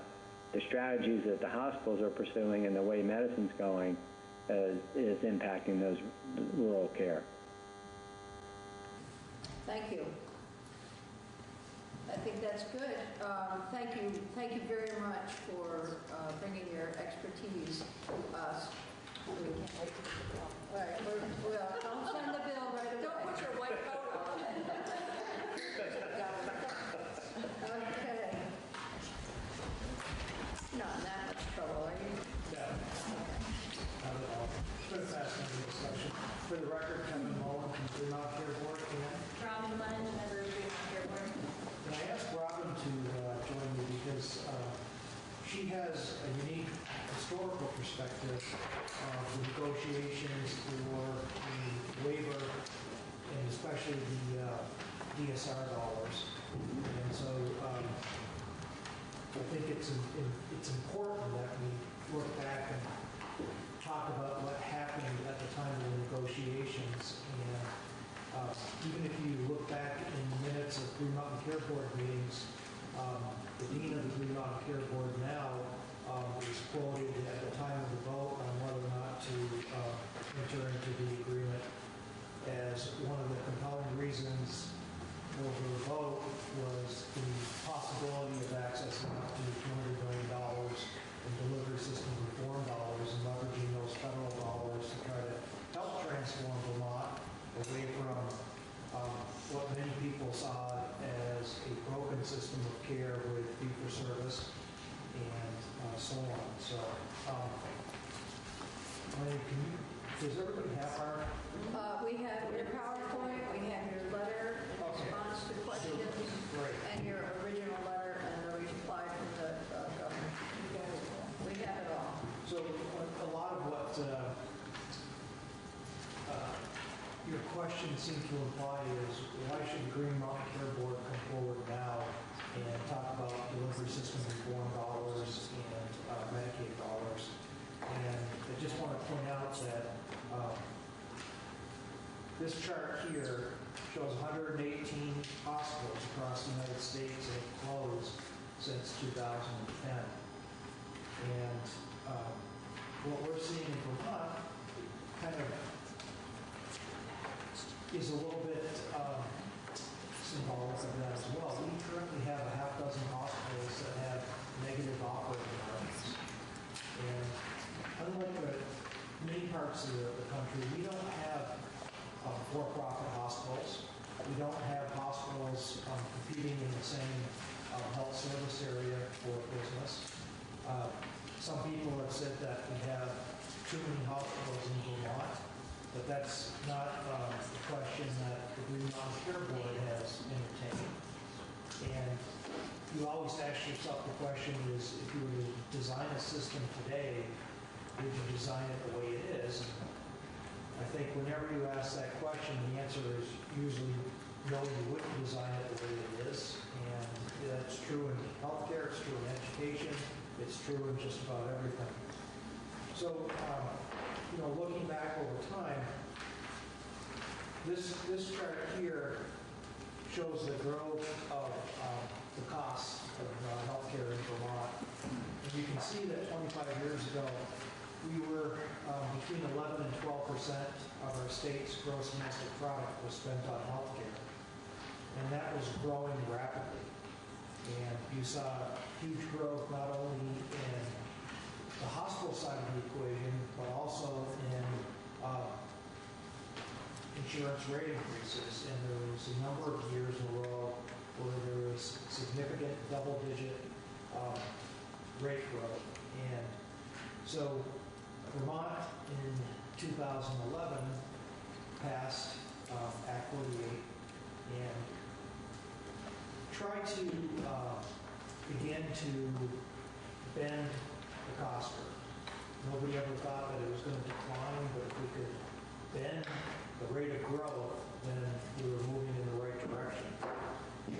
We've gotten over 19% of our GDP was spent on healthcare, and we were about 2.1 to 2.2% more expensive as a percentage of our state's economy than the rest of the country.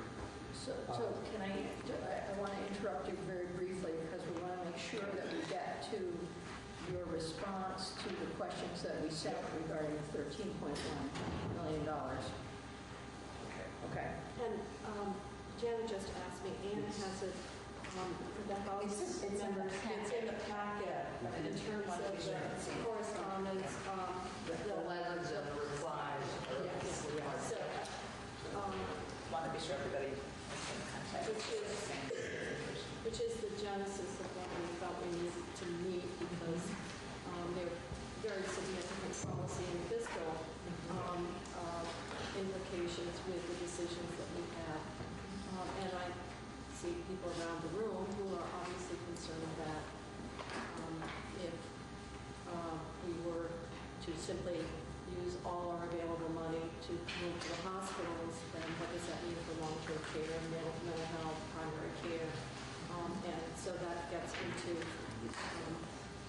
potential decisions that we are going to make in the upcoming session. Absolutely. And everything's like a balloon, and if you push on one side, it's going to pop out on the other. And I know that one of the arguments has been that there have been a number of downstream investments that have been made that should, over time, lower the costs of care. And you talk about prevention? If you look at the governor's response to the letter, he talked about investments in things like the designated agencies and things like that. Right. And if it was totally new dollars, that might be a very positive net effect on the system. But at the same time, for example, the dish payments were reduced from over 37 million to 22 point something million. At the same time, the divider tax has gone up. So I want to interrupt you, Chair Mullen. We appreciate everything you're saying, but we would like to have some understanding of how it is that the board came to make the decision about investing additional $3.1 million, which, as Senator Kitchell has alluded to, does put some pressure on our cap, global commitment cap. So the board didn't come to a specific conclusion about any monetary amount. What the letter was in fact asking for was trying to get more dollars into the system. Delivery system reform could be significantly more than the figure that you're using. But I think the 13.1 that you're probably referring to is the 13.1 million in this year's One Care budget, or are you talking about the 13.1 in Vicki Lohner's letter that in response to your questions is the amount that they came to as far as what the investments have been to date? It's not... Well, we weren't totally clear. We thought that there were two things, one of which was we needed to, the state needed to put more into the delivery system reform. Mm-hmm. And then the other part was we needed to increase Medicaid reimbursement as a technique to reduce the cost shift and therefore reduce private pay premiums. So there were two fiscal pieces. And so what we're trying to figure out, well, if in fact more money was needed for delivery system reform, what is that plan for what those what the elements would be, what would be the estimated time frame for the different components to kick in, what would be the money that would be attached, and how does it complement, and the other thing we want to be careful as we're developing is what's already in place and how do we build on it, not that we're going to overlay it within the ACO. So it was like when we got the letter was, well, somehow if we had given more, it would have made a difference in terms of what we had for delivery system reform. And we were like saying, well, then tell us what that delay actually meant in very concrete terms. That's what we're struggling with, is what are the implications of funding, and then we have to put it in the context. So in our response to your questions, if you look at the final attachment, it's Appendix 1 of the agreement that was the waiver that was negotiated in 2016, correct? Right. And that gives you a whole laundry list of what delivery system reform dollars could be invested in based on the negotiations that occurred with Washington at the time. You may want to jump in here.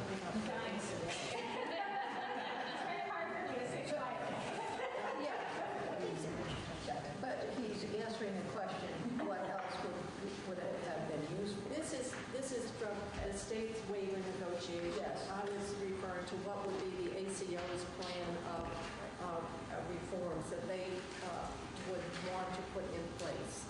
What would the money be used for? Yes, it was that. So let me jump in. So the constraints around what the ACO could use are included in that amendment, because that is what the administration and the federal government would need to work together on in order to get approval for the delivery system reform investments. So that list provides really the guardrails around it. We are currently in the middle of the ACO budget process, so as Kevin said, we have not made any decisions on that. We would not typically approve or disapprove a line item for delivery system reform investments. What we would do is a programmatic review about their care model, population health investments that they were interested in doing. We would look at whether they were continuing old investments, what were the new investments, and we would be then comparing that to the criteria in Act 113, which requires the ACO to invest in population health, to look at the continuum of care, all those sorts of things. So I think the genesis of Chair Mullen's letter was to indicate that given some situations that we've seen in our regulatory processes, now would be a good time to think about how to use those delivery system reform investments in a more robust way. The intent behind those investments were to provide one-time startup funds to allow for really a jump start on innovation at the provider level. I think we as a state, since the Blueprint for Health, have been moving forward in delivery system reform using 3 tenets. Payment reform is necessary but not sufficient. In addition to payment reform, you also need to invest in provider readiness and provider innovation, because payment reform alone is not necessarily enough, given that the state has 8 critical access hospitals. So our hospital system, unlike most urban areas, but not unlike many rural areas, is largely a critical access hospital system. And that system means that there are resource constraints at the hospital level in terms of the staffing or the expertise to jumpstart that. So I don't think that anybody on the board was trying to dictate either to the administration or to the legislature that certain things should be funded. However, in fact, the administration would have to negotiate with Washington to get approval, since they are part of that match. So right, but I think the kinds of things that we are currently seeing in the budget, and we can't really speak to the budget in too much detail because we're in the middle of a regulatory process and that would not be proper. But we can certainly tell you what we've received for information. Is investments like in Lamoille County's Adult Safe program, which invests in babies and parents through a program that wraps around. You're probably both familiar with the Adult Safe program. That's a new investment from last year that would be continued and spread throughout the state in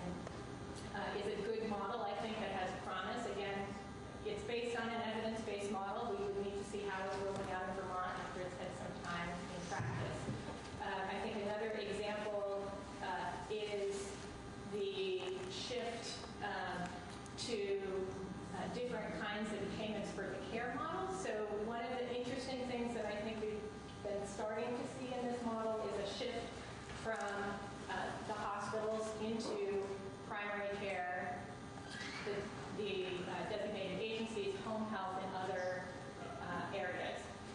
In Chittenden County, the home health agency has been partnering with OneCare to do a longitudinal care pilot, which would allow for Medicare recipients who would not normally be eligible for home health to receive that care. And they've shown, even in a short period of time of the pilot, that savings, a significant savings per patient, because that basically keeps those folks out of the hospital. So there's a number of different examples, and we've included some of those in our letter of areas that could be invested in. However, it is a contractual negotiation between the Department of Vermont Health Access with the ACO to determine what the agency believes is the right thing to fund, and then they, of course, have to work with the federal partners.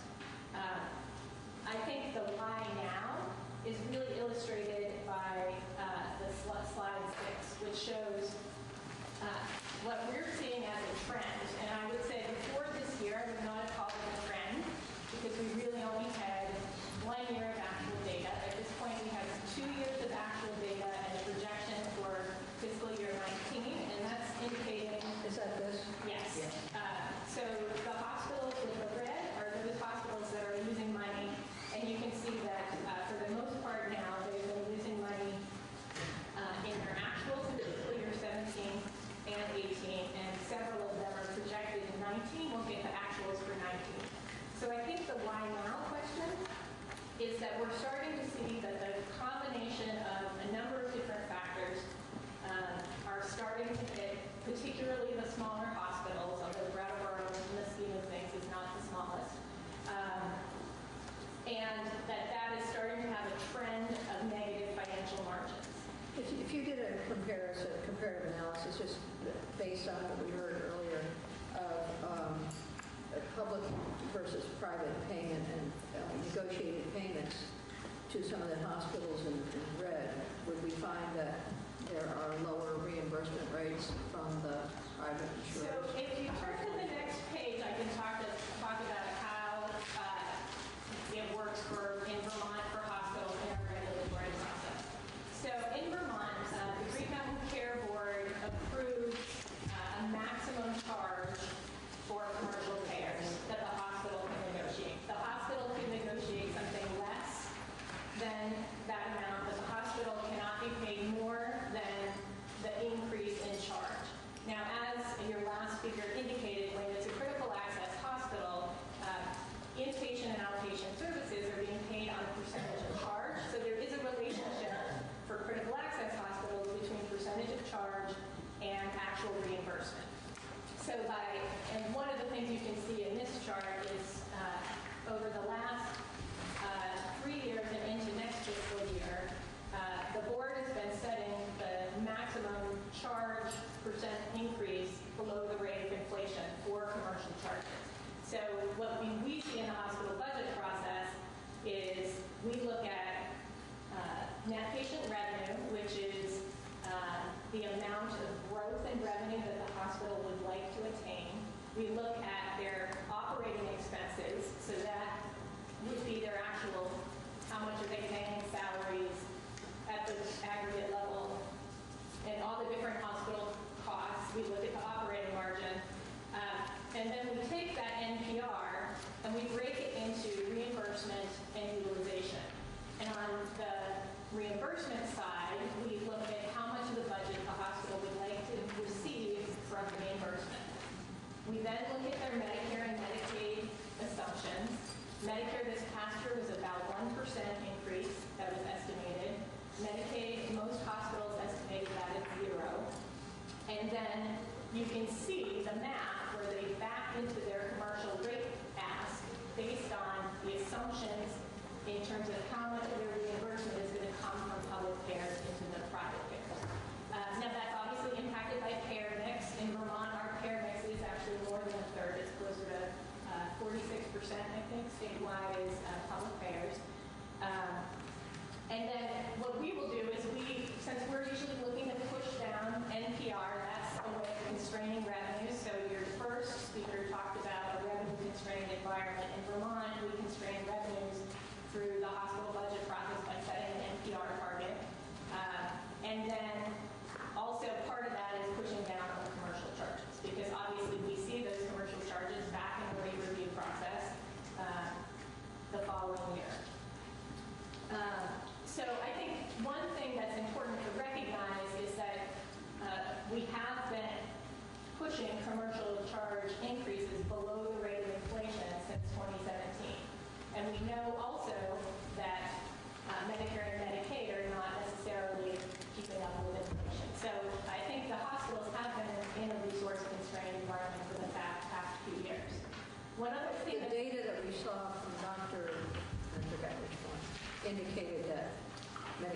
Medicaid, we're keeping up with inflation. And that's the national data. I think you have to look at that compared to what I would want to see is have a line for critical access hospitals. Because unlike most other states, rural states I think you could compare us to, but Boston doesn't have the critical access hospitals that we have. They have multiple academic medical centers competing in the market. That's going to change the way that chart looks if you compare it to a state that has largely critical access hospitals. So, in fact, some of the metrics around the inefficiencies, I was not particularly surprised by that. I think critical access hospitals are kind of designed to be inefficient because they're not, you wouldn't put them there based on the population. You put them there because you've determined that geographically and that area needs a hospital in order to make basically drive times to the ER work for the population. So you could look at different ways of designating it, but at least today, the way Medicare looks at it is the critical access hospital status.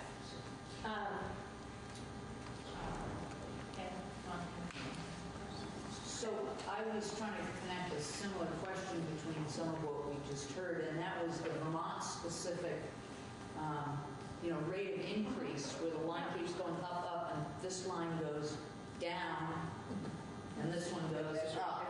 And it's They're measuring different things. Hospitals are just a percentage of your overall healthcare spending. Well, this is per inpatient. This is inpatient stay. Right, and this is charges, commercial charges across inpatient and outpatient. And it's not per stay, it's aggregate. So does that mean? We've also seen one of the largest cost drivers as we look at rate review being out-of-state hospital expenses. It's snowbirds, it's you think naturally Dartmouth, but it's also Albany, it's Boston. Those are outside of the controls that we as a regulatory body have. And then some of the other big cost drivers we wish we could go after. So for example, specialty drugs, 7.9%. Those are great drugs if you're battling the diseases that they're meant to cure, but they're very costly. And that's if you take a look at the actual trend for in-state hospital costs that are part of the rates, it's a very small amount. And we actually have that information from the rate review that we can provide you with percentages. We are now, one of the things that we've been doing in our regulatory alignment work is to connect the rate review process more tightly with the hospital budget process. And so we have our actuaries look at the hospital budget decisions as well as the enforcement decisions. So one of the areas in the hospital budget process that has changed, I think, rather significantly over the last few years is prior to the board, hospital budgets were not enforced. So if a hospital exceeded their budget, they exceeded their budget. The board has been largely enforcing hospital budgets by cutting commercial charges. And I know those of you in Lamoille County will have heard from their hospital about this on several occasions because they were not happy when they exceeded their budget and we cut their charges. But I think that is the way, and we have been trying to ensure that the hospital budget process acts like a virtual, I think of it as a virtual global budget. Is it your position that if hospital Medicaid rates increase, you have the authority and tools to reduce private commercial rates? Yes, as long as something else wasn't reduced on them. Yeah. And as long as we got, I would want, personally, I can't speak for Kevin or anybody else on the board, but I would want data from DEVA that indicated their estimates of the impact on the hospitals. So, for example, this past year, I learned that Medicaid had done a modest critical access hospital increase. I emailed someone I know at DEVA and asked them if they could provide that impact by hospital, and then I took that back and I compared it to the charge request. I asked the hospital how much that would impact them. It was the hospitals that were already in the red, so I didn't end up proposing a change, but I would certainly propose a change if the hospital wasn't, really negative. But yes. I'm trying to take this conversation and align it with the direction we're going ACO. Because we seem to be focusing on hospitals, but in reality, hospitals are part of that per enrollee payment that's being made. And so we have made investments on primary care. So and we have made investments certainly in mental health. So much of what influences care is beyond hospitals. So how do you see this more hospital-centric? In other words, part of me is like saying, well, once the ACO gets into place, they're going to be negotiating. They're going to be able to, theoretically, assuming that we let that process work, or maybe you have to mandate it, I'm not sure, you would see redistribution of dollars and spending within that box of services that are covered. So there is a great incentive on the part of the ACO to put money where they can preserve health and minimize their costs. So I'm just wondering. In fact, the ACO can't work without the type of care coordination that you're describing between all the different players. I mean, you can't be successful controlling population health if you're not doing that care coordination with all the community players. Well, that would argue who's participating in the delivery system reform? Medicare, Medicaid, and hospitals? DEVA. Well, that's Medicaid. So are there other payers? It's an all-payer model? So the hospitals have borne a disproportionate share of the costs of the reformation. What I would say is that, but this isn't really what I'm concerned about. What I was concerned about was when you get into a different payment structure, the extent to which those investments and where money has gone in addition within Medicaid, would in fact go into that negotiated payment, and then the ACO would be negotiating the reimbursement with hospitals and the other providers that are in those services that are included in that. And I'm just wondering, does that change the discussion about being quite so hospital-centric? I guess that's my question.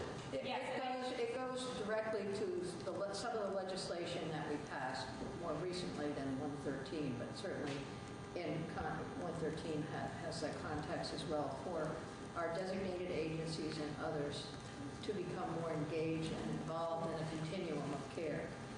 But you don't have authority over. right, part of why we're focused on hospitals is because that's the part of the system that we see in a lot of depth. But I think part of what we're seeing is we are seeing in the ACO system redistribution. And you have regulatory over that. Yes, and we are seeing, I think, redistribution. But what we're also seeing is that we're at a critical time where we're going to start to see hospitals pulling out of the model because they can't afford to be in the model. And I think that that's, quite frankly, short-sighted. But because I think that delivery system reform is the way that will get hospitals through what are really national pressures around Medicare, sequestration, and those sorts of cuts that are causing a lot of the financial distress.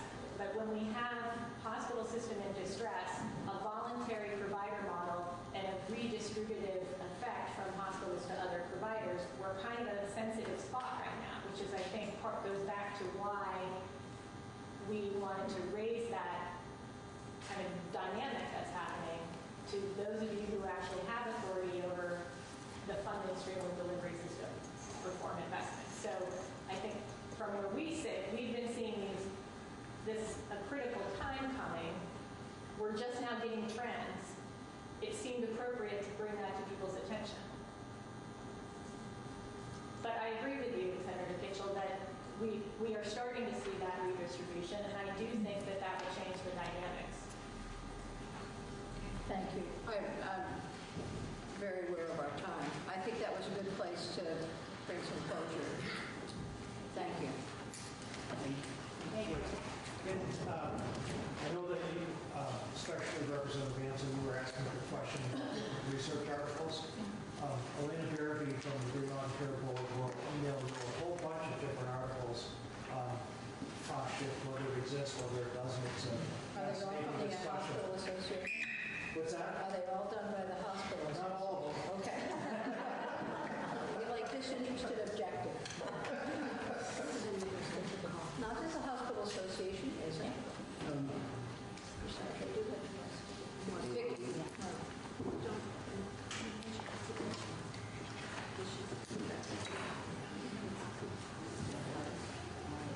So for the record, Vicki Loner, CEO, One Care Vermont, and thank you very much for the opportunity to come and talk with you today and to clarify any remaining questions that may exist after I submitted my letter.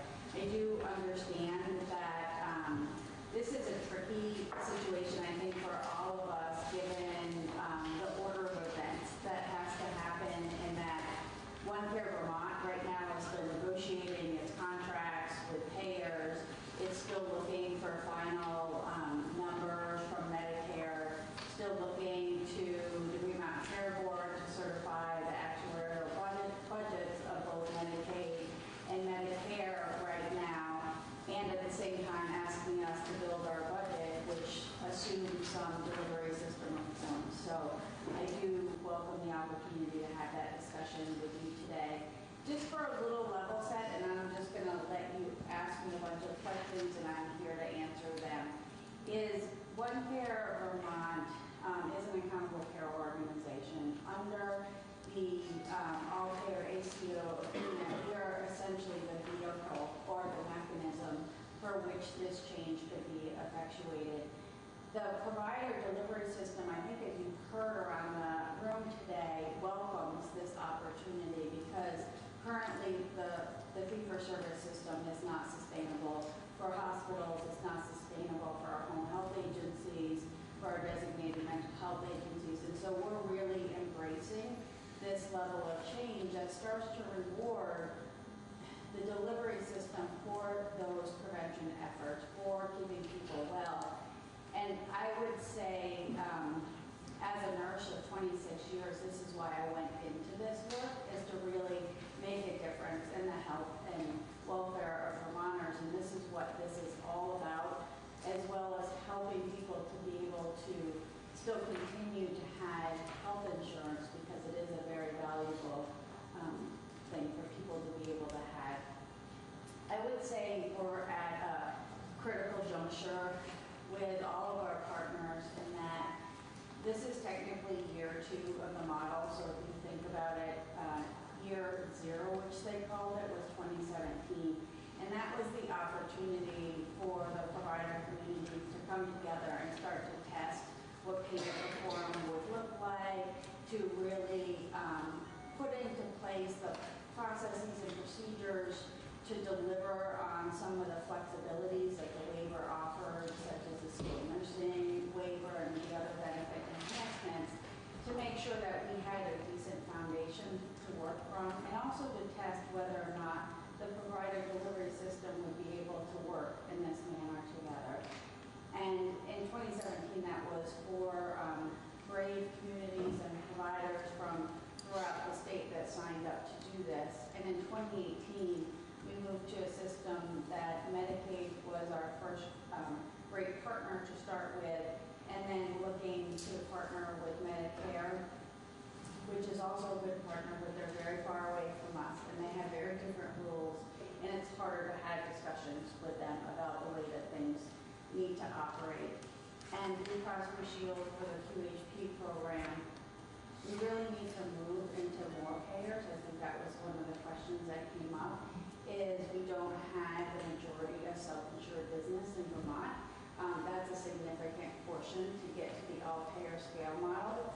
We've been working with Blue Cross Blue Shield very diligently to be able to move to that, to be able to offer better health and integration across the network to participants. And we need to have partners like MVP who have decided to come to the table and have this conversation with us. And it'll also require some of the larger payers that perhaps have a more national position and had proprietary rules and regulations that may not, they may not want to participate in such a model. So those are the balances and challenges that we face.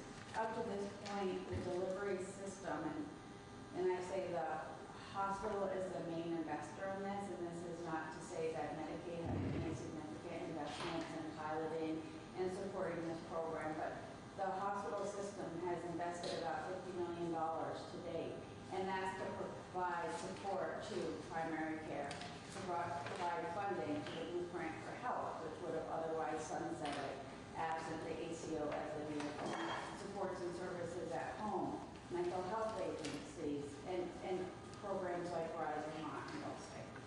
So with that, I'm going to let you ask. Maybe before you jump, give us the podium, can you just talk a little bit about the delivery system reform request that is in the budget and that did come up? Thank you. And that is our concern. Yes. And you know, I apologize. Sometimes when you answer a question, it's really not a question that was being asked, and so you don't answer it in the right manner. So to get to the $13.1 million, what it is and what it isn't. When we answer the question, what we try to think about is what were we able to do differently as a delivery system because of this program. So one of the things that we were able to do differently is every year when we contract with Medicaid or DEVA, we look at what our overall budget should be. And right now that's based on historical fee-for-service claims. But we look at what our budget should be for the year. The actuaries come in, they certify that budget. So I'm a clinician, not a finance person, so I'm going to do like real simple numbers right now. So let's say our budget is $100 for the lives. And that includes all previous fee-for-service payments that were rendered for individuals that are going to be participating in the program. What we did is we said, okay, if it's normally $100, we as the ACO want to invest some of our own money to pay for care coordination services, because that's not something that's normally rendered through a claim. Care coordination services aren't normally. So we said, we want to take a portion of that money and say that we're going to support care coordination efforts out in the community, because evidence has shown that better care coordination will actually reduce the overall cost of care. So that's a good, it feels like a safe bet to us. So what we're going to do is the care coordination money, we're going to flow out to the home health agencies, the designated mental health agencies, and primary care to really come in with a patient to provide them the care and services that they need. So out of the $13.1 million that you saw in there, what that was OneCare saying, of our total projected budget, we're going to invest $5.3 million of that money into care coordination services. So kind of exchange, right, instead of a fee-for-service.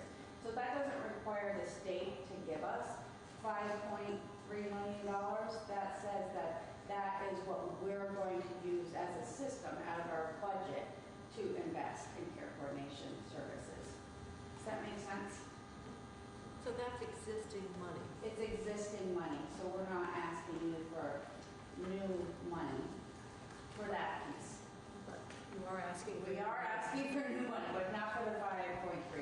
So of the new money that we're looking for, that we've been talking with DEVA about, are those activities that we really feel like will address some of the evaluation criteria of the LCARE model. Access, chronic care management, suicide prevention, because of mental health and substance use. And so of that, what we're saying is we would like to have $6 million, and when I say $6 million, think about it as a 50-50, so about $3 million in state match for new programs. So those new programs would be things like taking the longitudinal care project that the home health did in Chittenden County that really showed some real cost and quality effects, and expanding that on a larger scale.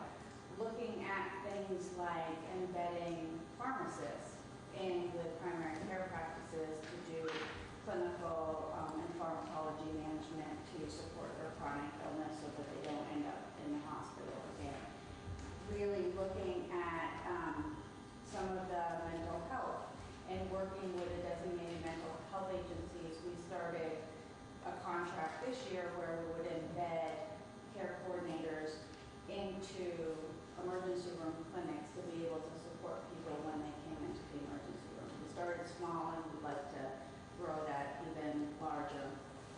And then there's a portion of that money, roughly 1.8, which is 900, that would fund existing things that the state has already supported. So that's primarily Rise Vermont. So that's a primary prevention program that really looks to provide individual communities with some implied grant supports and services that focus on overall wellness. So think about small tests of change. If you have snowshoes available to you in your community, you're more able to get out and recreate, and that leads to overall better health.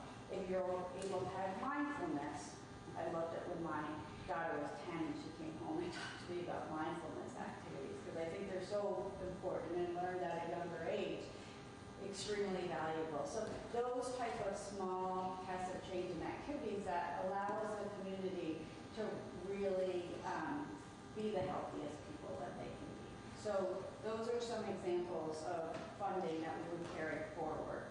So all in all, it's about $3.9 million in state funding that we're looking for. 3.9. 3.9. I have a question, and it gets into actually an article I read that some of the chronic care initiatives, the results have been disappointing. In concept, everybody says, yeah, that makes sense. And so how they're executed seems to make a critical difference in terms of what you have for outcome in terms of health and in terms of cost or utilization. So the models that you're selecting, out of those models that are out there, where Wagner was actually one of the authors of an article, and it said the outcomes have been somewhat mixed and disappointing. I'm just, when you're talking about how you're making investments, how do you ever come back and say, gee, that was mixed or that was disappointing? Because it's really I would add to that, how do you make the decision that this is the program you want? Well, that's first, and then how do you evaluate? Establish the benchmarks, and then how do you gather the data? You execute it. And are you, and what input in terms of that, how do you make the choice with things that are going on in Vermont elsewhere that seem to be a total disconnect with what you're doing? When there's major work being done in a certain area, and then you go off and want to invest in a particular pilot that doesn't connect with what? So I'm going to just take care coordination because that's an easy first example. When we thought about where we wanted from our initial investment to be in, we thought about chronic care management, right, as an opportunity to really bring primary care and the community care system together to better support people where they're at. And so the blueprint had started some foundational work, primarily in the primary care medical offices, and was not fully spread to the full care continuum. So what we did was we worked with the Blueprint for Health, we worked with the Medicaid offices, we worked with our home health agencies, we worked with the designated mental health agencies, area agencies on aging, and said we'd like to put together a team support model where all of the parts of the system would be working together instead of in their separate silos to really support individuals with their care needs for those that are what we call high and very high risk. And so I think about those being some of your most vulnerable Vermonters that really require some multiple supports in order to stay healthy. So we work together with the delivery system who has the greatest expertise at this and said, this is what we're thinking about, let's look at the evidence, let's look at the pathways that currently exist, let's try to streamline them, get everybody on a unified platform to be able to start working together towards this. And And then, once we get that system in place, I'd like to think that we're a learning health system, and we're consistently adjusting and making changes as the delivery system sees that things aren't working so well. So this is the first year, and I'm happy to send copies to the committee. Part of our testimony in front of the Fremont Care Board was really looking at that original cohort of patients that were in the pilot in 2017, and how were they doing after having this appropriate, almost call it dose of care coordination activities in their community. And we have seen significant reductions for both Medicare and Medicaid in their overall emergency room utilization and their overall total cost of care. We're also looking at things like, are they connected for those that were managed, right, in care manager? Are they connected with a primary care physician or nurse practitioner or physician assistant? I don't want to leave anybody out. Are they appropriately connected? And the answer is yes, they are appropriately connected at rates upward of 90%. We'd like to see in the commercial business, because we haven't worked as well with them, some better engagement, because we do see in the commercial sphere that those rates are significantly lower than what they are in some of our more mature programs, which are the Medicare and the Medicaid programs. This actually gets to the heart of transforming the system, and and thinking about having established clinical protocols, but aligning, of course, with commercial payers becomes critical. Yes. So I think, unfortunately, I'm we're happy on to the come clock. back at any time. Oh, you'll be back. Yeah, I know I have someone who comes in to provide a tour or some overview, and so I would offer that to the rest of the committee. We're very welcome to having people come in and walk through the budget or answer questions, or just answer questions about One Care in general. So I think it's worth noting, it's great when you say things like 95% of the people involved have, but it is still tiny numbers of people. So It those is. percentages can be a little misleading. Well, and I think that's part of the reason why we're here today, is we really need to accelerate the change, because I think you've heard that it's very difficult for the delivery system to operate and to. So I would just say that, in closure, that don't ever tell the legislature that you want to accelerate change. Positive change. I know, because there's people sitting in the room who have tried to slow me down from time to time. Thank you. Thank you very much. Thank you. So warm. So I think we have the Agency of Human Services here.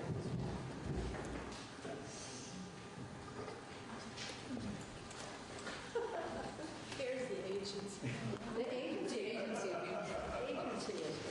The new secretary, congratulations. Thank you, Madam Chair. And are you wearing a label on a hat? It's called white hair. But don't worry, you're surrounded by good talent. Yes. No, we haven't been asking people to introduce themselves. Oh, for the record? Yeah. I'll start. Oh, good, okay. My name is Michael Smith. I'm the new Secretary of Human Services, Administration. Secretary of Human Services for a week. And I'll allow Ina and Sarah to introduce themselves. My name is Ina Beck. I'm the Director of Healthcare Reform in the Agency of Human Services. Hi, I'm Sarah Clark. I'm the Chief Financial Officer for the Agency of Human Services. Well, Madam Chair, thank you very much. I started out the conversation this morning on this topic in this way. I was very familiar with the original 1115 global commitment waiver. I negotiated that about 14 years ago. I helped come up with the concept and negotiate that waiver. But this waiver is different in some ways, especially with the caps. And so I'm getting up to speed on this waiver. I will ask Ina and Sarah to answer your specific questions, but in general, just wanted to outline some of the aspects when you're talking about the caps under the 1115 global commitment waiver. I was trying to bring it into just one sentence, and basically what what I can say in trying to bring that into one sentence. There's currently very little room in the 1115 waiver, especially with what we call the investment caps under the 1115 general global commitment waiver. We are constrained by two caps, overall growth growth cap and an investment cap. This morning I addressed the two caps, but it is suffice to say that the overall cap is becoming a constraint, but more importantly, the investment cap is near or virtually at its cap limit. Now, we hope to gain some relief with the waiver that we've applied for SMI/IMD. I'll ask these two to explain what that is.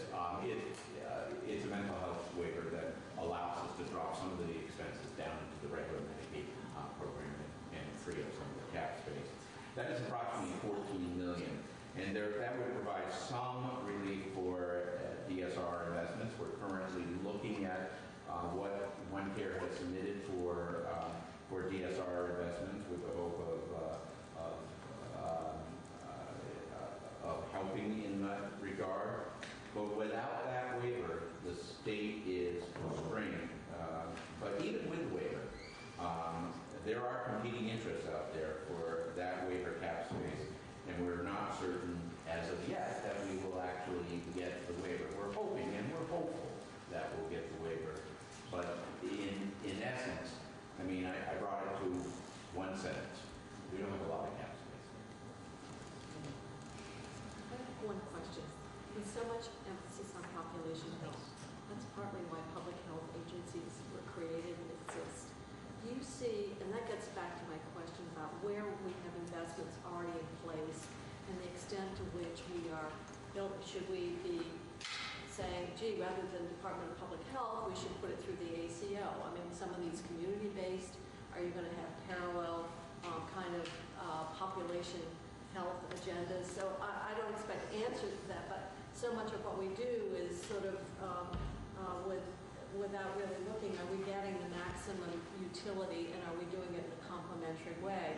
And I remember someone at this table referencing that relative to Rise Vermont and how that would fit relative to a lot of the work that our Department of Health is doing.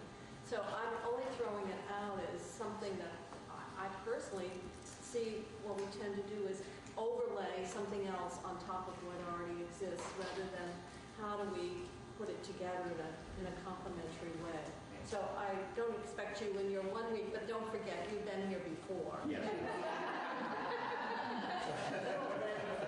But that's only one example of, when we're looking at the issue around children, Delson's model. That's going to tie right back to child welfare. So, I mean, there's so many connecting issues here that Care management. There's huge duplication of care management. It's staggering. They'll find out. And frankly, that's what we're looking at now when we look at the investments in the DSRs. I mean, the advanced community care coordination, the system analytics, the Rise Vermont, the mental health, looking at how this fits into an integrated system as we move forward. Did you want to turn it to Sarah to talk about the cap, the investment cap, the growth cap, the $14 million, and how that might become available? Can you give us that insight, I think, a little bit? Sure. I can talk a little bit about the two different caps we're talking about. So with our last waiver negotiation in 2016, there were significant changes to how the federal government treated the overall Medicaid spending cap, what we refer to as budget neutrality. And as a reminder, the federal government requires for states that have an 1115 waiver, like Vermont does, that it has to cost the federal government the same or less than it would cost them without the waiver. So our ability to spend on things like investments, including delivered system reform, is all predicated on the fact that our model actually costs the federal government less with the waiver. So in our last negotiation, the parameters surrounding our budget neutrality were made more clear to us. It also became really clear that unlike our previous methodology behind budget neutrality, we were actually getting closer to our overall Medicaid spending cap than we ever had before, for a couple of different reasons. One, previously, it was treated as a cumulative cap, so it would aggregate over 5 years, whereas now it's a single year, calendar year cap that we have to live within. Though, truth be told, it is at the end of the 5 years where it would come to pass if we surpass spending. So it is something that we now, from an overall spending perspective, we now much more closely monitor. I would say if we look at the 3 years, calendar year 18, calendar year 19, and estimates for calendar year 20, we're within 8 to 11% of our overall Medicaid spending cap. So in addition to the budget neutrality cap, we also have a sub-cap on investments, which prior to our last negotiation was really managed more from a risk corridor perspective. A best practice is we only want to spend X% on investments of our total Medicaid program. With the new waiver, CMS established firm calendar year caps on investments. So for calendar year 19, for example, the year that we're in right now, about to end in December, we have an annual cap of $138,500,000. That amount over the next 2 calendar years actually gets less. So we're estimating for the year that's about to end in December, we have about $300,000 of room left on our cap, which when you talk about $300,000 on $138.5 million, that's extremely tight. And so it is something that we are actively managing on a quarterly basis because that's when we file our federal reporting with the federal government. So for yes. So just to be clear, delivery system reform money will have to come out of the sub-cap or whatever, the investment cap, which has a couple $100,000. Correct. No. What? No. No. So I need to clarify a little bit, and I hope I don't confuse folks further. So when we say delivery system reform investments, it's a very specific type of Medicaid. It's an investment Medicaid. When folks reference the $209 million, that was really potential funding supports for the all-payer model. It was not strictly investment. As a matter of fact, of the $209 million, only $27 million was targeted for delivery system reform investments. And so I think that sometimes it's complicated, and so I think sometimes it gets blended together. And so what the ACO is asking us for is actually delivery system reform investments. And that's the $3 million whatever. Yes, and I believe what they're referring to when they say $3 million is the state share. Whereas we typically, that's from a state match perspective, that is what we need to concern ourselves with, but certainly at the Agency of Human Services, we're also focusing on the gross dollar, because it's the gross dollar that impacts both of our caps. Can we get a little spreadsheet? Can we get a little spreadsheet on this? Yes, you can. Simple. So it's not just to come up with the dollars and drive Yes, definitely. So as we talk about the DSRs and the request, this morning's presentation to the Joint Fiscal Committee talked about the serious mental illness waiver that we are in the process of applying for. And as a matter of fact, we need to receive this waiver so that we can transition $12 million of investment spending to program to allow us the room underneath our investment cap to even be able to take on these delivery system reform investments that the ACO is requesting. So it is a contingency. I think we feel confident, as the Secretary indicated, that we will be able to negotiate for a January 2020 implementation, but it's important for everyone to understand that we need that waiver approved to be able to move forward with these investments. So does this relate, I know that in the waiver, the all-payer waiver, there's a year 3 behavioral health and substance use disorder plan that the Green Mountain Care Board puts together. Is this money going to be used to invest in whatever that plan happens to be, based on what the legislature indicates? Or is that too? That's another. I can take that question. Good.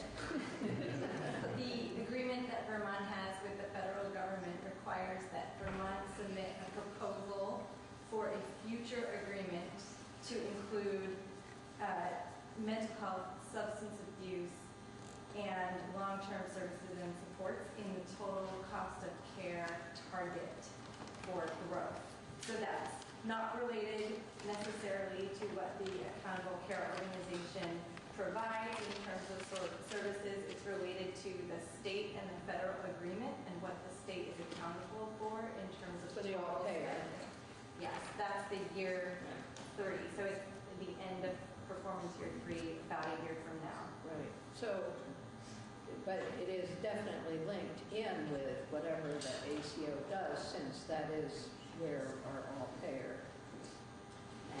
lives with our hospitals and our commercial insurers. That is the discussion we will have with stakeholders over the year that we have to prepare this report, including how the ACO relates to that and the state's ability to live under a broader target if the state proposes that. Again, it's a proposal.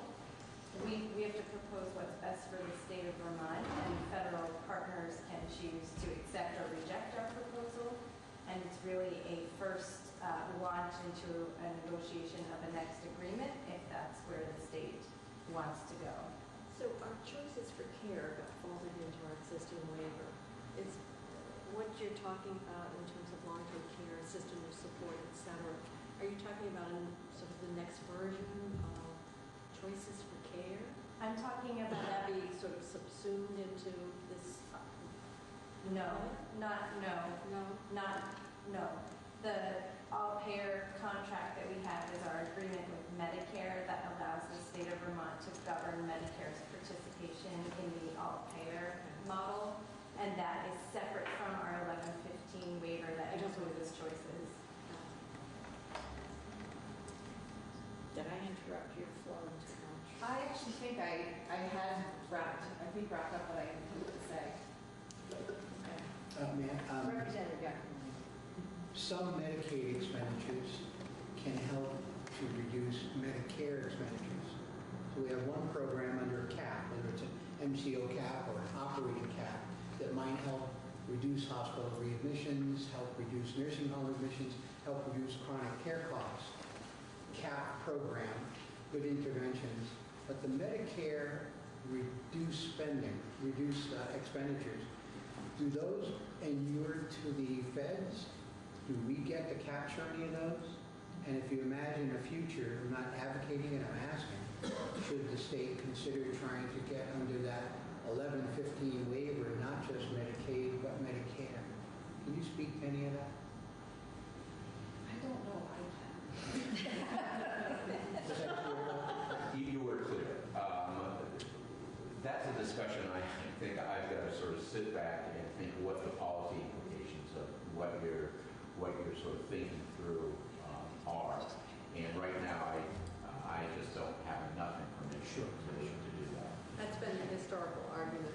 Yes. State ponies up the money, Medicare gets the benefit. Yes, Right. I'd like to try to change that dynamic. Maybe. Other questions?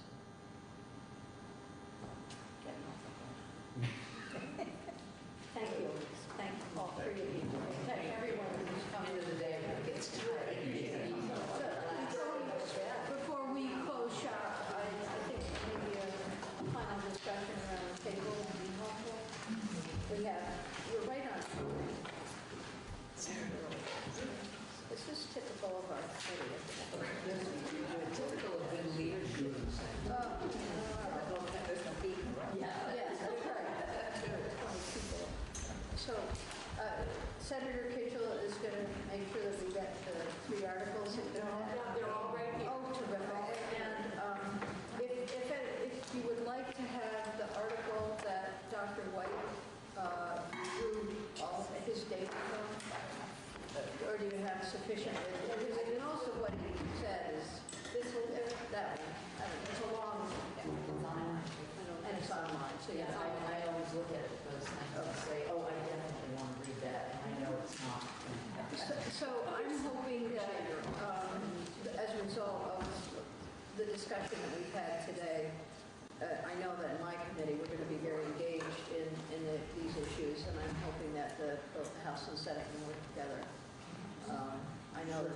chair is very committed to some issues and working with you. Good, this is terrific. Finance is going to be working extra. Yeah, and we're interested in health insurance and the rising costs. Good. All those good things that are on my priority list. Well, you know, the thing is that our healthcare reform is very much embedded in our ACO and our all-payer model, and I think that we all need to work as carefully and assiduously as we can to build a successful reform effort. And it takes everyone in this room working with us to do that. So I'm looking forward to it. Thank you. Anybody else? Well, we welcome your stepping. Yeah, I know, that was a mistake. Thank you.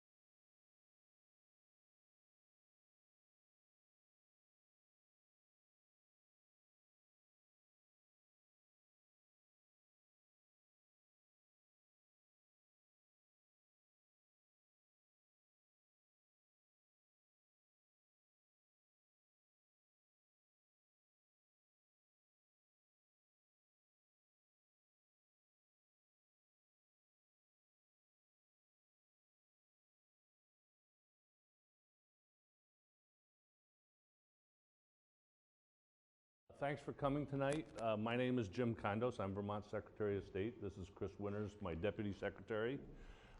We're here to Actually, there's 3 topics. One, defending our democracy, and we're just going to give a quick overview of what we're doing to protect our election systems, and then we'll get into the open meeting law and the Public Records Act. Mike Donahue. Right on the table there, Mike.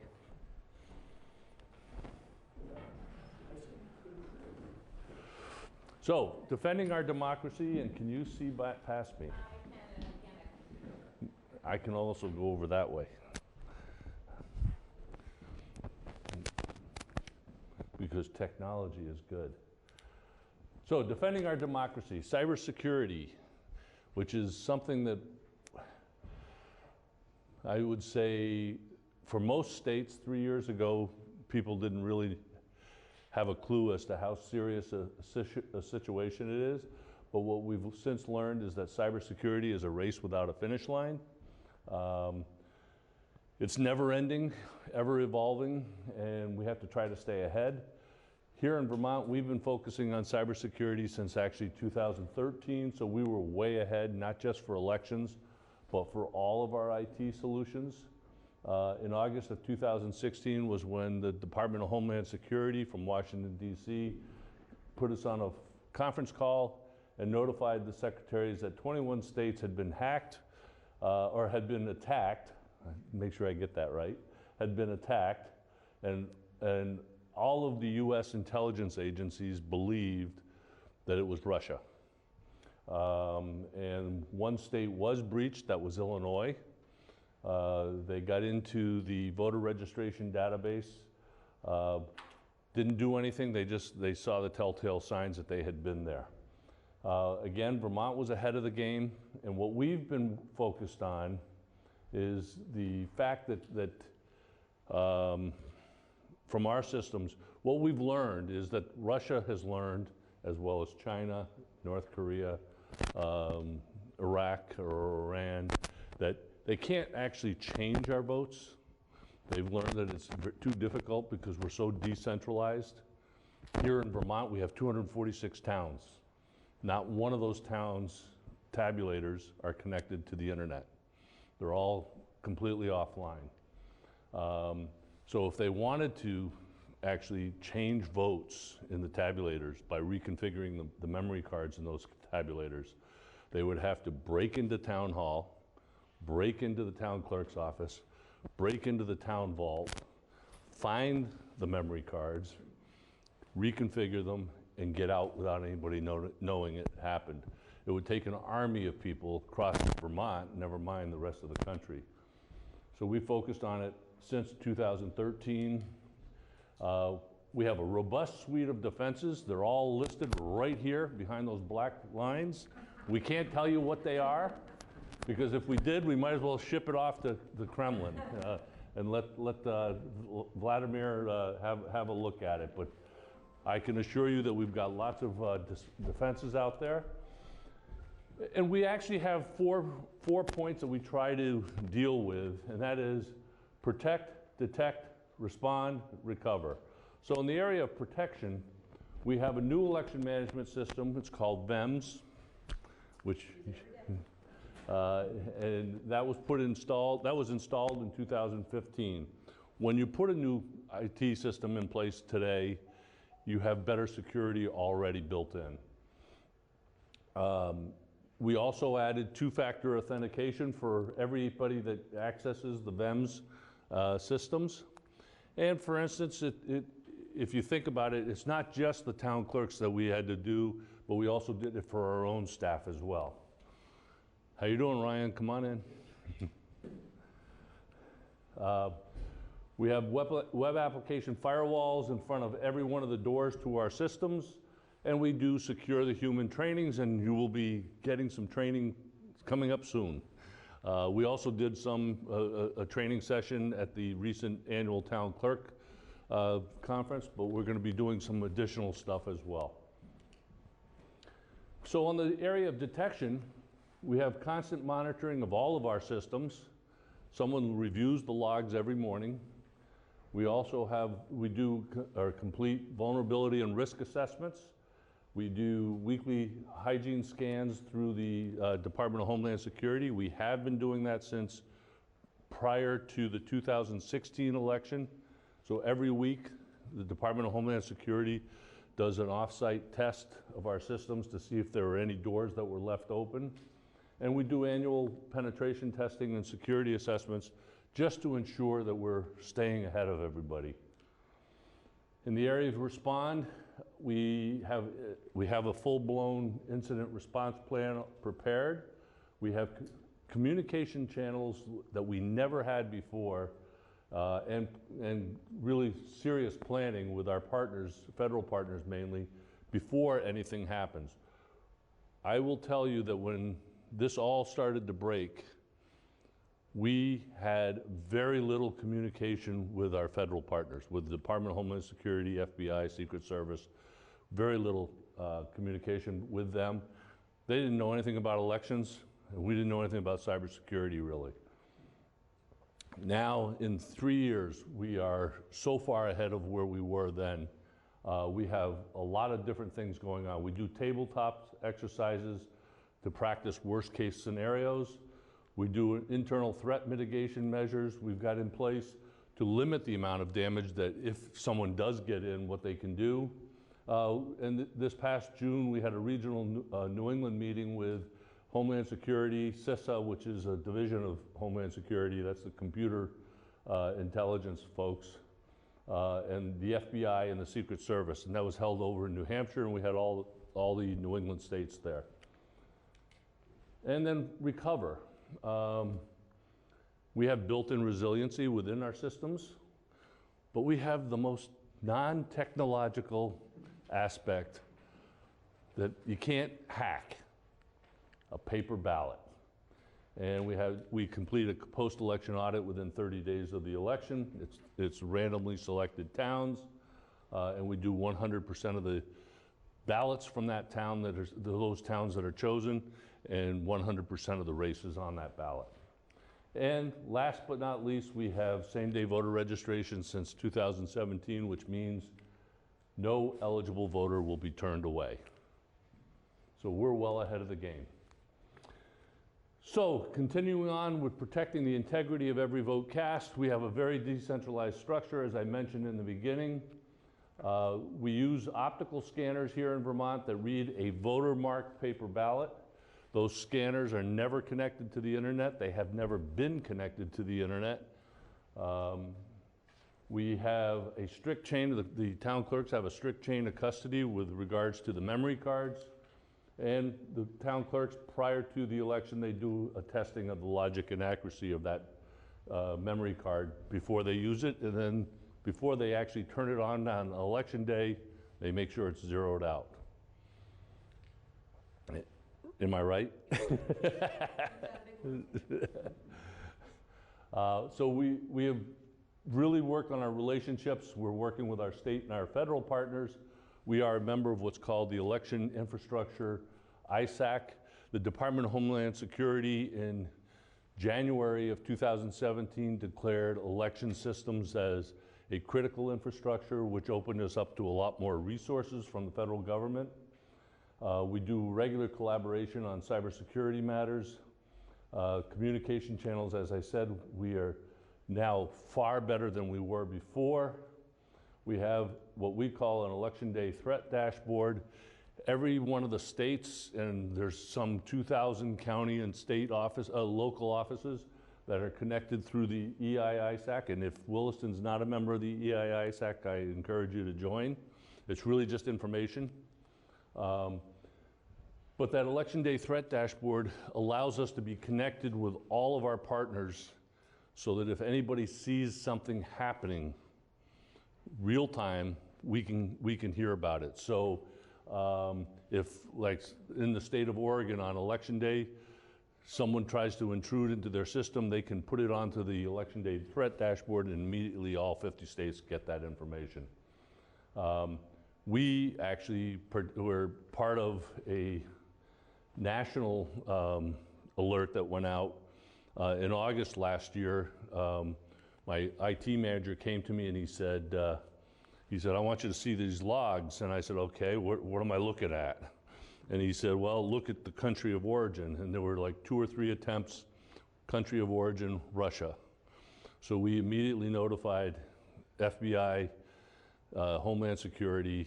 They did some tests. The CIS, which is the Center for Internet Security, they did some tests. They did some follow-up. And within 24 to 36 hours, there was a national alert sent out across the country to notify states of specific IP addresses that had tried to get into our system. So that's the thing that we didn't have prior to 2016, was that communication level, and it's really an important piece for us. This is the key right now. This is what scares all of us. Disinformation and misinformation online, social media. There's no real way to control it. We have, through our national organization, we and Department of Homeland Security, we have worked with Twitter and Facebook to create a portal so that we can report anything that we see that we know is wrong. But the problem is, by the time we get a hold of it and send it to them, hundreds of thousands of people could have already seen it. But it's things like Democrats vote on Tuesdays, Republicans will vote on Wednesdays. Or the polling place in Williston was closed because there was a blackout. But they're going to remain open till 10 o'clock, so you can go after 7. That's the kind of stuff that could happen, and that's not going to happen, by the way. The polling places will close at 7. But it's just the thing that you have to pay attention to, and we're going to have a very serious campaign to educate people, average people, who are on Facebook, who are on Twitter. It's going to start in the next couple weeks, to think before you link, to go to your trusted sources, go to the town clerk's office, go to your Secretary of State's office to get real information, true information. Don't just look at something that someone posts online and think that that's the truth. So that's the part that this is the part that scares us the most this year, coming into 2020. So that's the end of the questions or the end of the presentation on the cybersecurity. I don't know if there's any questions anybody wants to ask before I move on to the transparency. Yes, go ahead. So I'm so happy to hear about all this stuff. Really reassuring. So, are hackers going to be getting into the town hall or the Secretary of State's website and then be able to change that? Well, that's what we've been working on, is shoring up our systems. And that's why we have, for instance, we're working with the town clerk, providing the town clerks with what we call Secure the Human training, where to learn, we're going to be doing a phishing campaign at some point where it'll be test, I shouldn't probably tell you that. We'll be sending out test emails, but really 80% of the breaches that occur came because of an email that someone clicked on. And so we're going to be doing some testing with the 246 town clerks, with our staff, to see who will fall for it. It's better to test for it and learn ahead of time than it is to have it happen afterwards. And we did have one town that got into trouble. The town of Norwich, down by Lebanon, ended up with a $250,000 hit because someone clicked on an email that they thought was legit. So it's something that we're very cautious of, we're very aware of, and we're working with the towns to try to improve as much as they can. Obviously, I hope that, I can't speak for Williston, but I know that they're one of the larger towns, and I'm hoping that they're doing the things that they need to do from a cybersecurity. But we have a lot of small towns. We have about 110 towns that have less than 1,000 voters. And in fact, most of those are probably in the 500 to 100. So as far as our transparency tour, any other questions on cyber? If not, we'll move on. So as far as the transparency tour, why are we here? Democracy, accountability, and openness. The public has a right to know. Open meeting and public records laws protect our direct access to the decisions that affect us, and understanding these laws helps everyone. In government, the ultimate boss is the public, and this comes straight out of the Vermont Constitution, Chapter 1, Article 6, that all power being originally inherent in and consequently derived from the people. Therefore, all officers of government, whether legislative or executive, are their trustees and servants and at all times in a legal way accountable to them. And for instance, town government falls under the legislative part. So for both the 1 VSA 311 is the Declaration of Public Policy for Open Meeting Law. 1 VSA 315 is the Statement of Policy for Public Records Access. You'll see both of these, if you had the full definition in front of you, you would see that they both refer back to that Article 1, Chapter 6, or Chapter 1, Article 6 of the Constitution. But both talk about exist to aid in the conduct of the people's business and are accountable to them, and that free and open examination of records of officers of government are trustees and servants of the people, and it's in the public interest to enable any person to review and criticize their decisions, even though such examination may cause inconvenience or embarrassment. So we're going to talk about open meetings first, and we'll do the public records after. Public bodies of the state and its municipalities. So state and municipal boards, councils and commissions, committees and subcommittees of any of those bodies. What's not included are the actual individual officials, the councils established by the governor to provide policy advice to them, the judicial branch and the public service board, and nonprofits generally. So we say nonprofits generally because it may be built into their bylaws, or it may be built into their funding stream wherever they get their funds from. So, and a good example I think is Vermont Public Television. A few years ago, got into a little bit of trouble with, they were holding their meetings without basically following the open meeting law, and they didn't think they had to follow it until someone brought to their attention that the Center for Public Broadcasting funding stream actually says you must follow your state's open meeting laws. When does the open meeting law apply? Anytime you have a quorum of a quorum that holds a meeting. And a quorum would be a majority of the entire public body. So if you have a 3-member select board, it's 2. A 5-member select board, it's 3. 7-member would be 4. 9-member would be 5. A meeting is a gathering of a quorum of the public body for the purpose of discussing business or taking action. The business of the public body is anything that the public body is responsible for. The budgets, the parks, the public works, whatever it is. And a meeting can occur regardless of where they are. There's no exceptions for work sessions or retreats, and I know that there have been cases where we've heard from people that say, well, we were actually having a retreat, so it really doesn't count. The statutes don't recognize a retreat, doesn't recognize a work session. What it recognizes, again, is a majority of the entire public body discussing business of that public body. So a meeting can occur wherever it is. Now, if you have a 5-member select board and the 5 of them are at a soccer game with their kids, and they get together at the soccer game drinking their coffee, they're okay. As long as they're talking about the game, baseball, football, whatever it is. They get in trouble if they start talking about business. If they start talking about budget, about contracts, things like that, that's where they can get into trouble. So you have to really be conscious of it and walk that fine line.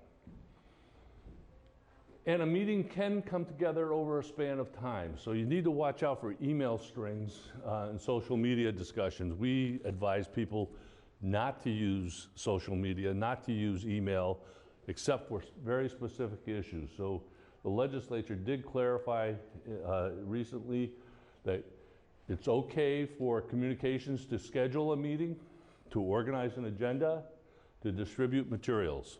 So Rick, if you're getting ready for your council meeting, your select board meeting, it's fine for you to send out documents that they're going to need for that meeting. Just don't let them start hitting reply all and start talking about it. Clerical work and staff work assignments are not considered a meeting. Routine day-to-day administrative matters if no action is required. And things like site inspections, this would be more for BCA's site inspections to assess damage or make tax assessments or abatements, and quasi-judicial deliberations like a development review board or zoning board. You can, if anybody has a question while I'm talking, just raise your hand and I'll stop. So the public has a right for advance notice. On a regular meeting, which is typically when the new council or new select board is, after the election is organizing, they will adopt a resolution that says, we're going to meet the first and third Monday of each month at 7 p.m. at the town hall. So you've taken care of your warning, so to speak, for your regular meetings. But you still have to make and post an agenda available 48 hours before each meeting. For a special meeting, you only need 24 hours notice. You should contact the newspaper or radio station serving the area to let them know, and any person who specifically asks in writing. Typically, it'll be a news organization that will send a letter to the town manager and say, I want to be notified of any special meetings that come up. And if they do that between January and November, it's good for the full calendar year. So whenever they do it, they only have to do it once, but it's good for that whole calendar year.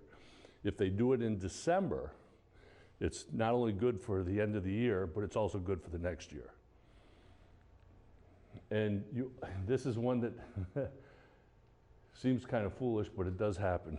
All members of the public body need to be informed that they're having a meeting. So not just the ones that are in your favor. You want to make sure everybody's noticed on those meetings. If somebody is disqualified, say a board member is disqualified, should they still send a notice to them? I would say yes. I don't think there's a differentiation there. Emergency meetings are only used when necessary to respond to an unforeseen occurrence or a condition requiring immediate attention. I think the best case of emergency meetings was in 2011 and around August, September, right after Hurricane Irene, when select boards around this state were meeting to look at the culvert on this street, to look at the bridge on that street, to look at a washout here or there. They were holding special meetings or emergency meetings everywhere. You do have to provide some public notice as soon as possible before that meeting, but you're given some leeway before an emergency meeting. An emergency meeting is not the select board forgot to sign some documents on a Monday night, and the town manager says, hey, I need you guys all back here to sign this. That's not an emergency meeting. You probably will know that with at least 24 hours notice. You can notice it as a special meeting. Agendas. So if it's a regular meeting, they have to be posted at least 48 hours ahead of time. Special meeting 24 hours ahead of time. Where? On a website that the public body maintains or designates if one exists. Municipal public bodies only. They have to post their agendas in or near the town clerk's office and 2 other designated places. It could be a school and a grocery store. You need to make it available to any person prior to the meeting who has requested that they be notified. And what else? You have to address the specific topics to be discussed and any potential actions. The first item on your agenda should be additions or deletions to that agenda. When I was a city council chair in South Burlington, first item we used to say, is there any changes to our agenda? And if the city manager said, yes, I've got something to add to it, I would say, well, that's good. We will add it after item number 5, but we will just do it for information purposes. If there's any action to be taken, we take it at the next meeting when it's properly warned. You don't want to get yourself in a position where it can be abused. And we have seen cases where a select board might show up and say they'll add something to the agenda because there's nobody in the public there, and it's a contentious item and they just want to get it off the table, and they might go ahead and do that. So you want to be careful about that. And then any other adjustment may be made during the meeting, and I think, Rick, you probably are well aware of the solid waste district is coming around once a year to do their budget presentation to the board, and they're maybe scheduled on your agenda for 8 o'clock or after item number 4 or something like that, and they're running behind, so you just move it to later in the agenda. That's okay, as long as you do it, as long as you make a formal move of that. Minutes. For the most part, the minutes section has not changed in over 30 years. What has changed is down here, but we'll talk about that last. But the minutes themselves have to give a true indication of the business of the meeting, has to cover all topics and motions at a minimum. And this is where I think some people get hung up. At a minimum, it has to include the members that are present of the public body, any active participants, motions, proposals, resolutions, and what occurred with those, and any vote results. That's it. It could be done on one page. You could have a 2-hour meeting, and you could do one page for your minutes. It's pretty minimal what you have to do. They have to be ready no later than 5 days, calendar days after the meeting. We always get this question, draft minutes versus approved minutes. The statutes and Robert's rules doesn't recognize either. So if you post draft minutes, you can replace those draft minutes once they're approved, or they can stay up and that's your set of minutes that you have. The important thing is to recognize is that your minutes are the history of your town or the history of your board. And it's important that those are kept in perpetuity, that you can always go back to it. And I always use as an example here about the importance of minutes. When I was on the city council, our city manager was retiring actually I had retired already, but the city manager was retiring, and as he went to retire, the new city manager actually tried to take away some of the benefits that he had earned because he couldn't find it in the minutes. And four of the 5 city councilors showed up at a meeting and said, we took that action, we know we did, we don't know why they're not in the minutes. So there's 2 sections of law that can pertain to this. There's something called contract law, so if it's not in the minutes, it looks like to them, the courts would recognize that as potentially being something that could be rescinded. But then there's also something called promissory estoppel, which is a promise made is a promise kept. And in this particular instance, it eventually, when there were 4 of the 5 of us said, we remember it, we did it, we don't know why it's not in the minutes, we just forgot about it. And the courts went along with and gave back the benefits to that city manager.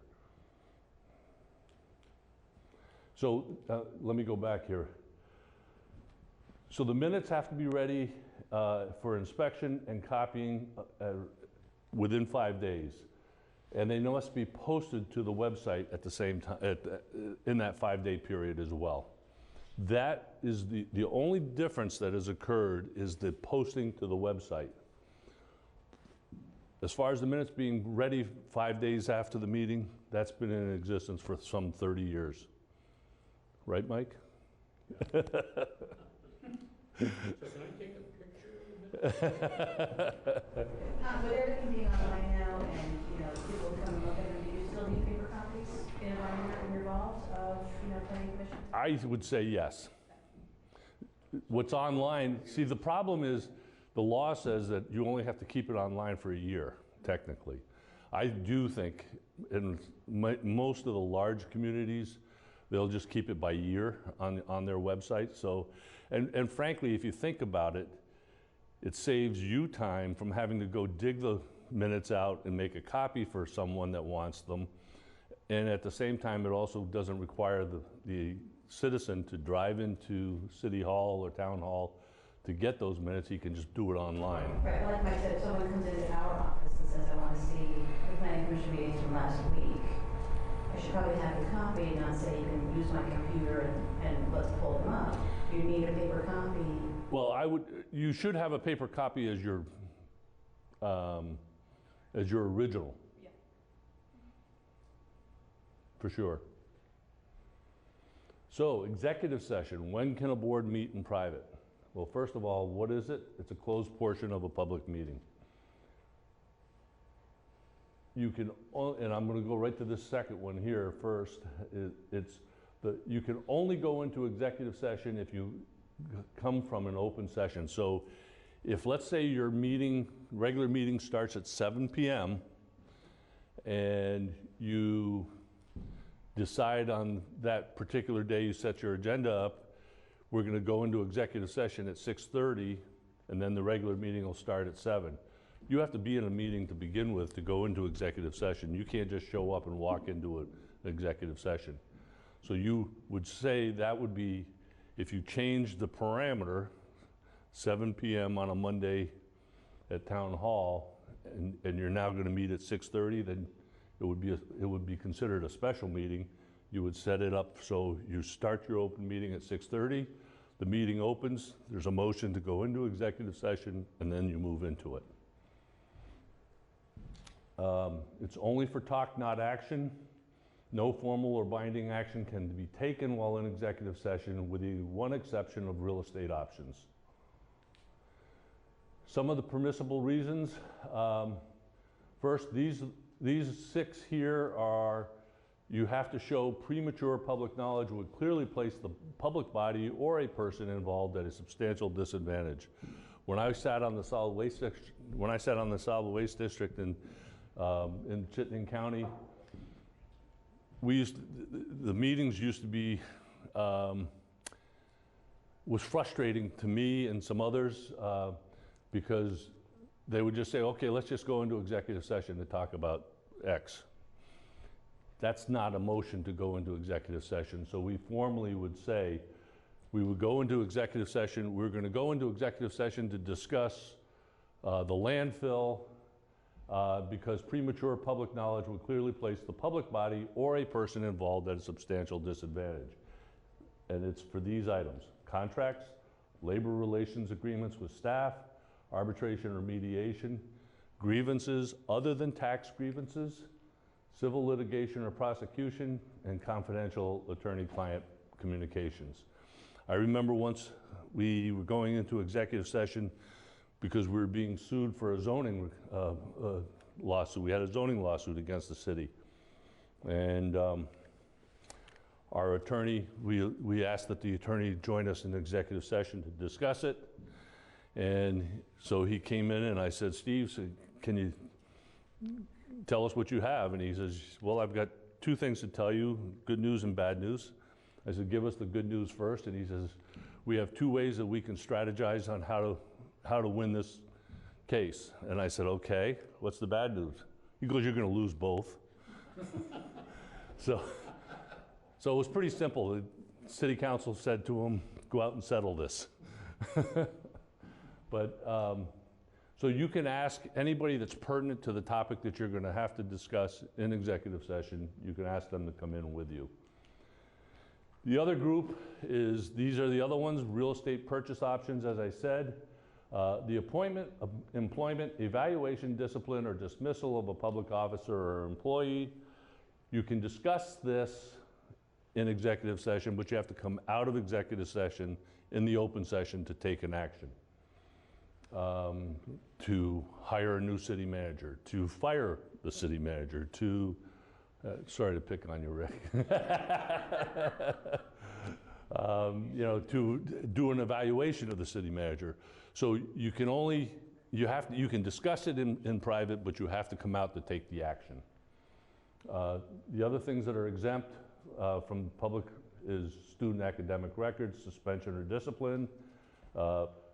Exempt public records, if you need to talk about specific public records and whether they meet the test of the law for an exemption, you can talk about that. Public safety, clear and imminent peril, and this was added in recent years for obvious reasons, municipal or school security and emergency response measures. Any questions there before I move on? Somebody sent me a thing today. Apparently a supervisory union went into executive session for some sort of legal thing. When they came out, they voted to allow the superintendent to, quote, sign on behalf of the board the personnel settlement agreement that was discussed in executive session. That was the motion. So there's like no names, no nothing. And the person is wondering, it's got to be a check cut at some point and some name. The whole issue is and the stuff behind closed doors. But at some point, if the town's going to pay or the school district's going to pay.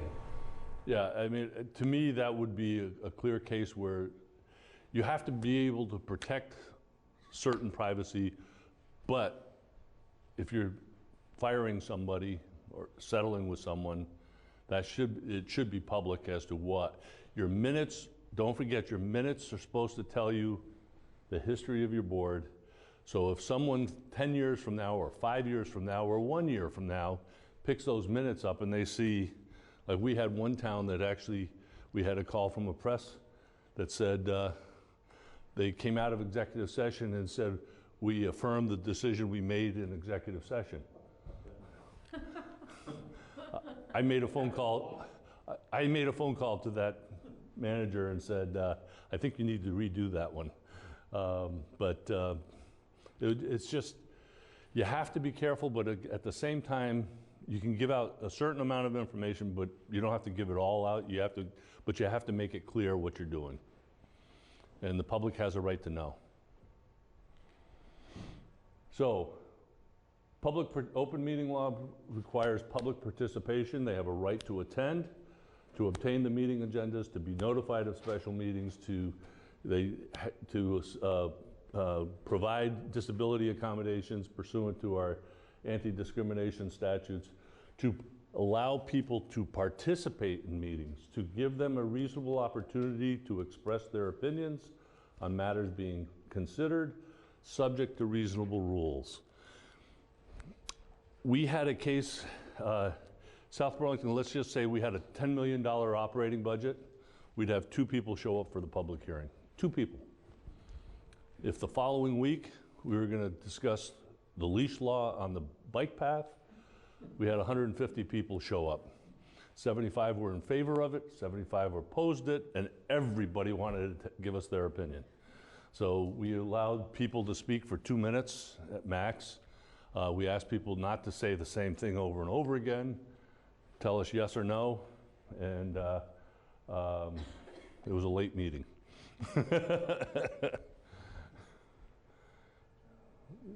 When you're messing with dogs and cats, it can be really tough. This probably goes back on public participation, going back to open meeting laws. If an organization, if it's a nonprofit, but it's like a C4 versus a C3, a lobbying organization, is that subject to that test as well? Because if you're a lobbying organization, you may have confidential strategies that you may be discussing. First of all, Vermont state law doesn't recognize C4s, C3s, C5s, whatever. We don't recognize that. And our office also is where the business has to come register and nonprofits register. We don't care what the designation is. What happens is it all depends on, one, your bylaws for that group, or if there's a criteria in the funding stream. Because we've had people say to us, well, this agency gets 100% of their funding from the state. Do they have to follow the open meeting law? Not unless it was required in their bylaws or in the funding stream. So a nonprofit is a corporation. It's just a nonprofit corporation. And it's only whether it's in their bylaws or in their funding stream. That's the easy way to answer it. So why comply? Meetings held without respect to the details of the law may be illegal, and the courts may regard any actions taken in those meetings as voidable. So if the court said that determines that you violated the open meeting law, they could negate anything that happened in that meeting. So you want to be careful. Illegal meetings offends our notions of openness, accountability, and democracy. And in Vermont, the people do rule, sometimes directly, sometimes through their elected or appointed reps, but always with the benefit of public scrutiny. The reasons why you should comply: you can be charged, individual persons can be charged with a misdemeanor and fined. A member of a public body who knowingly and intentionally violates the open meeting law, a person who knowingly and intentionally violates the open meeting law on behalf of a member of the public body, or a person who knowingly and intentionally participates in the wrongful exclusion of a person from the meeting. The Attorney General can also, or any aggrieved individual can bring suit in court and ask for injunctive relief to stop a specified act or behavior, to ask for declaratory judgment, making a binding determination of rights, and attorney's fees and costs may be awarded if you substantially win. Enforcement: a written notice to the public body by an aggrieved individual or the Attorney General alleging the specific violation and requesting a specific cure. The public body's public response must be within 10 calendar days, acknowledging the violation and stating the intent to cure, or stating that no violation occurred in their opinion, so no cure is necessary. Also, you can also have the public body's cure, if it acknowledges the violation, must be within 14 days. So if they decide, yes, we should have done that correctly, we didn't, they have 14 days to 14 calendar days to have a public response to it. And then the last, of course, is any aggrieved individual's recourse, if unsatisfied, is to file in Superior Court, and you only have 1 year to do that. Anything you want to add, Chris? No, I haven't had to say much here tonight. I'm here as Jim's legal counsel. He wrote half of these laws when he was on the Government Operations Committee, so he knows them better than I do. If anyone does have any questions, that's what we're here for. Yes, ma'am.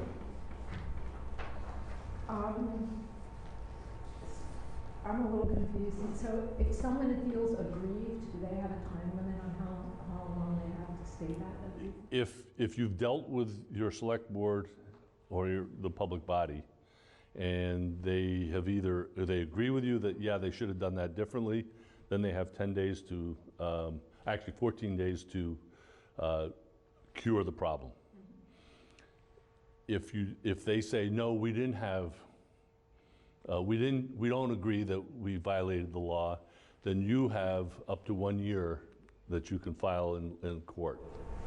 So how much time between the incident of bereavement and the trying to talk to the board? So 10 days and then 14 days. 10 days and 14, and 10 days. And it is written there. Okay, yeah. Thank you for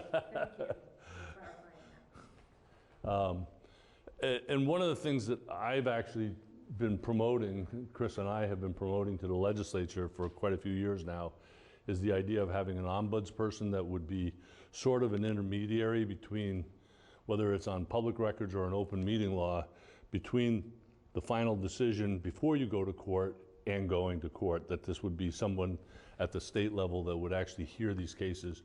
Most of our states around us have ombudspersons. The most famous was Robert Freeman next door in New York State. He has since retired, I think. But he was there for like close to 40 years. But it makes sense to have someone who is well in tune with the law, that can make decisions, and act as an intermediary. Right now, if you get denied, whether it's a public record or an open meeting violation, if you get denied any action, your only recourse is to go to court. And that's pretty intimidating for the average citizen. It may not be for the media, but it is for the average person. But it's getting more costly for the media. Does they have 1 month from after the meeting, or 1 year, I mean, to correct, take action. If you're coming up on the 12 months and you finally realize they did something wrong, there's a 24-day period between the 10 and the 14 days. Can you actually file suit, even though the select board may not have resolved it? You can file suit anytime. You should know that. You can file suit anytime to try to hurry the situation up. But again, once you've written notice to the public body has 10 days, calendar days, to acknowledge the violation or acknowledge that there was no violation. Then there's 14 days for the public response to actually fix it.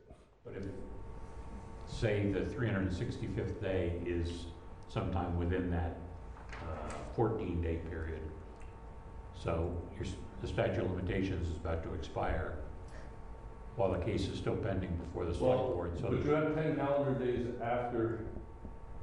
Oh, I see what you're saying. I'm waiting like a year after the meeting.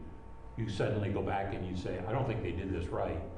You listen to the tape, you go to them and say, I think you did this wrong. I think you need to cure it.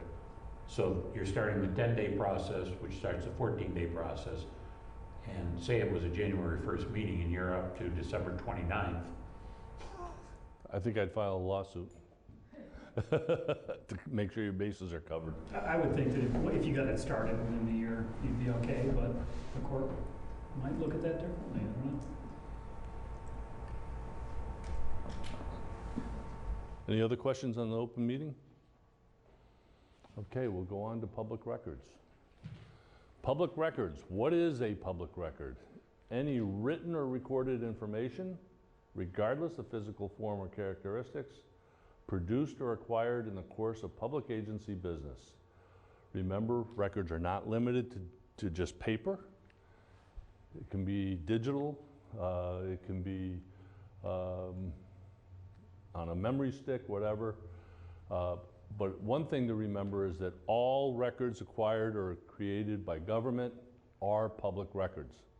Some of those public records have exemptions that prevent disclosure, but all the records that are created by government or acquired are public. Then you have the exemptions that kick in. And we have about 260 exemptions in law. So who must comply? Public agencies of the state and its municipalities, and that includes state and municipal agencies, boards, departments, commissions, committees, branches, instrumentalities, and authorities. And again, nonprofits generally do not have to follow this. Who may ask to inspect or copy a public record? Anyone.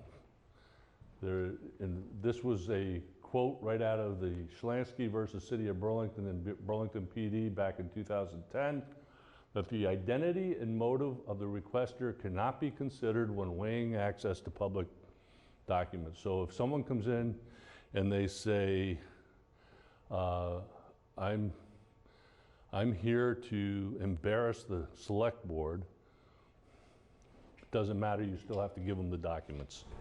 Does that person have to be a resident or a citizen of Vermont? Doesn't matter. They can be a resident or a citizen of Russia? I suppose. I don't think there would be any restriction there. There is no restriction in law. Oh, sorry. Can you charge, if someone's making a fairly onerous request, can you charge them for copying and stuff? Hang on, we're going to get there. Okay. It's further on. It's his favorite time. We've seen that in So you may inspect state records on weekdays from 9 to 12 or 1 to 4. Municipal records are during their customary business hours.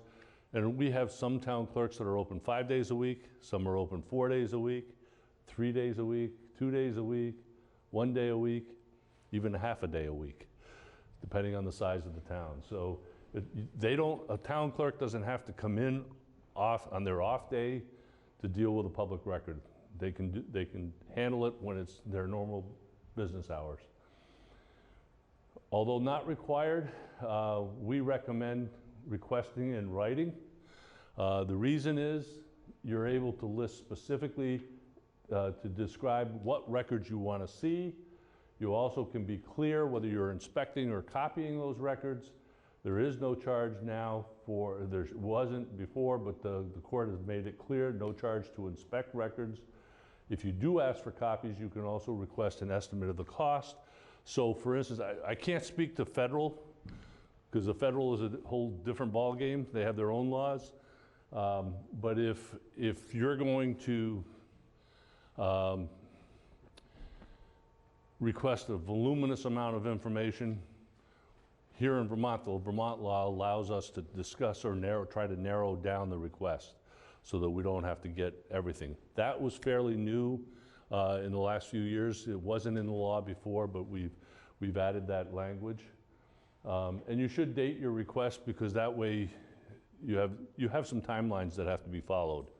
How do you comply?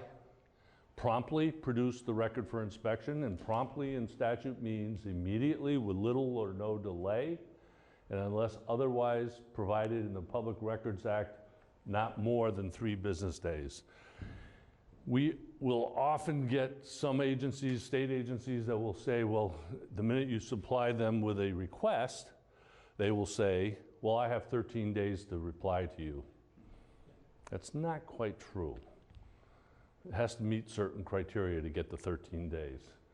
They have to, if they have the record and it's available, they have to provide it without delay. You have to accept the request in any manner or format. It doesn't matter whether it's a phone call, whether it's an email, someone comes in and writes a piece of paper and hands it to you. It doesn't matter how you get it.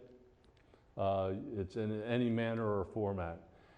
But if necessary, you can consult with that, as I said before, you can consult with the requester to try to narrow the scope. So if someone, if someone comes in and says, I want all emails between the select board and the city manager for calendar year 2018, you can actually start to say, okay, that could take us a while to get that information to you. Can you give us a little bit more specific as to what it is you're looking for? Because then we can narrow that request, and it might take us less time and cost you less in the end. That doesn't change the timing though, right? No, and do we have a slide that talks about the timing? I think there is. Not sure. I mean, technically, it's supposed to give it to you promptly, but if there's a ton of stuff, because what happened once with me is they say, well, can you put that, since you reduced it, can you put it in writing to me? And then they claim, oh, well, that's a new request. So yeah, the 10 days suddenly became a second 10 days. That's abuse. Yeah. There is a couple slides. Yeah, okay. So we'll get to the timing issues, but the custodian must make a determination and promptly notify the requester in writing if they are not going to provide the information. So, you must, if you're going to deny someone, you must include in the notice, the written notice, the identity of the records that are being withheld, the statutory basis for the denial, what exemption you're using, the supporting facts, what are the facts behind the denial, the names and persons of the persons responsible for the denial, and to whom that person can actually appeal to. So if someone comes to Rick, they could always go to the select board after Rick. I suppose some of it stays with you, but at a state agency level, you might be dealing with someone at a lower level, and then it would go to the secretary or the commissioner, would be the next level. If the record does not exist, the custodian must promptly certify in writing, specifically stating that the record doesn't exist under the name given or by any other name that they know of. So you have to submit that in writing if you're going to deny someone because it doesn't exist. So this is the part. So there is, and I think we may have taken the 3-day period out, but so when someone submits a request, you have 3 days to deny it. You have to produce it, if the records are available, you have to produce it promptly. If you need, you might have to have 3 days to deny, and the reason is you have to do it in writing. Anytime you deny, it has to be done in writing. So you can take up to 3 days to deny someone a public record, and then the other piece of this is at the end of the 3 days, you could also say, look, I need to search in remote facilities, like maybe, I don't know, I'm just going to use this as an example, Rick. Maybe you store some of your records at the Public Works garage. Maybe they have a secure spot where you can store stuff. So you got to go to the Public Works garage to find the records that you're looking for. You can also search because there's a large volume of records that you have to go through to find the specific ones. And in this particular instance, the custodian may also request again to narrow that scope so that you can try to make it a little more finite. And sometimes you may have to consult with your city attorney or the attorney general on legality. So you can request up to 10 days. You must do it in writing, and you must state the reason for the extension. In other words, why are you doing it, and when you think you're going to have it complete. So making a determination, the rule is public agencies must produce the records for inspection or copying unless the record is exempt. And the policy is that it's in the public interest to enable any person to review and criticize government decisions, even though such examination may cause inconvenience or embarrassment. And the Public Records Act represents a strong policy favoring access, and this is another Supreme Court case, Wesco versus Sorrell in 2004, where the court was quoted as saying, "We construe these exceptions strictly against the custodian of the records and resolve any doubts in favor of disclosure. The burden of proof is on the agency to seek to avoid disclosure," essentially saying it's not on the person requesting it to prove that they should be getting those. It's the agency that has to defend denying. Where are the exemptions? Well, in 1 VSA 317, there's about 40 plus exemptions that are listed there, the original 40. But then there are another 200 that are scattered throughout statutes.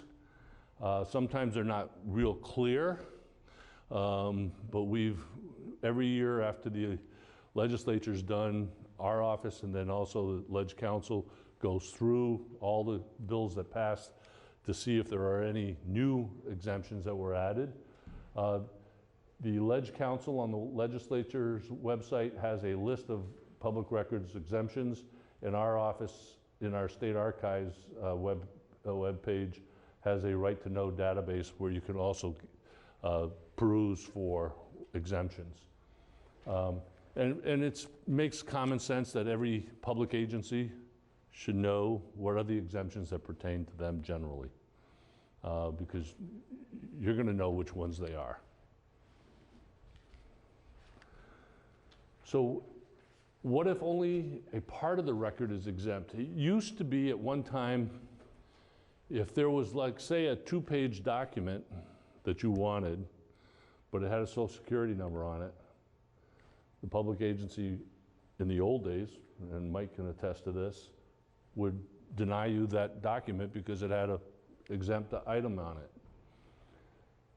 What the legislature has now said is that you must redact the exempted information but still provide the remainder of that document. Must you gather new information or create new documents in response to a request? No.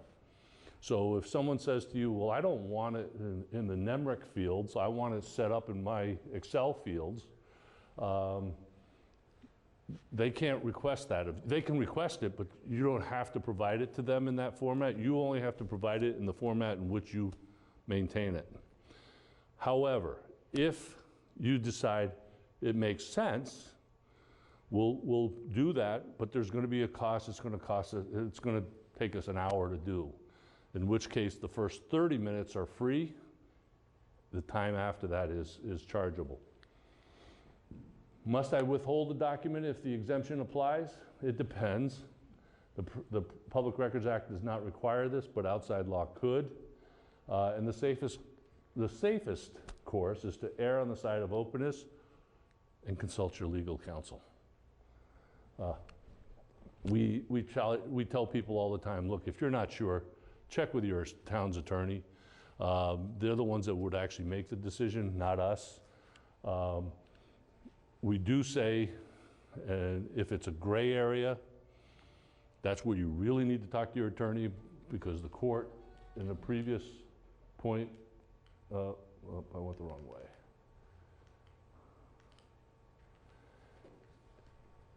The court has already ruled that if it's close, err on the side of disclosure and provide that information. Why should you comply? An agency that denies access to non-exempt public records could face litigation and could be charged with the requester's court costs. So, and the law changed a few years ago. It used to say may allow attorney's fees. The court may provide attorney's fees. The law now says shall provide attorney's fees. So if the requester wins in court, prevails, the court is required to have the government agency pay that person's legal fees to get to that point. Any individual who willfully destroys or discards a public record without authority could face fines.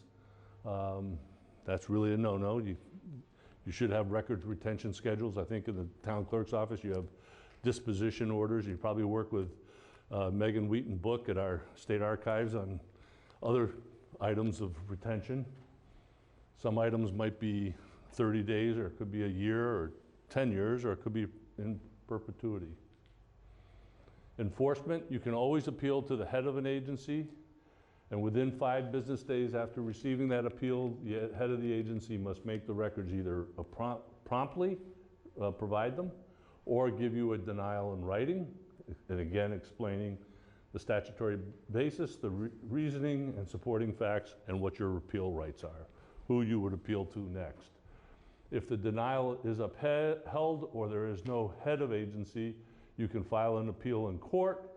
There is a 30-day deadline, generally counted from the date of the denial. And that's it on public records. I don't know if there's any questions. You're looking at me. I'm looking at anybody. Thanks. Yeah. Good to see you.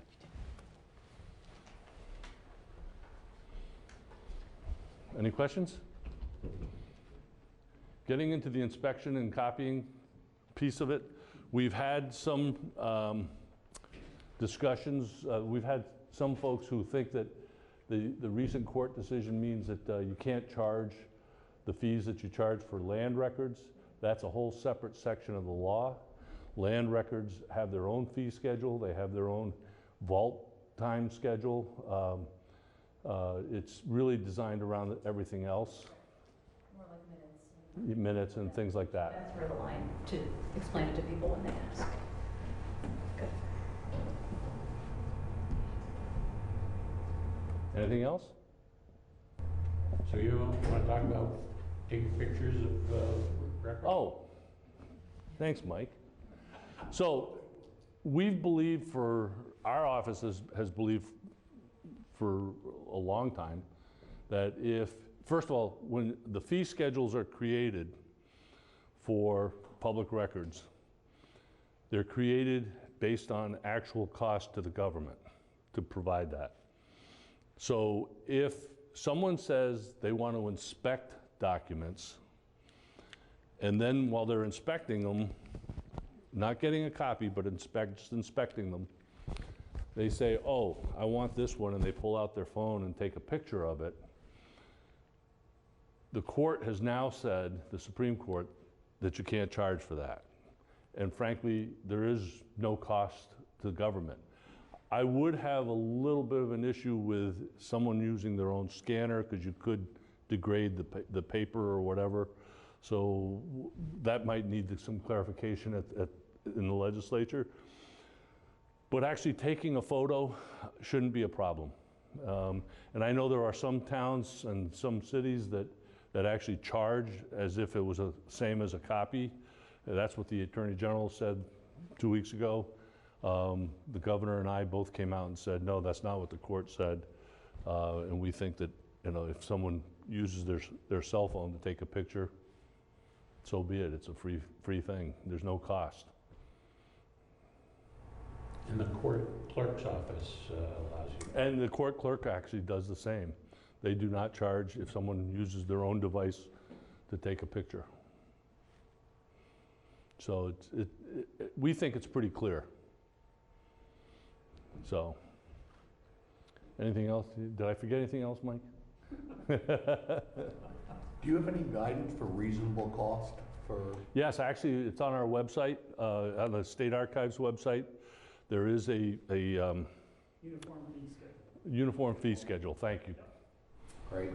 And it provides what we believe is actual cost. It's been a while since we did the schedule. It's probably been 10 years, so some of it might be a little bit outdated, but it talks about 5 cents for a single side, 9 cents for double-sided, color copies $1 a page, things like that. And then the actual cost of the person sitting at the copier, kind of making the copies, it's free for the first 30 minutes, but anything that goes beyond 30 minutes, you can charge 33 cents a minute after that. Because that's the true cost, is the time, you know, if you have a voluminous document that, you know, it's the 5 and 10 cent is not much, but someone standing at the copy machine, especially if it's some sort of document that has to be maneuvered, you can't just feed, you know, could take a couple hours, and that's cost money. And if the documents are, I'll say clean documents, meaning that there's nothing to exempt from them. I mean, we commonly will ask a requester, do you want it electronically? You know, there's really little cost if you do it electronically. If you have a document, you've got it saved, and someone wants it, we'll just provide it to them.